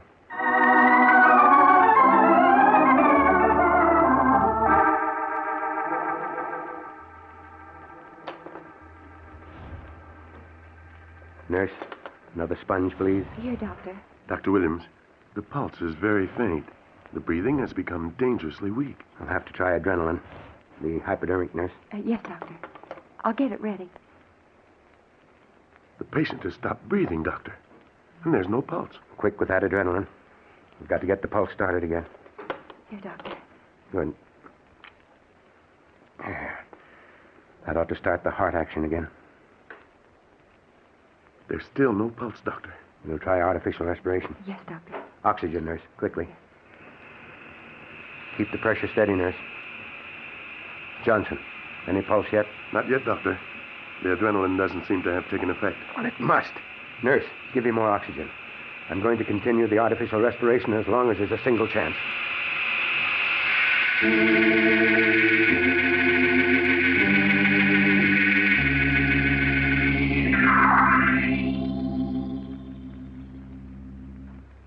I'm afraid it's no use, Doctor. No sign of a pulse at all. Dr. Williams, please rest now. You've done everything that anyone could. But he hasn't shown a sign of life, not for half an hour. Yes, I'm afraid we're beaten. If anyone could have saved him, you'd have done it. But death had, well, too strong a grip on him for anyone to bring him back. Too strong a grip. Yes, I do rather feel as if I'd been wrestling with someone for this poor fellow's life. And lost. Well, Doctor, don't feel too badly. In room 8, there's a boy who has a full life ahead of him, thanks to you. I suppose I have to look at it that way. Now, help me off with these things, will you, nurse? Of course, Doctor. There's the gloves and the jacket. Now, what did I do with my coat? I just threw it down somewhere when I arrived here. I was in such a hurry. I've got it, Doctor. Let me help you. Oh, thanks, Johnson. What the deuce have I got in this pocket? It's that bell. I must have jammed it into my coat without thinking in the rush to get here. Oh, look out. Catch it. Oh, I have it. Ooh, that was close. Might have smashed on the floor. Here you are, Doctor. Thanks. I almost wish it had broken, though. For some reason, I hate the sound of it. But my wife... Dr. Williams? Yes, nurse? The patient. The color's coming back in his face, and I can feel a pulse now. What? Now, let me see. Yes, you're right. His heart's beating again. Look, he's beginning to breathe. Quick, start the oxygen again. I'm going to give him an injection of plasma. Make the preparation, please, Johnson. Yes, Dr. Williams. How is the pulse now, nurse? It's getting stronger, Doctor. And his respiration is gaining, too. Yes, Doctor. What? I've never seen anything like it. It's almost a miracle. Now, where's that plasma? Here, Doctor. I have everything ready. Good. Nurse, disinfect the arm, please. Right away, Dr. Williams. Oh, here comes Dr. Bronson. How's it going, Williams? Been having trouble? Oh, hello, Bronson. Yes, a little trouble, but I think we're in the clear now. For a while, I thought the patient was gone, but now he's going to pull through, I'm sure of it. Good. Doctor, I'm afraid I have bad news for you about your other patient, though. What do you mean? The boy in room 8. The one you operated on this afternoon. Yeah? He died suddenly just a couple of minutes ago. Just went like that for no reason at all.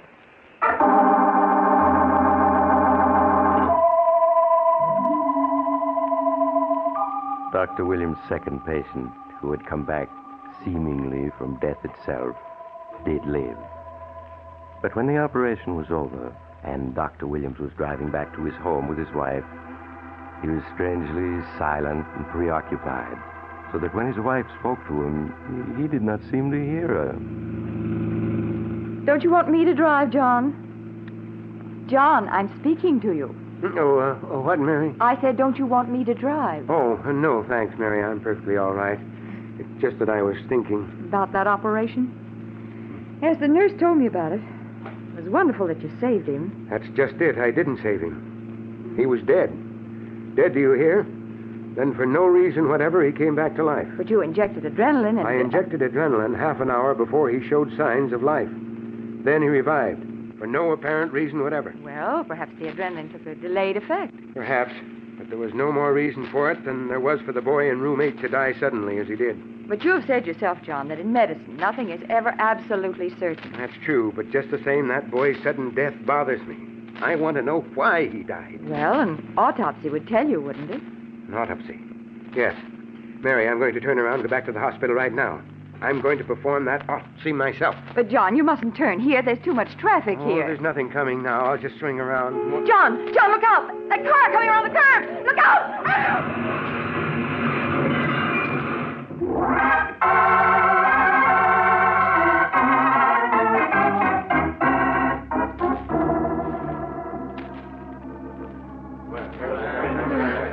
Now stand back, all of you. Come on, get back. Now, lady, drink this. It'll make you feel better. Oh, thank you, officer. You were in an accident and knocked out for a couple of minutes. But you're coming around all right. Just drink this and lie quiet. An accident? Yes. My husband, where is he? I'm sorry, ma'am. Oh, he's hurt. Where is he? I must go to him. He's right here, ma'am. When I come along on my motorcycle after it happened, I pulled you both out. But he wasn't breathing. John. John, speak to me. It's no use, ma'am. I'm afraid he's gone. Oh, John. John. Come on, get back, all of you. Get back, I say. Now, ma'am, the ambulance will be here in a minute. If there's anything to be done, they'll do it. There's nothing. I've been a doctor's wife long enough not to know death when I see it. Just let me sit here where I can see him. I know how you feel, ma'am, and I hate to bother you. But if you could just tell me how it happened for my report. You see, the other driver says... It wasn't my fault. I couldn't help it. He pulled right out in front of me. Didn't even signal. Now, take it easy, mister. Or you'll make that bump on your head worse. Officer, where's my bag? There's some smelling salts in it. I feel faint. Well, here's your bag. I took care of it. Thank you. I'll feel better in a minute. And here's something that was in the bag, ma'am. Fell out and I put it in my pocket. It's a bell. I'll put it in your bag if you like. Mary. Thank you so much. Oh, Mary. Where are you? John. John. Was that a bell ringing? Seemed so loud and clear. Like an alarm waking me up. What's happened, Mary? There was an accident, John. But you're all right. You're all right. An accident? Are you hurt? No, John, no. Please lie still. Hey, he's trying to sit up. And only a moment ago, he was dead. Gee, I'm glad he's okay, even though the accident wasn't my fault. Hey, mister, I'll give you a hand. Officer, What's wrong? I told you to be careful. You got quite a bump on the head. Boss, I feel so weak, so dizzy. Oh, he's keeled over. Where are those smelling salts? Here, let me look at him. I'm a doctor. John, you shouldn't exert yourself. Now, please, Mary. How is he, Doc? This man is dead.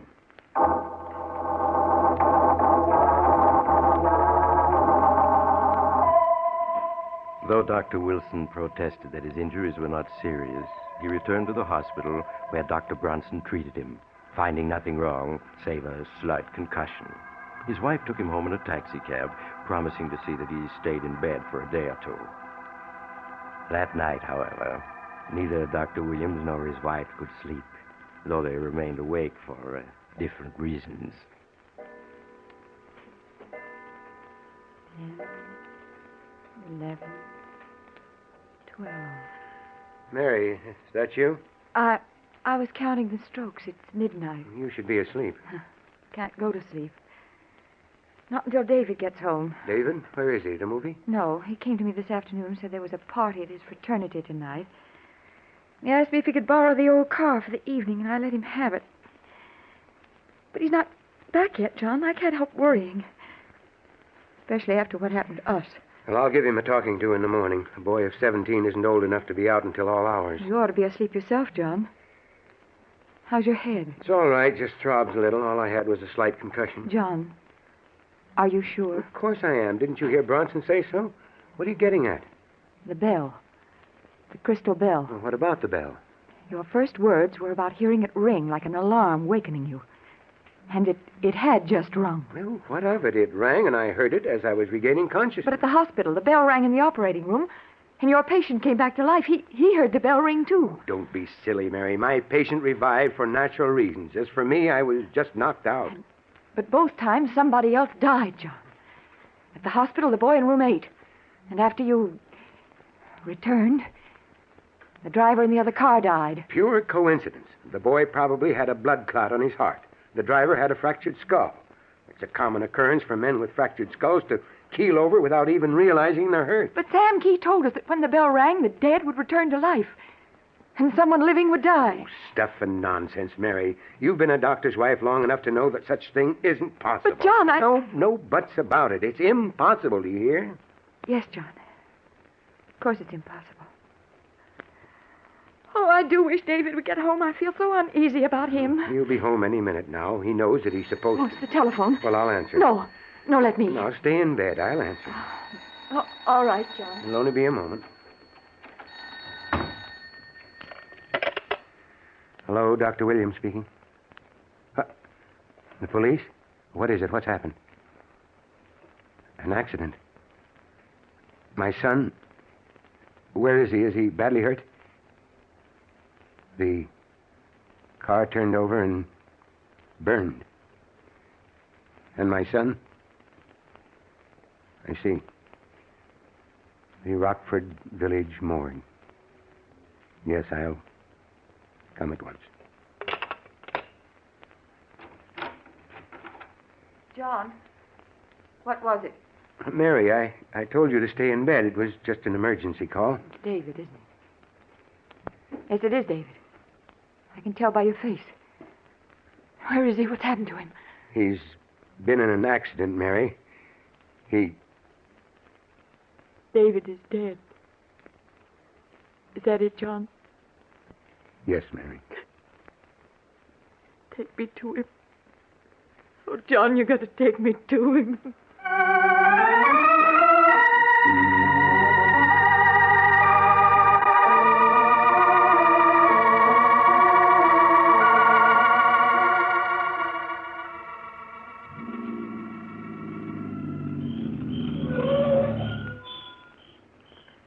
Well, this is the place, mister. The Rockford Village morgue.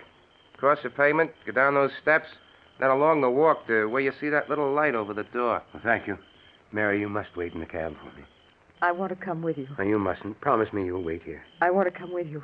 I want to see my son. Not yet. Promise you'll wait for me. Oh, all right, John. I'll wait. Be careful of those steps, mister. They're pretty steep, and it's awful dark. I'll be careful. I'll only be 5 minutes or so, Mary.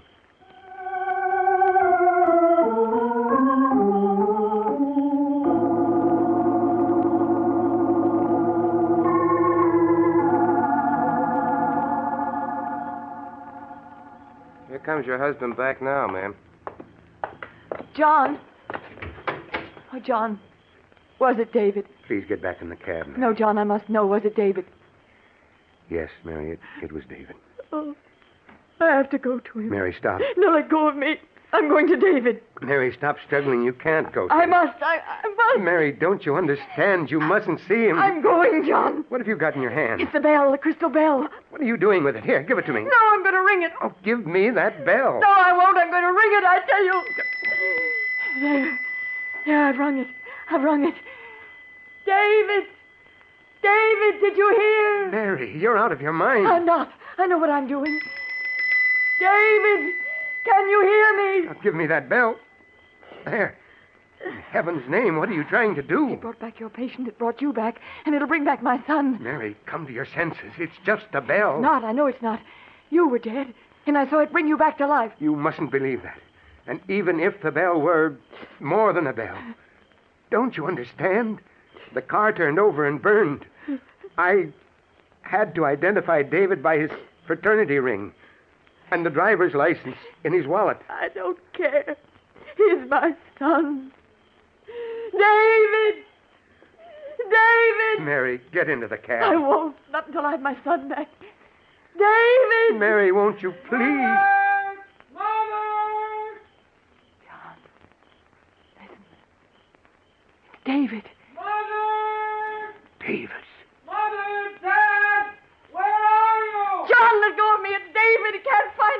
can't go to him. Mary, don't you understand? He was burned horribly. Mother! Dad! Where are you? Mary! Let go of me. He's my son, and I'm going to him. David! David! Mary, come back. Mary, don't go down those steps to the morgue. David! David! Mary, come back. Come back. Hey, mister, watch yourself. Look out for them steps. Mary! Mary! Mister, look out! Mister, are you hurt?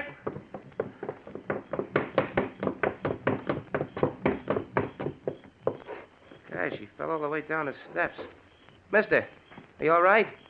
Here, let me help you. Dad!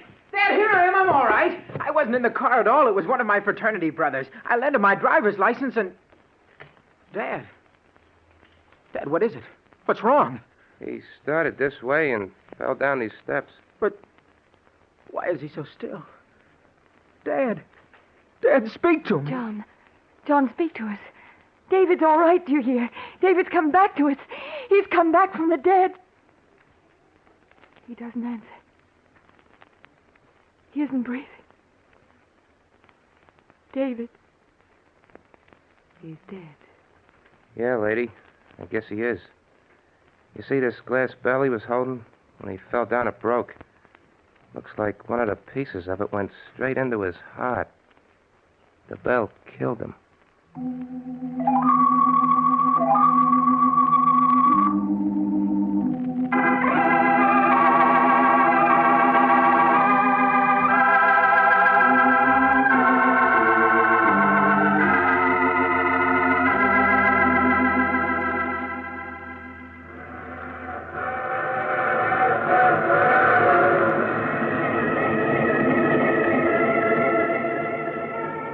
This is the mysterious traveler again. Yes, Dr. Williams was dead, but his son is alive and well, even today. Although it wasn't because the bell rang. Of course not. Anyhow, the bell is broken, so there's no way of proving whether or not it had strange powers of life and death, or whether it was just a coincidence that each time it rang, one of the dead lived and the living died. But if I were you, I'd certainly play safe. If you hear a bell ringing tonight, don't answer it. It might be ringing. Oh, you have to get off here. I'm sorry. But I'm sure we'll meet again. I take this same train each week at this time.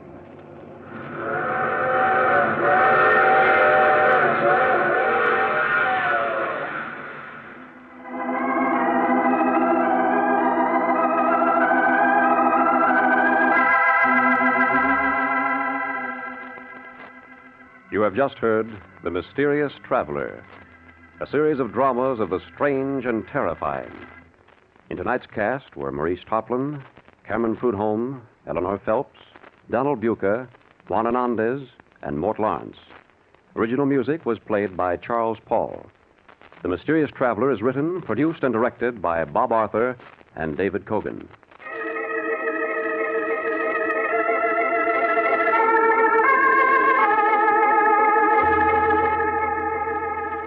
Listen next week to a tale titled Meet Me at the Morgue. Another strange and shivery tale of the mysterious traveler.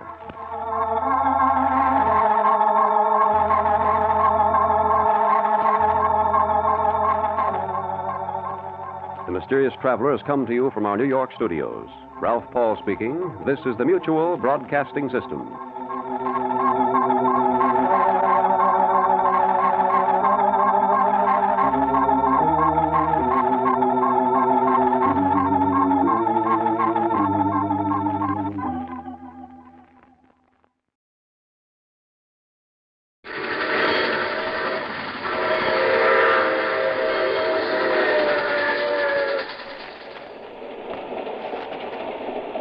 The Mysterious Traveler.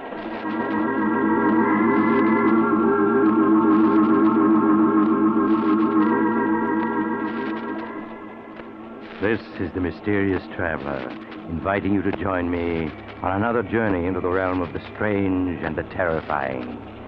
I hope you will enjoy the trip, that it will thrill you a little and chill you a little. So settle back and get a good grip on your nerves. If you can.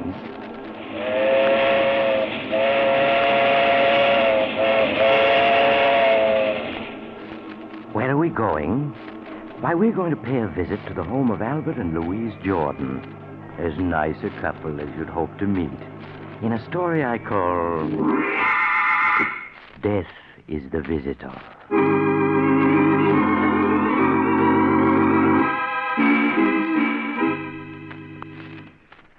My story begins in the Jordan home late on a hot summer night.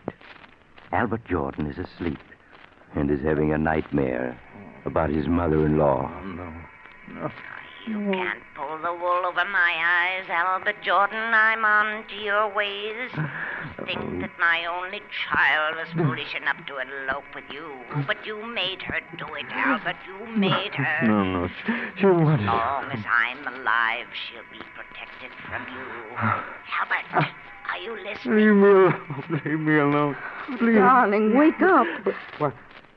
What is it? You were having a nightmare, dear. You don't want to wake Mother up. She needs a good night's sleep for a trip tomorrow. Oh, yes, the trip. I wish it was tomorrow already. She was gone.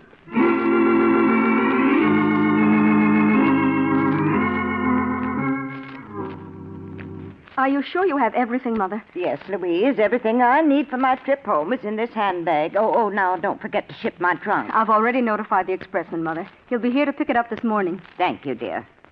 Well, it's almost 9 o'clock, Mother. You'll miss your train. I've never missed a train in my life.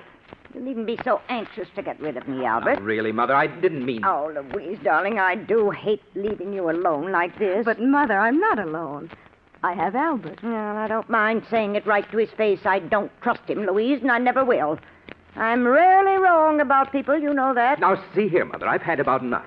Louise and I get along perfectly well when you're not here. See, Louise, what a temper he has. Do you want me to stay, darling? Really, Mother, I'm very happy with Albert. Oh, well, very well, then I'll go. But you'd better be good to her, Albert. Yes, Mother. I will. Well, goodbye. And don't forget, Louise, Mother'll be back if you need her. Yes, Mother. Bye. Louise, if your mother pays us just one more visit, I'll leave this house for good. Albert, what are you saying? In the past year, she spent 8 months with us. She has her clothes here, a key to the house. Why, she's even listed in the phone book under our number. I tell you, I won't be responsible for what happens if she doesn't stay away. I'll write to her, Albert, and try to explain. Really, I will. Make her understand that we have our own lives to lead. You know, now that she's gone, I feel like a new man. I can breathe in my own house. Oh, Albert, you won't forget to put the tags on Mother's trunk, will you? The expressman will be here for it soon. No, dear.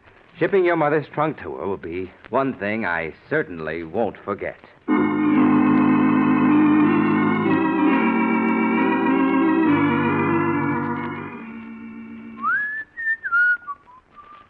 Let me see. This is Hortense Murdoch. 125 River Road, Ferndale, Pennsylvania. That won't be necessary, Albert. My trunk can remain here. Mother, but you went to catch your train. I know I did, but I changed my mind about going. I won't leave my little girl alone. Why are you looking so startled, Albert? Are you hiding something from me? No. No, of course not. Where's Louise? She went downtown an hour ago. She should be home soon. I'm sure at least she'll be glad to see me. Oh, you haven't locked my trunk yet. That's good. So you've come back. Again. You've always wanted to get rid of me, Albert. Keep me away from my only child. But I refuse to give her up. Yes, I've come back, Albert, and I'm staying for good. Frankly, I don't trust you. You don't trust me? No. I don't even know your background. For all I know, you may have criminal tendencies. There's a certain amount of the criminal in all of us. Most people can control their worst instincts, and some can't. Exactly. And I'm here to see to it that no one harms Louise. But, Mother, who's going to look out for you? Albert, why are you looking so queerly at me? Are you sick? Yes, Mother, I'm sick. Sick of the sight of you. Albert, stop looking at me that way. Why, you seem like a different person. I am, Mother. You've made me different. And now you must take the consequences. Albert, stay away from me. Don't you dare come near me. So you would keep coming back, Mother. Well, you came back just once too often. No, Albert. Don't touch me. Albert, You should have taken that train, Mother. But at least now I know you won't be coming back ever again.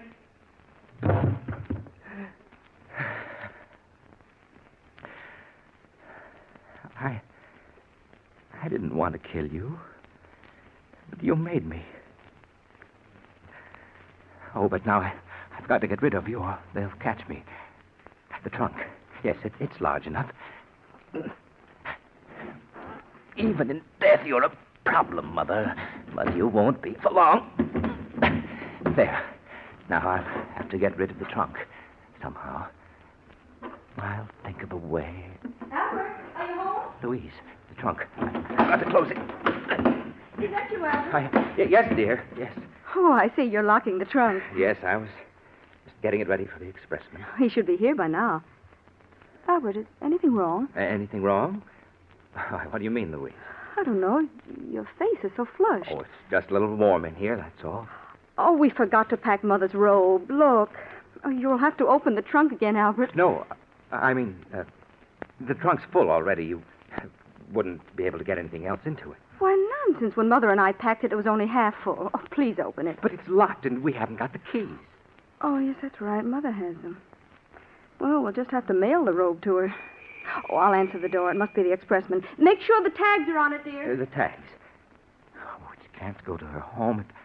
Oh, if I only had time to think. Wait, yes, that's the only thing to do. Oh, come this way, please. You'll find the trunk in this room. Here it is. Are you finished, Albert? Yes, it's all ready to go. Okay. Well, I'll make a racket of it.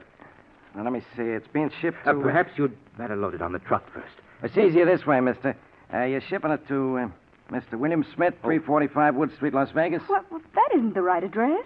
Then, what is it on this shipping tag, lady? Oh, well, that must be one of my customers. I must have been thinking of someone else when I wrote it out. Yeah, but what's the right address? Oh, it's Mrs. Hortense Murdoch, 125 River Road, Ferrydale, Pennsylvania. That's right, isn't it, dear? Yes. Okay, I know your name and address. I'll put the right tags on later. That's mighty heavy. Oh, please be careful with it. Don't worry, lady. I'll get there safe and sound.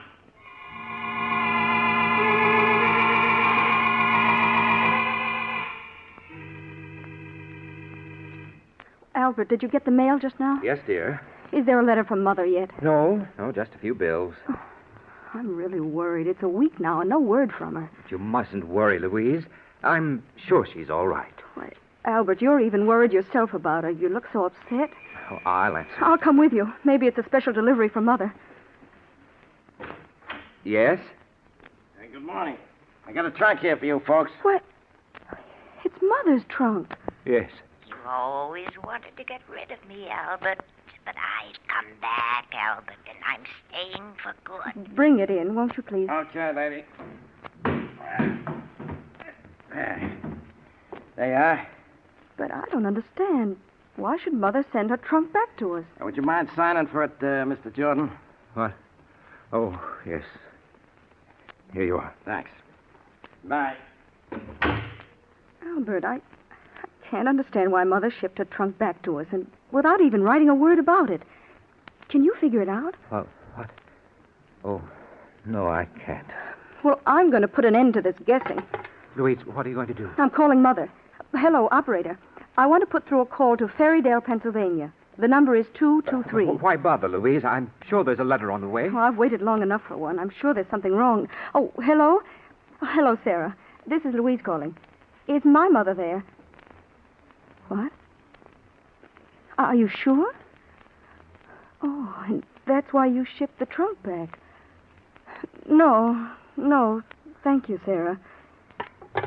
Albert, Sarah says that Mother never arrived home. She sent a postcard saying not to expect her just yet. Was Sarah the one who shipped the trunk back? Yes.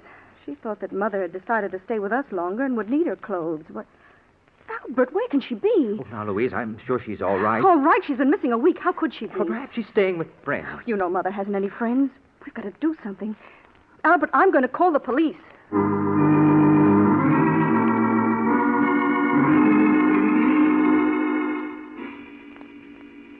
The police investigated, but they had no clues, so they didn't learn anything.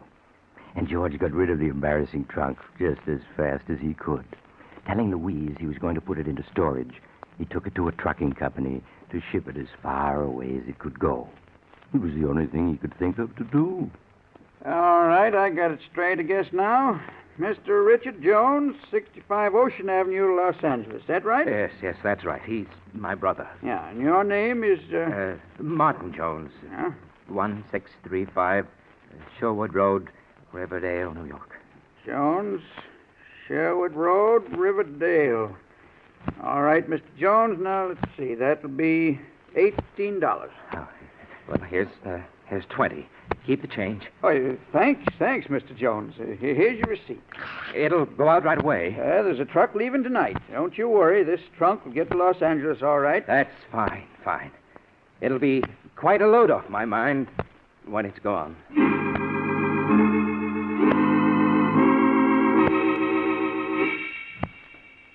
A week passed, 2 weeks, 3, and poor Albert was breathing more easily again.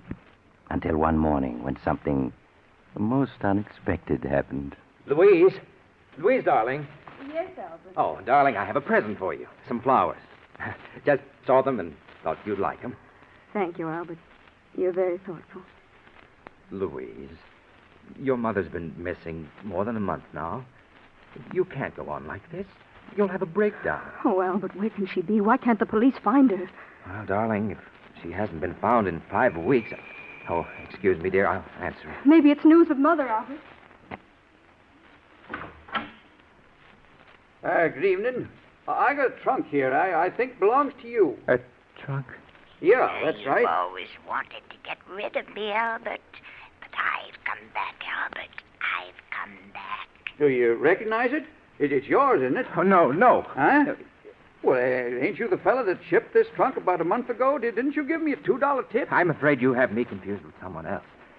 Don't you know where the trunk goes? Well, no. You see, it's come all the way back from California. It seems there wasn't no such address where this was shipped to. Surely it had a return address. Yeah, but the trunk got wet. The return address kind of washed off, so it came back to the office where it was shipped from. Oh. But what makes you think it belongs here? Well, you see, I kind of did a little detective work. The initials stamped on the trunk are HGM. Well, I looked it up in the phone book, and the only person in town with those initials lives here. I'm sorry, but it certainly isn't my trunk. Oh, well, I'm sorry to trouble you. I'd have sworn you was the guy that gave me that $2 tip. Where will you take the trunk now? Oh, it'll be put to the unclaimed baggage, and then in a few months it'll be auctioned off. Auctioned off? Yeah. You'd be surprised what you sometimes find in them. Just like a grab bag game. Well, sorry to trouble you. Oh, wait a minute. Huh? What did you say those initials were? HGM. HGM. What? They're my mother-in-law's initials. Her name is Hortense G. Murdoch. Well, sure. That was the only name in the book with those initials. That's why I came here. Well, that was a very clever piece of detective work.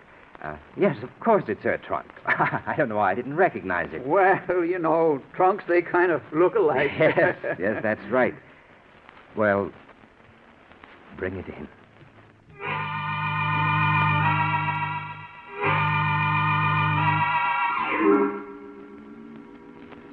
Trunks are funny things, aren't they? You have something valuable in one, and just as likely as not, it'll get lost. But put something you don't want in it. Like a mother-in-law, and it'll come back every time. You can hardly blame Albert for being upset, especially since Louise wanted to open the trunk to look for possible clues. But Albert managed to get Louise out of the house, then put the trunk onto the trunk rack of his car and started out. Several hours later, he was at the receiving platform of an all-night storage warehouse in New York. Yes, mister? Can I help you? Pardon me, but you store trunks here, don't you? Yeah, sure. We store anything in here. You want to store that trunk you got there? Oh, yes, please. Okay, I'll make out a ticket. What's your name? Williams, John Williams. The address? 313 Maple Street. Yeah, but what city, mister? What city? Baltimore, Maryland. Baltimore. Okay. Charge is $3 a month. How long you want to pay for? Quite a while. I'll be leaving the country and... Well, what is it? Anything wrong, mister? Oh, dear. I only seem to have $6 with me. Well, that'll pay for 2 months. Then we'll send you a bill. No, that won't be necessary. I'll send you a money order in a few days. I may be out of the country for several years. Okay. Leave the trunk there. I'll take care of it. And here's your receipt. Just put the number of it in your letter when you send the money. I will. I won't forget. Good night. Good night. Hey, Mr. Williams. He's gone. There's a receipt on the platform where he dropped it. The nervous type. Oh, well, I suppose they can forward it to him from Baltimore.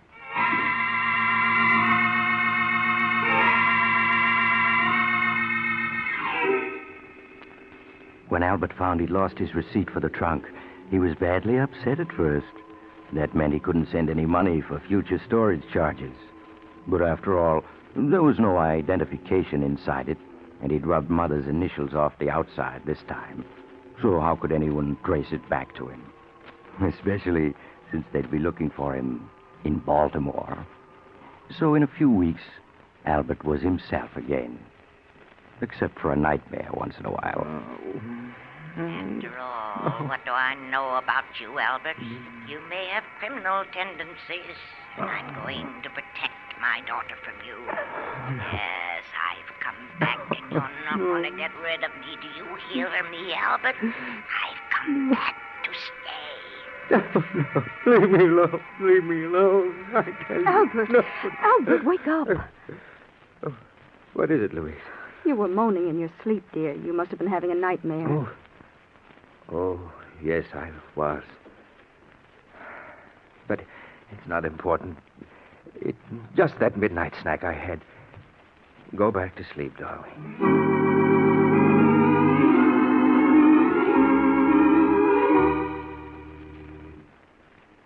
But as the months passed, so did the nightmares. And finally, Albert was his old cheerful self again. Good evening, dear. How are you? I'm all right, Albert. Fine. Say, I bumped into George Horton and his wife while on the way home, and they asked us to come to the charity bazaar tonight. That was very nice of them, Albert. Well, why don't we go? There'll be an auction, a raffle, supper, dancing. It'll do you good. I know, but somehow I don't feel like meeting people. But you can't go on this way, Louise, cutting yourself off from the world. I've been unfair to you, haven't I, Albert? Keeping you home night after night all these months. Oh, why, darling, you know I've been perfectly happy. It's been so nice. Just the two of us. You've been perfectly wonderful, Albert, and I'm afraid I've been acting very selfishly. All right, I'll go to that charity affair tonight.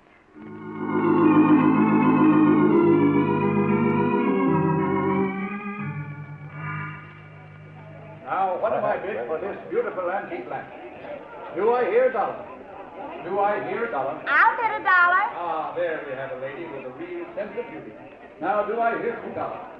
Do I hear $2? Well, good evening, George. Well, hello, Albert. Hello, Louise. Hello, George. Say, I'm sure glad you two came. Missed you both a lot these past months. Well, I hope you'll be seeing more of us. Hey, we've got quite a crowd here tonight. Oh, yeah. We hope to raise quite a bit of money. Say, that auctioneer's a genius. Come on, let's get a little closer. All right. Now, that gentleman over there, the one with the superb eye for beauty, bids $5 for this lamp. Do I hear $5.50? Your last chance, ladies and gentlemen, going at $5 once, going twice, sold to the gentleman in the tweed suit, and very fortunate he is. That lamp couldn't have cost more than $3 when it was new. Well, now we come to the raffle. The raffle? Yeah, the raffle for a mystery prize donated by yours truly, George Horton. Oh. Better let me sell you a few tickets, Albert. They're only 50 cents each. No, thanks, George. We just came to be sociable. Better take a chance. No telling what you might win. Now, next, ladies and gentlemen, we come to the feature of the evening. A raffle for a mystery prize, which I have hidden here beneath this canvas cover. Now, I'm going to lift this cover and show you a locked trunk.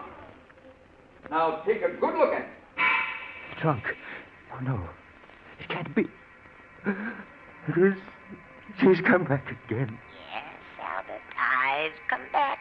And I'm going to stay for good this time. Oh, no. Now, this is no ordinary trunk, ladies and gentlemen. It was donated by a gentleman who bought it for storage charges. Now, who knows what it contains? Perhaps the crown jewels of old Russia. Or better still, a case of scotch. Now, take a good look at it and try to guess. Albert, you're so pale. Is there anything wrong? No, of course not. George, where did you get this trunk? Oh, that big storage place in New York. You know, on the east side. Somebody did keep up the storage charges on it, and all the notifications they mailed came back, so... Yes, I see. Now that you've seen all the prizes, and particularly seen this prize, ladies and gentlemen, I know you're going to want to buy not one, not two, but half a dozen chances each. What can be in it? Guessing is half the fun. Well, now we're all going to adjourn for supper, and immediately after supper, the big drawing will be held. So buy your chances now and win yourself a trunk full of surprise and pleasure. Well, Albert, changed your mind about buying a chance or two? Yes, George. Yes, I have. Now take all you've got.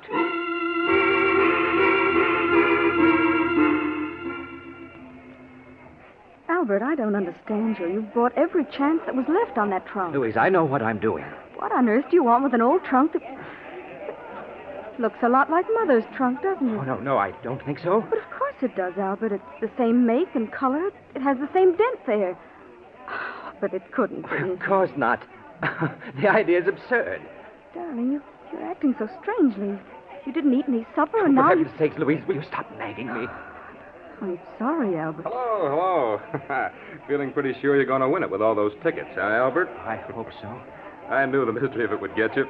Say, I've even got a ticket on it myself, so you'll have some competition. Oh, I'll win it. I've got to. Well, I did my best. I picked out the heaviest trunk the place had for sale. So I don't want the winner to blame me if he doesn't like what he finds. And now, ladies and gentlemen, we're ready for the feature of the evening, the drawing for the locked mystery trunk. Now, my assistant has put all the ticket stubs in the wire wheel, and so I spin it thus. Round and round it goes, and where it stops, nobody knows. Now, the stubs are thoroughly mixed, and I stop the wheel so that this lovely young lady may reach in and withdraw the number of the lucky winner. Now, will you open your eyes, please, and read the number that you have drawn? Number 38. Number 38. Number 38. Number 38 is the winner. Is the holder of number 38 here, please? Yes, I have it. I've won. Well, good for you, Albert. Congratulations, sir. May I have your ticket, please, so that I may compare it with the stub that the young lady drew? Yes, of course. Here it is. Thank you. Now, I place the ticket and the stub together, and we... What is it? I'm very sorry. I'm afraid an error has occurred. An error? What do you mean? The young lady misread the winning number. It is number 33, not 38. No, you're lying. I won. The trunk's mine. Now, I'm sorry, but mistakes will happen. Ladies and gentlemen, I must make a correction. The winning number is 33. Is the holder of number 33 present? Oh, yes. Well, that's my number. Well, hard luck, Albert, but I guess you don't win after all. Now, may I have your ticket, please? Yeah, sure, here. Thank you very much. Now, ladies and gentlemen, the lucky winner, purely by chance, is the gentleman who donated the prize, Mr. George Horton. And congratulations to you, sir. And I hope you'll open the trunk now and let the rest of us know what we missed out on. I certainly will. No, he can't open it. You haven't got the key. No, but I have a bunch here that I borrowed from a locksmith, and one of them's bound to work. But you mustn't open it. George, I'll buy that trunk from you. But I don't want to sell. Hey, I want to know what's in the trunk. That's where the fun comes in. I'll give you $100. You can't refuse. 100? Well, if you want it that bad, all right. I'll give you my check tomorrow. Yeah, but there's one condition. Condition? Yeah, that you open the trunk here so we can all see what's in it. Oh, no, I won't do it. Well, then the deal's off. Sorry, Albert, but curiosity has the better of me. Oh, come on. George, please listen to me. Sorry, Albert, sorry. Just a minute, everybody. As soon as I find one of these keys at bed, I'll let I told you I'd come back, Albert, and I have. You should have known I would. Oh, no.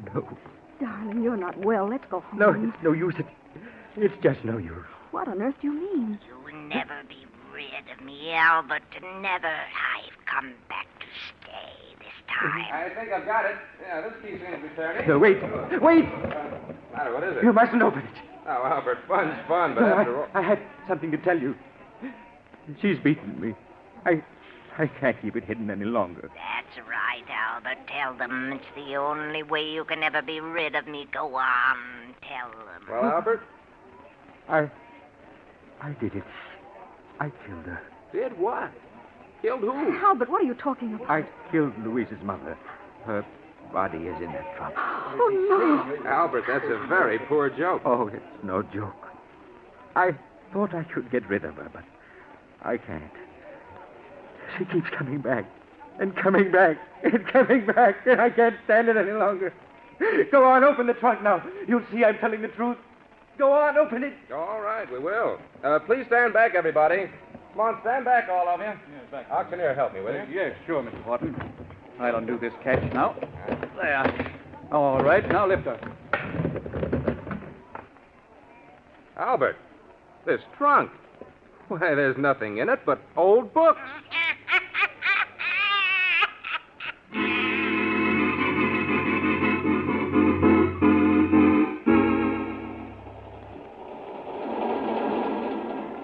This is the mysterious traveler again. Poor Albert. He let himself be fooled by the wrong trunk. Maybe it was his guilty conscience. What happened to him? Why, he's getting the best of attention these days in a small but comfortable room with bars over the windows. The only trouble is the bars won't keep his mother-in-law out. She comes in every night to talk to him. So if you're ever tempted to... Oh, you're getting off here. I'm sorry. But I'm sure we'll meet again. I take this same train every week at this time.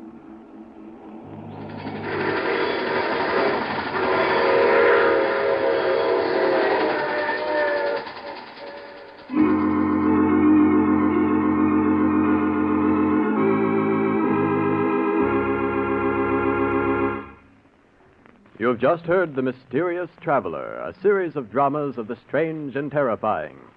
Listen next week over most of these mutual stations to a tale titled Murder is no accident. Another Tale of the Mysterious Traveler.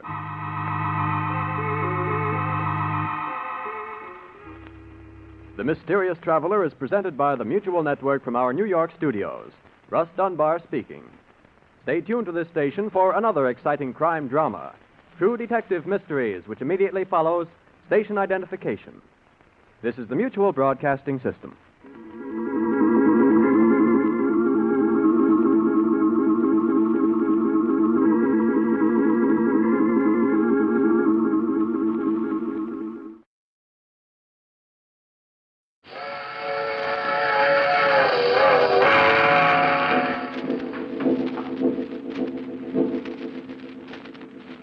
The Mysterious Traveler.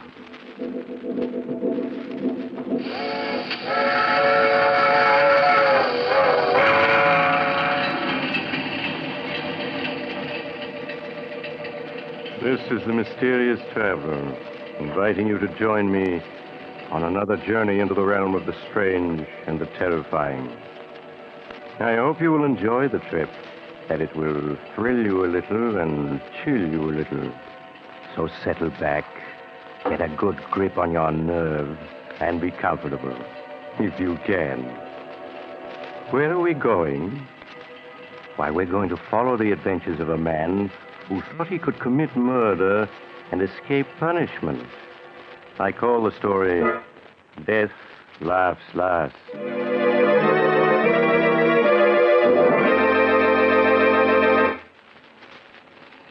It was while I was practicing medicine in an eastern city that Edward Harrison brought his wife Mary to me for an examination.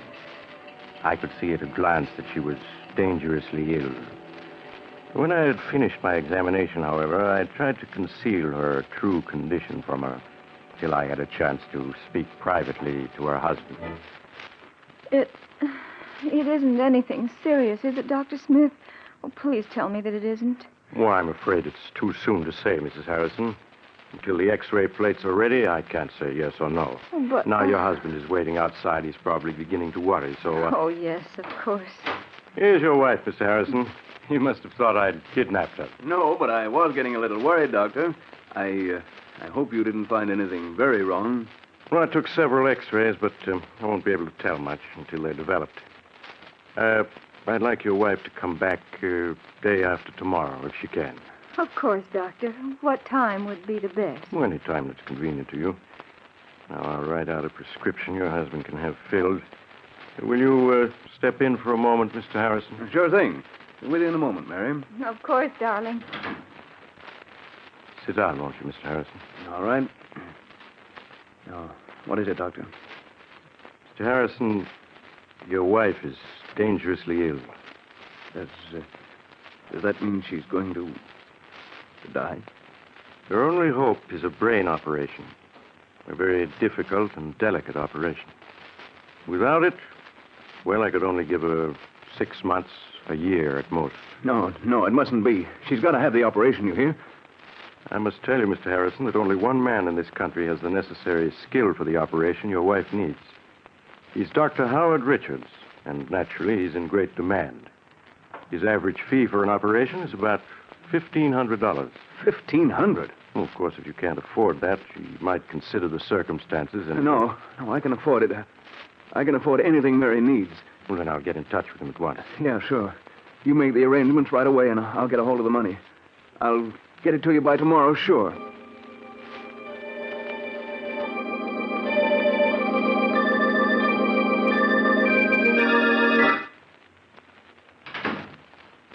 Darling, help me off with my coat, will you? Please? Oh, sure, Mary. Yeah. How are you feeling? Oh, much better since Dr. Smith gave me that medicine in his office. He's a swell doctor. He'll fix you up in no time. Did he tell you anything more, Edward? Not a thing, except that the treatment might take a little time, that's all. A little time? Oh, dear, I hope it won't be too expensive. Your business hasn't been good, and we've used up all the money in our savings account, and... Oh, don't you fret about money. Don't you worry about anything. All right, darling, I won't. Oh, but aren't you going to take your coat off? No, I've got to get the prescription the doctor gave me filled. You just take it easy till I get back. I might stop in at the shop, too. There's something I've got to attend to there.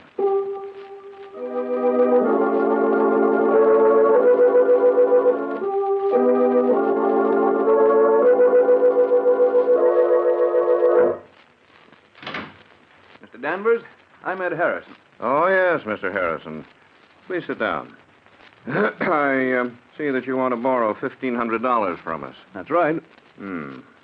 Unfortunately, the security you offer, your home... Well, what's wrong with it? It's a swell little house, good section, all in good repair. Yes, that's true. But you already have a first and second mortgage on it, totaling $4,000. And, well, I'm afraid we can't make any further loans on it.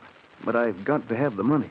I've just got to. I'm sorry to hear that, because there's nothing we can do to help you. Nothing we can do.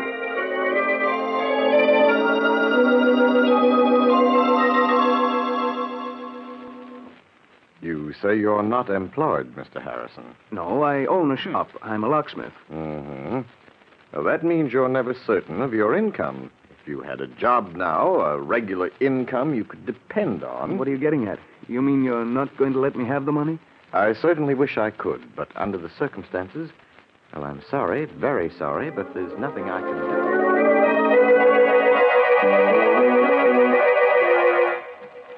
I'm afraid the collateral you suggest isn't satisfactory, Mr. Harrison. We'd lend you the money if we could, but we just can't. Sorry. But I've got to have it. I've just got to. Sorry. It's to save Mary's life. She'll die if I don't. Sorry. And I won't let her die. I won't. Sorry. Sorry. Look, Sorry. you must... Sorry. Listen. You must...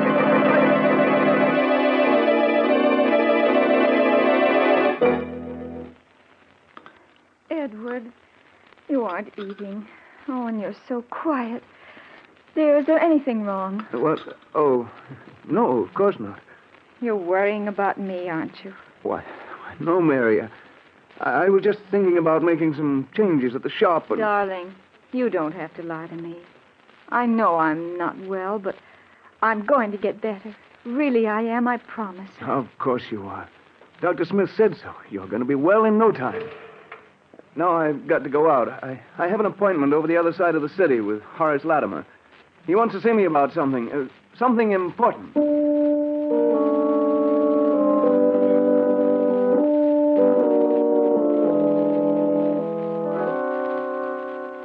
Edward had no appointment with Horace Latimer, but went to see Horace anyway.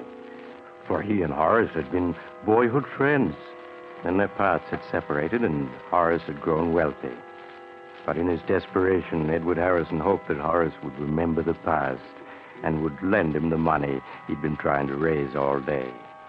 Horace could spare it easily. But would he? 1,500. That's rather a lot of money, Ed. I know it is, Horace, but it's for Mary, for an operation. I've got to have it. Yes. Why don't you try the bank? You have a house, a business. I have tried the bank and all the personal loan companies in town. They all turned me down, said the security wasn't good enough. I see. Well, that's too bad. But I don't quite understand why you came to me, Ed.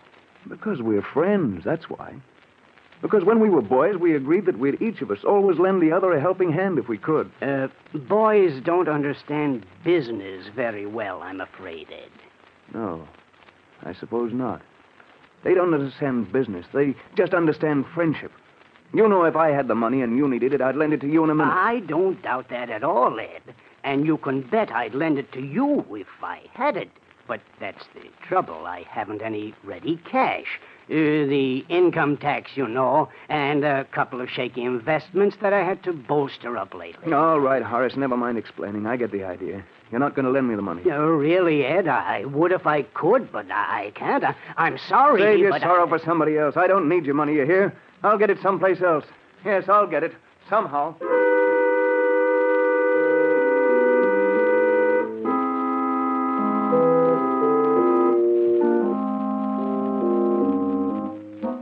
After he had slammed out of Horace Latimer's expensive home, Edward stood for a moment on the dark street corner, staring back with bitterness in his face. Sorry. Yes, you're sorry. In a pig's eye, you're sorry. What a sap I was to think you were a pal of mine. What's that, buddy? Oh, was you talking to me? What? Oh, no, sorry. I guess I was thinking out loud. Oh, that's okay. Hey, got a match? A match? Oh, sure. Yeah, there you are. Thanks. Okay, just hold it like that. Make a move and I'll plug you. Gun? Yeah, Why, this is a stick-up. Hold hand over your dough and make it fast, see? My dough? That's a hot one. I'm out trying to raise money myself. We're both out of luck. I've only got $1 on me. Take it if you want it anyway. It's more than I could raise. Don't try to kid me. Stand still while I see what you got in your pockets. A wallet. A leather case of some kind. You'll find just $1 in that wallet. Yeah? $1. One measly buck. And I bet you got a roll hidden in this leather case. It's heavy enough. There's nothing in there but my emergency kit. Yeah, well, I'll just see for myself. Say. Oh, this kit is full of skeleton keys and pick locks and stuff. What are you, anyway? Second-story worker? I'm a locksmith and a safe repairman, if it's anything to you. Now, how about taking $1 and letting me go on my way? I'm in a hurry. Not so fast, pal. Not so fast. Were you leveling just now when you said you was trying to raise dough? Yeah, I've got to have $1,500 by tomorrow. What's it to you? You'd be surprised, pal. Okay, I'm putting the gun away, but you ain't leaving yet. Me and you, we're gonna talk business. Because I got a plan that'll get us both all the dough we need.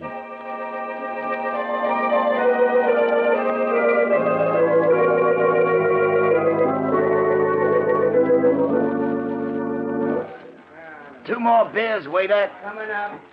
Well, is it a deal on my proposition? I don't know, Mike. Sure you do. There's nothing to it. You can open locks and safes. I know where there's a house with plenty of dough in it. You and me together, we'll go get it. We'll make a team. Burglary? I've never stolen anything in my life. Listen, you said you needed the dough bad, didn't you? So do I, plenty bad. You said you'd do anything to get it, didn't you? Yes, I did. Then what are you hanging back for? All you gotta do is get the back door opened and the safe.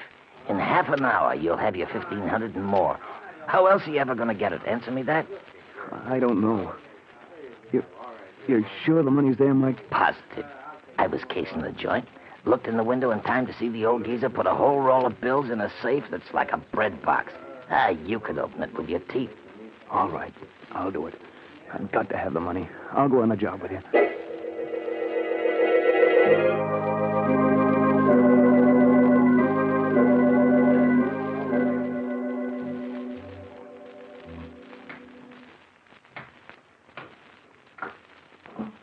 Okay, this is the joint. Everybody's hit the hay long ago. It'll be a cinch. The luck looks easy. But I shouldn't be doing this. There must be some other way to get the money straight. Don't be a sucker all your life. You gotta take what you want in this world. If you don't, you'll never get it.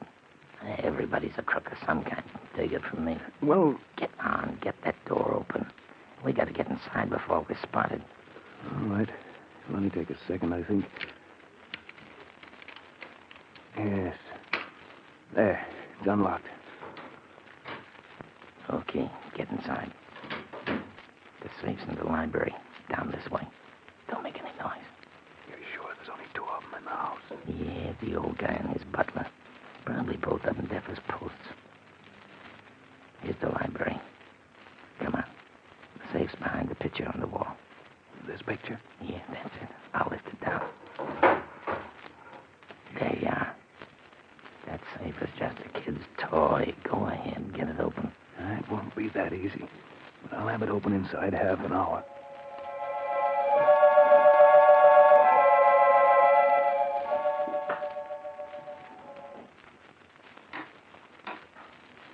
Hurry it up. You've been 40 minutes on that thing. It's coming now. There. It's open. About time, too. And now let's see what's in it. Here's the cash box. Will I open it? There. Look. Dough, cash, Mazuma. What'd I tell you? There must be thousands there. Easy. Come on, we'll count it and divvy it up. No, never mind. Just give me 1,500. That's all I want. You can keep the rest. Are you kidding? No, that's all I want. Just the 1,500 I need. Okay, it's your funeral. Here you are. 10, 11, 12, 13, 14, $1,500 bills. $1,500? Yeah, for just an hour's work. Easy money, huh? What do you say? We crack a couple more cribs tonight? No, I just want to get out of here now and... Get behind this door. I'll take care of it. Burglars! Jenkins! Police! Help! What'd you expect me to do? Shake his hand? Would you kill him? Yes. I'm an accessory to murder. Cut that guff and let's get out of here. Or do you want to get caught? No, of course not. Let's get going. Come on, we can... Stand still, both of you. I have a gun and I have you covered. The butler. If you move, I'll shoot. I can see you perfectly. He's standing on the stairs. He's got a gun. We caught. No, not yet. We ain't. Not by an old scarecrow with a rusty horse pistol. Put up your hands. I'm going to call the police. You've done something to the master. Okay, we'll put up our hands. Light from me, Will. Oh! I shot him. We gotta get out of here in a hurry. No shots.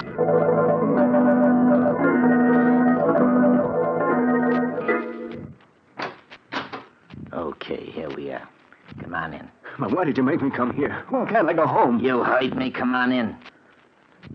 That's better. Now, take off your hat and stay a while. But I can't stay, Mike. My wife, she'll be worrying.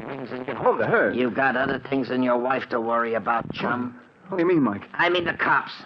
Or have you forgotten you're wanted for murder? No, I haven't forgotten. I'll never be able to forget. Why did you kill him? Why? Well, it was either kill them or go to jail. Or would you rather have gone to jail, huh? No, but I'm all mixed up. How did I get into this anyway? You needed dough. That's how you got into this. And you got it, so now cut out the sob stuff. Why won't you let me go home? Why did you make me come here to your room? You're here so you and me can have a little talk. Kind of a talk. Well, chum, that door and that safe open. You and me got a future together. I won't do it. I won't. Sure you can always send a little note to the cops. They'd get you, too. I'd be a long ways off here. You got a sick wife. You can, they say. You don't think you can pull a job and then go on as if nothing had happened. Somebody's always got to bear another. I did it only for a minute now, and you can't get out. Wait. I'll get it off my chest. Oh, no, you do. You see, Dick, and if I talk... Let me go! You got me into this.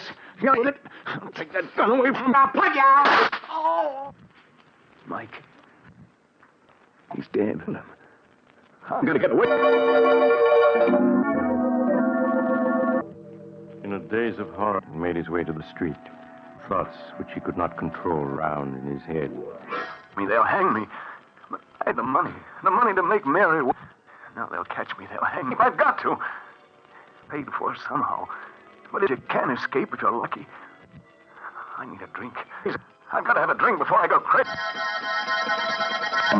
So Edward Harrison stopped the street and struggling to control his shaking as normal. He ordered a double whiskey and gulped it. His senses cleared a little. He heard the radio at the end of the bar, broadcasting a warning to the city. Attention. The police start for the following man. Committed in the Buxton Park. Please make a note of the following. Say, buddy, what's the radio off for? Because I was... Did he? And I got a night I want to hear it. So I'm going to turn it back on again. No, you mustn't. But I'm going to. If you try your gun right here under the bar, see what that dirty killer looked like. I repeat, beyond night, lean and wiry, with reddish-brown hair, in Buxton Park earlier this evening. Man reported once to... Now turn you back to our regular night owl program of popular dance tunes. Lean and wiry with reddish-brown hair, huh? Well, that ain't you. You're heavy-set and black-haired. But for a minute there, you had me going. I was positive you was the killer the way you didn't want me to hear the description. I guess you're just jumpy, huh? Well, here, have another drink. On the house. Thanks. I need some sleep. Yeah, that's what I need. Some sleep. How close he had come to giving himself away. Edward Harrison hurried. Mike, the police were looking for. Not Edward Harrison. And they had. Edward Harrison was safe. His own good luck, Edward was asleep. Quiet and troubled by nightmare, Mary was already preparing breakfast. Good morning, darling. Who? I was pretty late. I stopped at the shop. I was pretty late, a little work. I forgot to watch the time. Oh, this morning you look terrible. I know. You're worrying about me. Really, I am. Of course you are. I'm going to see to that. What do you think? Dr. Smith called up last night. He wanted to talk to you. Said he had some good news for you. Good news? Yes, but he wouldn't tell me what it was. I don't know why. He asked for you to stop in at his office this morning. I think I know what it is. Yes, sure, I'll go right over and see him. Oh, but darling, you're going to eat breakfast first, aren't you? I'll eat when I get back. I want to see the doctor first. Anyway, I'm not very hungry. Well, all right, Edward. But please hurry back. I want to know what the doctor says, too. Yeah, sure, Mary. I'll be right back. But everything's okay now, darling. Everything's okay.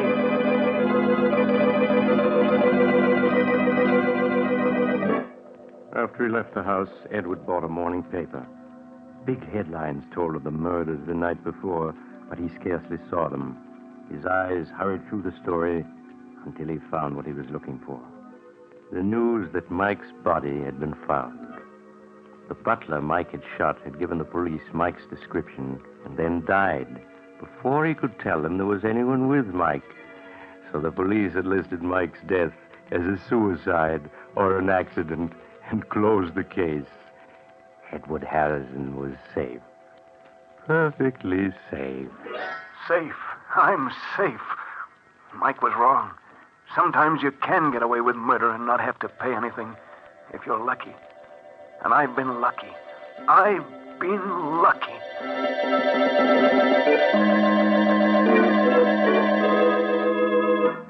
When Edward Harrison entered my office, he sat down beside my desk and tossed a folded newspaper into the wastebasket.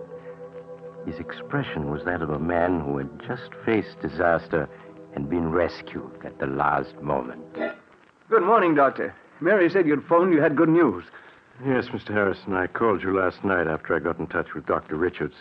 I wanted to tell you that he had agreed to operate on your wife. Oh, that's swell, Doctor. And I've got the money right here in my pocket. Money, yes.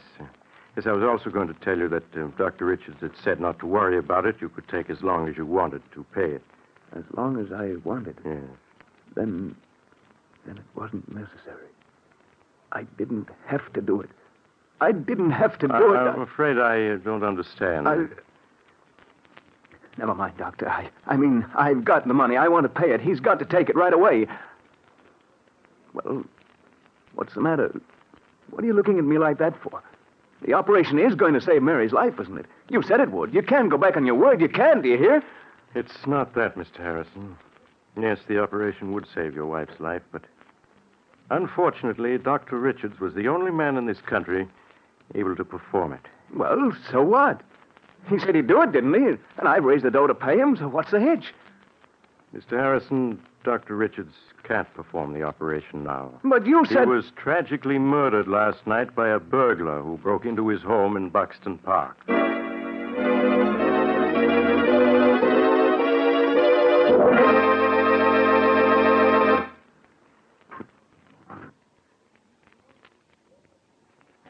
This is the mysterious traveler again.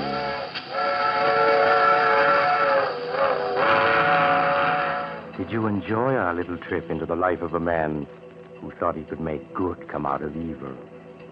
Poor Edward Harrison. He didn't believe that crime must always be paid for by someone, did he? What became of him? Well, after his wife died a few months later, he confessed everything to the police. He didn't have anything to live for, poor fellow. But I hope his experience will teach you that crime really doesn't pay. I always say that if... Oh, you're getting off at the next stop. I'm sorry. But perhaps we'll meet again soon. I take this same train every week.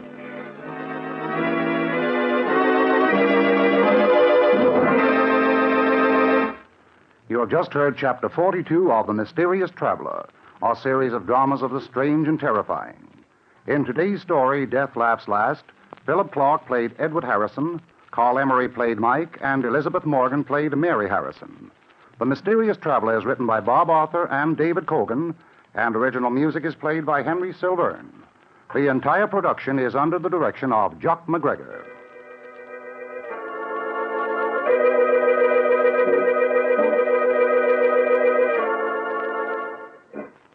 And now, an important message for all of you. This is Jock McGregor speaking. The National War Fund drive begins tomorrow. As you probably know, this fund includes over 22 of the major war relief and service organizations. As the war progresses on all fronts, more and more people will need help.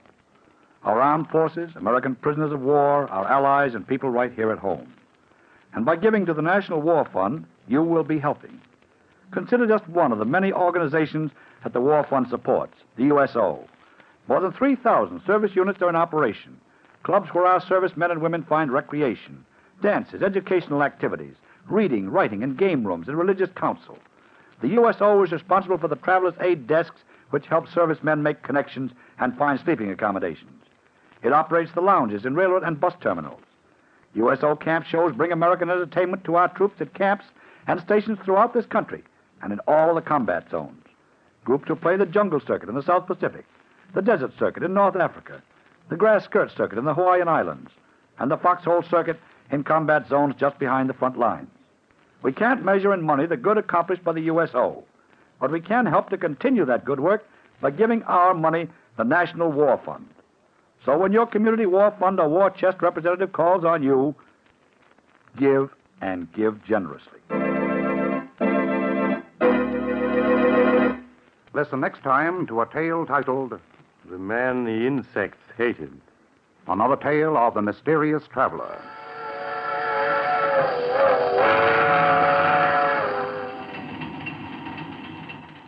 The Mysterious Traveler is presented by WOR Mutual from the WOR studios in New York.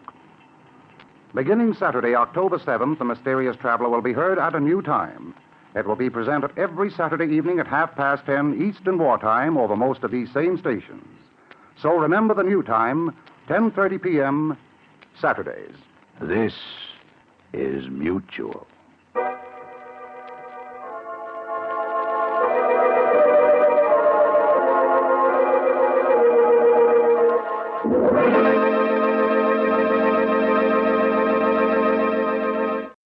Is acting up a bit.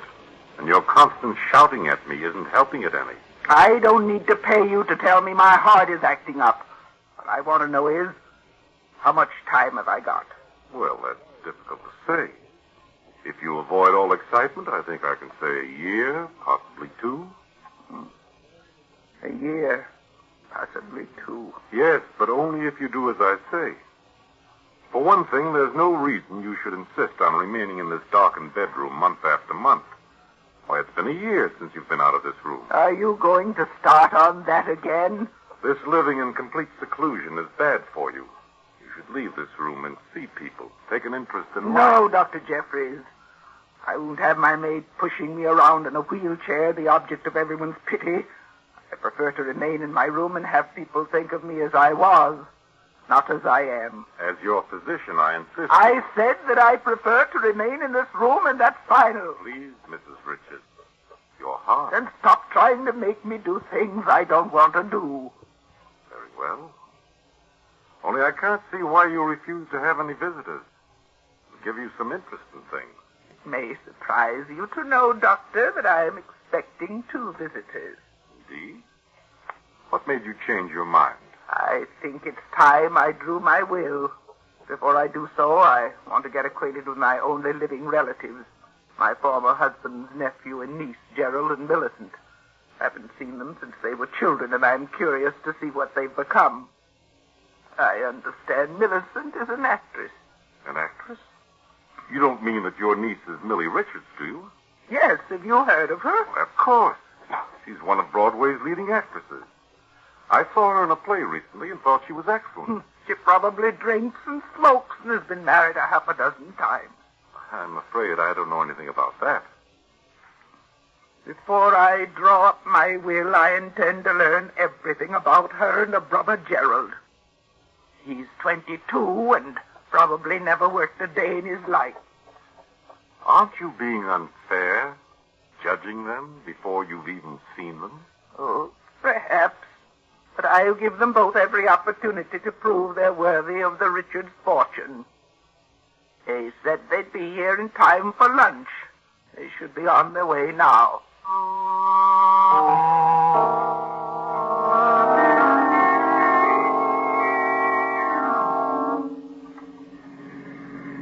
Oh, my head. How's the hangover, brother dear?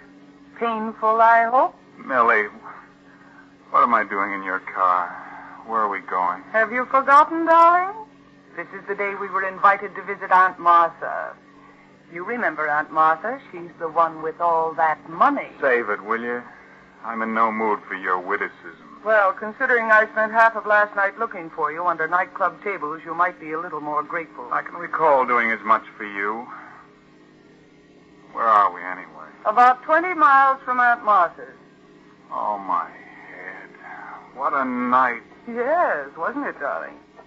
Everywhere I went looking for you, they gave me IOUs you'd left behind. Exactly how much do you owe around town? Oh, 3 months ago, it was $11,000. That means you probably owe twice as much by now. Look, Millie, you've got to help me. If I don't clear up my debt soon, I'll be in real trouble. And what exactly am I supposed to do? You've got to lend me enough money to hold off my creditors. Lend you money? Oh. You may not know it, Gerald, dear, but I'm in far deeper than you are. But you were getting $1,000 a week for playing the lead, and why not be happy? How could you be in debt? It's really very simple. I was getting $1,000 a week. I was spending $2,000. Oh, that makes everything just perfect. Both of us so deeply in debt, we probably won't dare go back to town. Perhaps after this visit to Aunt Martha, we'll be able to go back to town in different circumstances. What do you mean? Have you forgotten Aunt Martha has something like $4 million? So what? You think she'll lend us money to pay our debts after not even seeing us for 20 years? Gerald, you're a fool. Why do you suppose she invited us to visit her? Because she's getting along in years and she has decided to make her will. Naturally, before she does so, she wants to see what we, her only relatives, are like. Millie, do you really think she'll leave us some money? If we make the right impression, there's no reason she shouldn't leave us all of it. All we have to do is convince Aunt Martha we deserve it. And how are we going to do that? By showing her we are simple, lovable, and unspoiled. You remember the ingenue role I played in I Dream of Love? Yes, of course. You weren't half bad. Half bad. I was superb. The critics were mad about me. Brooks Archer said that in all his life... All right, you were superb. What about it? Well, I think I'll play that role for Aunt Martha.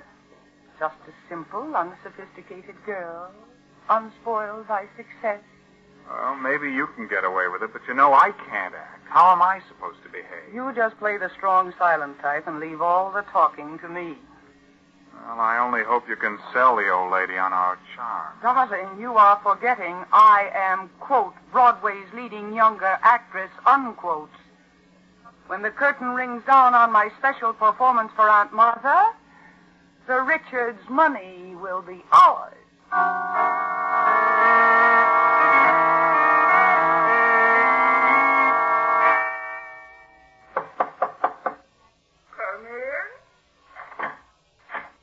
Miss Richards and Mr. Richards are here, madam. Will you see them now or later? I'll see them now, Philip. Yes, madam. Mrs. Richards will see you now. Thank you, Philip. Come in, Mildred Gerald. Well, it's been a good many years since we've seen each other, hasn't it? Yes, it's been a long time, Aunt Martha. Yes, I've been meaning to call on you for ever so long, Aunt Martha. But my work has always interfered, and just at the last moment. Well, what finally brought you here? Well, when you said in your letter that you weren't feeling well, I simply couldn't stay away. I'm very touched. Of course, the fact that you might get an inheritance has nothing to do with it. Why, Aunt Martha, what a thing to say.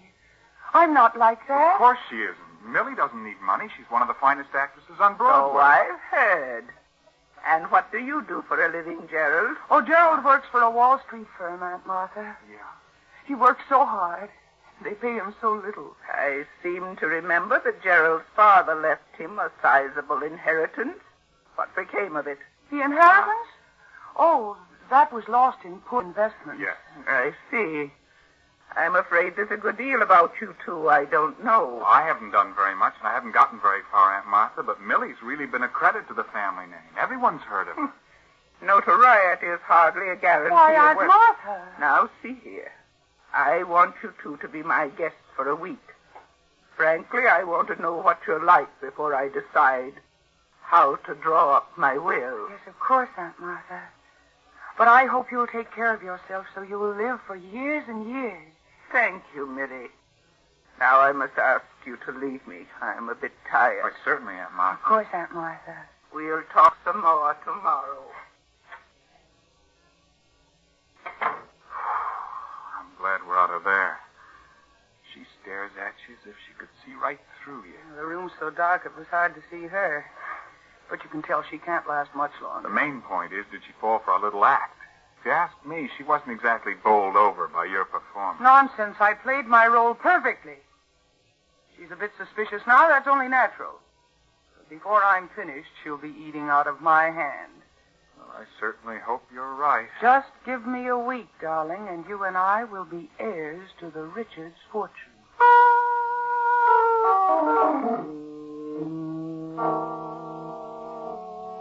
A week passed. A week in which Millie was constantly by her aunt's bedside. Millie told her aunt about her Broadway career and read her notices from a large book of clippings. Martha Richards listened quietly, now and then venturing a question, and Millie became more and more certain she'd won the old lady over. By the end of the week, she was quite sure that she'd convinced her aunt of her own simple, unspoiled character. But... Hello, Millie. Gerald, where have you been all night? I've looked every place for you. I spent the night in New York.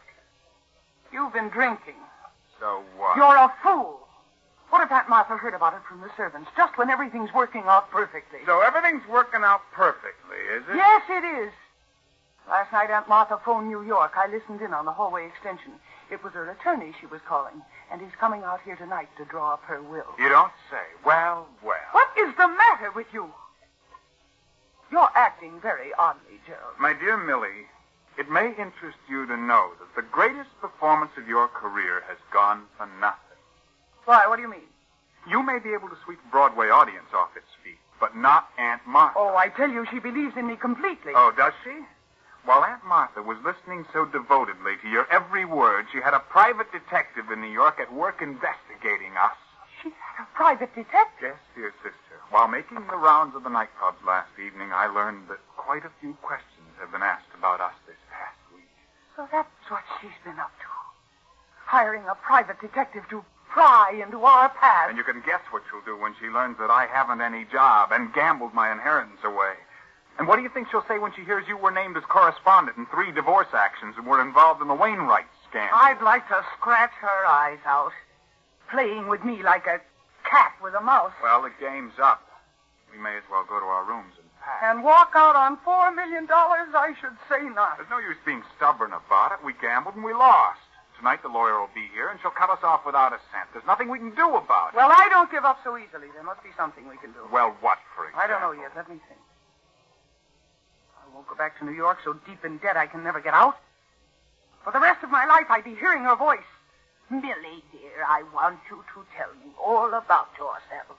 Where you've been and what you've done. Well, she won't beat me. Before I'll let her cut me off with a pen, I'll... Yeah. Oh, yes. What are you planning? Gerald, Aunt Martha is not going to cut us out of her will. Yes? And exactly how are you going to prevent her? If we have nerve enough, we can stop her. We can inherit the whole fortune. Now, you listen to me, Gerald, and listen closely.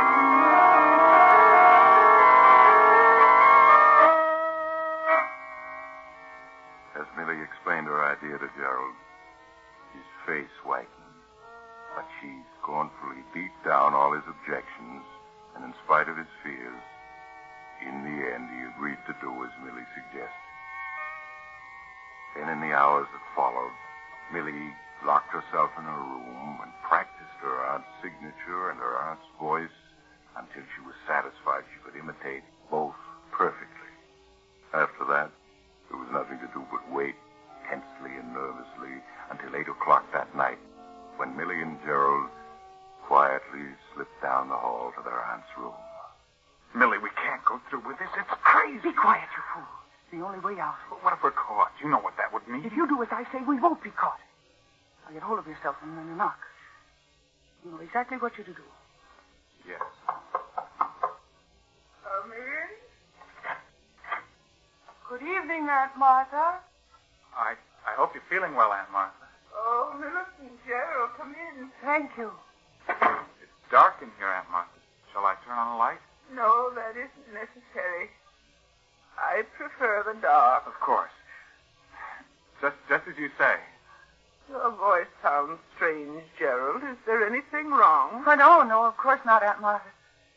How do you feel tonight? I'm a little tired tonight. Oh.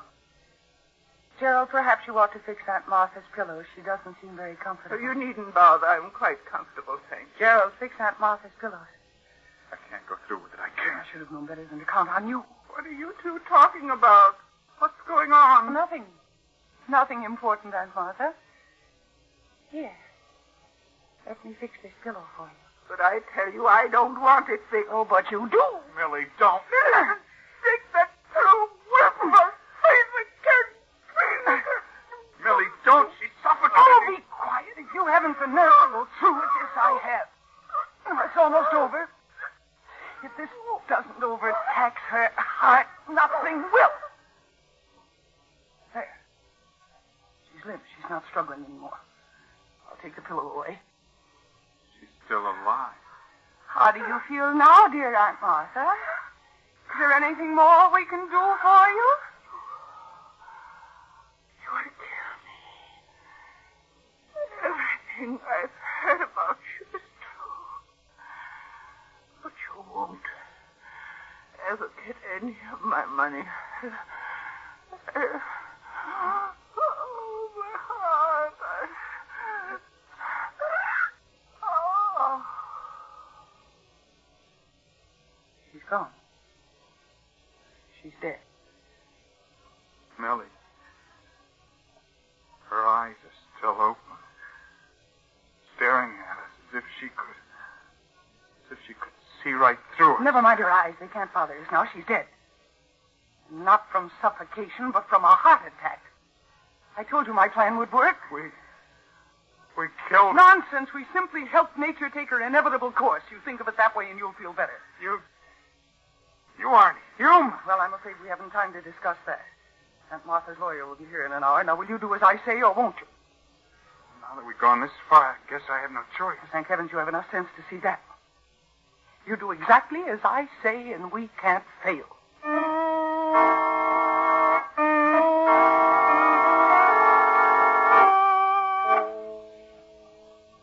Millie, the car just stopped in front of the house. Must be that lawyer, Jordan. No. Certainly is punctual. Are you ready for him? No. I need a little more shading under the eyes. Millie, hurry. You'll be here in a minute. I've never been late for a curtain yet, and I won't be late for this one. There. Now, you help me on with Aunt Martha's bed jacket. All right, here you are. There. No. How do I look? You look exactly like Aunt Martha.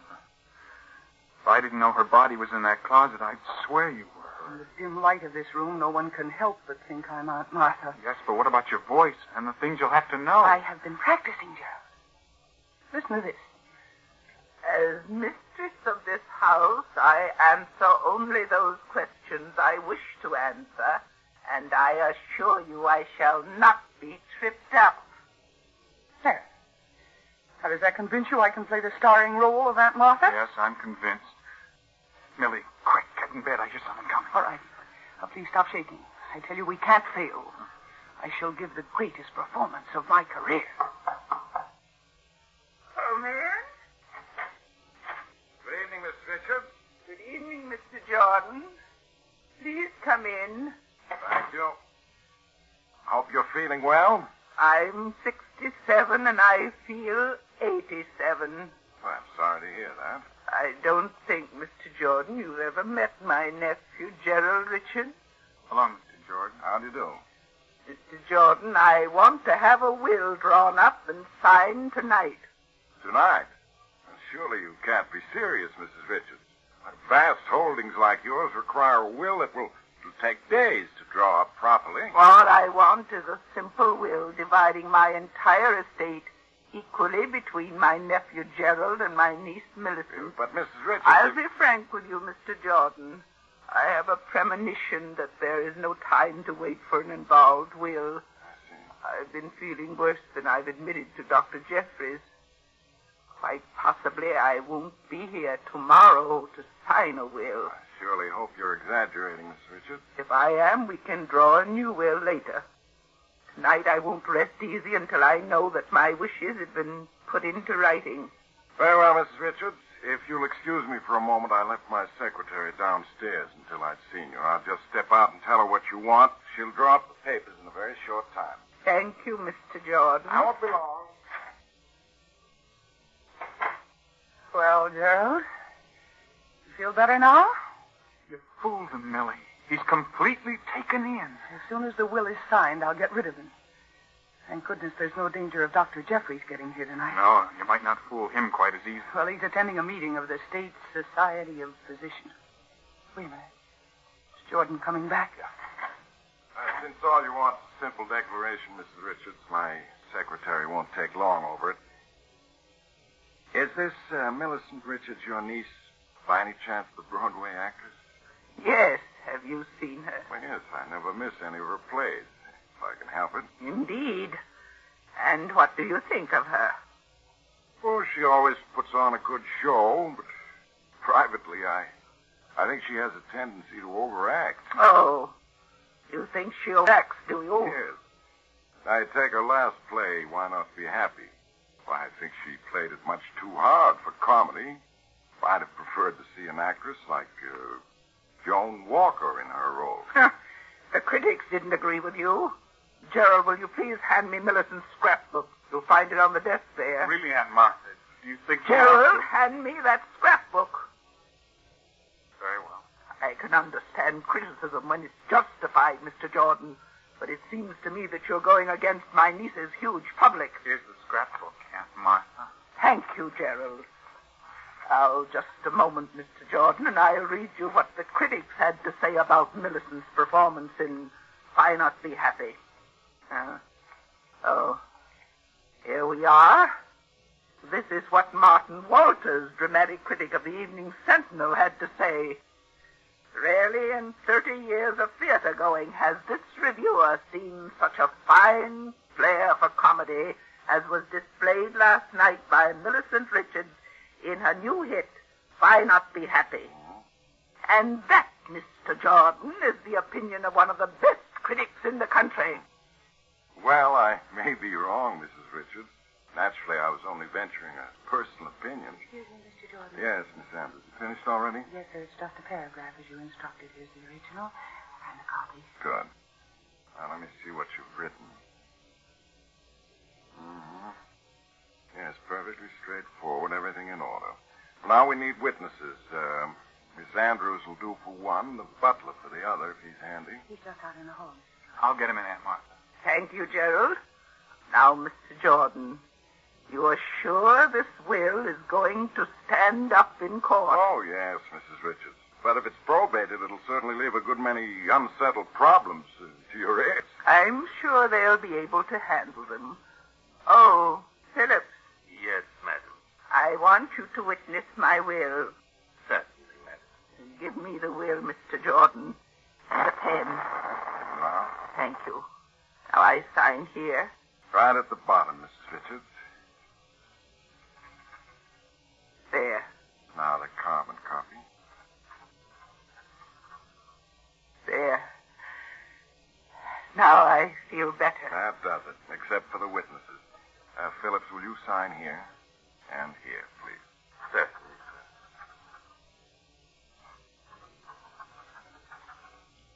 There, sir. Now you, Miss Andrews. Mr. Jordan.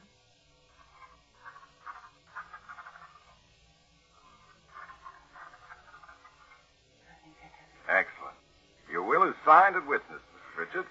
Oh, I'm glad. It wasn't too late. And now, if you don't mind, I'm very tired. I'd like to be left alone. Of course, Mrs. Richards. Phillips, show Mr. Jordan and Miss Andrews to their rooms, please. Yes, madam. If you'll just follow me. Good night, Mrs. Richards. Good night, Mr. Jordan. I'll see you in the morning, I hope. Of course you will. They're gone. And the will is signed. See, I told you it would work. So far, but we aren't through this thing yet. Oh, don't be a fool. The money is as good as ours. All we have to do is put Aunt Martha back in her bed and slip out of here, and tomorrow someone will find her dead, and you and I will inherit everything.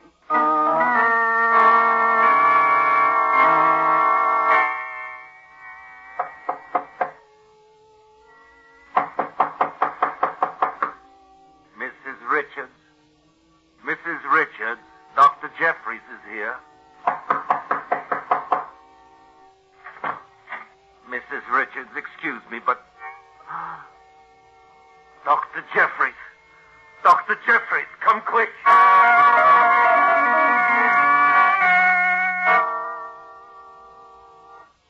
But it's so dreadful. If only we'd known, if only we'd been able to help her somehow. But to think of her dying alone in the night with nobody. Now there, Miss Richards, you must be brave. Your aunt wouldn't want you to take her death like this. You're very kind, Mr. Jordan. She said only last night that she had a premonition she might not live much longer, that she felt worse than she admitted to you, Dr. Jeffries. That's quite possible.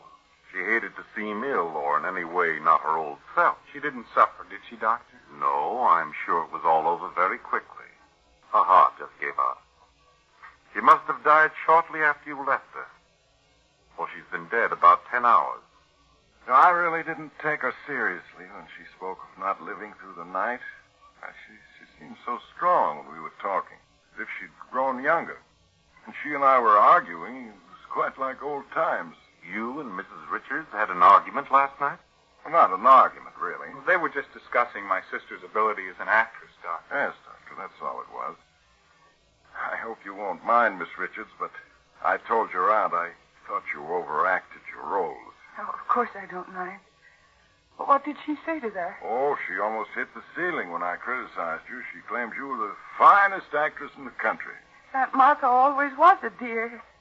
Strange that she should have said that, considering she never saw Miss Richards perform.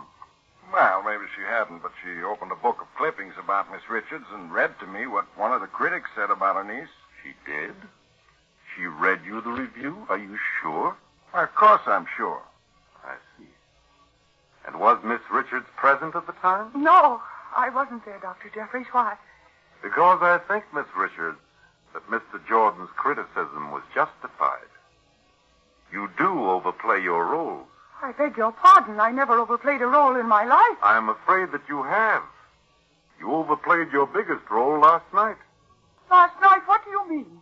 Your Aunt Martha was an extremely proud woman, Miss Richards. She couldn't stand to be pitied. Just a year ago, she became quite blind. Aunt Martha was blind? What are you saying? Her eyes were... Yes, they seemed very bright and penetrating, but they were sightless. No one outside this house knew the truth.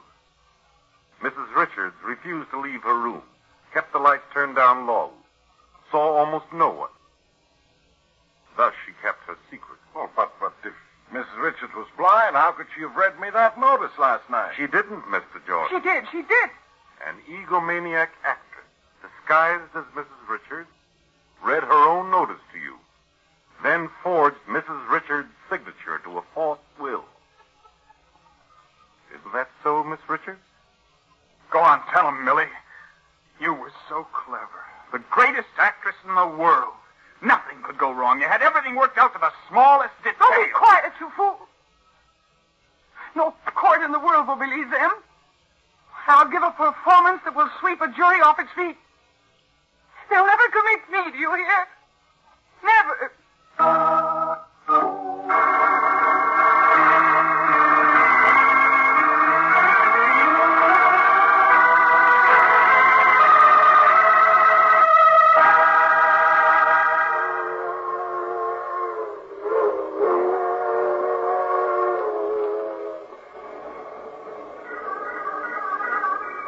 This is the mysterious traveler again. What happened to Millie and Gerald? Oh, didn't you hear? They're both playing in a long run now. Life imprisonment. The critics thought Millie's performance at the trial was superb, but the jury disagreed. They're inclined to think she had overacted. That recalls the case of another actor who tried to play the role of a dead man. He did it so realistically that they buried him and then...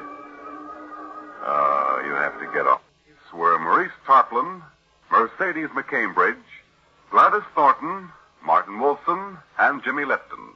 Original music was played by Paul Taubman. Engineer Alfred King. Sound Walt Schaefer. The Mysterious Traveler is written, produced, and directed by Robert A. Arthur and David Cogan.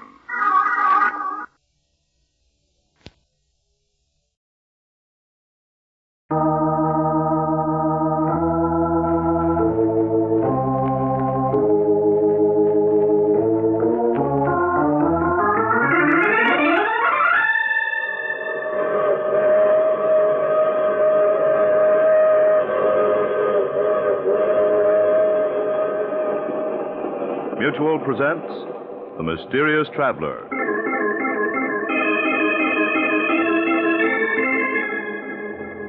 This is The Mysterious Traveler, inviting you to join me on another journey into the realm of the strange and terrifying. I hope you will enjoy the trip, that it will thrill you a little and chill you a little. So settle back, get a good grip on your nerves, and be comfortable, if you can, as you hear the story I call Death Writes a Letter.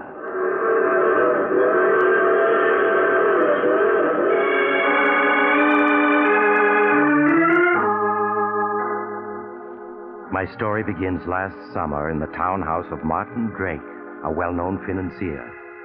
Martin is deep in argument with his older brother, John, as his daughter, Susan, enters the room unnoticed. John, how can you possibly believe in such things? Spiritualism, nonsense is a better word for it. To a skeptic, everything is nonsense. But if you'd seen and heard what I have, you too would believe. Hello, Father. Uncle John. Hello, Susan. I see you two are up to your old arguments. Well, your father's a very stubborn man, Susan. Well, I may be stubborn, but I'm no fool. Imagine believing in spiritualism, telepathy, and all that Tommy rot. I believe in spiritualism, Martin, and that the living can communicate with the dead. And nothing you can say will swerve me from my beliefs. Uncle John, in all these years you've been studying spiritualism, have you ever been able to communicate with Aunt Judith? No, Susan, I haven't.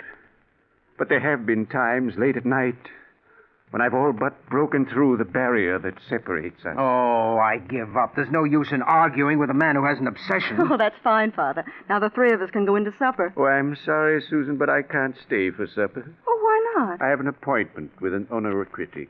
A what? An onoricritic, a man who's an interpreter of dreams.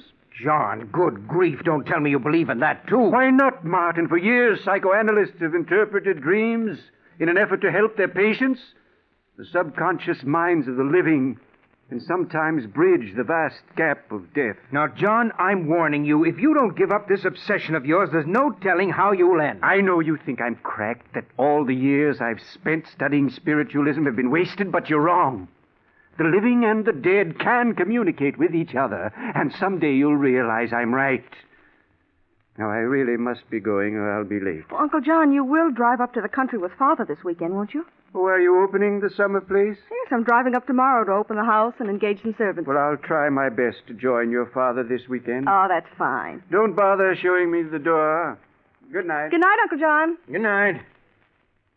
To think that anyone in this day and age still believes in spiritualism, particularly your Uncle John, it's incredible. I don't know, Father. Uncle John seems so sure of himself that sometimes I feel he may be right. Oh, Susan, that's nonsense. But look, Father, if it's all nonsense, why should Uncle John believe in it? You yourself have often said he's the most brilliant man you know. And he is. It's just that, well, we all have our eccentricities, and John's is spiritualism. Until his wife died 5 years ago, he was just as sane as you or I. No living person has ever communicated with the dead, and none ever will.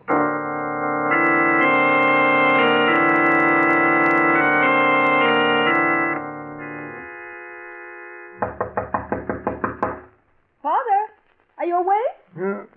Father? The what? Oh, Susan, come in, dear, come in. Oh, I'm sorry if I woke you, Father. Oh, it's all right. What time is it? It's just 7 o'clock.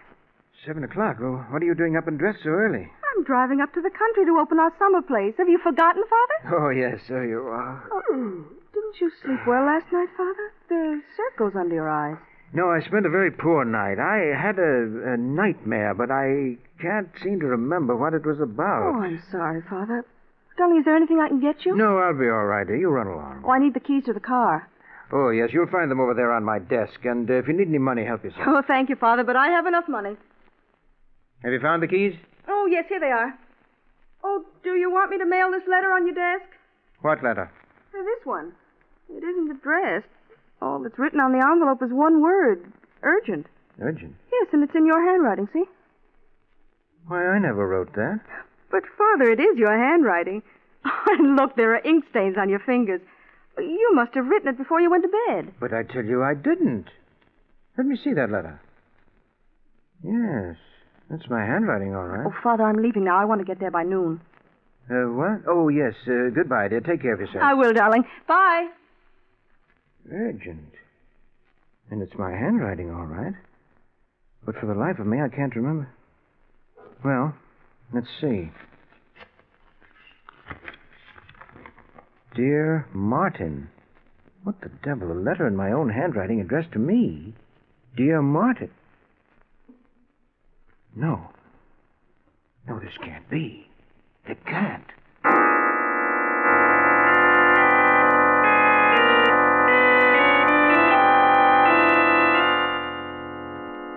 Martin, is anything wrong? I came as quickly as I could. You sounded so upset over the phone. Dr. Warren, I'm afraid my mind is giving way. You, Martin? You're the last person in the world to become unbalanced. Well, that's what I thought until I read this letter. Letter? Yes, and it's in my handwriting, so I must have written it. I'm afraid I don't understand. When I woke up an hour ago, this letter was on my desk. I could see it was my handwriting, and yet I don't remember having written it. You don't remember having written it? No, and yet I must have. There are still ink stains on my fingers. Martin, none of this makes sense. Yes, I know. What's in the letter? I'll read it to you. Dear Martin... Wait a minute. You mean it's in your handwriting, but it's addressed to you? Yes, but it's signed with the name of my brother John. Signed by John? In your writing? Exactly. You better read me that letter. Maybe then I can understand this. Dear Martin, this letter will undoubtedly give you quite a shock. But after you finish reading it, I'm quite sure you'll understand why it was written. After I left Susan and you a few hours ago, I went to keep my appointment with the dream interpreter I'd spoken to you about. It was shortly before midnight that I returned to my home. As usual, I found Martha and Paul waiting up for me. Good evening. Good evening, Mr. John. Paul, Martha, what are you doing up so late? I told you never to wait up for me after 10 o'clock. Well, we worry about you. You know what the doctor said about your heart. You should have been in bed an hour ago. You both treat me as though I were a 6-year-old. And sometimes you act like one. Well, I have a glass of warm milk for you in the pantry. I don't want any milk. It's good for you. Here, let me have your coat. Oh, thank you, Paul.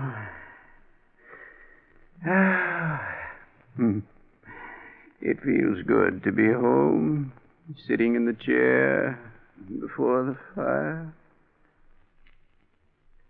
Here's your warm milk, Mr. John, and I want you to drink it down without any arguments.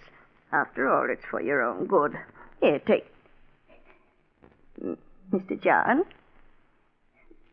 Mr. John? Martha, what's wrong?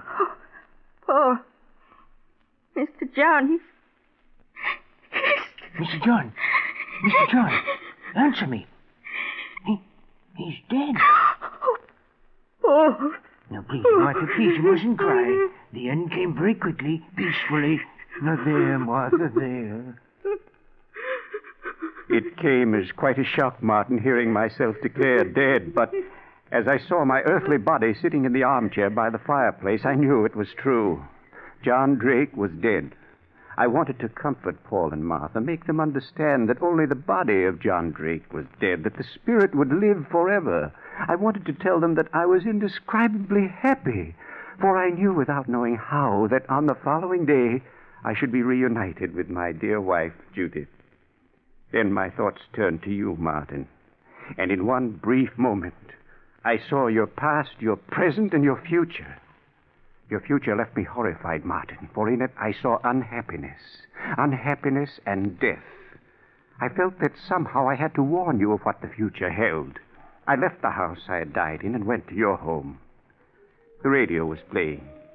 You were sitting in an easy chair reading a book, unaware of what the future held for you. Martin! Martin, you must listen to me! Martin, look up from that book you're reading. You must! But I couldn't reach you with my words.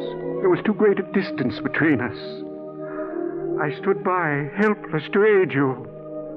A few minutes later, you yawned, closed the book, and turned off the radio. A half hour later, you were in bed and asleep.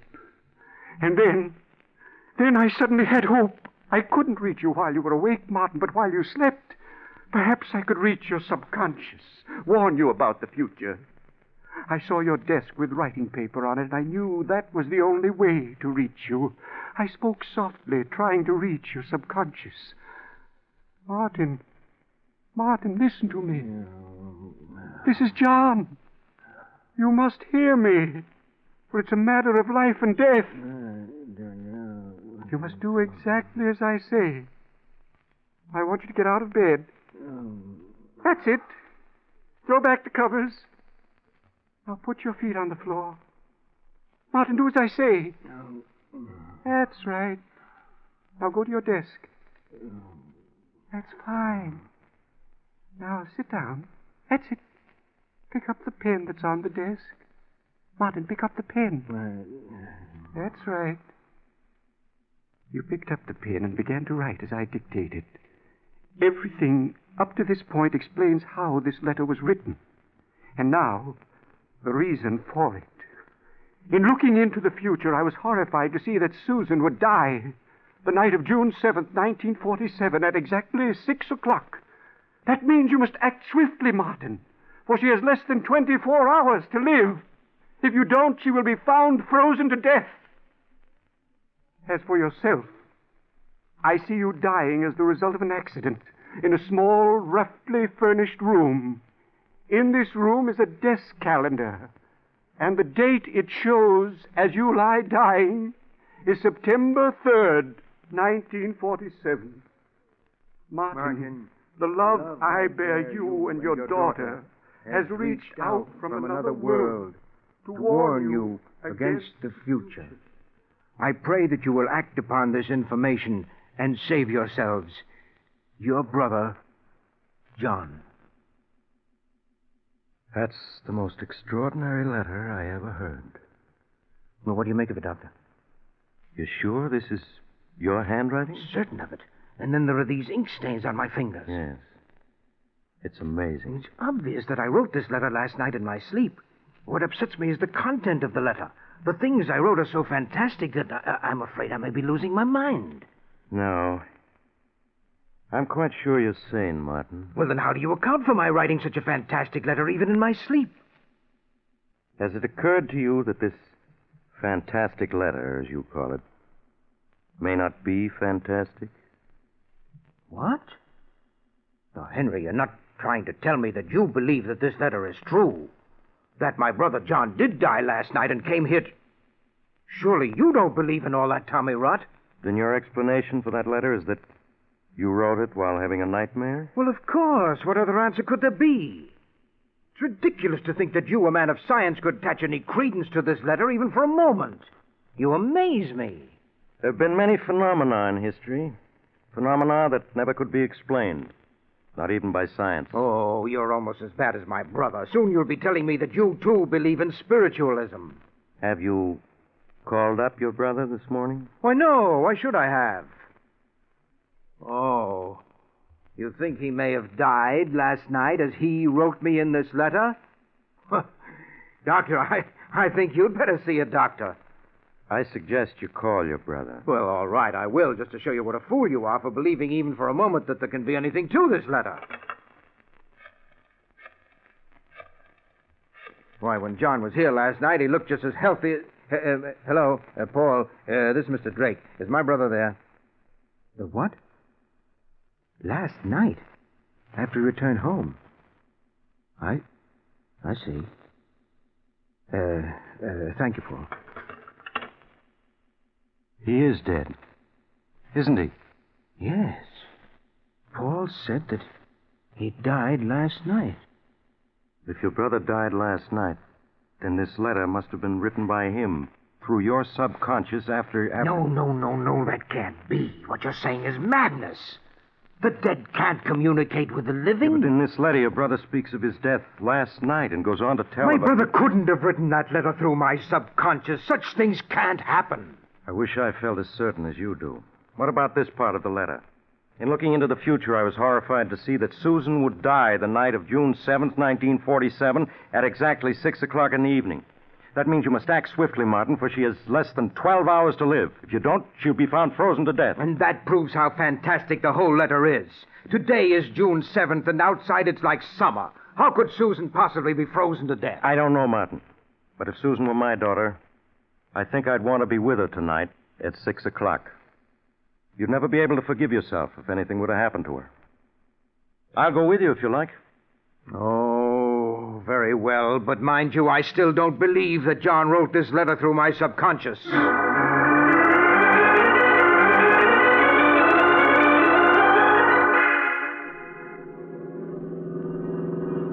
What time is it, Henry? It's a few minutes after 6. If we hadn't had the breakdown, we'd have been there hours ago. How much further is it? As soon as we reach the top of this hill, you'll be able to see it. I wish we'd reached the house before 6. Now, surely you don't believe what that letter says. How could Susan possibly freeze to death? Why, it's a warm evening. It's like summer. Yes, I know, but just the same, I wish we'd arrived sooner. Look, you can see the house now, down there in the valley. Susan's probably getting dinner. And we'll certainly look like a pair of fools coming up here because of that ridiculous letter. I hope you're right.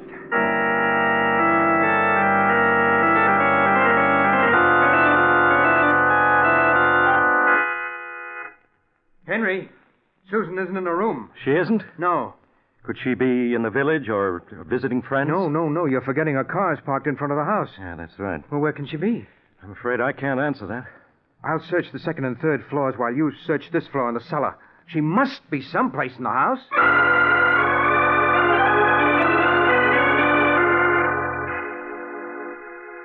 Henry, where are you? Down in the cellar, Martin.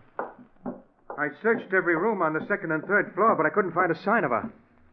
I found her, Martin. You found her? Well, where is she? Susan.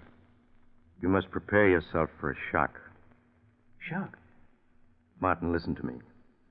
I found her in the cold storage room, frozen to death. No. She can't be dead. But she is, Martin.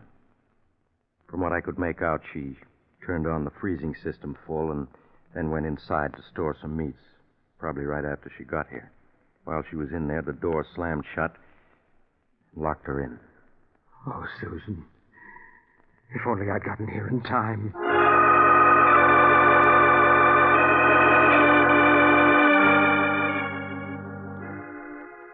Martin, for weeks now you've been like this. Now you must get hold of yourself. You'll break down. You did everything you could to save Susan. No, that's just it. I didn't. John reached me from beyond the grave to warn me about the future, but I merely laughed. Had I heeded his letter, Susan would be alive today. But, Martin, you did try to get there in time. It wasn't your fault the car broke down. Yes, but if I'd believed in the letter, I'd have hired another car and kept going instead of waiting for my car to be repaired.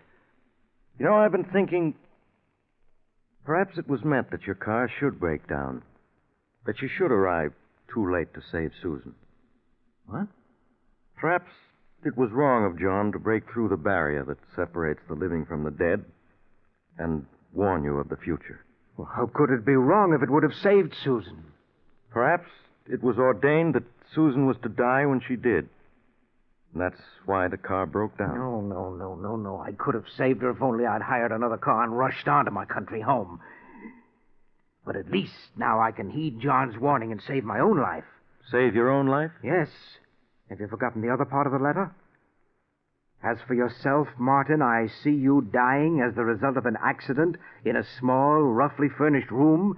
In this room is a desk calendar, and the date it shows as you lie dying is September 3rd, 1947. Today is August 1st. That means I have less than 5 weeks to live, unless I can save myself. But how can you save yourself, Martin? What's meant to be will be. Not if I'm clever enough to take advantage of the information in this letter. Dying as the result of an accident in a small, roughly furnished room. Yes, but if John had only told me what kind of an accident it was meant to be. Well, nevertheless, come what may, I'm not going to die on September 3rd.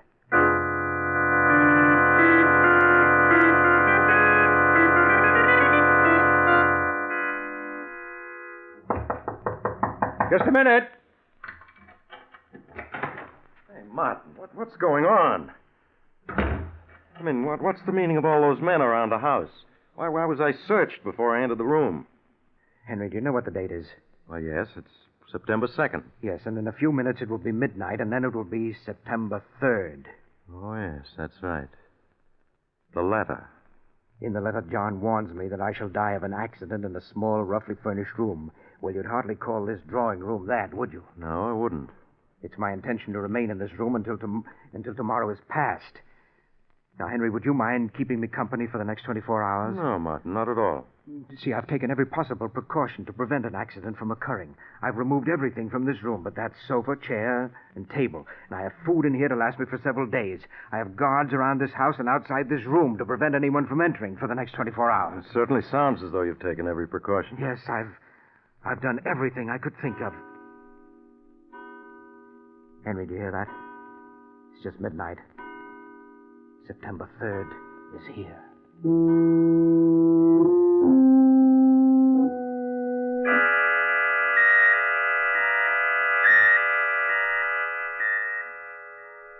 Martin, will you stop looking at your watch every other second? I can't help it. One more minute and it'll be midnight. And when the clock in the hallway strikes, it'll be September 4th. Yes, Martin, yes.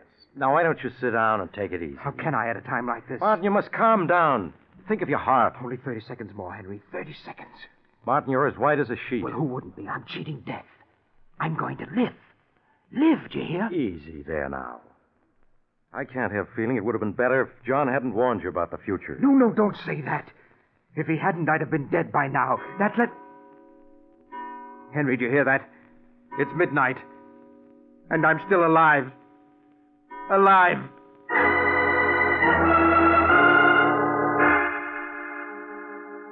For some weeks, Martin Drake was a sick man as the result of the strain he'd undergone.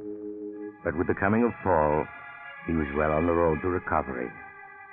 It was in late autumn that he invited Dr. Warren to go hunting with him in Maine. Day after day, the two men, with their guide, roamed the woods. The exercise and outdoor life did Martin a world of good, and he was soon his former self, both physically and mentally. It seems to be getting much colder, doesn't it? Yes, it feels very much like snow. I think it'll hold off for a while yet. Like to do a little more hunting, Mr. Drake? We still got a couple of hours till it gets dark. Yes, I wouldn't mind. How about you, Henry? Well, by all means. Maybe we'll come across that buck we spotted this morning. Yes, he was a big fellow. Where'd I put my rifle? Here it is, Mr. Drake, under the tree. Oh, yes, so it is. Here's your rifle, Doc. This rifle of mine... Oh! Martin, what happened? Good grief, he shot himself, Doc. Martin, are you badly hurt?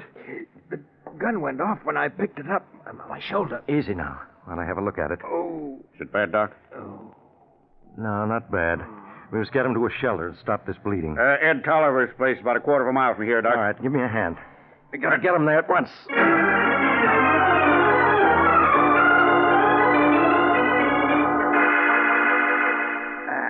Now, put him down gently on the cot. Okay. Easy now. That's it. How is he, Doc? Think he'll pull through? Yeah, of course. He's just fainted from the pain and the loss of blood. Now, let's see. Sure is a nasty wound. Yeah. Fortunately, the bullet went on through his shoulder. I won't have to probe for it. Oh. What are you going to do to him, Doc? Well, first I'll have Henry, where am I? Now, just lie still, Martin. We brought you to this shack where I can fix you up. Oh, my shoulder hurts. It'll be all right now once I get the bullet wound cleaned up. Pete, put my medical bag on this desk here. Open it, will you? Sure, Doc. Will you have to probe for the bullet? No. Fortunately, it went right through. All I have to do is clean the wound. It may hurt a bit, Martin. That's all right, Henry. Go ahead. Maybe you better turn your face away from me so you won't see what I'm doing. Sometimes it's easier that way. Concentrate on the desk over there, huh? All right. Pete, hand me that tube of sulfur powder. Yep. Also the... Henry! What is it, Martin? That calendar. What calendar? There on the desk. Don't you see? Yes. Do you see what date it has? September 3rd. I guess that's the day Ed Tolliver went back to the city. September 3rd. Martin, you mustn't get excited. Do you remember what the letter said? Henry, this is it. Oh, Martin, no. You'll be all right if only you'll I've calm had an down. accident. This room is small, roughly furnished. And the desk calendar does show September 3rd, 1947. Henry, it's all as John said it would be. I haven't cheated death. He's here in this room. He's come to take me. He's come to... Doc, what's wrong? He's dead. Dead? But it was only a shoulder wound. You said he'd pull through. Yes, but I was wrong. Shock killed him. I guess nothing can save a man when it's ordained he die. Death came to Martin Drake as it was foredoomed to come.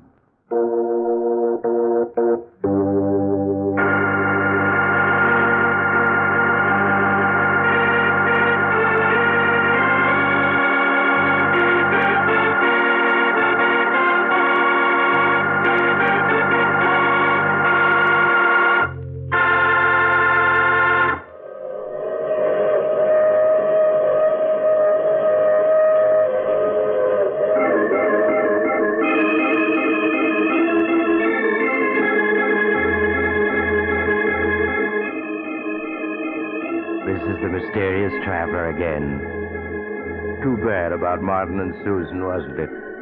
Even John Drake's warning from another world couldn't save them, which seems to prove that when your time comes, nothing you can do can change it. So you might as well not worry about it.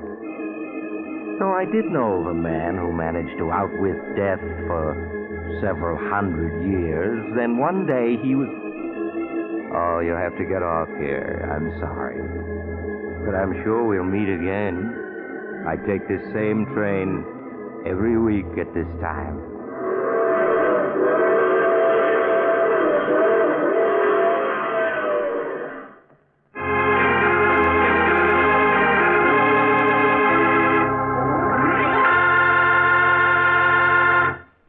You have just heard The Mysterious Traveler, a series of dramas of the strange and terrifying. In today's story, all the characters were fictional, and any resemblance to the name of an actual person, living or dead, was purely coincidental. In the cast were Maurice Tarplin, Roger DeKoven, Eric Dressler, and Bryna Rayburn. Original music was played by Paul Taubman. The Mysterious Traveler is written, produced, and directed by Robert J. Arthur and David Kogan.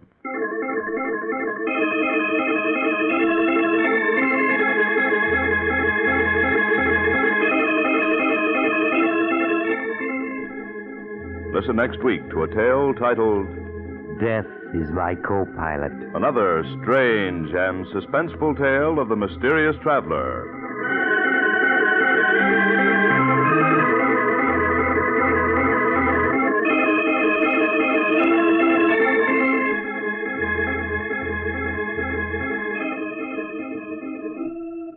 Your mysterious traveler has turned author. Yes, Maurice Tarplin has penned a chilling tale titled 7 Casks of Death, which appears in the current issue of Dime Mystery magazine, one of the popular publications group, now on sale at your local newsstand. Don't miss it.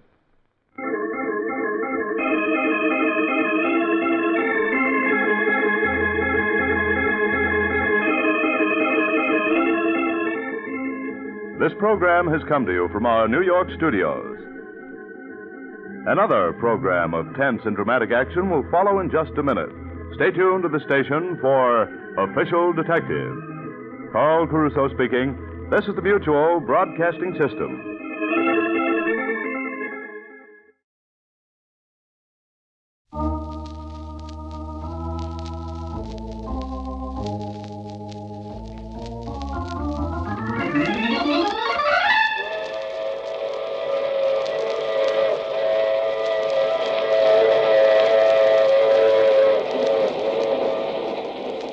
The Mutual Broadcasting System presents The Mysterious Traveler, written, produced, and directed by Robert A. Arthur and David Kogan, and starring tonight two of radio's foremost actors, Mason Adams and Santos Ortega, in The Devil and the Deep Blue Sea.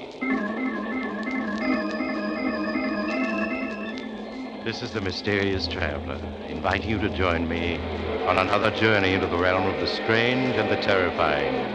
I hope you will enjoy the trip, that it will thrill you a little and chill you a little. So settle back, get a good grip on your nerves, and be comfortable, if you can, as you hear the story I call The Devil and the Deep Blue Sea.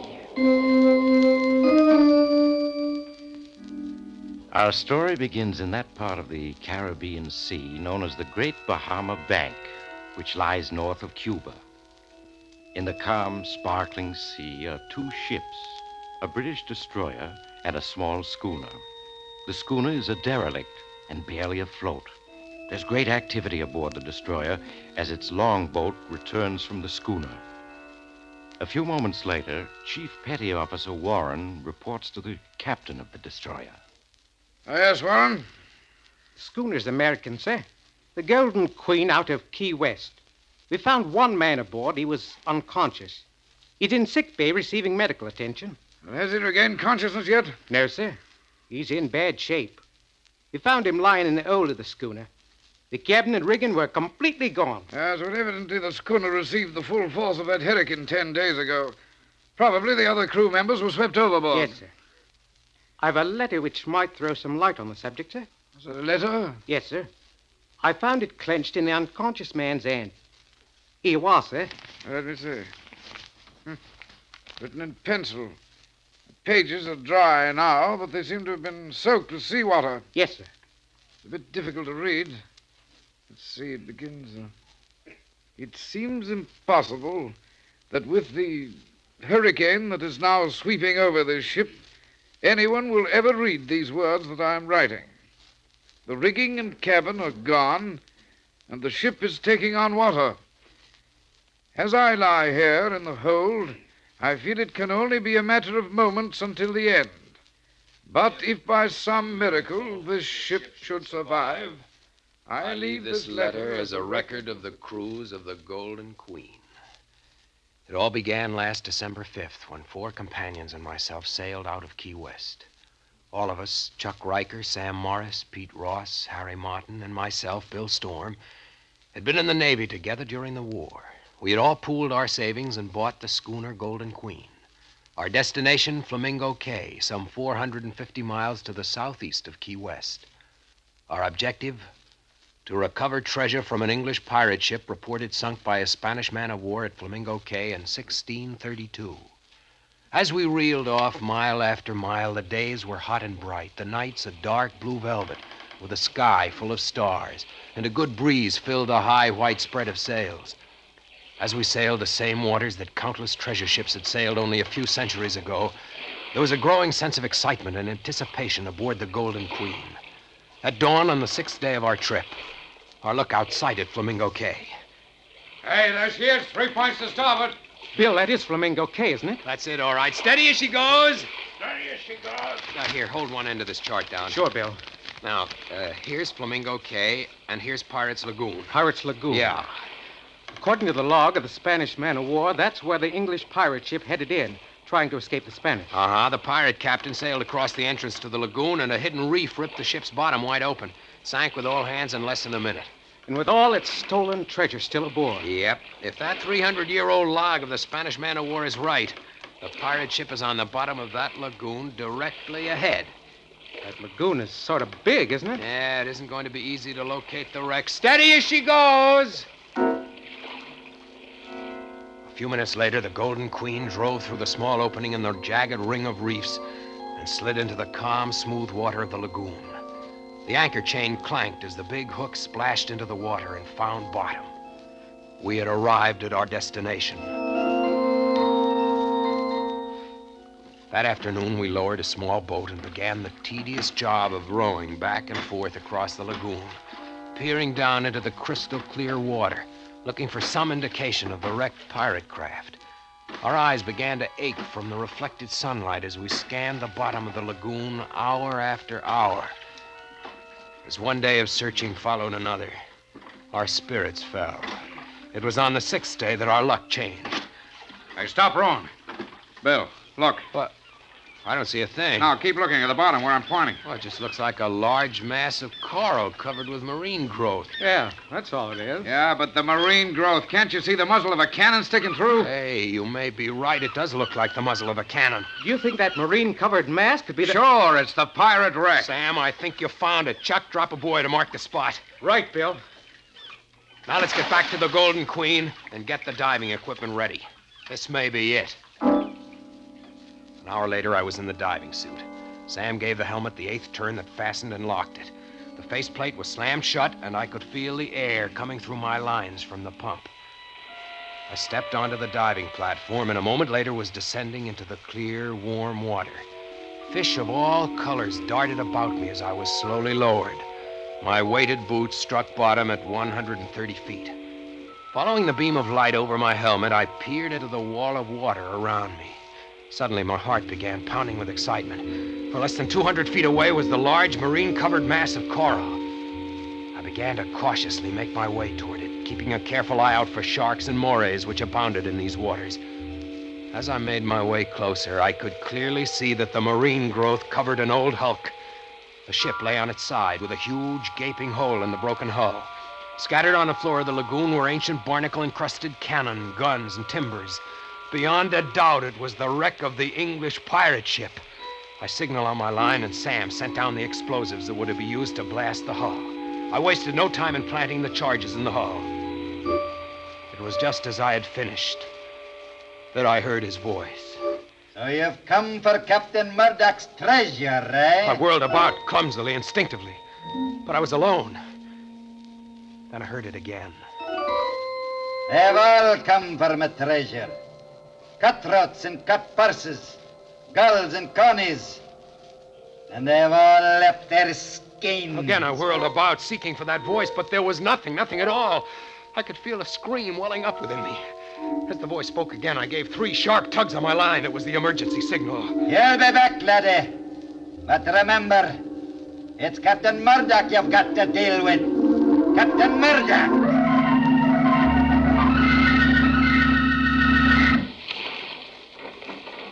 Keep the pumps going, Pete, until I get the faceplate open. Okay. Hey, Bill, what was wrong? Why'd you give the emergency signal? He's as white as a sheet.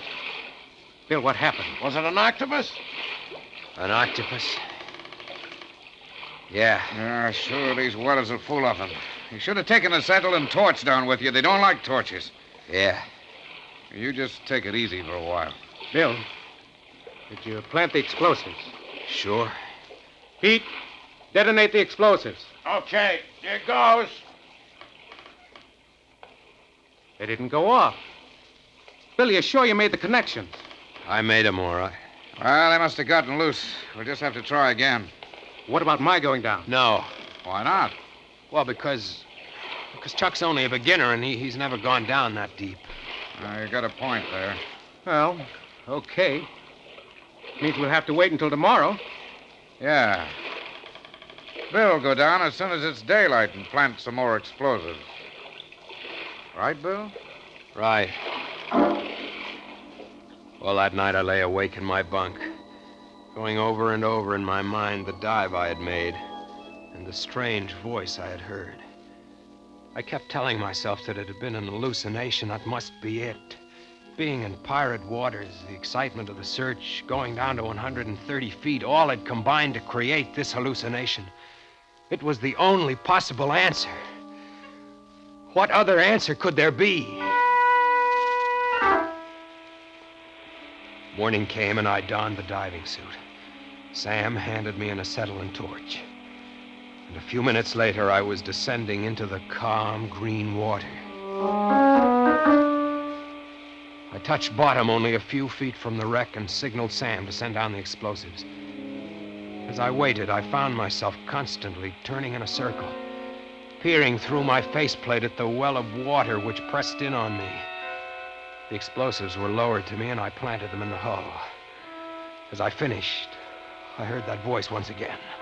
So you've come back, have you? As he spoke, I could feel cold shivers running through my body, and I fought the impulse to give the emergency signal. Aye, that's the curse of treasure.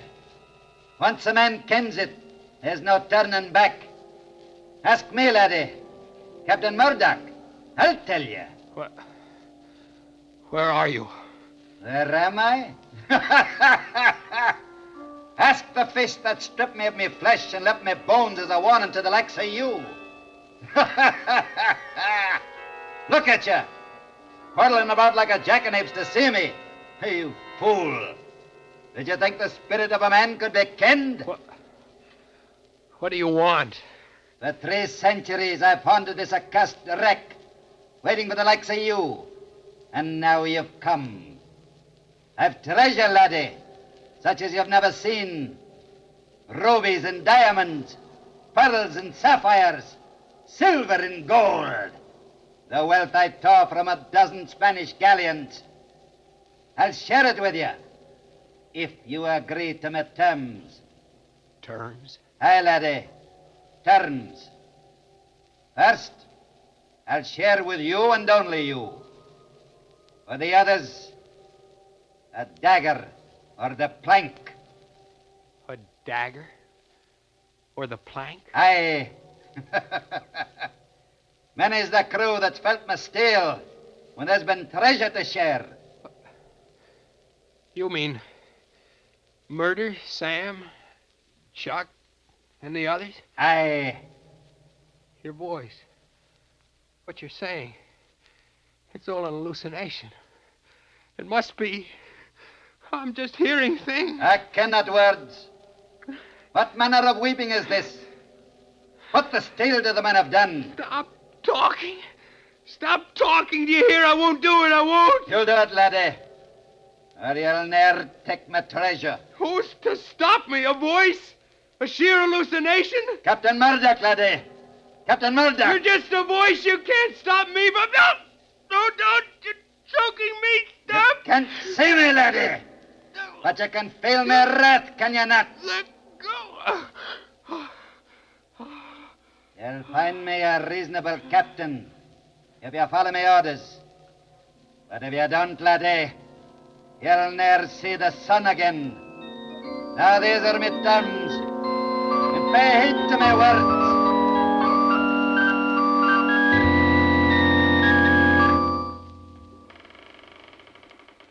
How is he, Sam? He's just coming to. All right, take it easy, Bill. Just lie where you are. What happened? Well, I signaled you while you were on the bottom, but you didn't answer, so we hauled you up, but fast. We didn't even stop for decompression stages.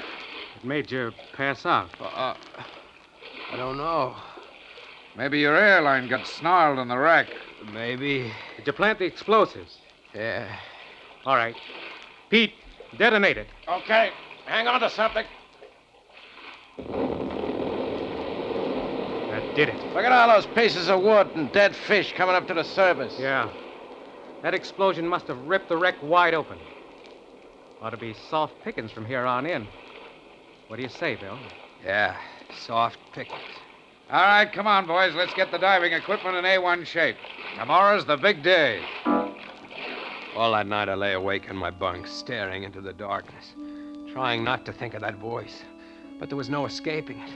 I could hear his every word over and over, relentlessly pounding into my brain, till I could no longer think for myself. As I donned the diving suit shortly after dawn, I could see Sam and the others eyeing me curiously as they helped me on with my equipment. 15 minutes later, I was on the bottom, making my way towards the wreck. The stern portion of the hulk had been blown into hundreds of fragments, and the floor of the lagoon was littered with old firearms, metal armor, broken gun flints, and cannonballs. As I picked my way through the debris, he spoke. Come for the treasure, eh, laddie? Now that you and me are partners, you're welcome to it. And what a treasure it is.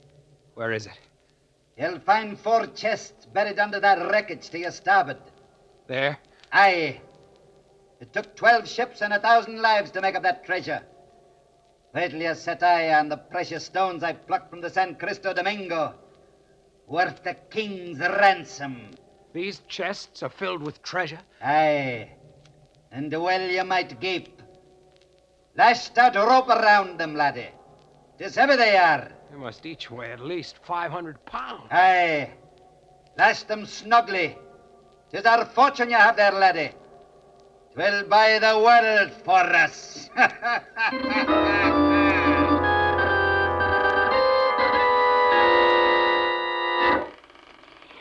All right, hold still, will you, Bill? I'm trying to get your helmet off.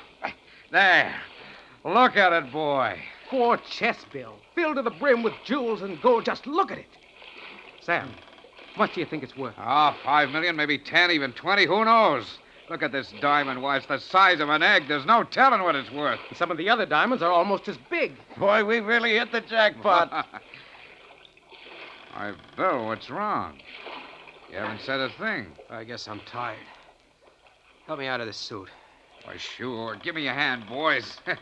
This is the guy who did it for us. He sure did. I don't mind helping you, but this is hardly the kind of work for millionaires. Now you're talking, Pete.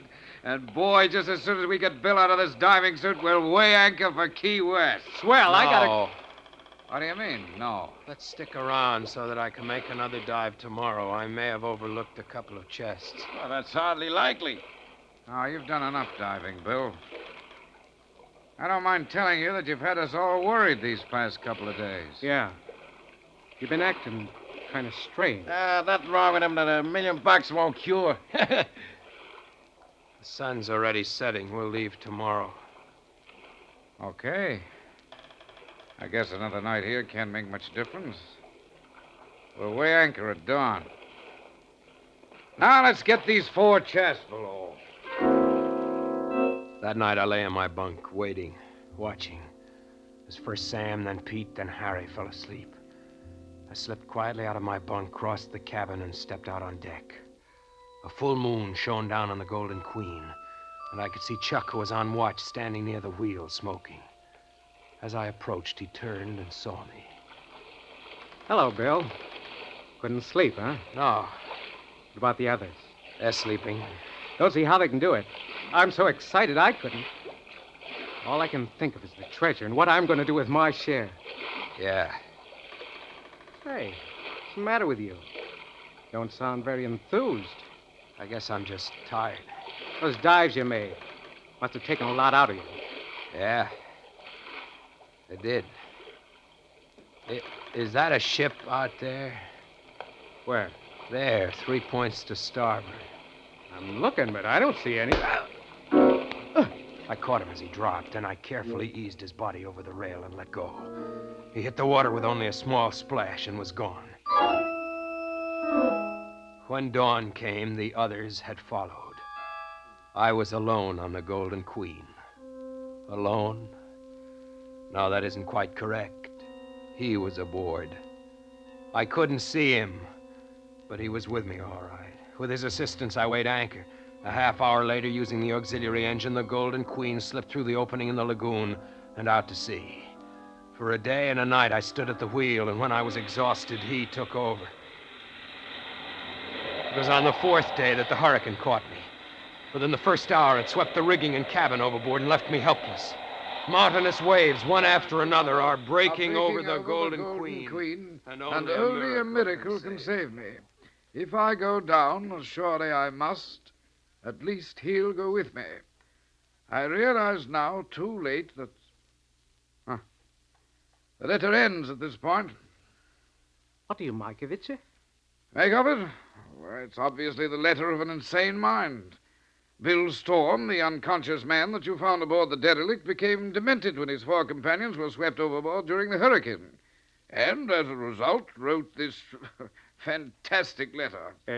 Sir, while searching through Storm's pockets for the identification, I found these. 3 coins. Yes, sir. If you scrape the brown crust off him, you'll see they're gold pieces. I say, look here. These coins are hundreds of years old. Yes, sir. Then that part of the letter about recovering sunken treasure might possibly have been true. Did you find any chests aboard the derelict? No, sir. It was swept as clean as a whistle. Well, perhaps it wasn't only the loss of his 4 companions, but the loss of the treasure as well that sent Storm out of his mind. Yes. Sir, do you think there might have been anything to do with this Captain Murdoch he mentions in the letter? Certainly not. Don't be ridiculous. I'm amazed at you, Warren. Next, you'll be telling me that you believe in ghosts. Oh, sorry, sir. Come along to the sick bay. We'll see if Storm has regained consciousness yet.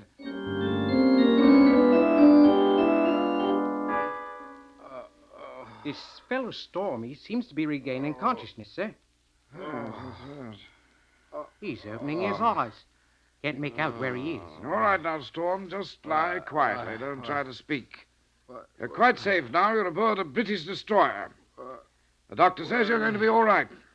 He's trying to say something, sir. No, don't try to speak, Storm. Just lie quietly and take treasure. What was that? He was asking you, sir, about the treasure. Oh, yes, the treasure. Well, I'll get to that, Storm, in just a moment. But the main thing to remember is that it's a miracle that you survived. You know, I read that fantastic letter you wrote, and I can only attribute it to the shock and grief of losing your shipmates in the hurricane.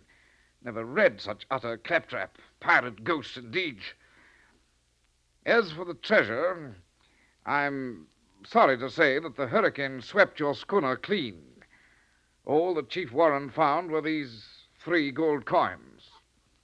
The rest, I'm afraid, is gone. Gone? Yes, my good man, swept overboard.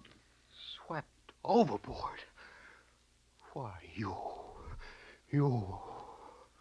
You sniveling, perfumed, white-bellied girl. Do you think the likes of you can keep my treasure from me? Ask the others that tried it. Black Irish, Billy Bones, the Frenchman, Captain Bull. They felt my steel and left their bones to bleach in the sun. Bring me my chest, or I'll rip your tongue out and hang you to the highest yardarm. As sure as my name is Captain Murdoch. My good man, go with me. You're out of your mind. One, help! Steal Captain Murdoch's treasure, would you? Let's see out of the world, laddie boy. As I did the other. Help! You'll never keep Murdoch's treasure. No, you struggling laddie. You're done for.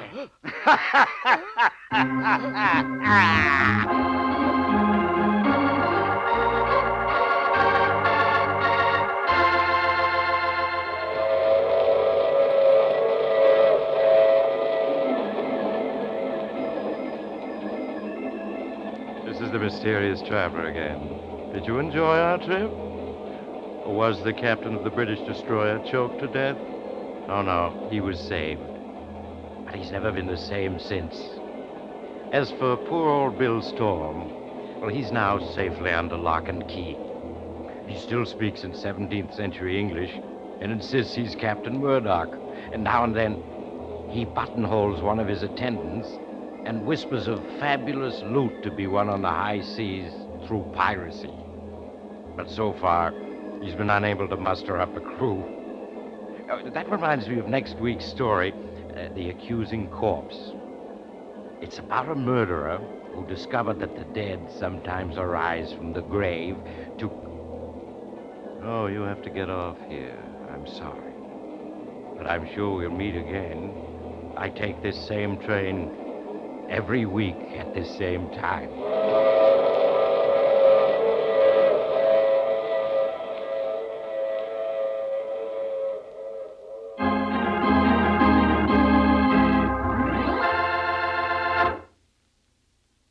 You have just heard The Mysterious Traveler, a series of dramas of the strange and terrifying. The role of the mysterious traveler is played by Maurice Tarplin. Frank McCarthy speaking. This program came from New York.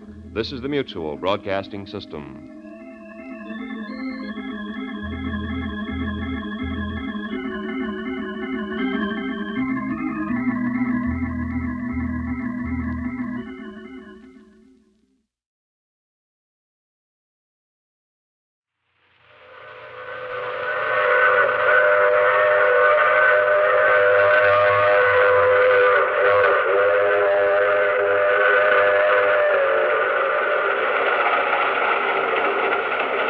The Mutual Broadcasting System presents The Mysterious Traveler, written, produced, and directed by Robert A. Arthur and David Cogan, and starring three of radio's foremost actors, Brett Morrison, Joyce Gordon, and Leon Jenney, in Fire in the Sky.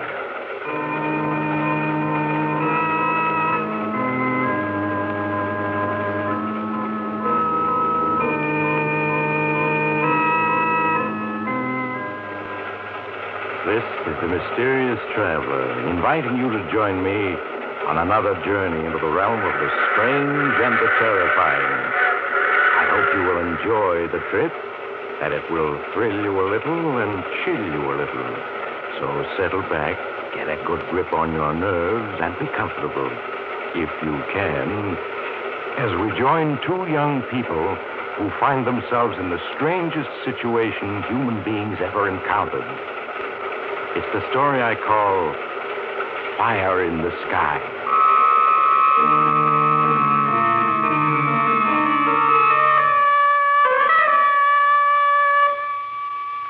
It's late evening, and a convertible with the top down is driving along a lonely road in the Shenandoah Valley.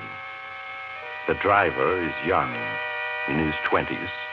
So is the girl beside him. They're Mr. and Mrs. Nicholas Ramsey of New York City, married less than 24 hours and honeymooning. Dick Ramsey is driving slowly, for both he and Sally are watching the great golden disk which is rising in the sky above the hills to the west. Not the moon, but the new comet which the whole world is talking about with excited interest and some apprehension. Nick, it's so bright. It's grown much brighter since last night. Yes, I know. Seems to be about half as big as the moon now. You can almost see it grow.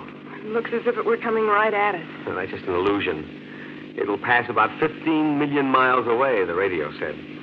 15 million. That sounds like a lot. But I wish it were more. Oh, they said it wouldn't do much damage even if it hit us head on. Comets are mostly gas, you know. Well, it certainly looks solid. It is beautiful, though, isn't it? I'm glad we decided to drive tonight so we could watch it. Let's turn on the news and see what the radio says about it. Mm-hmm. I'll try Washington. Danny Dunn has been giving a blow-by-blow account of its approach. So, everybody everywhere, this is your feature reporter, Danny Dunn, speaking from Washington. Well, the big news tonight is still Comet X, as it's been nicknamed. Tonight, it seems it's going to pass little old Earth a bit closer than was thought. Maybe inside 10 million miles. But it's nothing to worry about. Can't hurt us any. A comet is just gas, you know. Like some congressman here in Washington. Oh, speaking of Washington, the president and his cabinet quietly left town today with their families. We're told they're going to a special government observatory where they can all see Comet X through telescopes. Well, that just shows you how interested everybody is. The rest of the world is standing outdoors tonight, keeping an eye on the sky. After all, this is a spectacle mankind sees only once in 1,000 years, and nobody wants to miss it. Well, folks, the government has asked me to pass along the following to you. Don't be alarmed if Comet X seems to be getting awfully close. I guess there's nothing new. I'll turn it It's just on. an optical illusion. Nick, look up ahead. Somebody's signaling us with a flashlight. Yeah, it looks like an old codger, one of the local natives, I guess. Oh, do you think we ought to stop? Such a lonely road. Oh, he probably just wants a lift. Anyway, he's so old he couldn't hurt us any.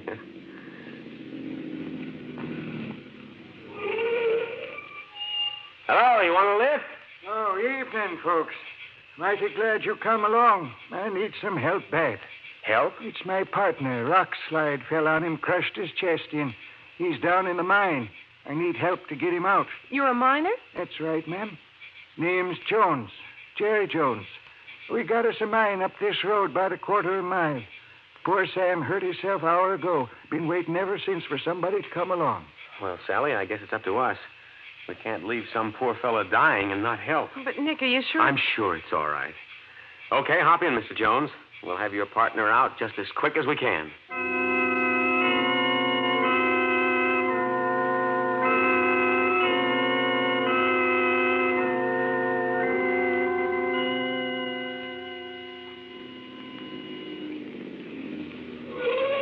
Here we are, folks. That little shack covers the mine shaft. Now, come along, Sally. Mm-hmm. I'm sorry we haven't any first aid equipment here, Jones. Oh, got some down below. This way, Mr. Ramsey. You have to go down on the lift. Nick, look how bright it is. This comet seems to be growing bigger by the minute. Here we are. Step inside, folks. I got the flashlight. Huh. We've got a regular mine lift in here. Machinery and everything. What kind of mine is this? It used to be a coal mine. Got abandoned. Me and Sam, we found a little vein of diamonds down in the coal. Diamonds? Now, wait a minute. There aren't any diamond mines in this country. Sure there is. Got some down below. Prove it to you after we fix up, Sam. Please step on the lift, Mr. Ramsey. Nick, I think this is a trick. So do I. A diamond mine.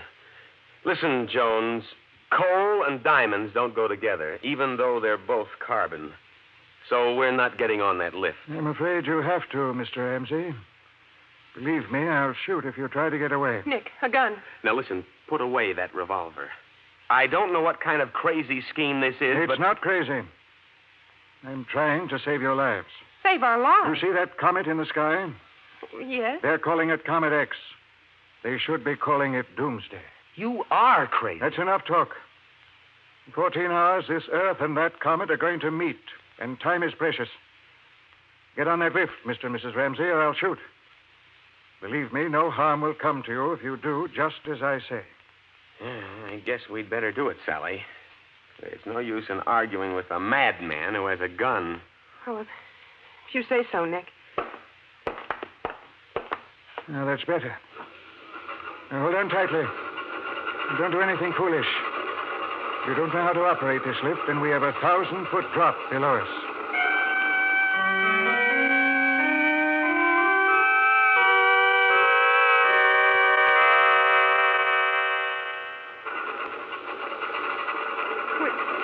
We've been going down for so long now. We're almost at the bottom, Mrs. Ramsey. Please don't be frightened. I'm doing this for your own good. Say, who are you? You're not a native. You lost your hillbilly accent long ago. No, I'm not. It was just a crude disguise. My name is Jeremiah Jones, formerly Professor Jones. Now, we've reached bottom. The surface of the earth is 1,000 feet above us. Now, Mr. Ramsey, if you and your wife try to attack me, you might succeed. But you'd be very foolish. You'll need me to get you out of here again. Yes, I suppose that's right. Very well. Please walk quietly ahead of me. These old mine shafts are quite level.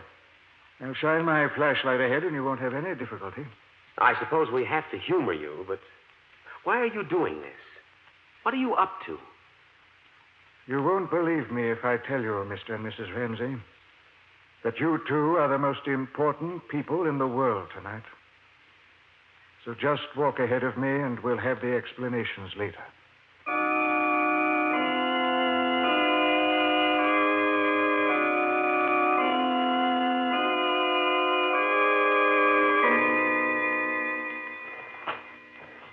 How much further is it? All these tunnels is winding and twisting. Nick, I'm completely lost. Listen, Jones, if that's your name. Come to your senses. Take us back to the surface, and we'll forget this happened. Careful, there's a door ahead of you. Oh, yes. Push it open and go in. Well, shine your flashlight inside. We can't see a thing. You'll find a light switch beside the door.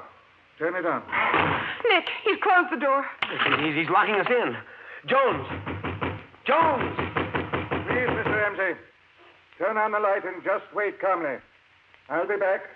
I have to go to the surface now to see if I can rescue anyone else. Jones! Jones!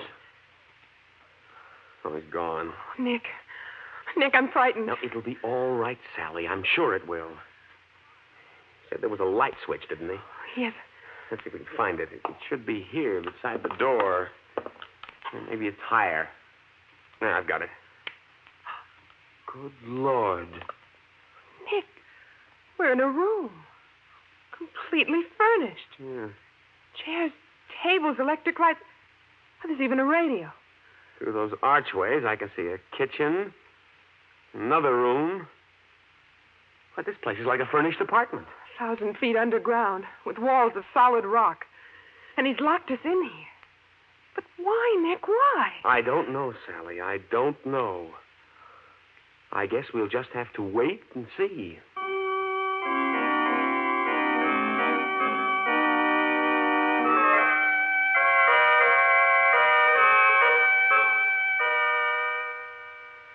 Nick, what time is it? How long have we been down here? It's 2 a.m. We've been locked in here nearly 4 hours. Nick, it's crazy. He's a madman. He must be. I wonder. If he's mad, there's certainly a method in his madness. But look around you. This furniture, a radio, a kitchen. There must be a generator someplace to supply these lights. That's what I mean. Only a madman would fix up an old abandoned mine like this. You know, I've just placed his name. Professor Jeremiah Jones. Who is he? He's an obscure astronomer who 10 years ago claimed to have discovered a comet no one else could see. And he dropped out of sight. He seems to have an obsession about comets. He said Comet X should be called Doomsday. Yes, I know. And I can't help wondering. Let's turn on that radio again. I have a hunch we'll be getting some news soon. Real news. All right. Nick, how can a radio work way down here underground? He must have a wire running above to the surface. It's just music. Well, let's leave it on. There may be a bulletin.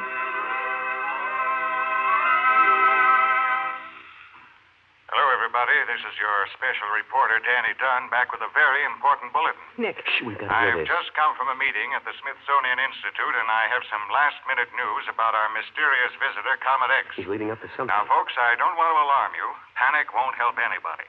But it looks as if there may be some danger after all, and it's only common sense to be prepared for it. Oh, Nick. It seems Comet X is not holding to the course predicted for it. Its orbit now intersects the Earth's. In about 10 hours, the Earth will pass through the glowing heart of the comet. Just as Professor But Jones I told us. repeat, there is no cause for undue alarm. I have Mr. Andrew Weatherby, head of the Scientific Bureau, here at the microphone to tell you in person what to expect. Mr. Weatherby. Nick, give me your hand. I'm frightened. Yes, this is big if they've got Weatherby himself on the air. Good evening, everyone. As you all know, a comet is composed largely of glowing gases. Now, just what effect these gases may have when the Earth passes through them, we do not know. But we anticipate they will be so tenuous they will hardly be noticeable.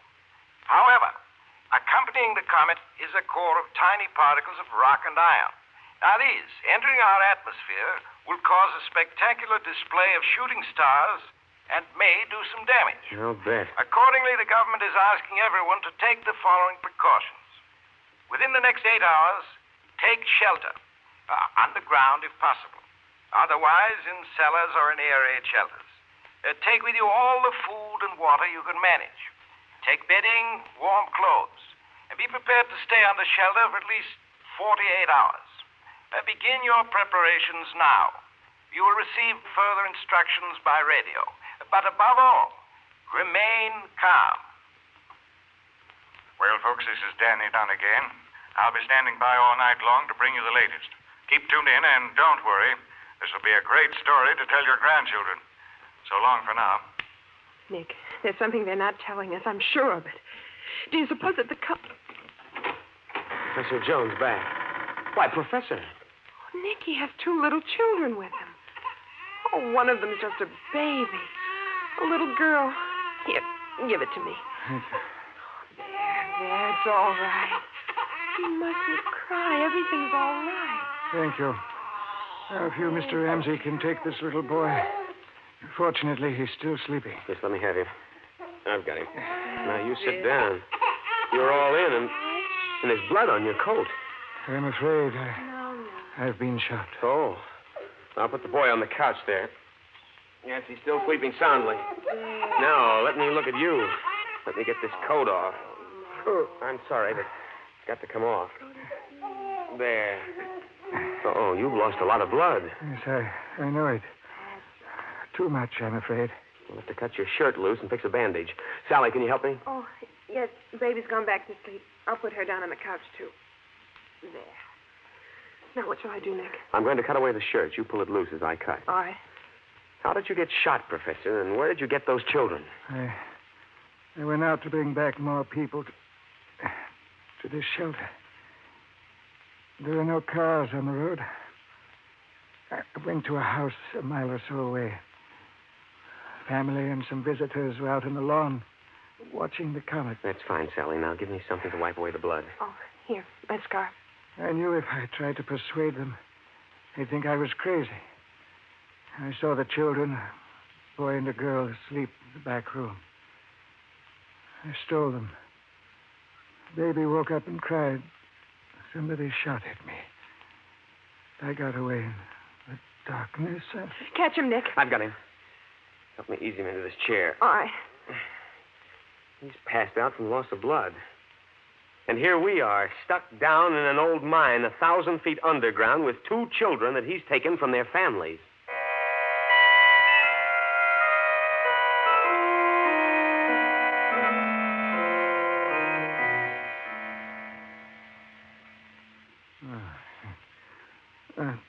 Mr. Ramsey. Yes, here I am. So you're awake. How are you feeling? Very weak, I'm afraid. How are the children? Oh, they're fine. Luckily, they're too young to be scared. Sally's out in the kitchen feeding them. Now, look here, Professor. It's one thing to lure us down here. It's another thing to steal 2 babies and bring them. Please, Mr. Ramsey.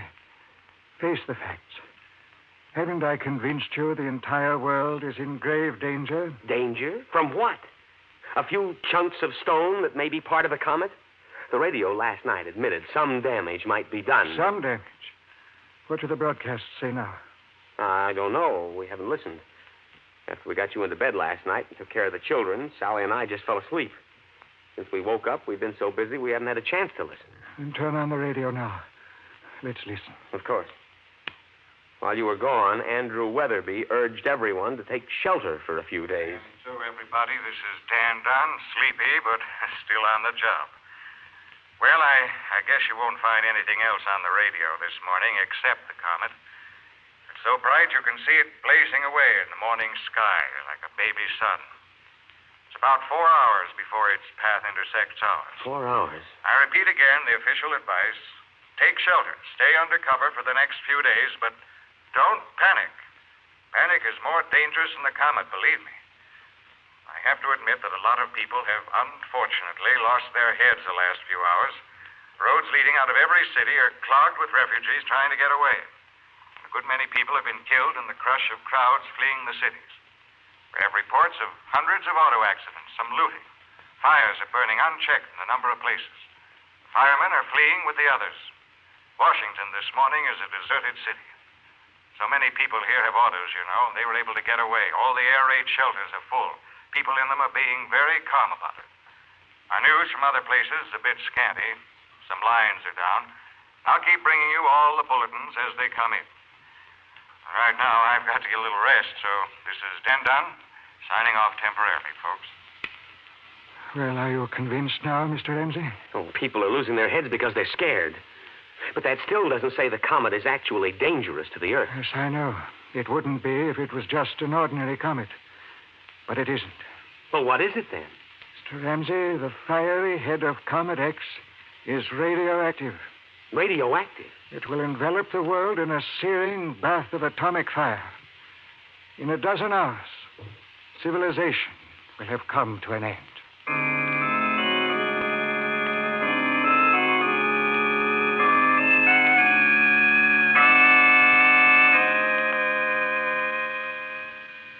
How's the professor, Nick?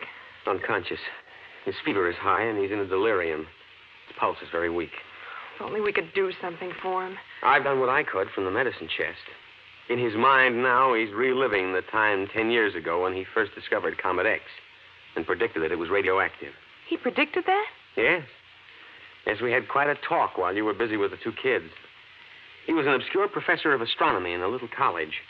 He found a speck of light wandering around in the sky, identified it as a comet, analyzed it as being radioactive, and predicted that on its next visit it would strike the Earth.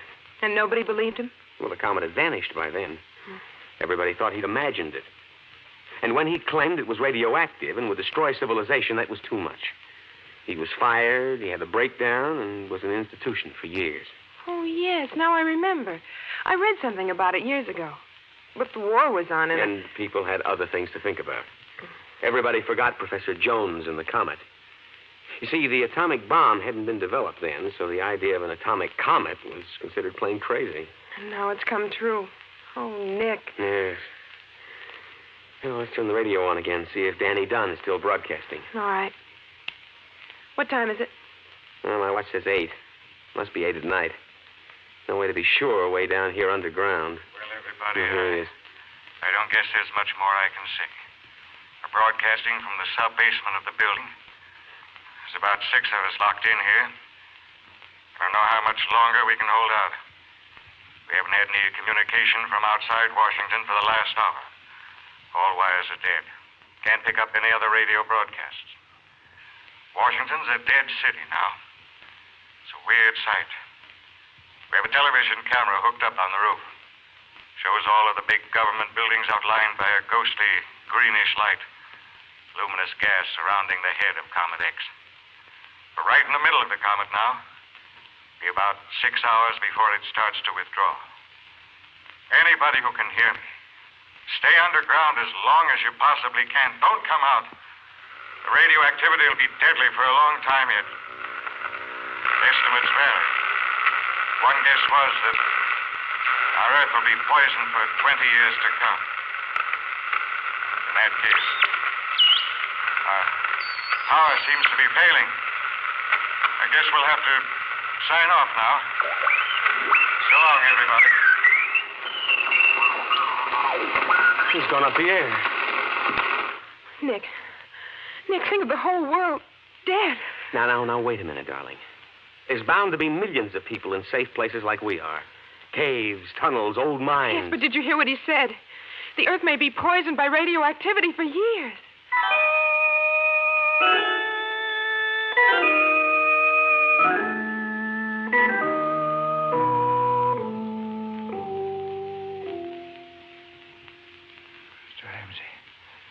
Mr. Ramsey, Yes, Professor? I'd like some water. Of course. I'll bring it. Here you are, Professor Jones. Thank you. How are you feeling? My head is clear, but I'm very weak. How long was I unconscious? Almost 2 days. 2 days. And the comet Has come and gone. and the world. The radio's dead. We can't pick up anything. The last report from Washington said it was a dead city. If only they'd listened to me 10 years ago. Now, you mustn't upset yourself, Professor. You did everything one man could. Yes. When I was released from that institution last year, I set about fixing up this refuge. I bought the old mine. All by myself, I brought down furnishings, machinery, food. When I tried to get a few people to join me here, they thought I was insane again. We understand, Professor. In the end, I had to resort to desperate trickery, which got you here. And we're very grateful for it, sir. And I stole 2 children, a boy and a girl. Out of the whole world, you 4 are all saved. But there must be other people alive somewhere. Yes, of course, now. By the time the surface of the earth is livable again. Will it really be 20 years? Yes, Mrs. Ramsey. Between 15 and 20 years before the human race can once again live on the earth's surface. But in even 15 years, the people who are still alive now... Exactly. Some will live. Human race is very tough. But they may be terribly changed. To reestablish civilization, we can only be sure of you 4. Oh, no. My dear, you mustn't be dismayed. I've planned carefully. There's everything you'll need for 20 years down in this cabin. Medicine, food, clothing, books, gasoline. You must not go above ground until it is absolutely safe. Then you will find the world changed. Animal life, plant life, it may have been altered greatly by the radioactivity, but it will be safe then.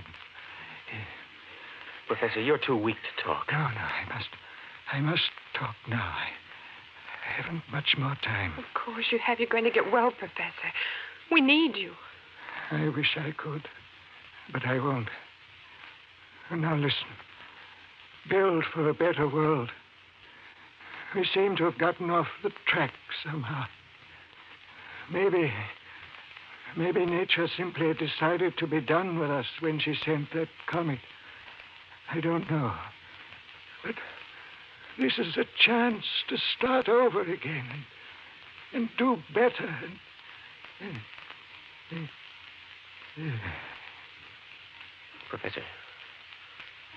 Professor Jones. Nick, he's not... I'm afraid he is. He's dead, darling. We're left. You and me. Down here 1,000 feet underground. We have to live here. For 20 years or more. Oh, no, Nick, no. Nick, you can't give way, Sally. We've got too much to do. Listen. It's the baby. I've got to go to her. That's what I mean. We have to take good care of those kids. Yes, of course, Nick. Of course we do. And we'll have to give them names. We could call them Adam and Eve, but let's not. Suppose we just call them Johnny and Susie. Yes, Nick. All right, Susie. I'm coming.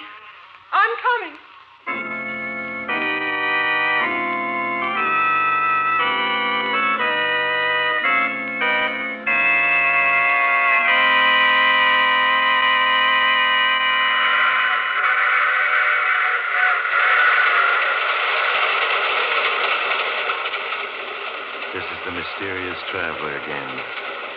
I wonder if you'd help me check up on something. Would you just step outside and have a look at the sky? There's a speck of light up there, just to the right of the North Star.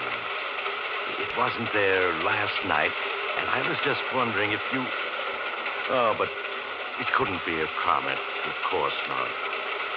And even if it is, I'm sure we're in no danger.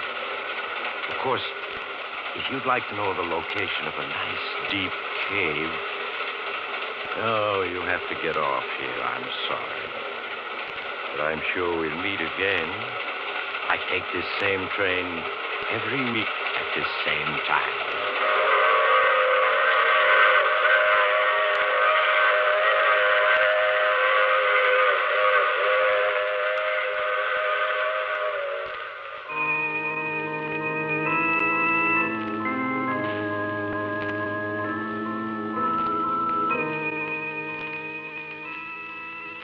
You have just heard The Mysterious Traveler with Maurice Tarplin in the title role. Others in our cast were Brett Morrison, Joyce Gordon, and Leon Janney. Original music played by Fred Mendelssohn. All characters in our story were fictional, and any resemblance to actual persons in name or otherwise was purely coincidental. Phil Tonkin speaking. This program has come to you from New York. For news as it happens, from where it happens, listen to the Mutual Newsreel every weekday evening over most of these same Mutual stations.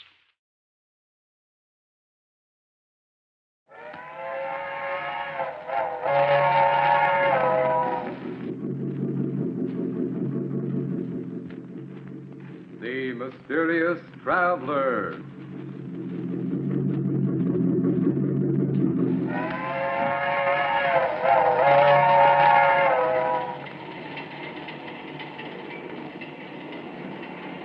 This is the Mysterious Traveler, inviting you to join him on another journey into the realm of the strange and terrifying. I hope you will enjoy the trip, that it will thrill you a little and chill you a little. So settle back, get a good grip on your nerves. I hope it's not making you nervous, being alone with me here in the dark. Darkness stirs strange terrors in some minds, particularly those of children. For children live in a world of their own, a world far removed from that of adults. Who among us knows the psychology of the child mind, with its devious thoughts and actions, as in the tale of The Good Die Young.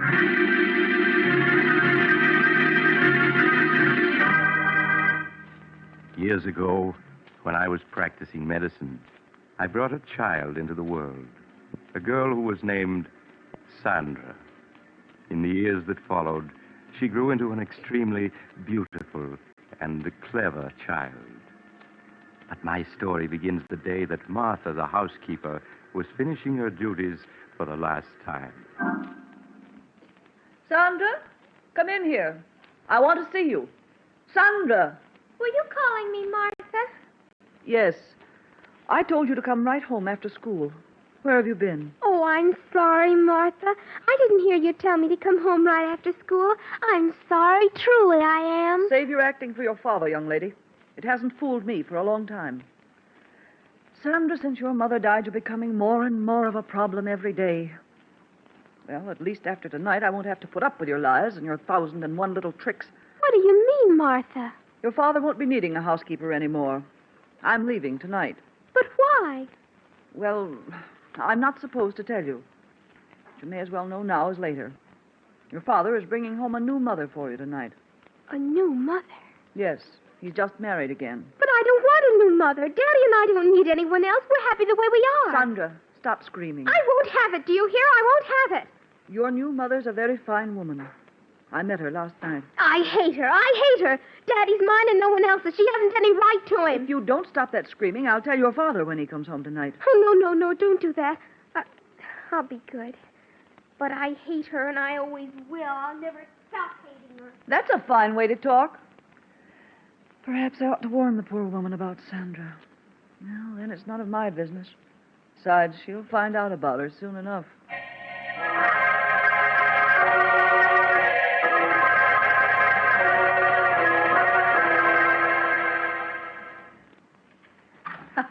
Stephen, it's ridiculous you're carrying me across the threshold. All right, darling. It's tradition in my family to carry the bride over the threshold.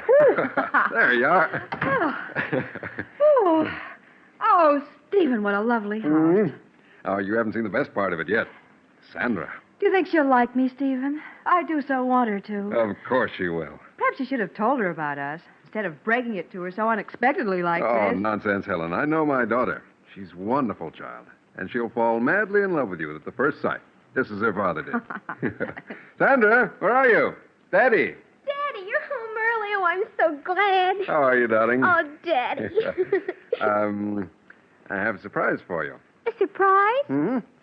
Sandra, this is Helen. Helen, I want you to meet my daughter, Sandra. Hello, Sandra. Hello. Darling, the surprise I just mentioned is Helen. We were married this afternoon. That means that Helen is now your mother. Oh, Daddy, that's wonderful. Now I'll have a mother just like all the other girls do. Oh, I'm so glad. So am I, Sandra. And I'm sure we're all going to be very happy together. Of course we are.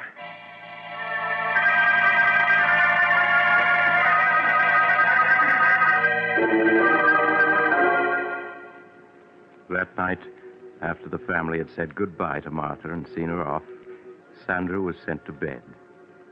She lay quietly in the darkness, thinking. Occasionally, she would speak softly to her doll, Barbara. She hasn't any right being here, Barbara. Daddy and I were perfectly happy until she came along. Tonight he didn't even notice me. Just kept looking at her. Well, she shan't have him. He's always been mine, and he always will be.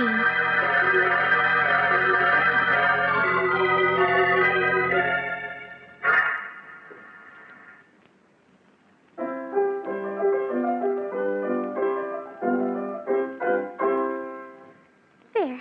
That's enough of that. Now, let me see.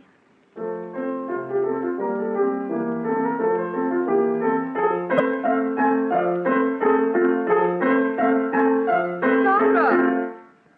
This is the second time this afternoon I've asked you not to pound the keys that way. That's no way to play. I'm sorry, Mother. It's not only the piano, dear. There are many other little things. And you pay no attention when I speak to you about them. I don't mean to do them, Mother. I just forget. Well, please try to remember, dear. Now, I want you to play the piano as you did last night for Daddy. He was very pleased. Yes, Mother.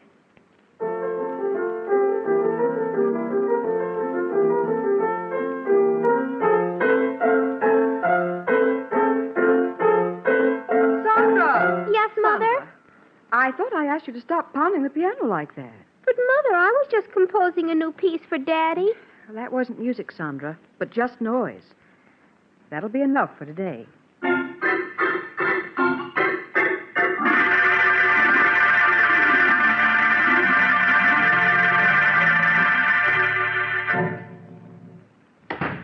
Hello, beautiful. How are you, darling? Well, I wasn't Sandra at the door to meet me. She's all right, isn't she? Oh, of course, dear. Stephen. Hmm? I was a bit angry with Sandra this afternoon. Angry with Sandra? Why? What'd she do? Well, several times this afternoon I had to speak to her about pounding the piano, being loud and discordant. Well, that isn't like Sandra. You know how well she plays. Yes, of course. That wasn't the way she played today. Well, I'll go up and see her. All right. Supper will be ready soon. All right, Ellen.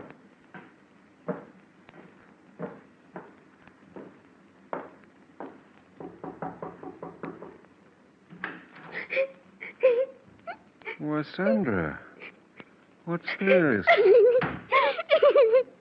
Oh, Daddy, Daddy. What's wrong? Dear? You never cry. I was only trying to compose a new piece for your birthday next month. A new piece for my birthday?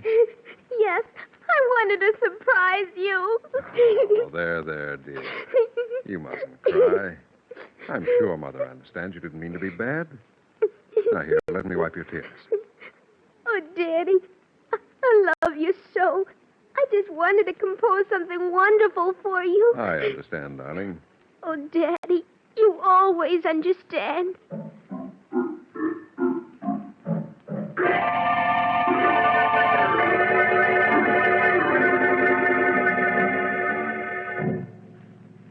Is supper ready, dear? Mm-hmm.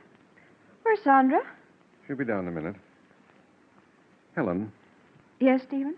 she really didn't mean to pound on the piano and get on your nerves. It's just she was trying to compose a new piece for me. Stephen, it wasn't music. It was just noise. Well, you mustn't be harsh with her. You know what children are like. In their enthusiasm, they forget what they're told. But, Stephen, I don't know exactly what to say. It's just a question of being patient with her, winning her love. All right, Stephen. Perhaps I was a bit impatient with her. You know I want nothing more than for the three of us to be happy together. I know that, darling. And the three of us will be happy together.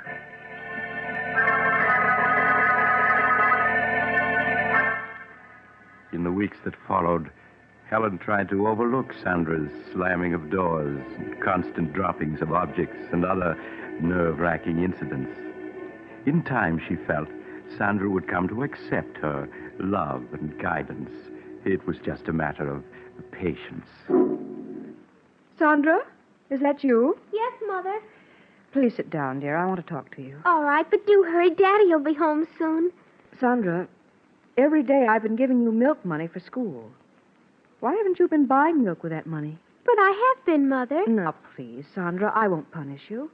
I just want to know what you've been doing with that money. I've been buying milk with it. Please, Sandra. Mrs. Gordon, your teacher, told me you haven't bought milk for almost a month now. But I have. She just doesn't Sandra, happen to... I won't have you lying to me.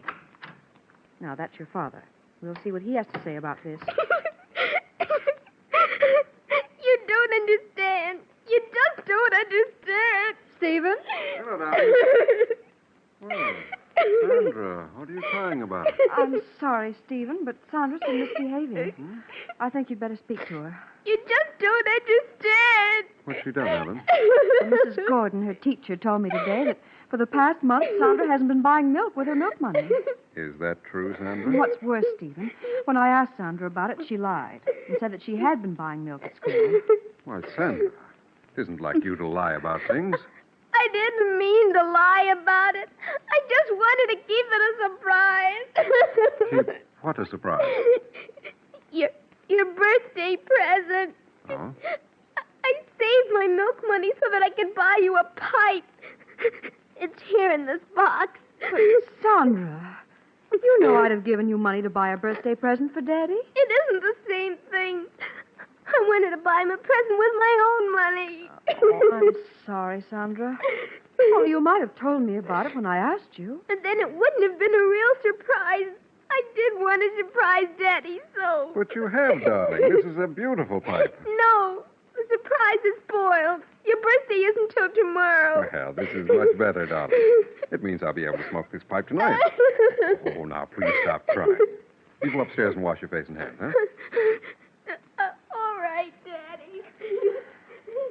I'm sorry, Stephen, but I had no idea what she'd done with the money, and she did lie when I asked her about it. Well, if you'd only have a little more faith in her, Helen. I know it's difficult to understand her at times, but that's because as a child she looks at things differently. I'm sorry, Stephen, if you think I've failed with her. Oh, but you haven't, Helen. I'm sure that in time she'll come to love you as much as she loves me. I don't know, Stephen. I often wonder about that.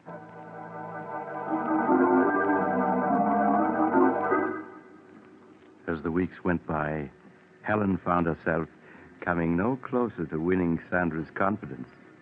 It wasn't that Sandra was unfriendly, but there was an air of reserve about her, which vanished only in her father's presence. Helen felt Stephen watching her anxiously when Sandra was about, and sought to reassure him. Her one thought was to preserve their happiness. Hello, Helen. Hello, dear. Oh, what happened to that vase, dear? Sandra broke it. Oh? Well, accidents will happen. Stephen, this is the fourth piece she's broken in 2 weeks. And each of them were pieces I've treasured, had for years. Why, Helen, you sound as though Sandra had deliberately broken those vases because they were yours. Well, why is it that only my things are broken? Oh, Helen, surely you don't believe she's deliberately breaking your things. I don't know what to believe. The first few times I thought it was an accident, but now... But, Helen... Oh, Please, Stephen, let's not quarrel. Perhaps I'm wrong. I admit I haven't any proof. It's just all the little things adding up. Helen, what are you talking about? Oh, you wouldn't understand even if I told you. Where's Sandra? In her room, I suppose. Well, I'll go up and see what she's doing, huh? All right.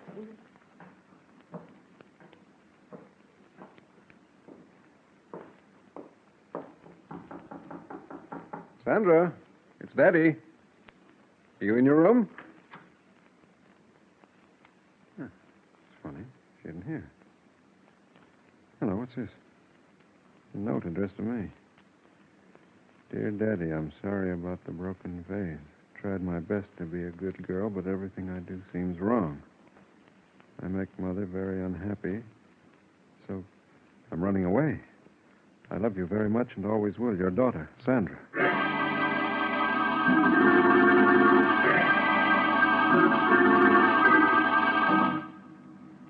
After searching vainly for an hour in the dark and cold, Stephen returned and notified the police. All through the long hours of the night, he and Helen sat up, not saying a word, each afraid to speak, for fear of what might be said. As the first rays of dawn showed, the doorbell rang. Stephen rushed to answer it. Mr. Hamilton? Sandra. Oh, Daddy. Darling, everything's all right now. I'm the police matron from the 55th Street station, Mr. Hamilton. One of the officers on the force just found her. Thank you. Thank you very much for bringing her home. Oh, that's all right, Mr. Hamilton. It's our job. Goodbye. Goodbye. There, dear. Don't cry. Oh, Daddy, it was so dark out there. And I thought I'd never see you again. What a thing to say. How do you feel, Sandra? Do you want me to take her, Stephen, and put her to bed? No, I'll do it, Helen.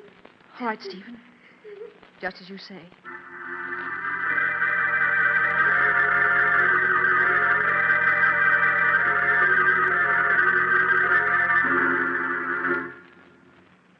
Is she all right, Stephen? Mm-hmm. She just fell asleep. I hope her being out all night won't have any after effects.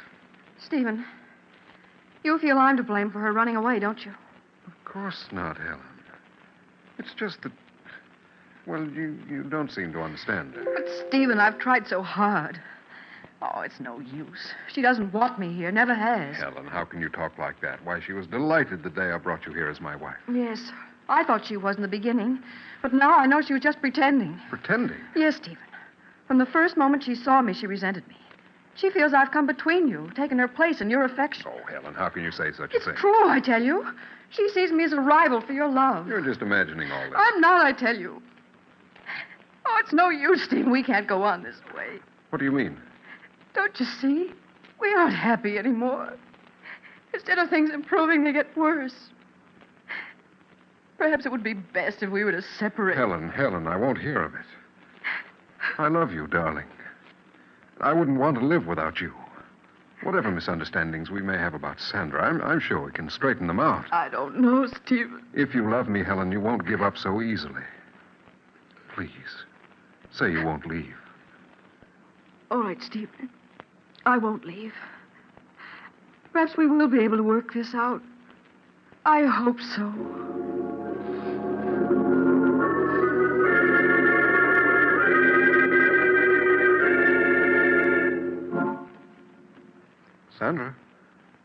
Sandra, you awake, darling? Yes, Daddy. Sandra, Mother and I were very upset when you ran away last night. Mother seems to think you ran away because you couldn't get along with her. She felt so badly about it, she wanted to go away. She did? Yes. But I told her how much we both loved and needed her. So she's promised to stay. Oh. I see. Sandra, you will try to be a good girl and do as Mother wants, won't you? It would make Daddy very happy. Oh, Daddy, I'd do anything to make you happy, anything. That's a good girl, darling. Now, you get up and get dressed, huh? I'll wait for you downstairs. All right, Daddy. He just doesn't understand. He should have let her go, but she's still here. And she's going to stay. I won't have it. I won't have it. I hate her. I hate her.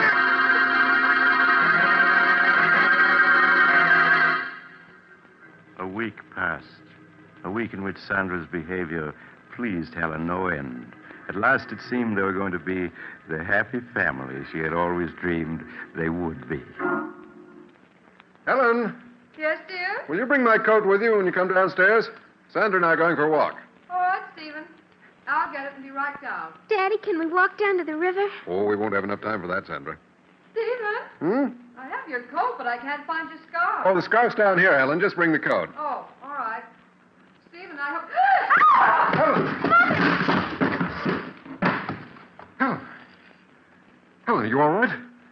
Helen, speak to me. Daddy, is she dead? No, Sandra, don't talk like that. Quick, phone Dr. Smith at once.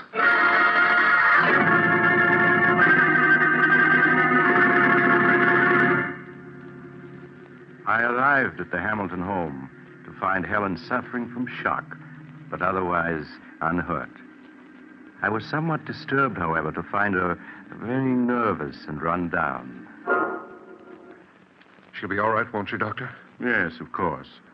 I'm going to leave you a prescription, Mrs. Hamilton. It's something that will help quiet your nerves. You ought to take it twice a day. Here's the prescription, Mr. Hamilton. Thank you, Doctor. I'll have it filled at once. Well, Sandra, how are you? You've been so quiet, I hardly knew you were here. I'm fine, thank you. You're growing up to be quite a young lady. Are you still troubled by nightmares? Yes, she still has them once in a while. No, it's just her nerves. If she continues to have them, you might give her some of the medicine I've prescribed for your wife. Well, I must be leaving. Goodbye, Mrs. Hamilton, and stay in bed a few days. I will, Doctor. Goodbye. Goodbye, Doctor. Well, darling, you gave us quite a scare. Yes, I slipped on something on the top step. You must have slipped on a marble, dear. I found 7 or 8 of them on the top step. Marble? Sandra, were they your marbles? No, Mother. They belong to Margie. She must have left them on the stairs when we were playing here. Oh, I see. It wasn't my fault. Truly it wasn't. Of course it wasn't, Sandra. Mother knows you wouldn't leave marbles lying around where she could slip on them. Isn't that so, Ellen? Yes, Stephen. I'm sure Sandra wouldn't want anything to happen to me.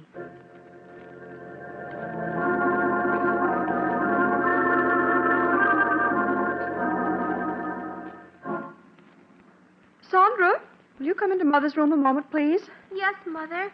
The medicine that Dr. Smith prescribed for me is in the bathroom. Will you get it for me, please? All right, Mother. You'll find it in the medicine chest. It's in a blue bottle. Yes, I know what it looks like. Oh, here it is. That's fine, Sandra. Just bring it to me. Here you are, Mother. Thank you, dear. Oh, Sandra, this isn't the medicine that Dr. Smith prescribed for me. Didn't you read the label? This bottle has poison in it. Poison? Well, yes. It's right here in red letters on the label. Oh, I'm sorry, but this bottle is blue, too. It looks just like the one with your medicine. Yes, it does at that. Now, I'll put this bottle of poison back and get me my medicine. Yes, Mother. I'll have to get rid of that poison. It's too dangerous to keep in the medicine chest. Would have been awful if you took the poison, wouldn't it, Mother? Or you might have died.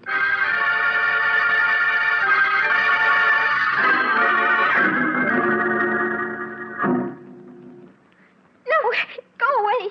I hate you. Oh, I hate you. He's mine. You shan't have him. He's mine. We don't want you. We don't want wake you. up, wake up, wake up. You're having a nightmare. Oh, Daddy. Daddy. Don't leave me. Don't leave me. Well, of course I won't, Sandra. Stephen, she's so frightened. Yes, these nightmares leave her nervous for hours. Darling, there's nothing to cry about now. Oh, Daddy, I was so frightened. Stephen, come here a moment, will you, please? All right, Ellen. Oh, Daddy, don't leave me. No, Sandra. I'm not going to leave you. I'm just going to see what Mother wants. What is it, Ellen? Stephen, Dr. Smith said if she had a nightmare, some of the medicine he prescribed for me would help her. Well, Sandra doesn't like taking medicine. But this medicine's very easy to take, and it'll have her asleep in no time. If you think it's best. Yes, I'm sure it is. Now, you go back to Sandra while I get the medicine and a glass. All right, Ellen. Now, Sandra, you must stop your crying. Daddy's here. Don't go away, Daddy. I want you to stay with me. Of course I'll stay with you. What were you dreaming about, dear? I don't know. It was all so mixed up. Oh, Daddy, will you always love me? more than anybody else in the world. Of course. Now, stop your crying. All right, Stephen, I have it. Now, if you just have Sandra sit up. Come on, darling. Sit up now. That's it. What's Mother doing? She's pouring you some medicine. It'll help you sleep, darling. Medicine? Yes. It's the same medicine Mother takes for her own nerves. No, I don't want it. Now, please, Sandra. It'll make you feel much better. No, don't come near me. I don't want But, it. Sandra, Mother takes it twice a day. There's nothing to it. No, I won't take it. I won't. Perhaps you'd better let it go, Helen. Nonsense, Stephen. She'll have us up all night if she doesn't take it. All right. Now, Sandra, stop being a baby and take this medicine. No, Daddy, don't let her make me take it. Don't let her. Sandra, are you going to let me give you this quietly, or do I have to make you take it? No, it'll kill me. I know it will. Here, let me hold your head. That's it. No. Now, Sandra, stop clenching your teeth. Open your mouth. Do you hear? Daddy, don't let her. There, you've taken it. All this fuss over nothing. Helen, she's choking. Daddy, it burns. Sandra, what's wrong? It's burning me. Daddy, help me. Help me. I can't breathe. Helen, quick. Call Dr. Smith. Tell him it's an emergency.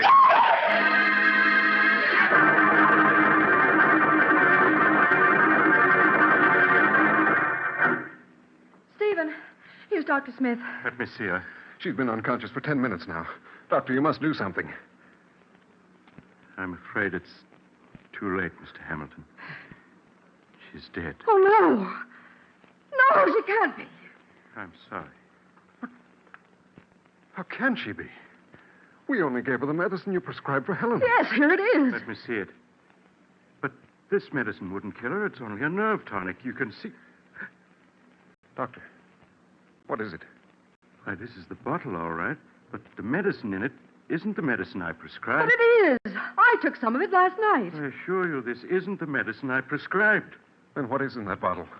It smells like carbolic acid. Carbolic acid? But that's impossible. Look at the label. You can see it's my medicine. Yes, the label's right, but someone poured out the medicine I prescribed and replaced it with carbolic acid. Oh, no. But why? Why should anyone want to do such a thing? Who could possibly want to kill Sandra? Everyone loved her. Ask Helen. She'll tell you that Sandra... Stephen, why are you looking at me like that? Surely you don't believe I poisoned her. Stephen. No. No!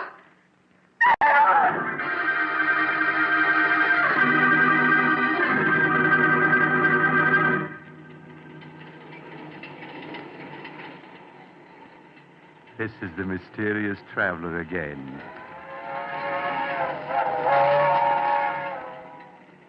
Have you enjoyed our little trip? By the way, do you have a child in your home? If so, I do trust it isn't angry with you.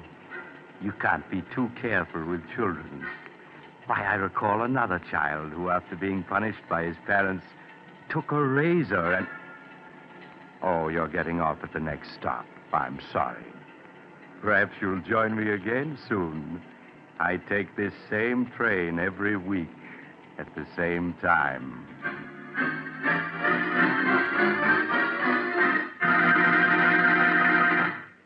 You've just heard Chapter 13 of The Mysterious Traveler, a series of dramas of the strange and unusual brought to you each week by station WOR. In tonight's program, The Good Die Young, Betty Jane Tyler played Sandra. The Mysterious Traveler, written by Bob Arthur and David Cogan, is directed by Jock McGregor. Original music was played by Doc Whipple.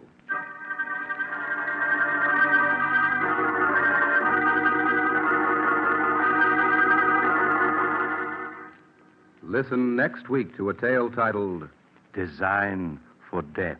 Another tale of the Mysterious Traveler.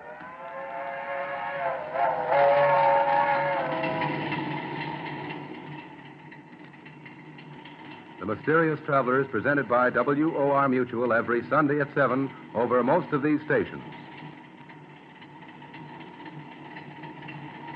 This is Mutual.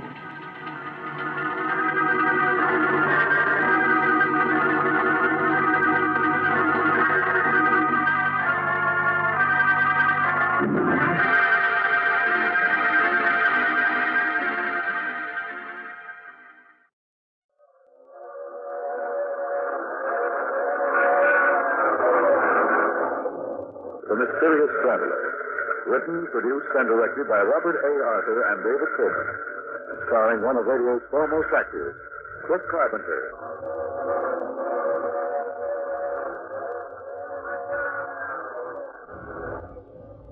This is the Mysterious Traveler inviting you to join me on another journey into the realm of the strange and the terrifying. I hope you will enjoy the trip, that it will thrill you a little and chill you a little.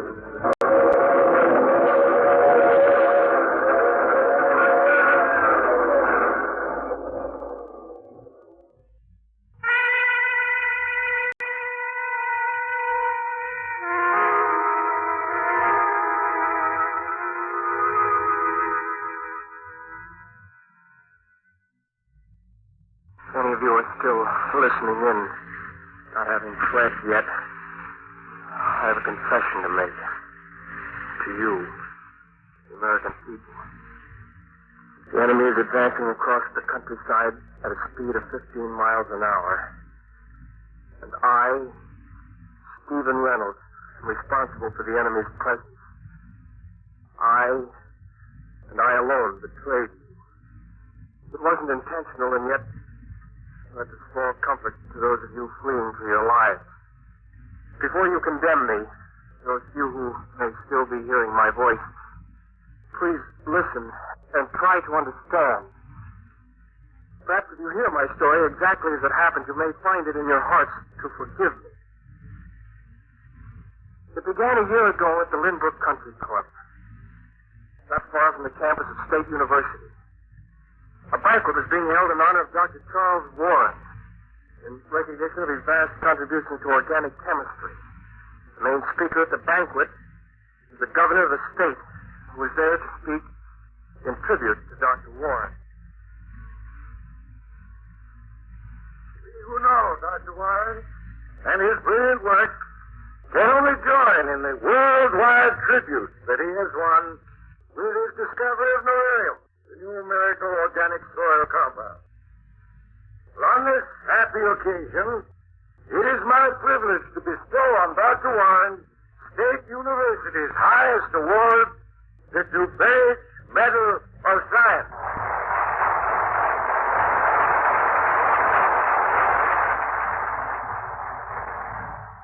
Captain Thomas, ladies and gentlemen, this is indeed a happy moment in my life. For a scientist, there can be no greater reward than in serving his fellow men and bringing knowledge and light where there was none. The discovery of beryllium begins a new era. For with this new organic compound, man is now able to revitalize soil that has been barren for hundreds of years.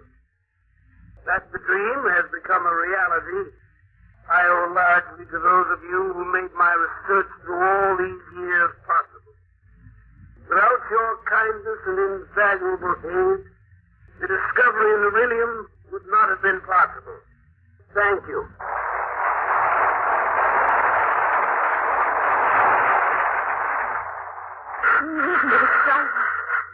great moment in your father's life, man. You're now one of the immortals of science. Let's go out on the lawn. It's hot. No, I've never seen so many newspaper men in the car. It's a big story. Your father will undoubtedly win the Nobel Prize next year. You really think so? No, we can't miss. You may not realize it, but you're the daughter of a famous man now. One of these days, I'll be the wife of a famous scientist. That is, if you haven't changed your mind about marrying me. That's one thing I'll never change my mind about. Oh, dear. I've never been so happy. Nor I. You're going to have everything you want, Anne. A lovely home, jewels, servants. I'll settle for this. You've never known poverty, Anne. That's why you don't realize how important money is. We're going to have money, and a great deal of it, very soon. Where is it coming from? For the past few months, I've been working secretly on an experiment. If I meet with success, and I expect to, we'll be wealthy beyond our dreams. An experiment? What sort of experiment, Steve? Your father, after years of research, has discovered an organic compound that revitalizes barren soil. My experiments and approach the problem of food productivity on a different basis. How? Can you imagine what it would mean to mankind if a wheat crop could be grown in 2 weeks instead of the 4 months it takes?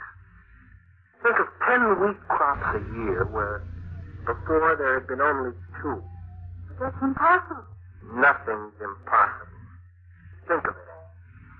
Crops literally grown overnight. A food abundance such as the world has never known before. But how?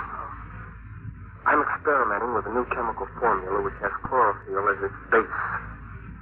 This formula will assist nature, accelerate the growth of plant life 100-fold. I've already had some small success, but I haven't reached the ultimate goal yet. And when you do? When I do, why, 1 gallon of this new formula sprayed over an acre of land will produce a crop almost overnight. I'll be world famous, Anne. A millionaire. A millionaire. Of course. This new formula of mine, when perfected, will put your father's soil compound, beryllium. Well, it won't be very important in the face of my discovery. Steve, this experiment, is it important because it'll be a great scientific advance? Or because it'll make you wealthy? Why, I'm working for science and humanity, and you know that. But there's no harm in wanting to be wealthy, is there?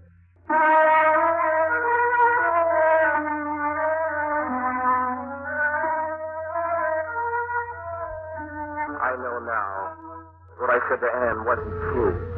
I wasn't working for humanity. I was working for Steve Reynolds and the huge reward and honors that could be won. Yes, I wanted success more than anything else in life, no matter what the cost. In the months that followed, I worked day and night, rarely leaving the laboratory. One experiment followed another as I searched for the right formula. Then one day I was called by Dr. Warren's secretary and asked to come to his office. Steve, I have here your progress report for the past 6 months. You seem to have made little, if any, progress in your study of soil erosion.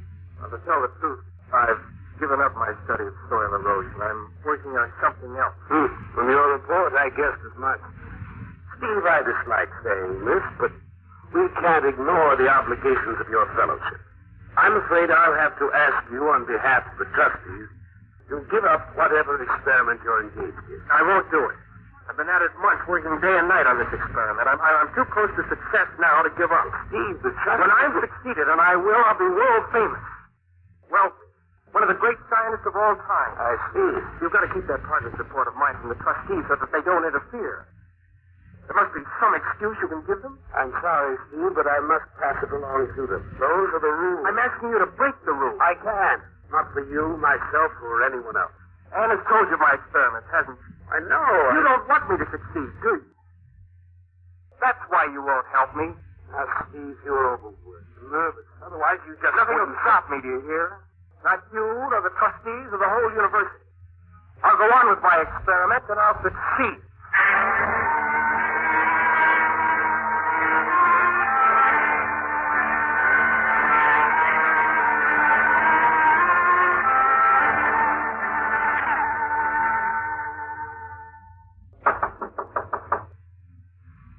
Come in. Steve? Oh, it's you, Anne. What your father told me, you quarreled and you resigned your fellowship? That's right. I'm clearing my things out of this lab and leaving. Where are you going? I rented a small farm 20 miles out of town. I'm going to continue my experiments there. Steve, you can't leave the university, not like this. It'll be a mark against your career. Before I'm finished, your father, the trustees, and the whole university will come to me hat in hand. You treat your father as though he were your enemy. He's no friend. That I can tell you. If he had wanted, he could have withheld that report from the trustees. You're so determined to achieve success that you're blind to everything else. You've lost all sense of perspective. So you're on your father's side. Yes, because he's right. You value fame and money above everything else. And why not? Is there anything else in the world that counts? Steve, you're like a stranger. I think our being married would be a mistake. Perhaps it would. Here's your ring. Right.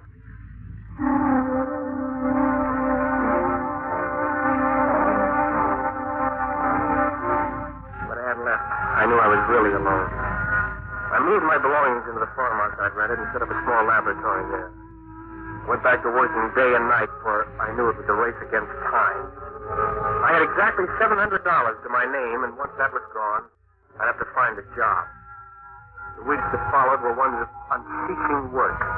One experiment followed another as I sought that elusive formula which would accelerate growth in plant life 100-fold. In those few moments of rest I took, I would think of Anne. Only my work kept me from going to her and apologizing. Just a minute.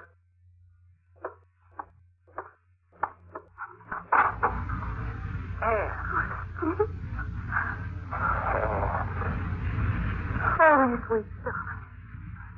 I couldn't stay away any longer knowing you were here all alone. You've forgiven me for the way I am. Oh, yes. Yes. Darling, you don't look well at all. Your eyes are so bloodshot. You lost weight. I've been so busy half the time I forgot to eat. How's your work coming? Not so well. I'm on the right trail, I know I am, but I haven't been able to perfect the formula. I'm working on experiment 87 now. How long can you go on? You needn't worry, Anne. Even if I wanted to go on, I can't. My money's just about gone. Don't feel too badly about it. Anne, I'm so close to succeeding. I know I am. But it isn't as though you can't pick up your experiments in the future, Steve. After you've had some rest and a chance to think everything out. Yes, I suppose you're right. Come inside. I'll show you the lab I did. All right, darling. I haven't got the fancy equipment that was available at the university, but I do have everything I need. Here we are. How crowded you are here. Yes, you see, each experiment called for a small, separate box of Earth. There are 87 boxes in the room. That's why it's so crowded. Over there's the box with formula number 1. From there, the boxes run across the floor, too. What's the matter, Steve? Yeah. Formula 87. Formula 87. That box over there. And look. Plant growth. 4 sprouts. Well, what about it, Steve? This morning at 7 o'clock, I planted 4 seeds in this box. Then I injected the soil with formula 87. This morning at 7? Yes, it's now noon. These sprouts grew in 5 hours. 5 hours? And I think I've succeeded. I found the formula. Steve, I've a strange feeling. Though I can see those sprouts growing before my very eyes. They are. Those sprouts, what are they? Tomatoes. This rate of growth continues, and by noon tomorrow, these plants will have matured. And they'll be bearing ripe tomatoes.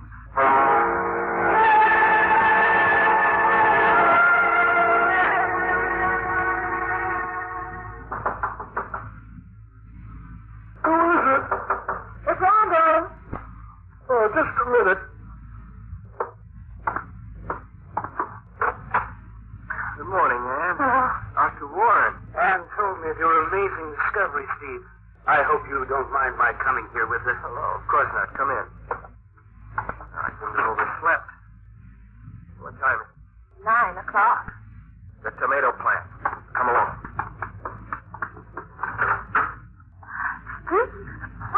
They're mature and bearing full-grown green tomatoes. And these plants are from the seeds you planted only yesterday morning? Yes. Here are my notes.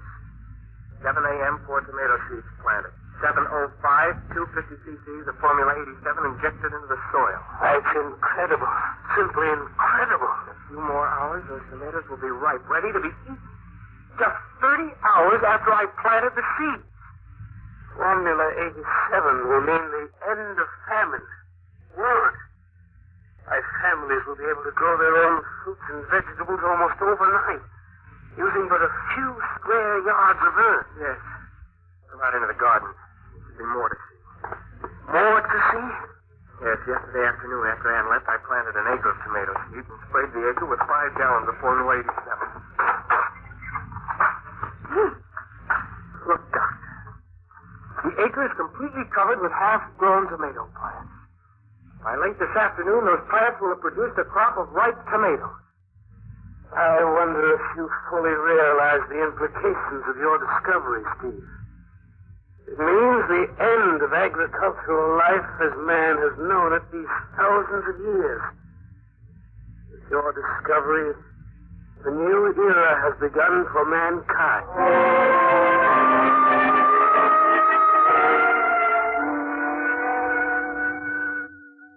Yes, as we stood there in the garden, there could be no question that every man, woman, and child on Earth would be affected by my discovery. It took no urging on my part to have Dr. Warren and Ann stay on. They were too entranced to leave the garden and the plants that were growing before their very eyes. By 4 o'clock that afternoon, there was an acre of completely ripened tomatoes ready for consumption. Dr. Warren, Ann, and I returned to the house, and I persuaded them to stay overnight. We were all up at dawn, eager to see the plant growth that had taken place during the night.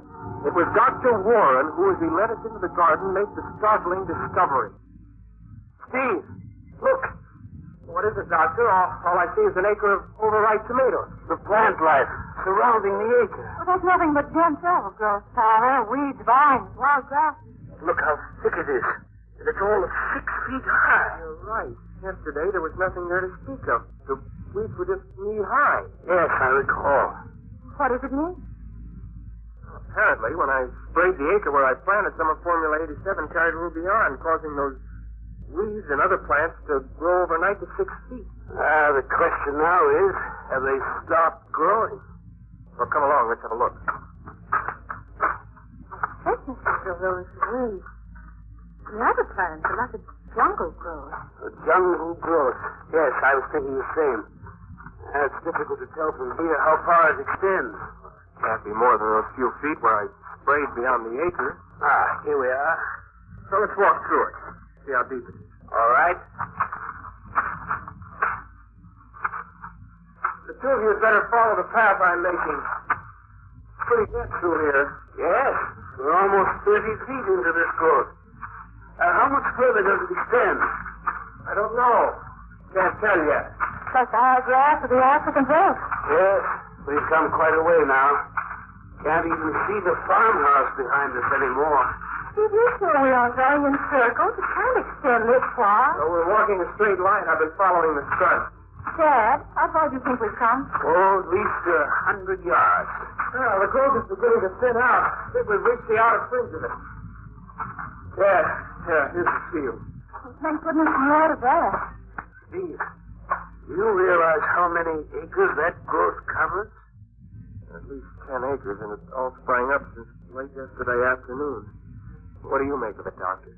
This Formula 87 of yours not only accelerates the growth of plant life 100-fold where sprayed, but also affects the surrounding acreage. What is it in Formula 87 that causes it to spread? You must realize, Anne, that in this new formula we're dealing with the unknown. Well, perhaps Steve can explain why it caused such a growth on an additional 10 acres. No, I can't, Doctor. Much a puzzle to me as it is to you. What are you doing, Steve? Just following up a few small watts to mark how far the growth extends. As of this moment. As of this moment? Yes, Anne.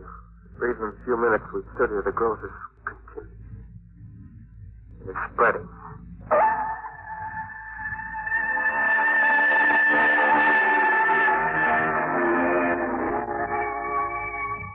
Good morning. This is Bill Storm with the 9 o'clock news. Well, startling news has been coming in over the press wires in the last 10 minutes. A young associate professor, Stephen Reynolds of State University, discovered a new chemical formula which has the power to accelerate plant life growth 100-fold. While engaged in experiments on his farm 20 miles outside of Statesville, Professor Reynolds sprayed an acre of land with his new discovery, Formula 87. One of the amazing results of this experiment was the growth overnight of a 1-acre crop of tomatoes. But another result, which seemed almost incredible to this reporter, is the news that Formula 87 caused plant life in surrounding acreage to grow overnight into a fantastic growth and become so thick and profuse as to cause on-the-spot observers to compare it to jungle growth. Even more amazing, the growth seems to be spreading in all directions at the rate of 100 acres an hour. Already it has spread over 2,000 acres of land. Agricultural experts and scientists are being rushed to the scene of this phenomenon. Stay tuned for further news flashes during the day.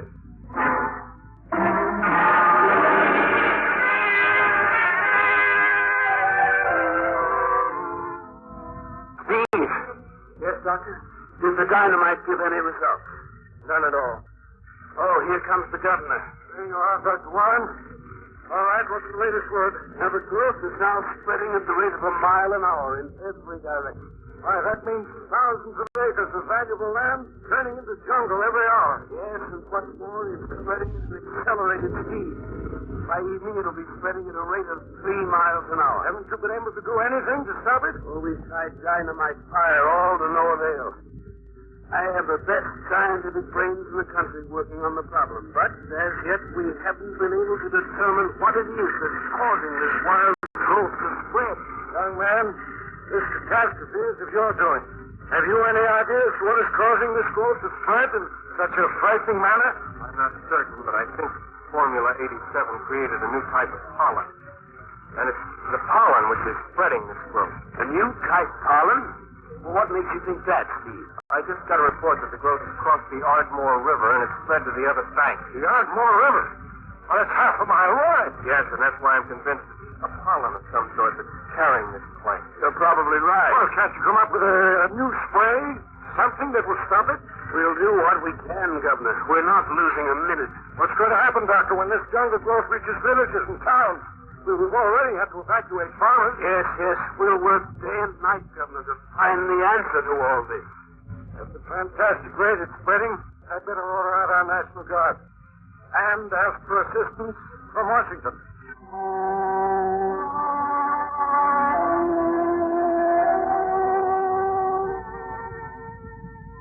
This is Bill Storm, speaking to you from the state capitol. Well, the green plague continues to advance, and Governor Thomas has declared a state emergency. Martial law has been imposed with the full approval of Washington. The green plague has spread over an area of 40,000 acres.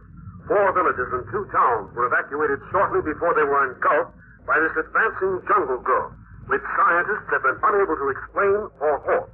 These scientists state that the growth is accelerating its advance from hour to hour and is now moving at a rate of 15 miles an hour. Meanwhile, on-the-spot observers state that plants, vines, and trees are literally springing up before their very eyes, and that this fantastic and relentless growth is crushing and destroying all that which lies before it. All residents of the state capital have been evacuated, and momentarily we expect orders to abandon this station. However, full news reports will be continuously broadcast from other stations. Meanwhile, reports from Washington indicate that... Ladies and gentlemen, I have just received the signal that this station is to be abandoned. Tune in to other stations for further news flashes. Steve, we better leave the studio at the station. Leave? Look, you two had better come with me. You heard me broadcast. We're abandoning this station. Come on, Steve. Well, what about those people who may not have been tuned in? May not know about the green plague? Look, Mr. Reynolds, I've done what I was told to do. I'm not responsible for people who didn't hear my warnings. But I am. What? Oh, you mean because... Yes. Well, we'd better get going. There's no time to discuss this. Is the equipment still on? Yes, why? And you leave it, Mr. Storm. I'll follow later. What are you going to do? Some people may tune into the station, may not know what's happening. I'm going to stay here a while longer, broadcast the warning. Then I'll stay too. Look, I'm leaving. You'd better make up your minds in a hurry. We'll stay for a while. Okay, if that's the way you want it. So long. Still not too late to change your mind. No. Go ahead, Steve. If any of you are still listening in, this is Stephen Reynolds, speaking to you from the state capitol. This is to warn you that a terrible force of nature has been unleashed. I, and I alone, am responsible for what has happened. That's a small comfort to those of you fleeing for your lives, unable to understand the disaster that was brought about by my experiments. Experiments I was interested in for a personal gain, not for the advancement of science and humanity. Perhaps that's the reason. The green plague.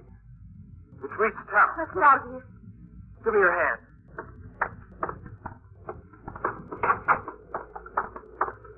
Steve, it sounds almost like an earthquake. Yes.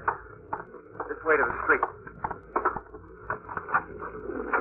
So strange. The bushes are growing before our very eyes. They're uprooting those buildings. Look. The building across the street. It's going to come down.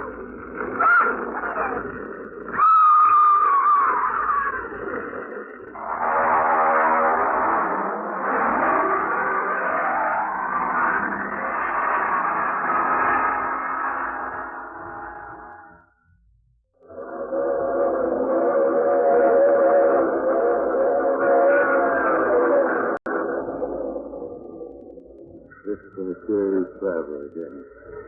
Oh, you have to get off here. I'm sorry. I'm sure we'll meet again. I take this same train every week at this same time.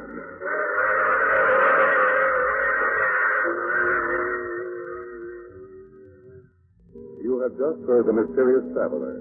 Now you can enjoy other tense and exciting stories of The Mysterious Traveler in the current issue of The Mysterious Traveler magazine, now available. All characters in our story are fictitious. Any resemblance to actual persons, the name or otherwise, is purely coincidental.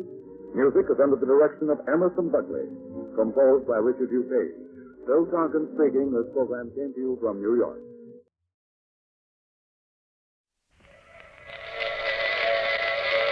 Transcribed.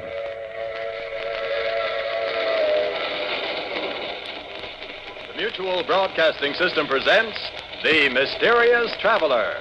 Written, produced, and directed by Robert A. Arthur and David Cogan, and starring one of radio's foremost actors, James Stevens, in The Haunted Trailer.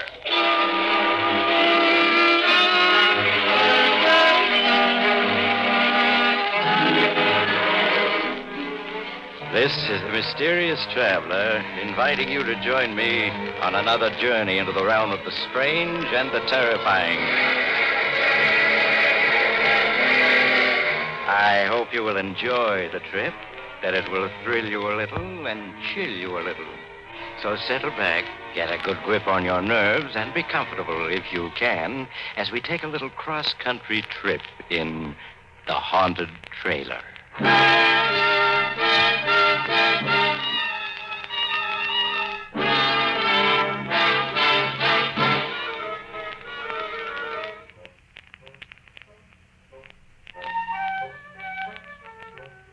Before we begin, I have a question for you. Do you believe in ghosts? No? That's good. Then my story won't bother you in the least. So let me introduce Melvin McGraw, as nice a young man as you'll ever meet, in this world or the next. Melvin is very unhappy. He has a story he wants to get off his chest. All right, Melvin, tell us all about it. Maybe it'll buck up your spirits.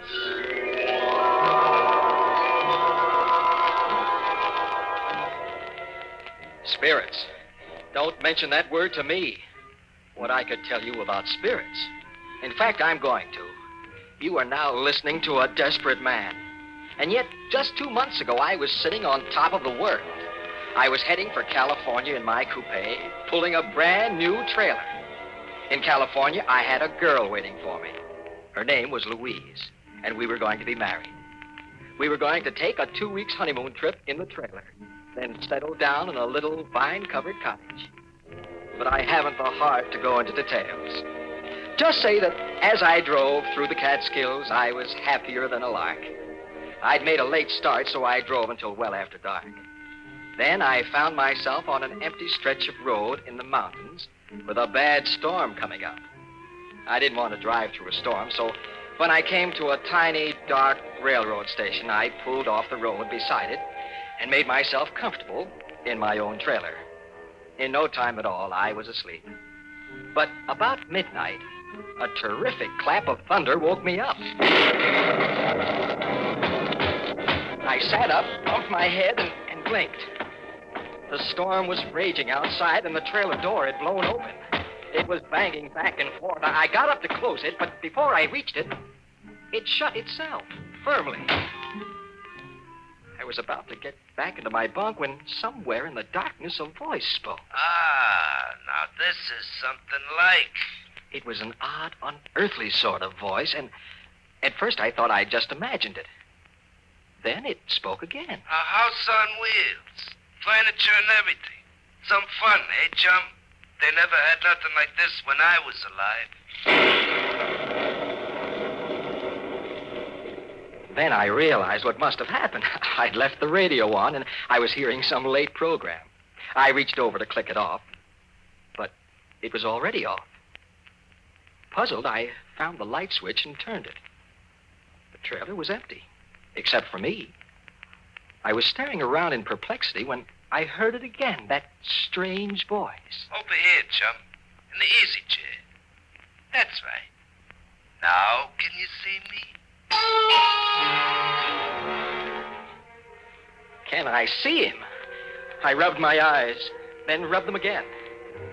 There was something white and misty sitting in my easy chair. Something that grew more and more solid as I stared at it, until I could see it quite plainly. Like looking at a disreputable old man carved out of a chunk of London fog. It was... the only thing it could be was... That's right, chum. I'm a ghost. My name is Spike Higgins. Pleased to meet you. What do you mean you're a ghost? There's no such thing as a ghost. Oh, no? Then listen to this. Oh! Did you ever hear a more ghostly groan than that? Or maybe you'd like to hear a banshee scream. You like it, chum? Every ghost can do it. Here, now I'll give you another demonstration. We call this one number 3B, the fatal warning. Are you ready? It'll curl your hair. Are you prepared to meet your fate? Beware. Beware. Stop. Stop. Well, I ain't even begun yet. I got a whole bag of ghostly tricks to try out. Why, it's years since I had a chance to use a single one of them. Hey, what about some invisible footsteps, eh? Hey, you see, I can do that without even stirring from this chair. And then there's the hollow knock on the front door. I'll demonstrate that, too. There. And now the door creaks open. Now, listen.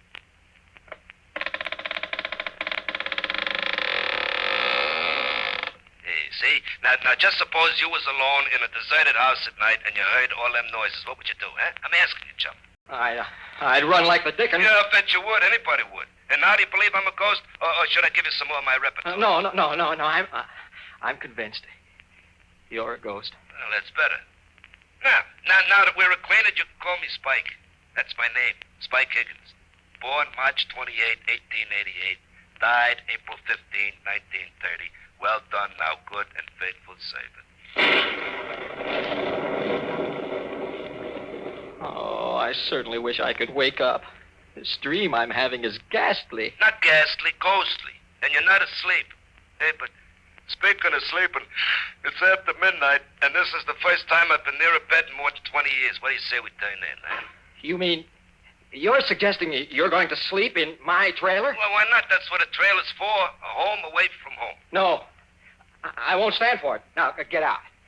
Why did you ever come in here in the first place? Well, why did you stop at my territory? Answer me that, chum. Don't call me chum. My name is Melvin. If my name was Melvin, I'd rather be called chum. Okay, Melvin, you invited me in. I did no such thing. I deny it. Well, you stopped beside my railroad station, didn't you? What do you mean, your railroad station? That old station outside, I haunted. A haunted railroad station? I never heard of such a thing. Well, there's plenty you never heard of. Well, back in 1930, I was a bum, see. I rode the boxcars. Well, one night I was trying to get away from a railroad bull. Toughest railroad dick in the business. Name of Dan Bancher.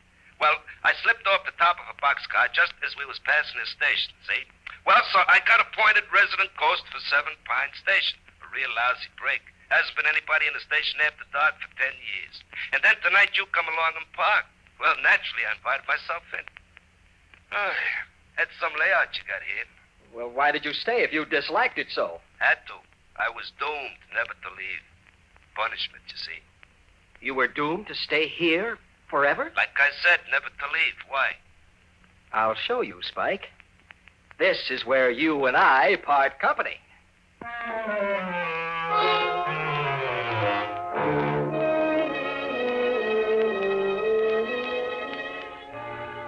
I know you think I was dreaming, but I wasn't. I was sitting there in my trailer talking to the ghost of a very disreputable-looking hobo. And I saw that I had to take drastic action. Spike had said he was doomed to stay there forever. But I wasn't. I hurried out of my trailer, climbed into my coupe, started the motor, and pulled away from there. I didn't stop until I'd gone 20 miles and left Spike Higgins' ghost safely behind me. Then I found a spot off the road, stopped, and went back to my trailer, completely bushed. Oh, boy, now for some sleep. Oh, I'm dead. Watch your language, Melvin. I'm dead, not you. Spike. Here I am, Melvin, in the other bunk. No, you can't be. You said you were doomed to stay forever back at the railroad station. Well, I said I was forbidden to leave. I didn't leave. You hauled me away in your trailer. So now the curse is broken. I can go any place I want. Then go. Any place. I don't care where, as long as it's someplace else. Oh, but I like it here, Melvin. Nice and cozy, good company, plenty of scenery. I tell you what I'll do. If looking at me bothers you, I'll merge. Then you won't be able to see me. Merge with what? Merge with the other wear. So long, chum. I mean, Melvin.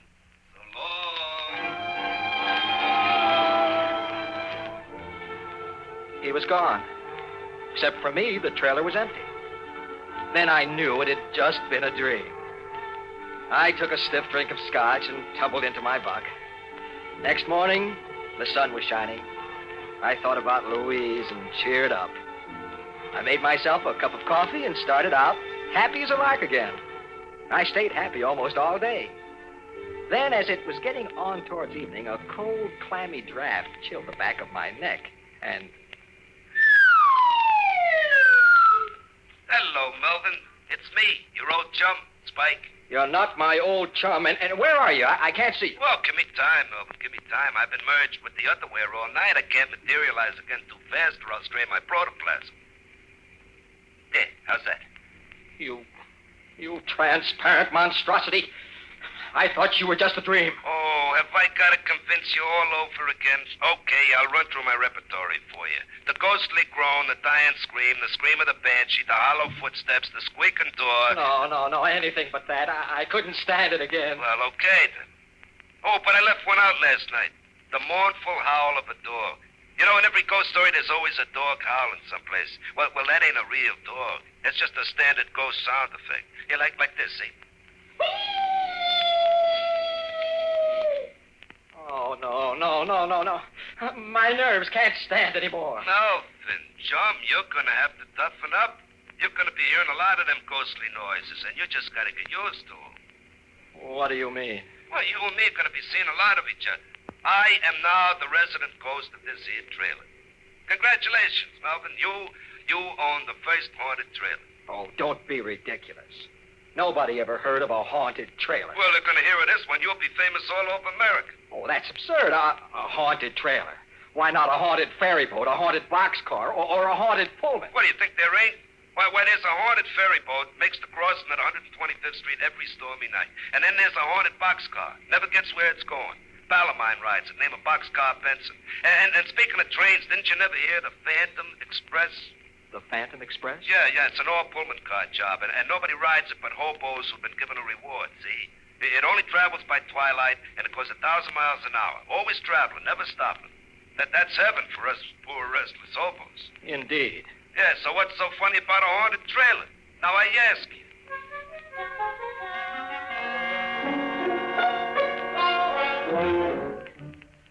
Well, as I got underway again, I was worried.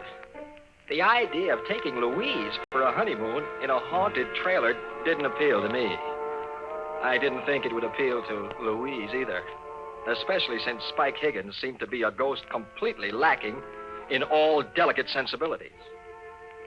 But I didn't have any idea of what to do about it. Not even the ghost of an idea. Presently, Spike oozed himself back into the trailer, and I kept on driving until almost 9 o'clock. Then I turned into a little motel and arranged to park overnight. I had some supper at a diner nearby and then went back to my trailer, hoping against hope that Spike would be gone. But he wasn't. The trailer was full of cigar smoke and the smell of whiskey. There was Spike sprawled out on my bunk, inhaling the smoke of a cigar that burned in the ashtray, and from time to time leaning over to sniff at an open bottle of scotch.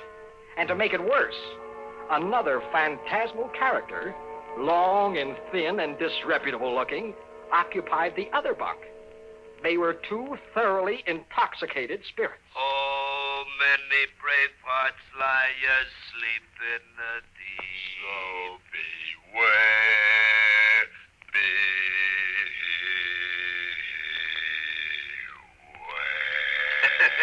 Spike, what is the meaning of this? Oh, hello, Melvin. Hey, Melvin, I want you to meet an old pal of mine, Nitro Nelson. Pleased to meet you, Melvin. I'd shake hands if I had any hands. Spike, I asked you a question. What is the meaning of this? Why, Melvin, we're just celebrating, that's all. I ain't seen Nitro for pretty near 25 years, so we're having a little fun.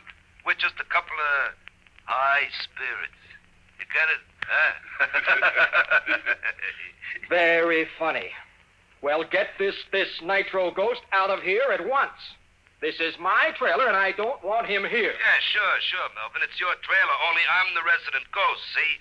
I got full rights to extend hospitality to any other ghost, ghoul, phantasm, spirit, spook, boogeyman, werewolf, vampire, or poltergeist I want to. Look it up, the Spirit's Handbook, Section 7, Paragraph B. Besides, Melvin, there's a lot worse things than me that Spike could have invited. You know, some of them werewolves now. Brother. All right. Let's not talk about it. Just thinking of such things makes me nervous. But you'll have to stop singing. Suppose somebody heard you and came to investigate. Oh, well, okay. And anyway, it's time to turn on the radio. Turn on the radio? For what? But to hear it, stupid. Let's see. Yeah, this ought to be the right station. May I ask, merely out of morbid curiosity, what program a ghost would listen to? Well, you don't have to ask. You'll hear it.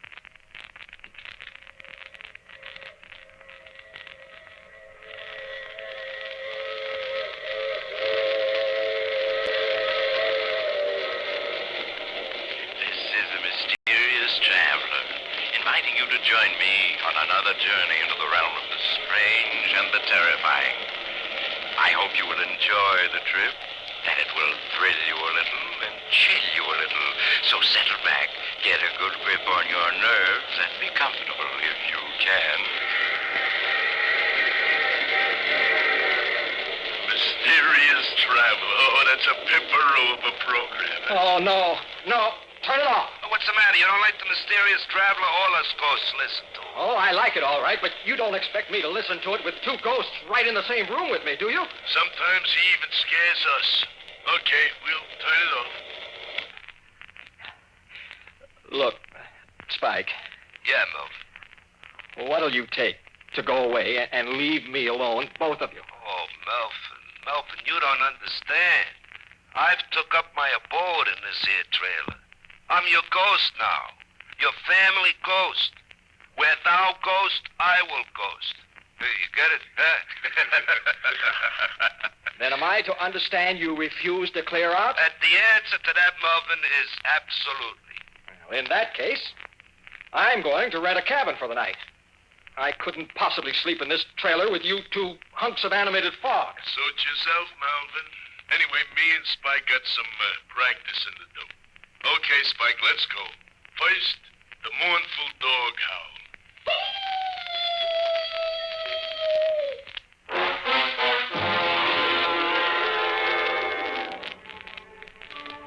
That night, I slept in a rented cabin. The next morning, I drove on westward with my 2 phantom passengers and tried to pretend they weren't there. I almost got used to them.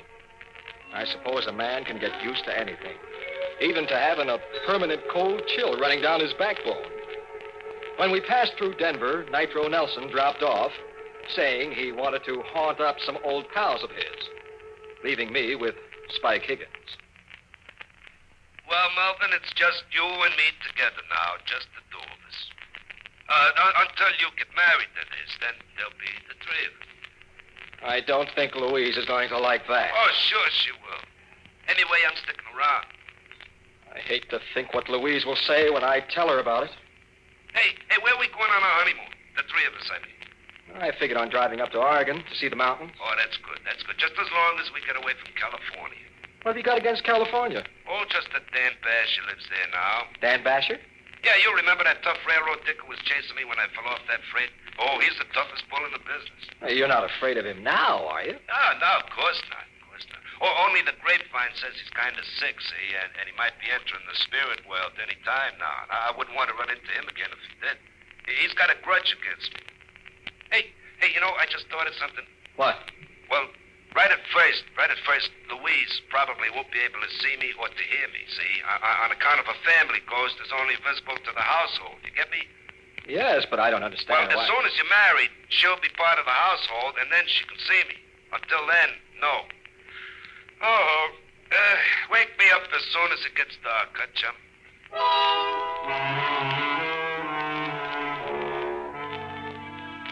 3 days ago, we reached Santa Monica. I rented parking space in an auto camp and immediately phoned Louise. Melvin, darling, I'm so glad you're here. I've been worried not hearing from you. Oh, I'll explain all about that. When can I come and see you? Well, I'd better come see you first, Melvin. You see, my uncle isn't well, and the doctor said he must have quiet. I'll be there in an hour. I hurried back to the trailer and tried to clean it up. Spike Higgins' ghost lay on a bunk and watched me cynically. Hey, take it easy, Melvin. You're no good at housework. You know, this place needs a woman's touch. Now, listen, you. You've got to promise not to frighten Louise. I told you, Melvin. She won't even know I'm here. I certainly hope not. That would ruin everything. Here she comes now. Coming, darling. Melvin. Louise. Oh, here, let me help you in. Oh, thank you, Melvin. So this is it. The trailer you wrote me about. Uh-huh, darling. Look, here's the stove, and an icebox, and a built-in bar. A bar? Uh-huh. Oh, now, Melvin, you know I disapprove of spirits. I resent that. Be quiet. Why, Melvin. Oh, excuse me, darling. I wasn't talking to you. Well, then who were you talking to? Oh, it's hard to explain. Look, Louise, here's a writing desk that folds into the wall, and a regular easy chair. Well, it's very nice, Melvin, but all the same, we're not taking any spirits along on our honeymoon, bar or no bar. Oh, she got a surprise coming to her. I said to be quiet. Melvin, how can you talk to me like that? Come on, show her who's boss, Melvin. I told you to shut up. Melvin! I won't stay here and be insulted. You can telephone me when you're ready to apologize. With that, Louise stormed out. That evening, I had to plead with her on the telephone for half an hour before she would consent to let me drive out and see her at her home. Oh, really, Melvin, you were very rude this afternoon. Oh, I'm sorry, darling. I'm overwrought. I apologize. Well, you do look rather haggard, Melvin. And the way your hair stands on end, you really should do something about it. I wish I could. Louise, how soon can we get married? Well, I don't know. It depends on Uncle Dan. Uncle Dan? Uncle Dan Basher, my mother's brother. He's very ill. The doctor just gives him a few more days. Your uncle is Dan Basher, who used to be a railroad detective? Why, yes. And he's dying? I'm afraid so, Melvin.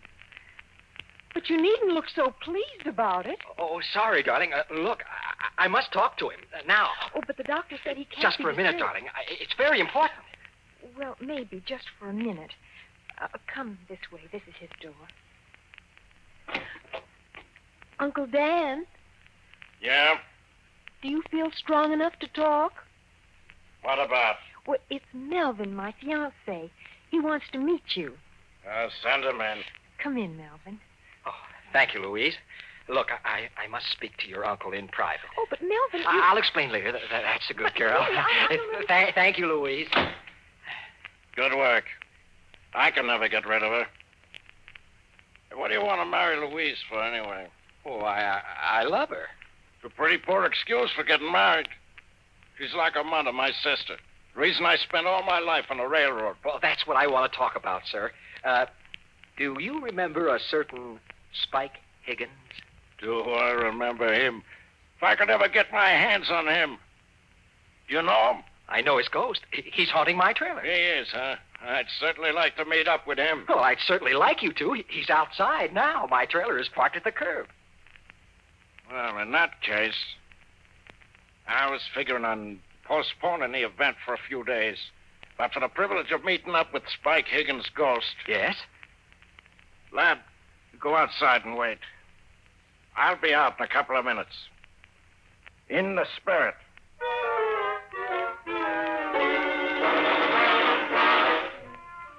I made some excuse to Louise and hurried out to the trailer. Spike Higgins' ghost was lolling on my bunk. Oh, out so soon, Melvin? What's the matter? Oh, nothing, Spike. Nothing. You're up to something. What is it? Nothing, I tell you. Oh, relax, Spike. Relax. I got a funny feeling. Uh-oh, someone's coming. What do you mean, someone? Another spook. He's coming in here. Hello, Spike. Dan Basher. In the spirit, Spike. I've been waiting for this meeting for a long time. Oh, no, Melvin, you double-crossed. After him. Quick, Mr. Basher. Right, you are, lad.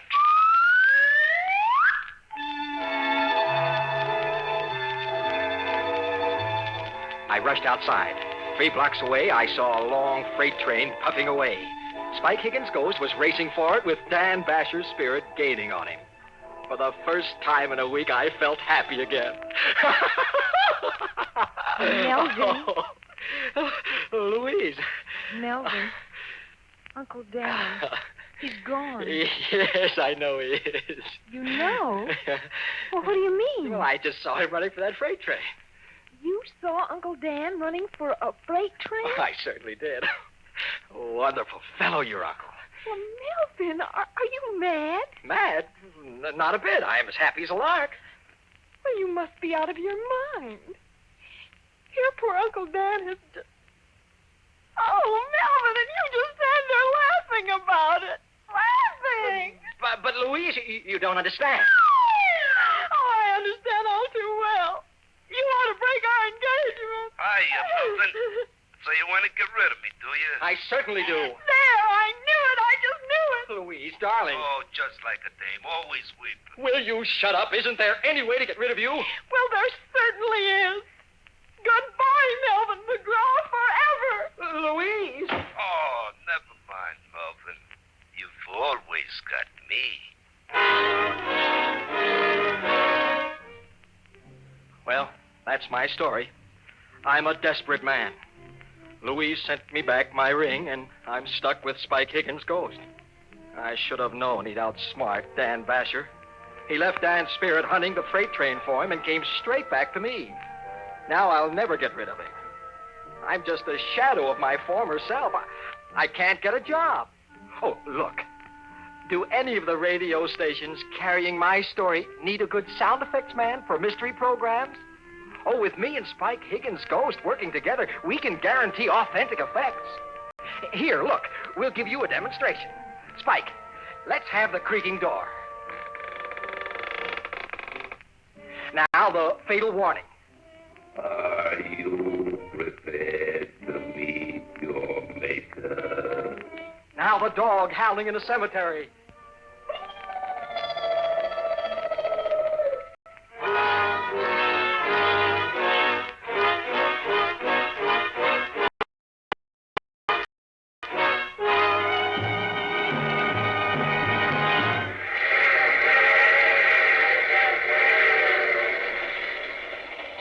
This is the mysterious traveler again. Dear me, what an odd story Meldrin had to tell. Really, I don't know whether to take it seriously or not. A haunted trail. It would be just the thing for my summer vacation. I do know a haunted telephone booth where I make all my calls. Oh, but I'm just joking. There are no such things as ghosts. Are there, Spike? Oh, of course there ain't. Well, the whole idea is ridiculous. You see? Oh, you have to get off here? I'm sorry. But I'm sure we'll meet again. I take this same train every week at this same time.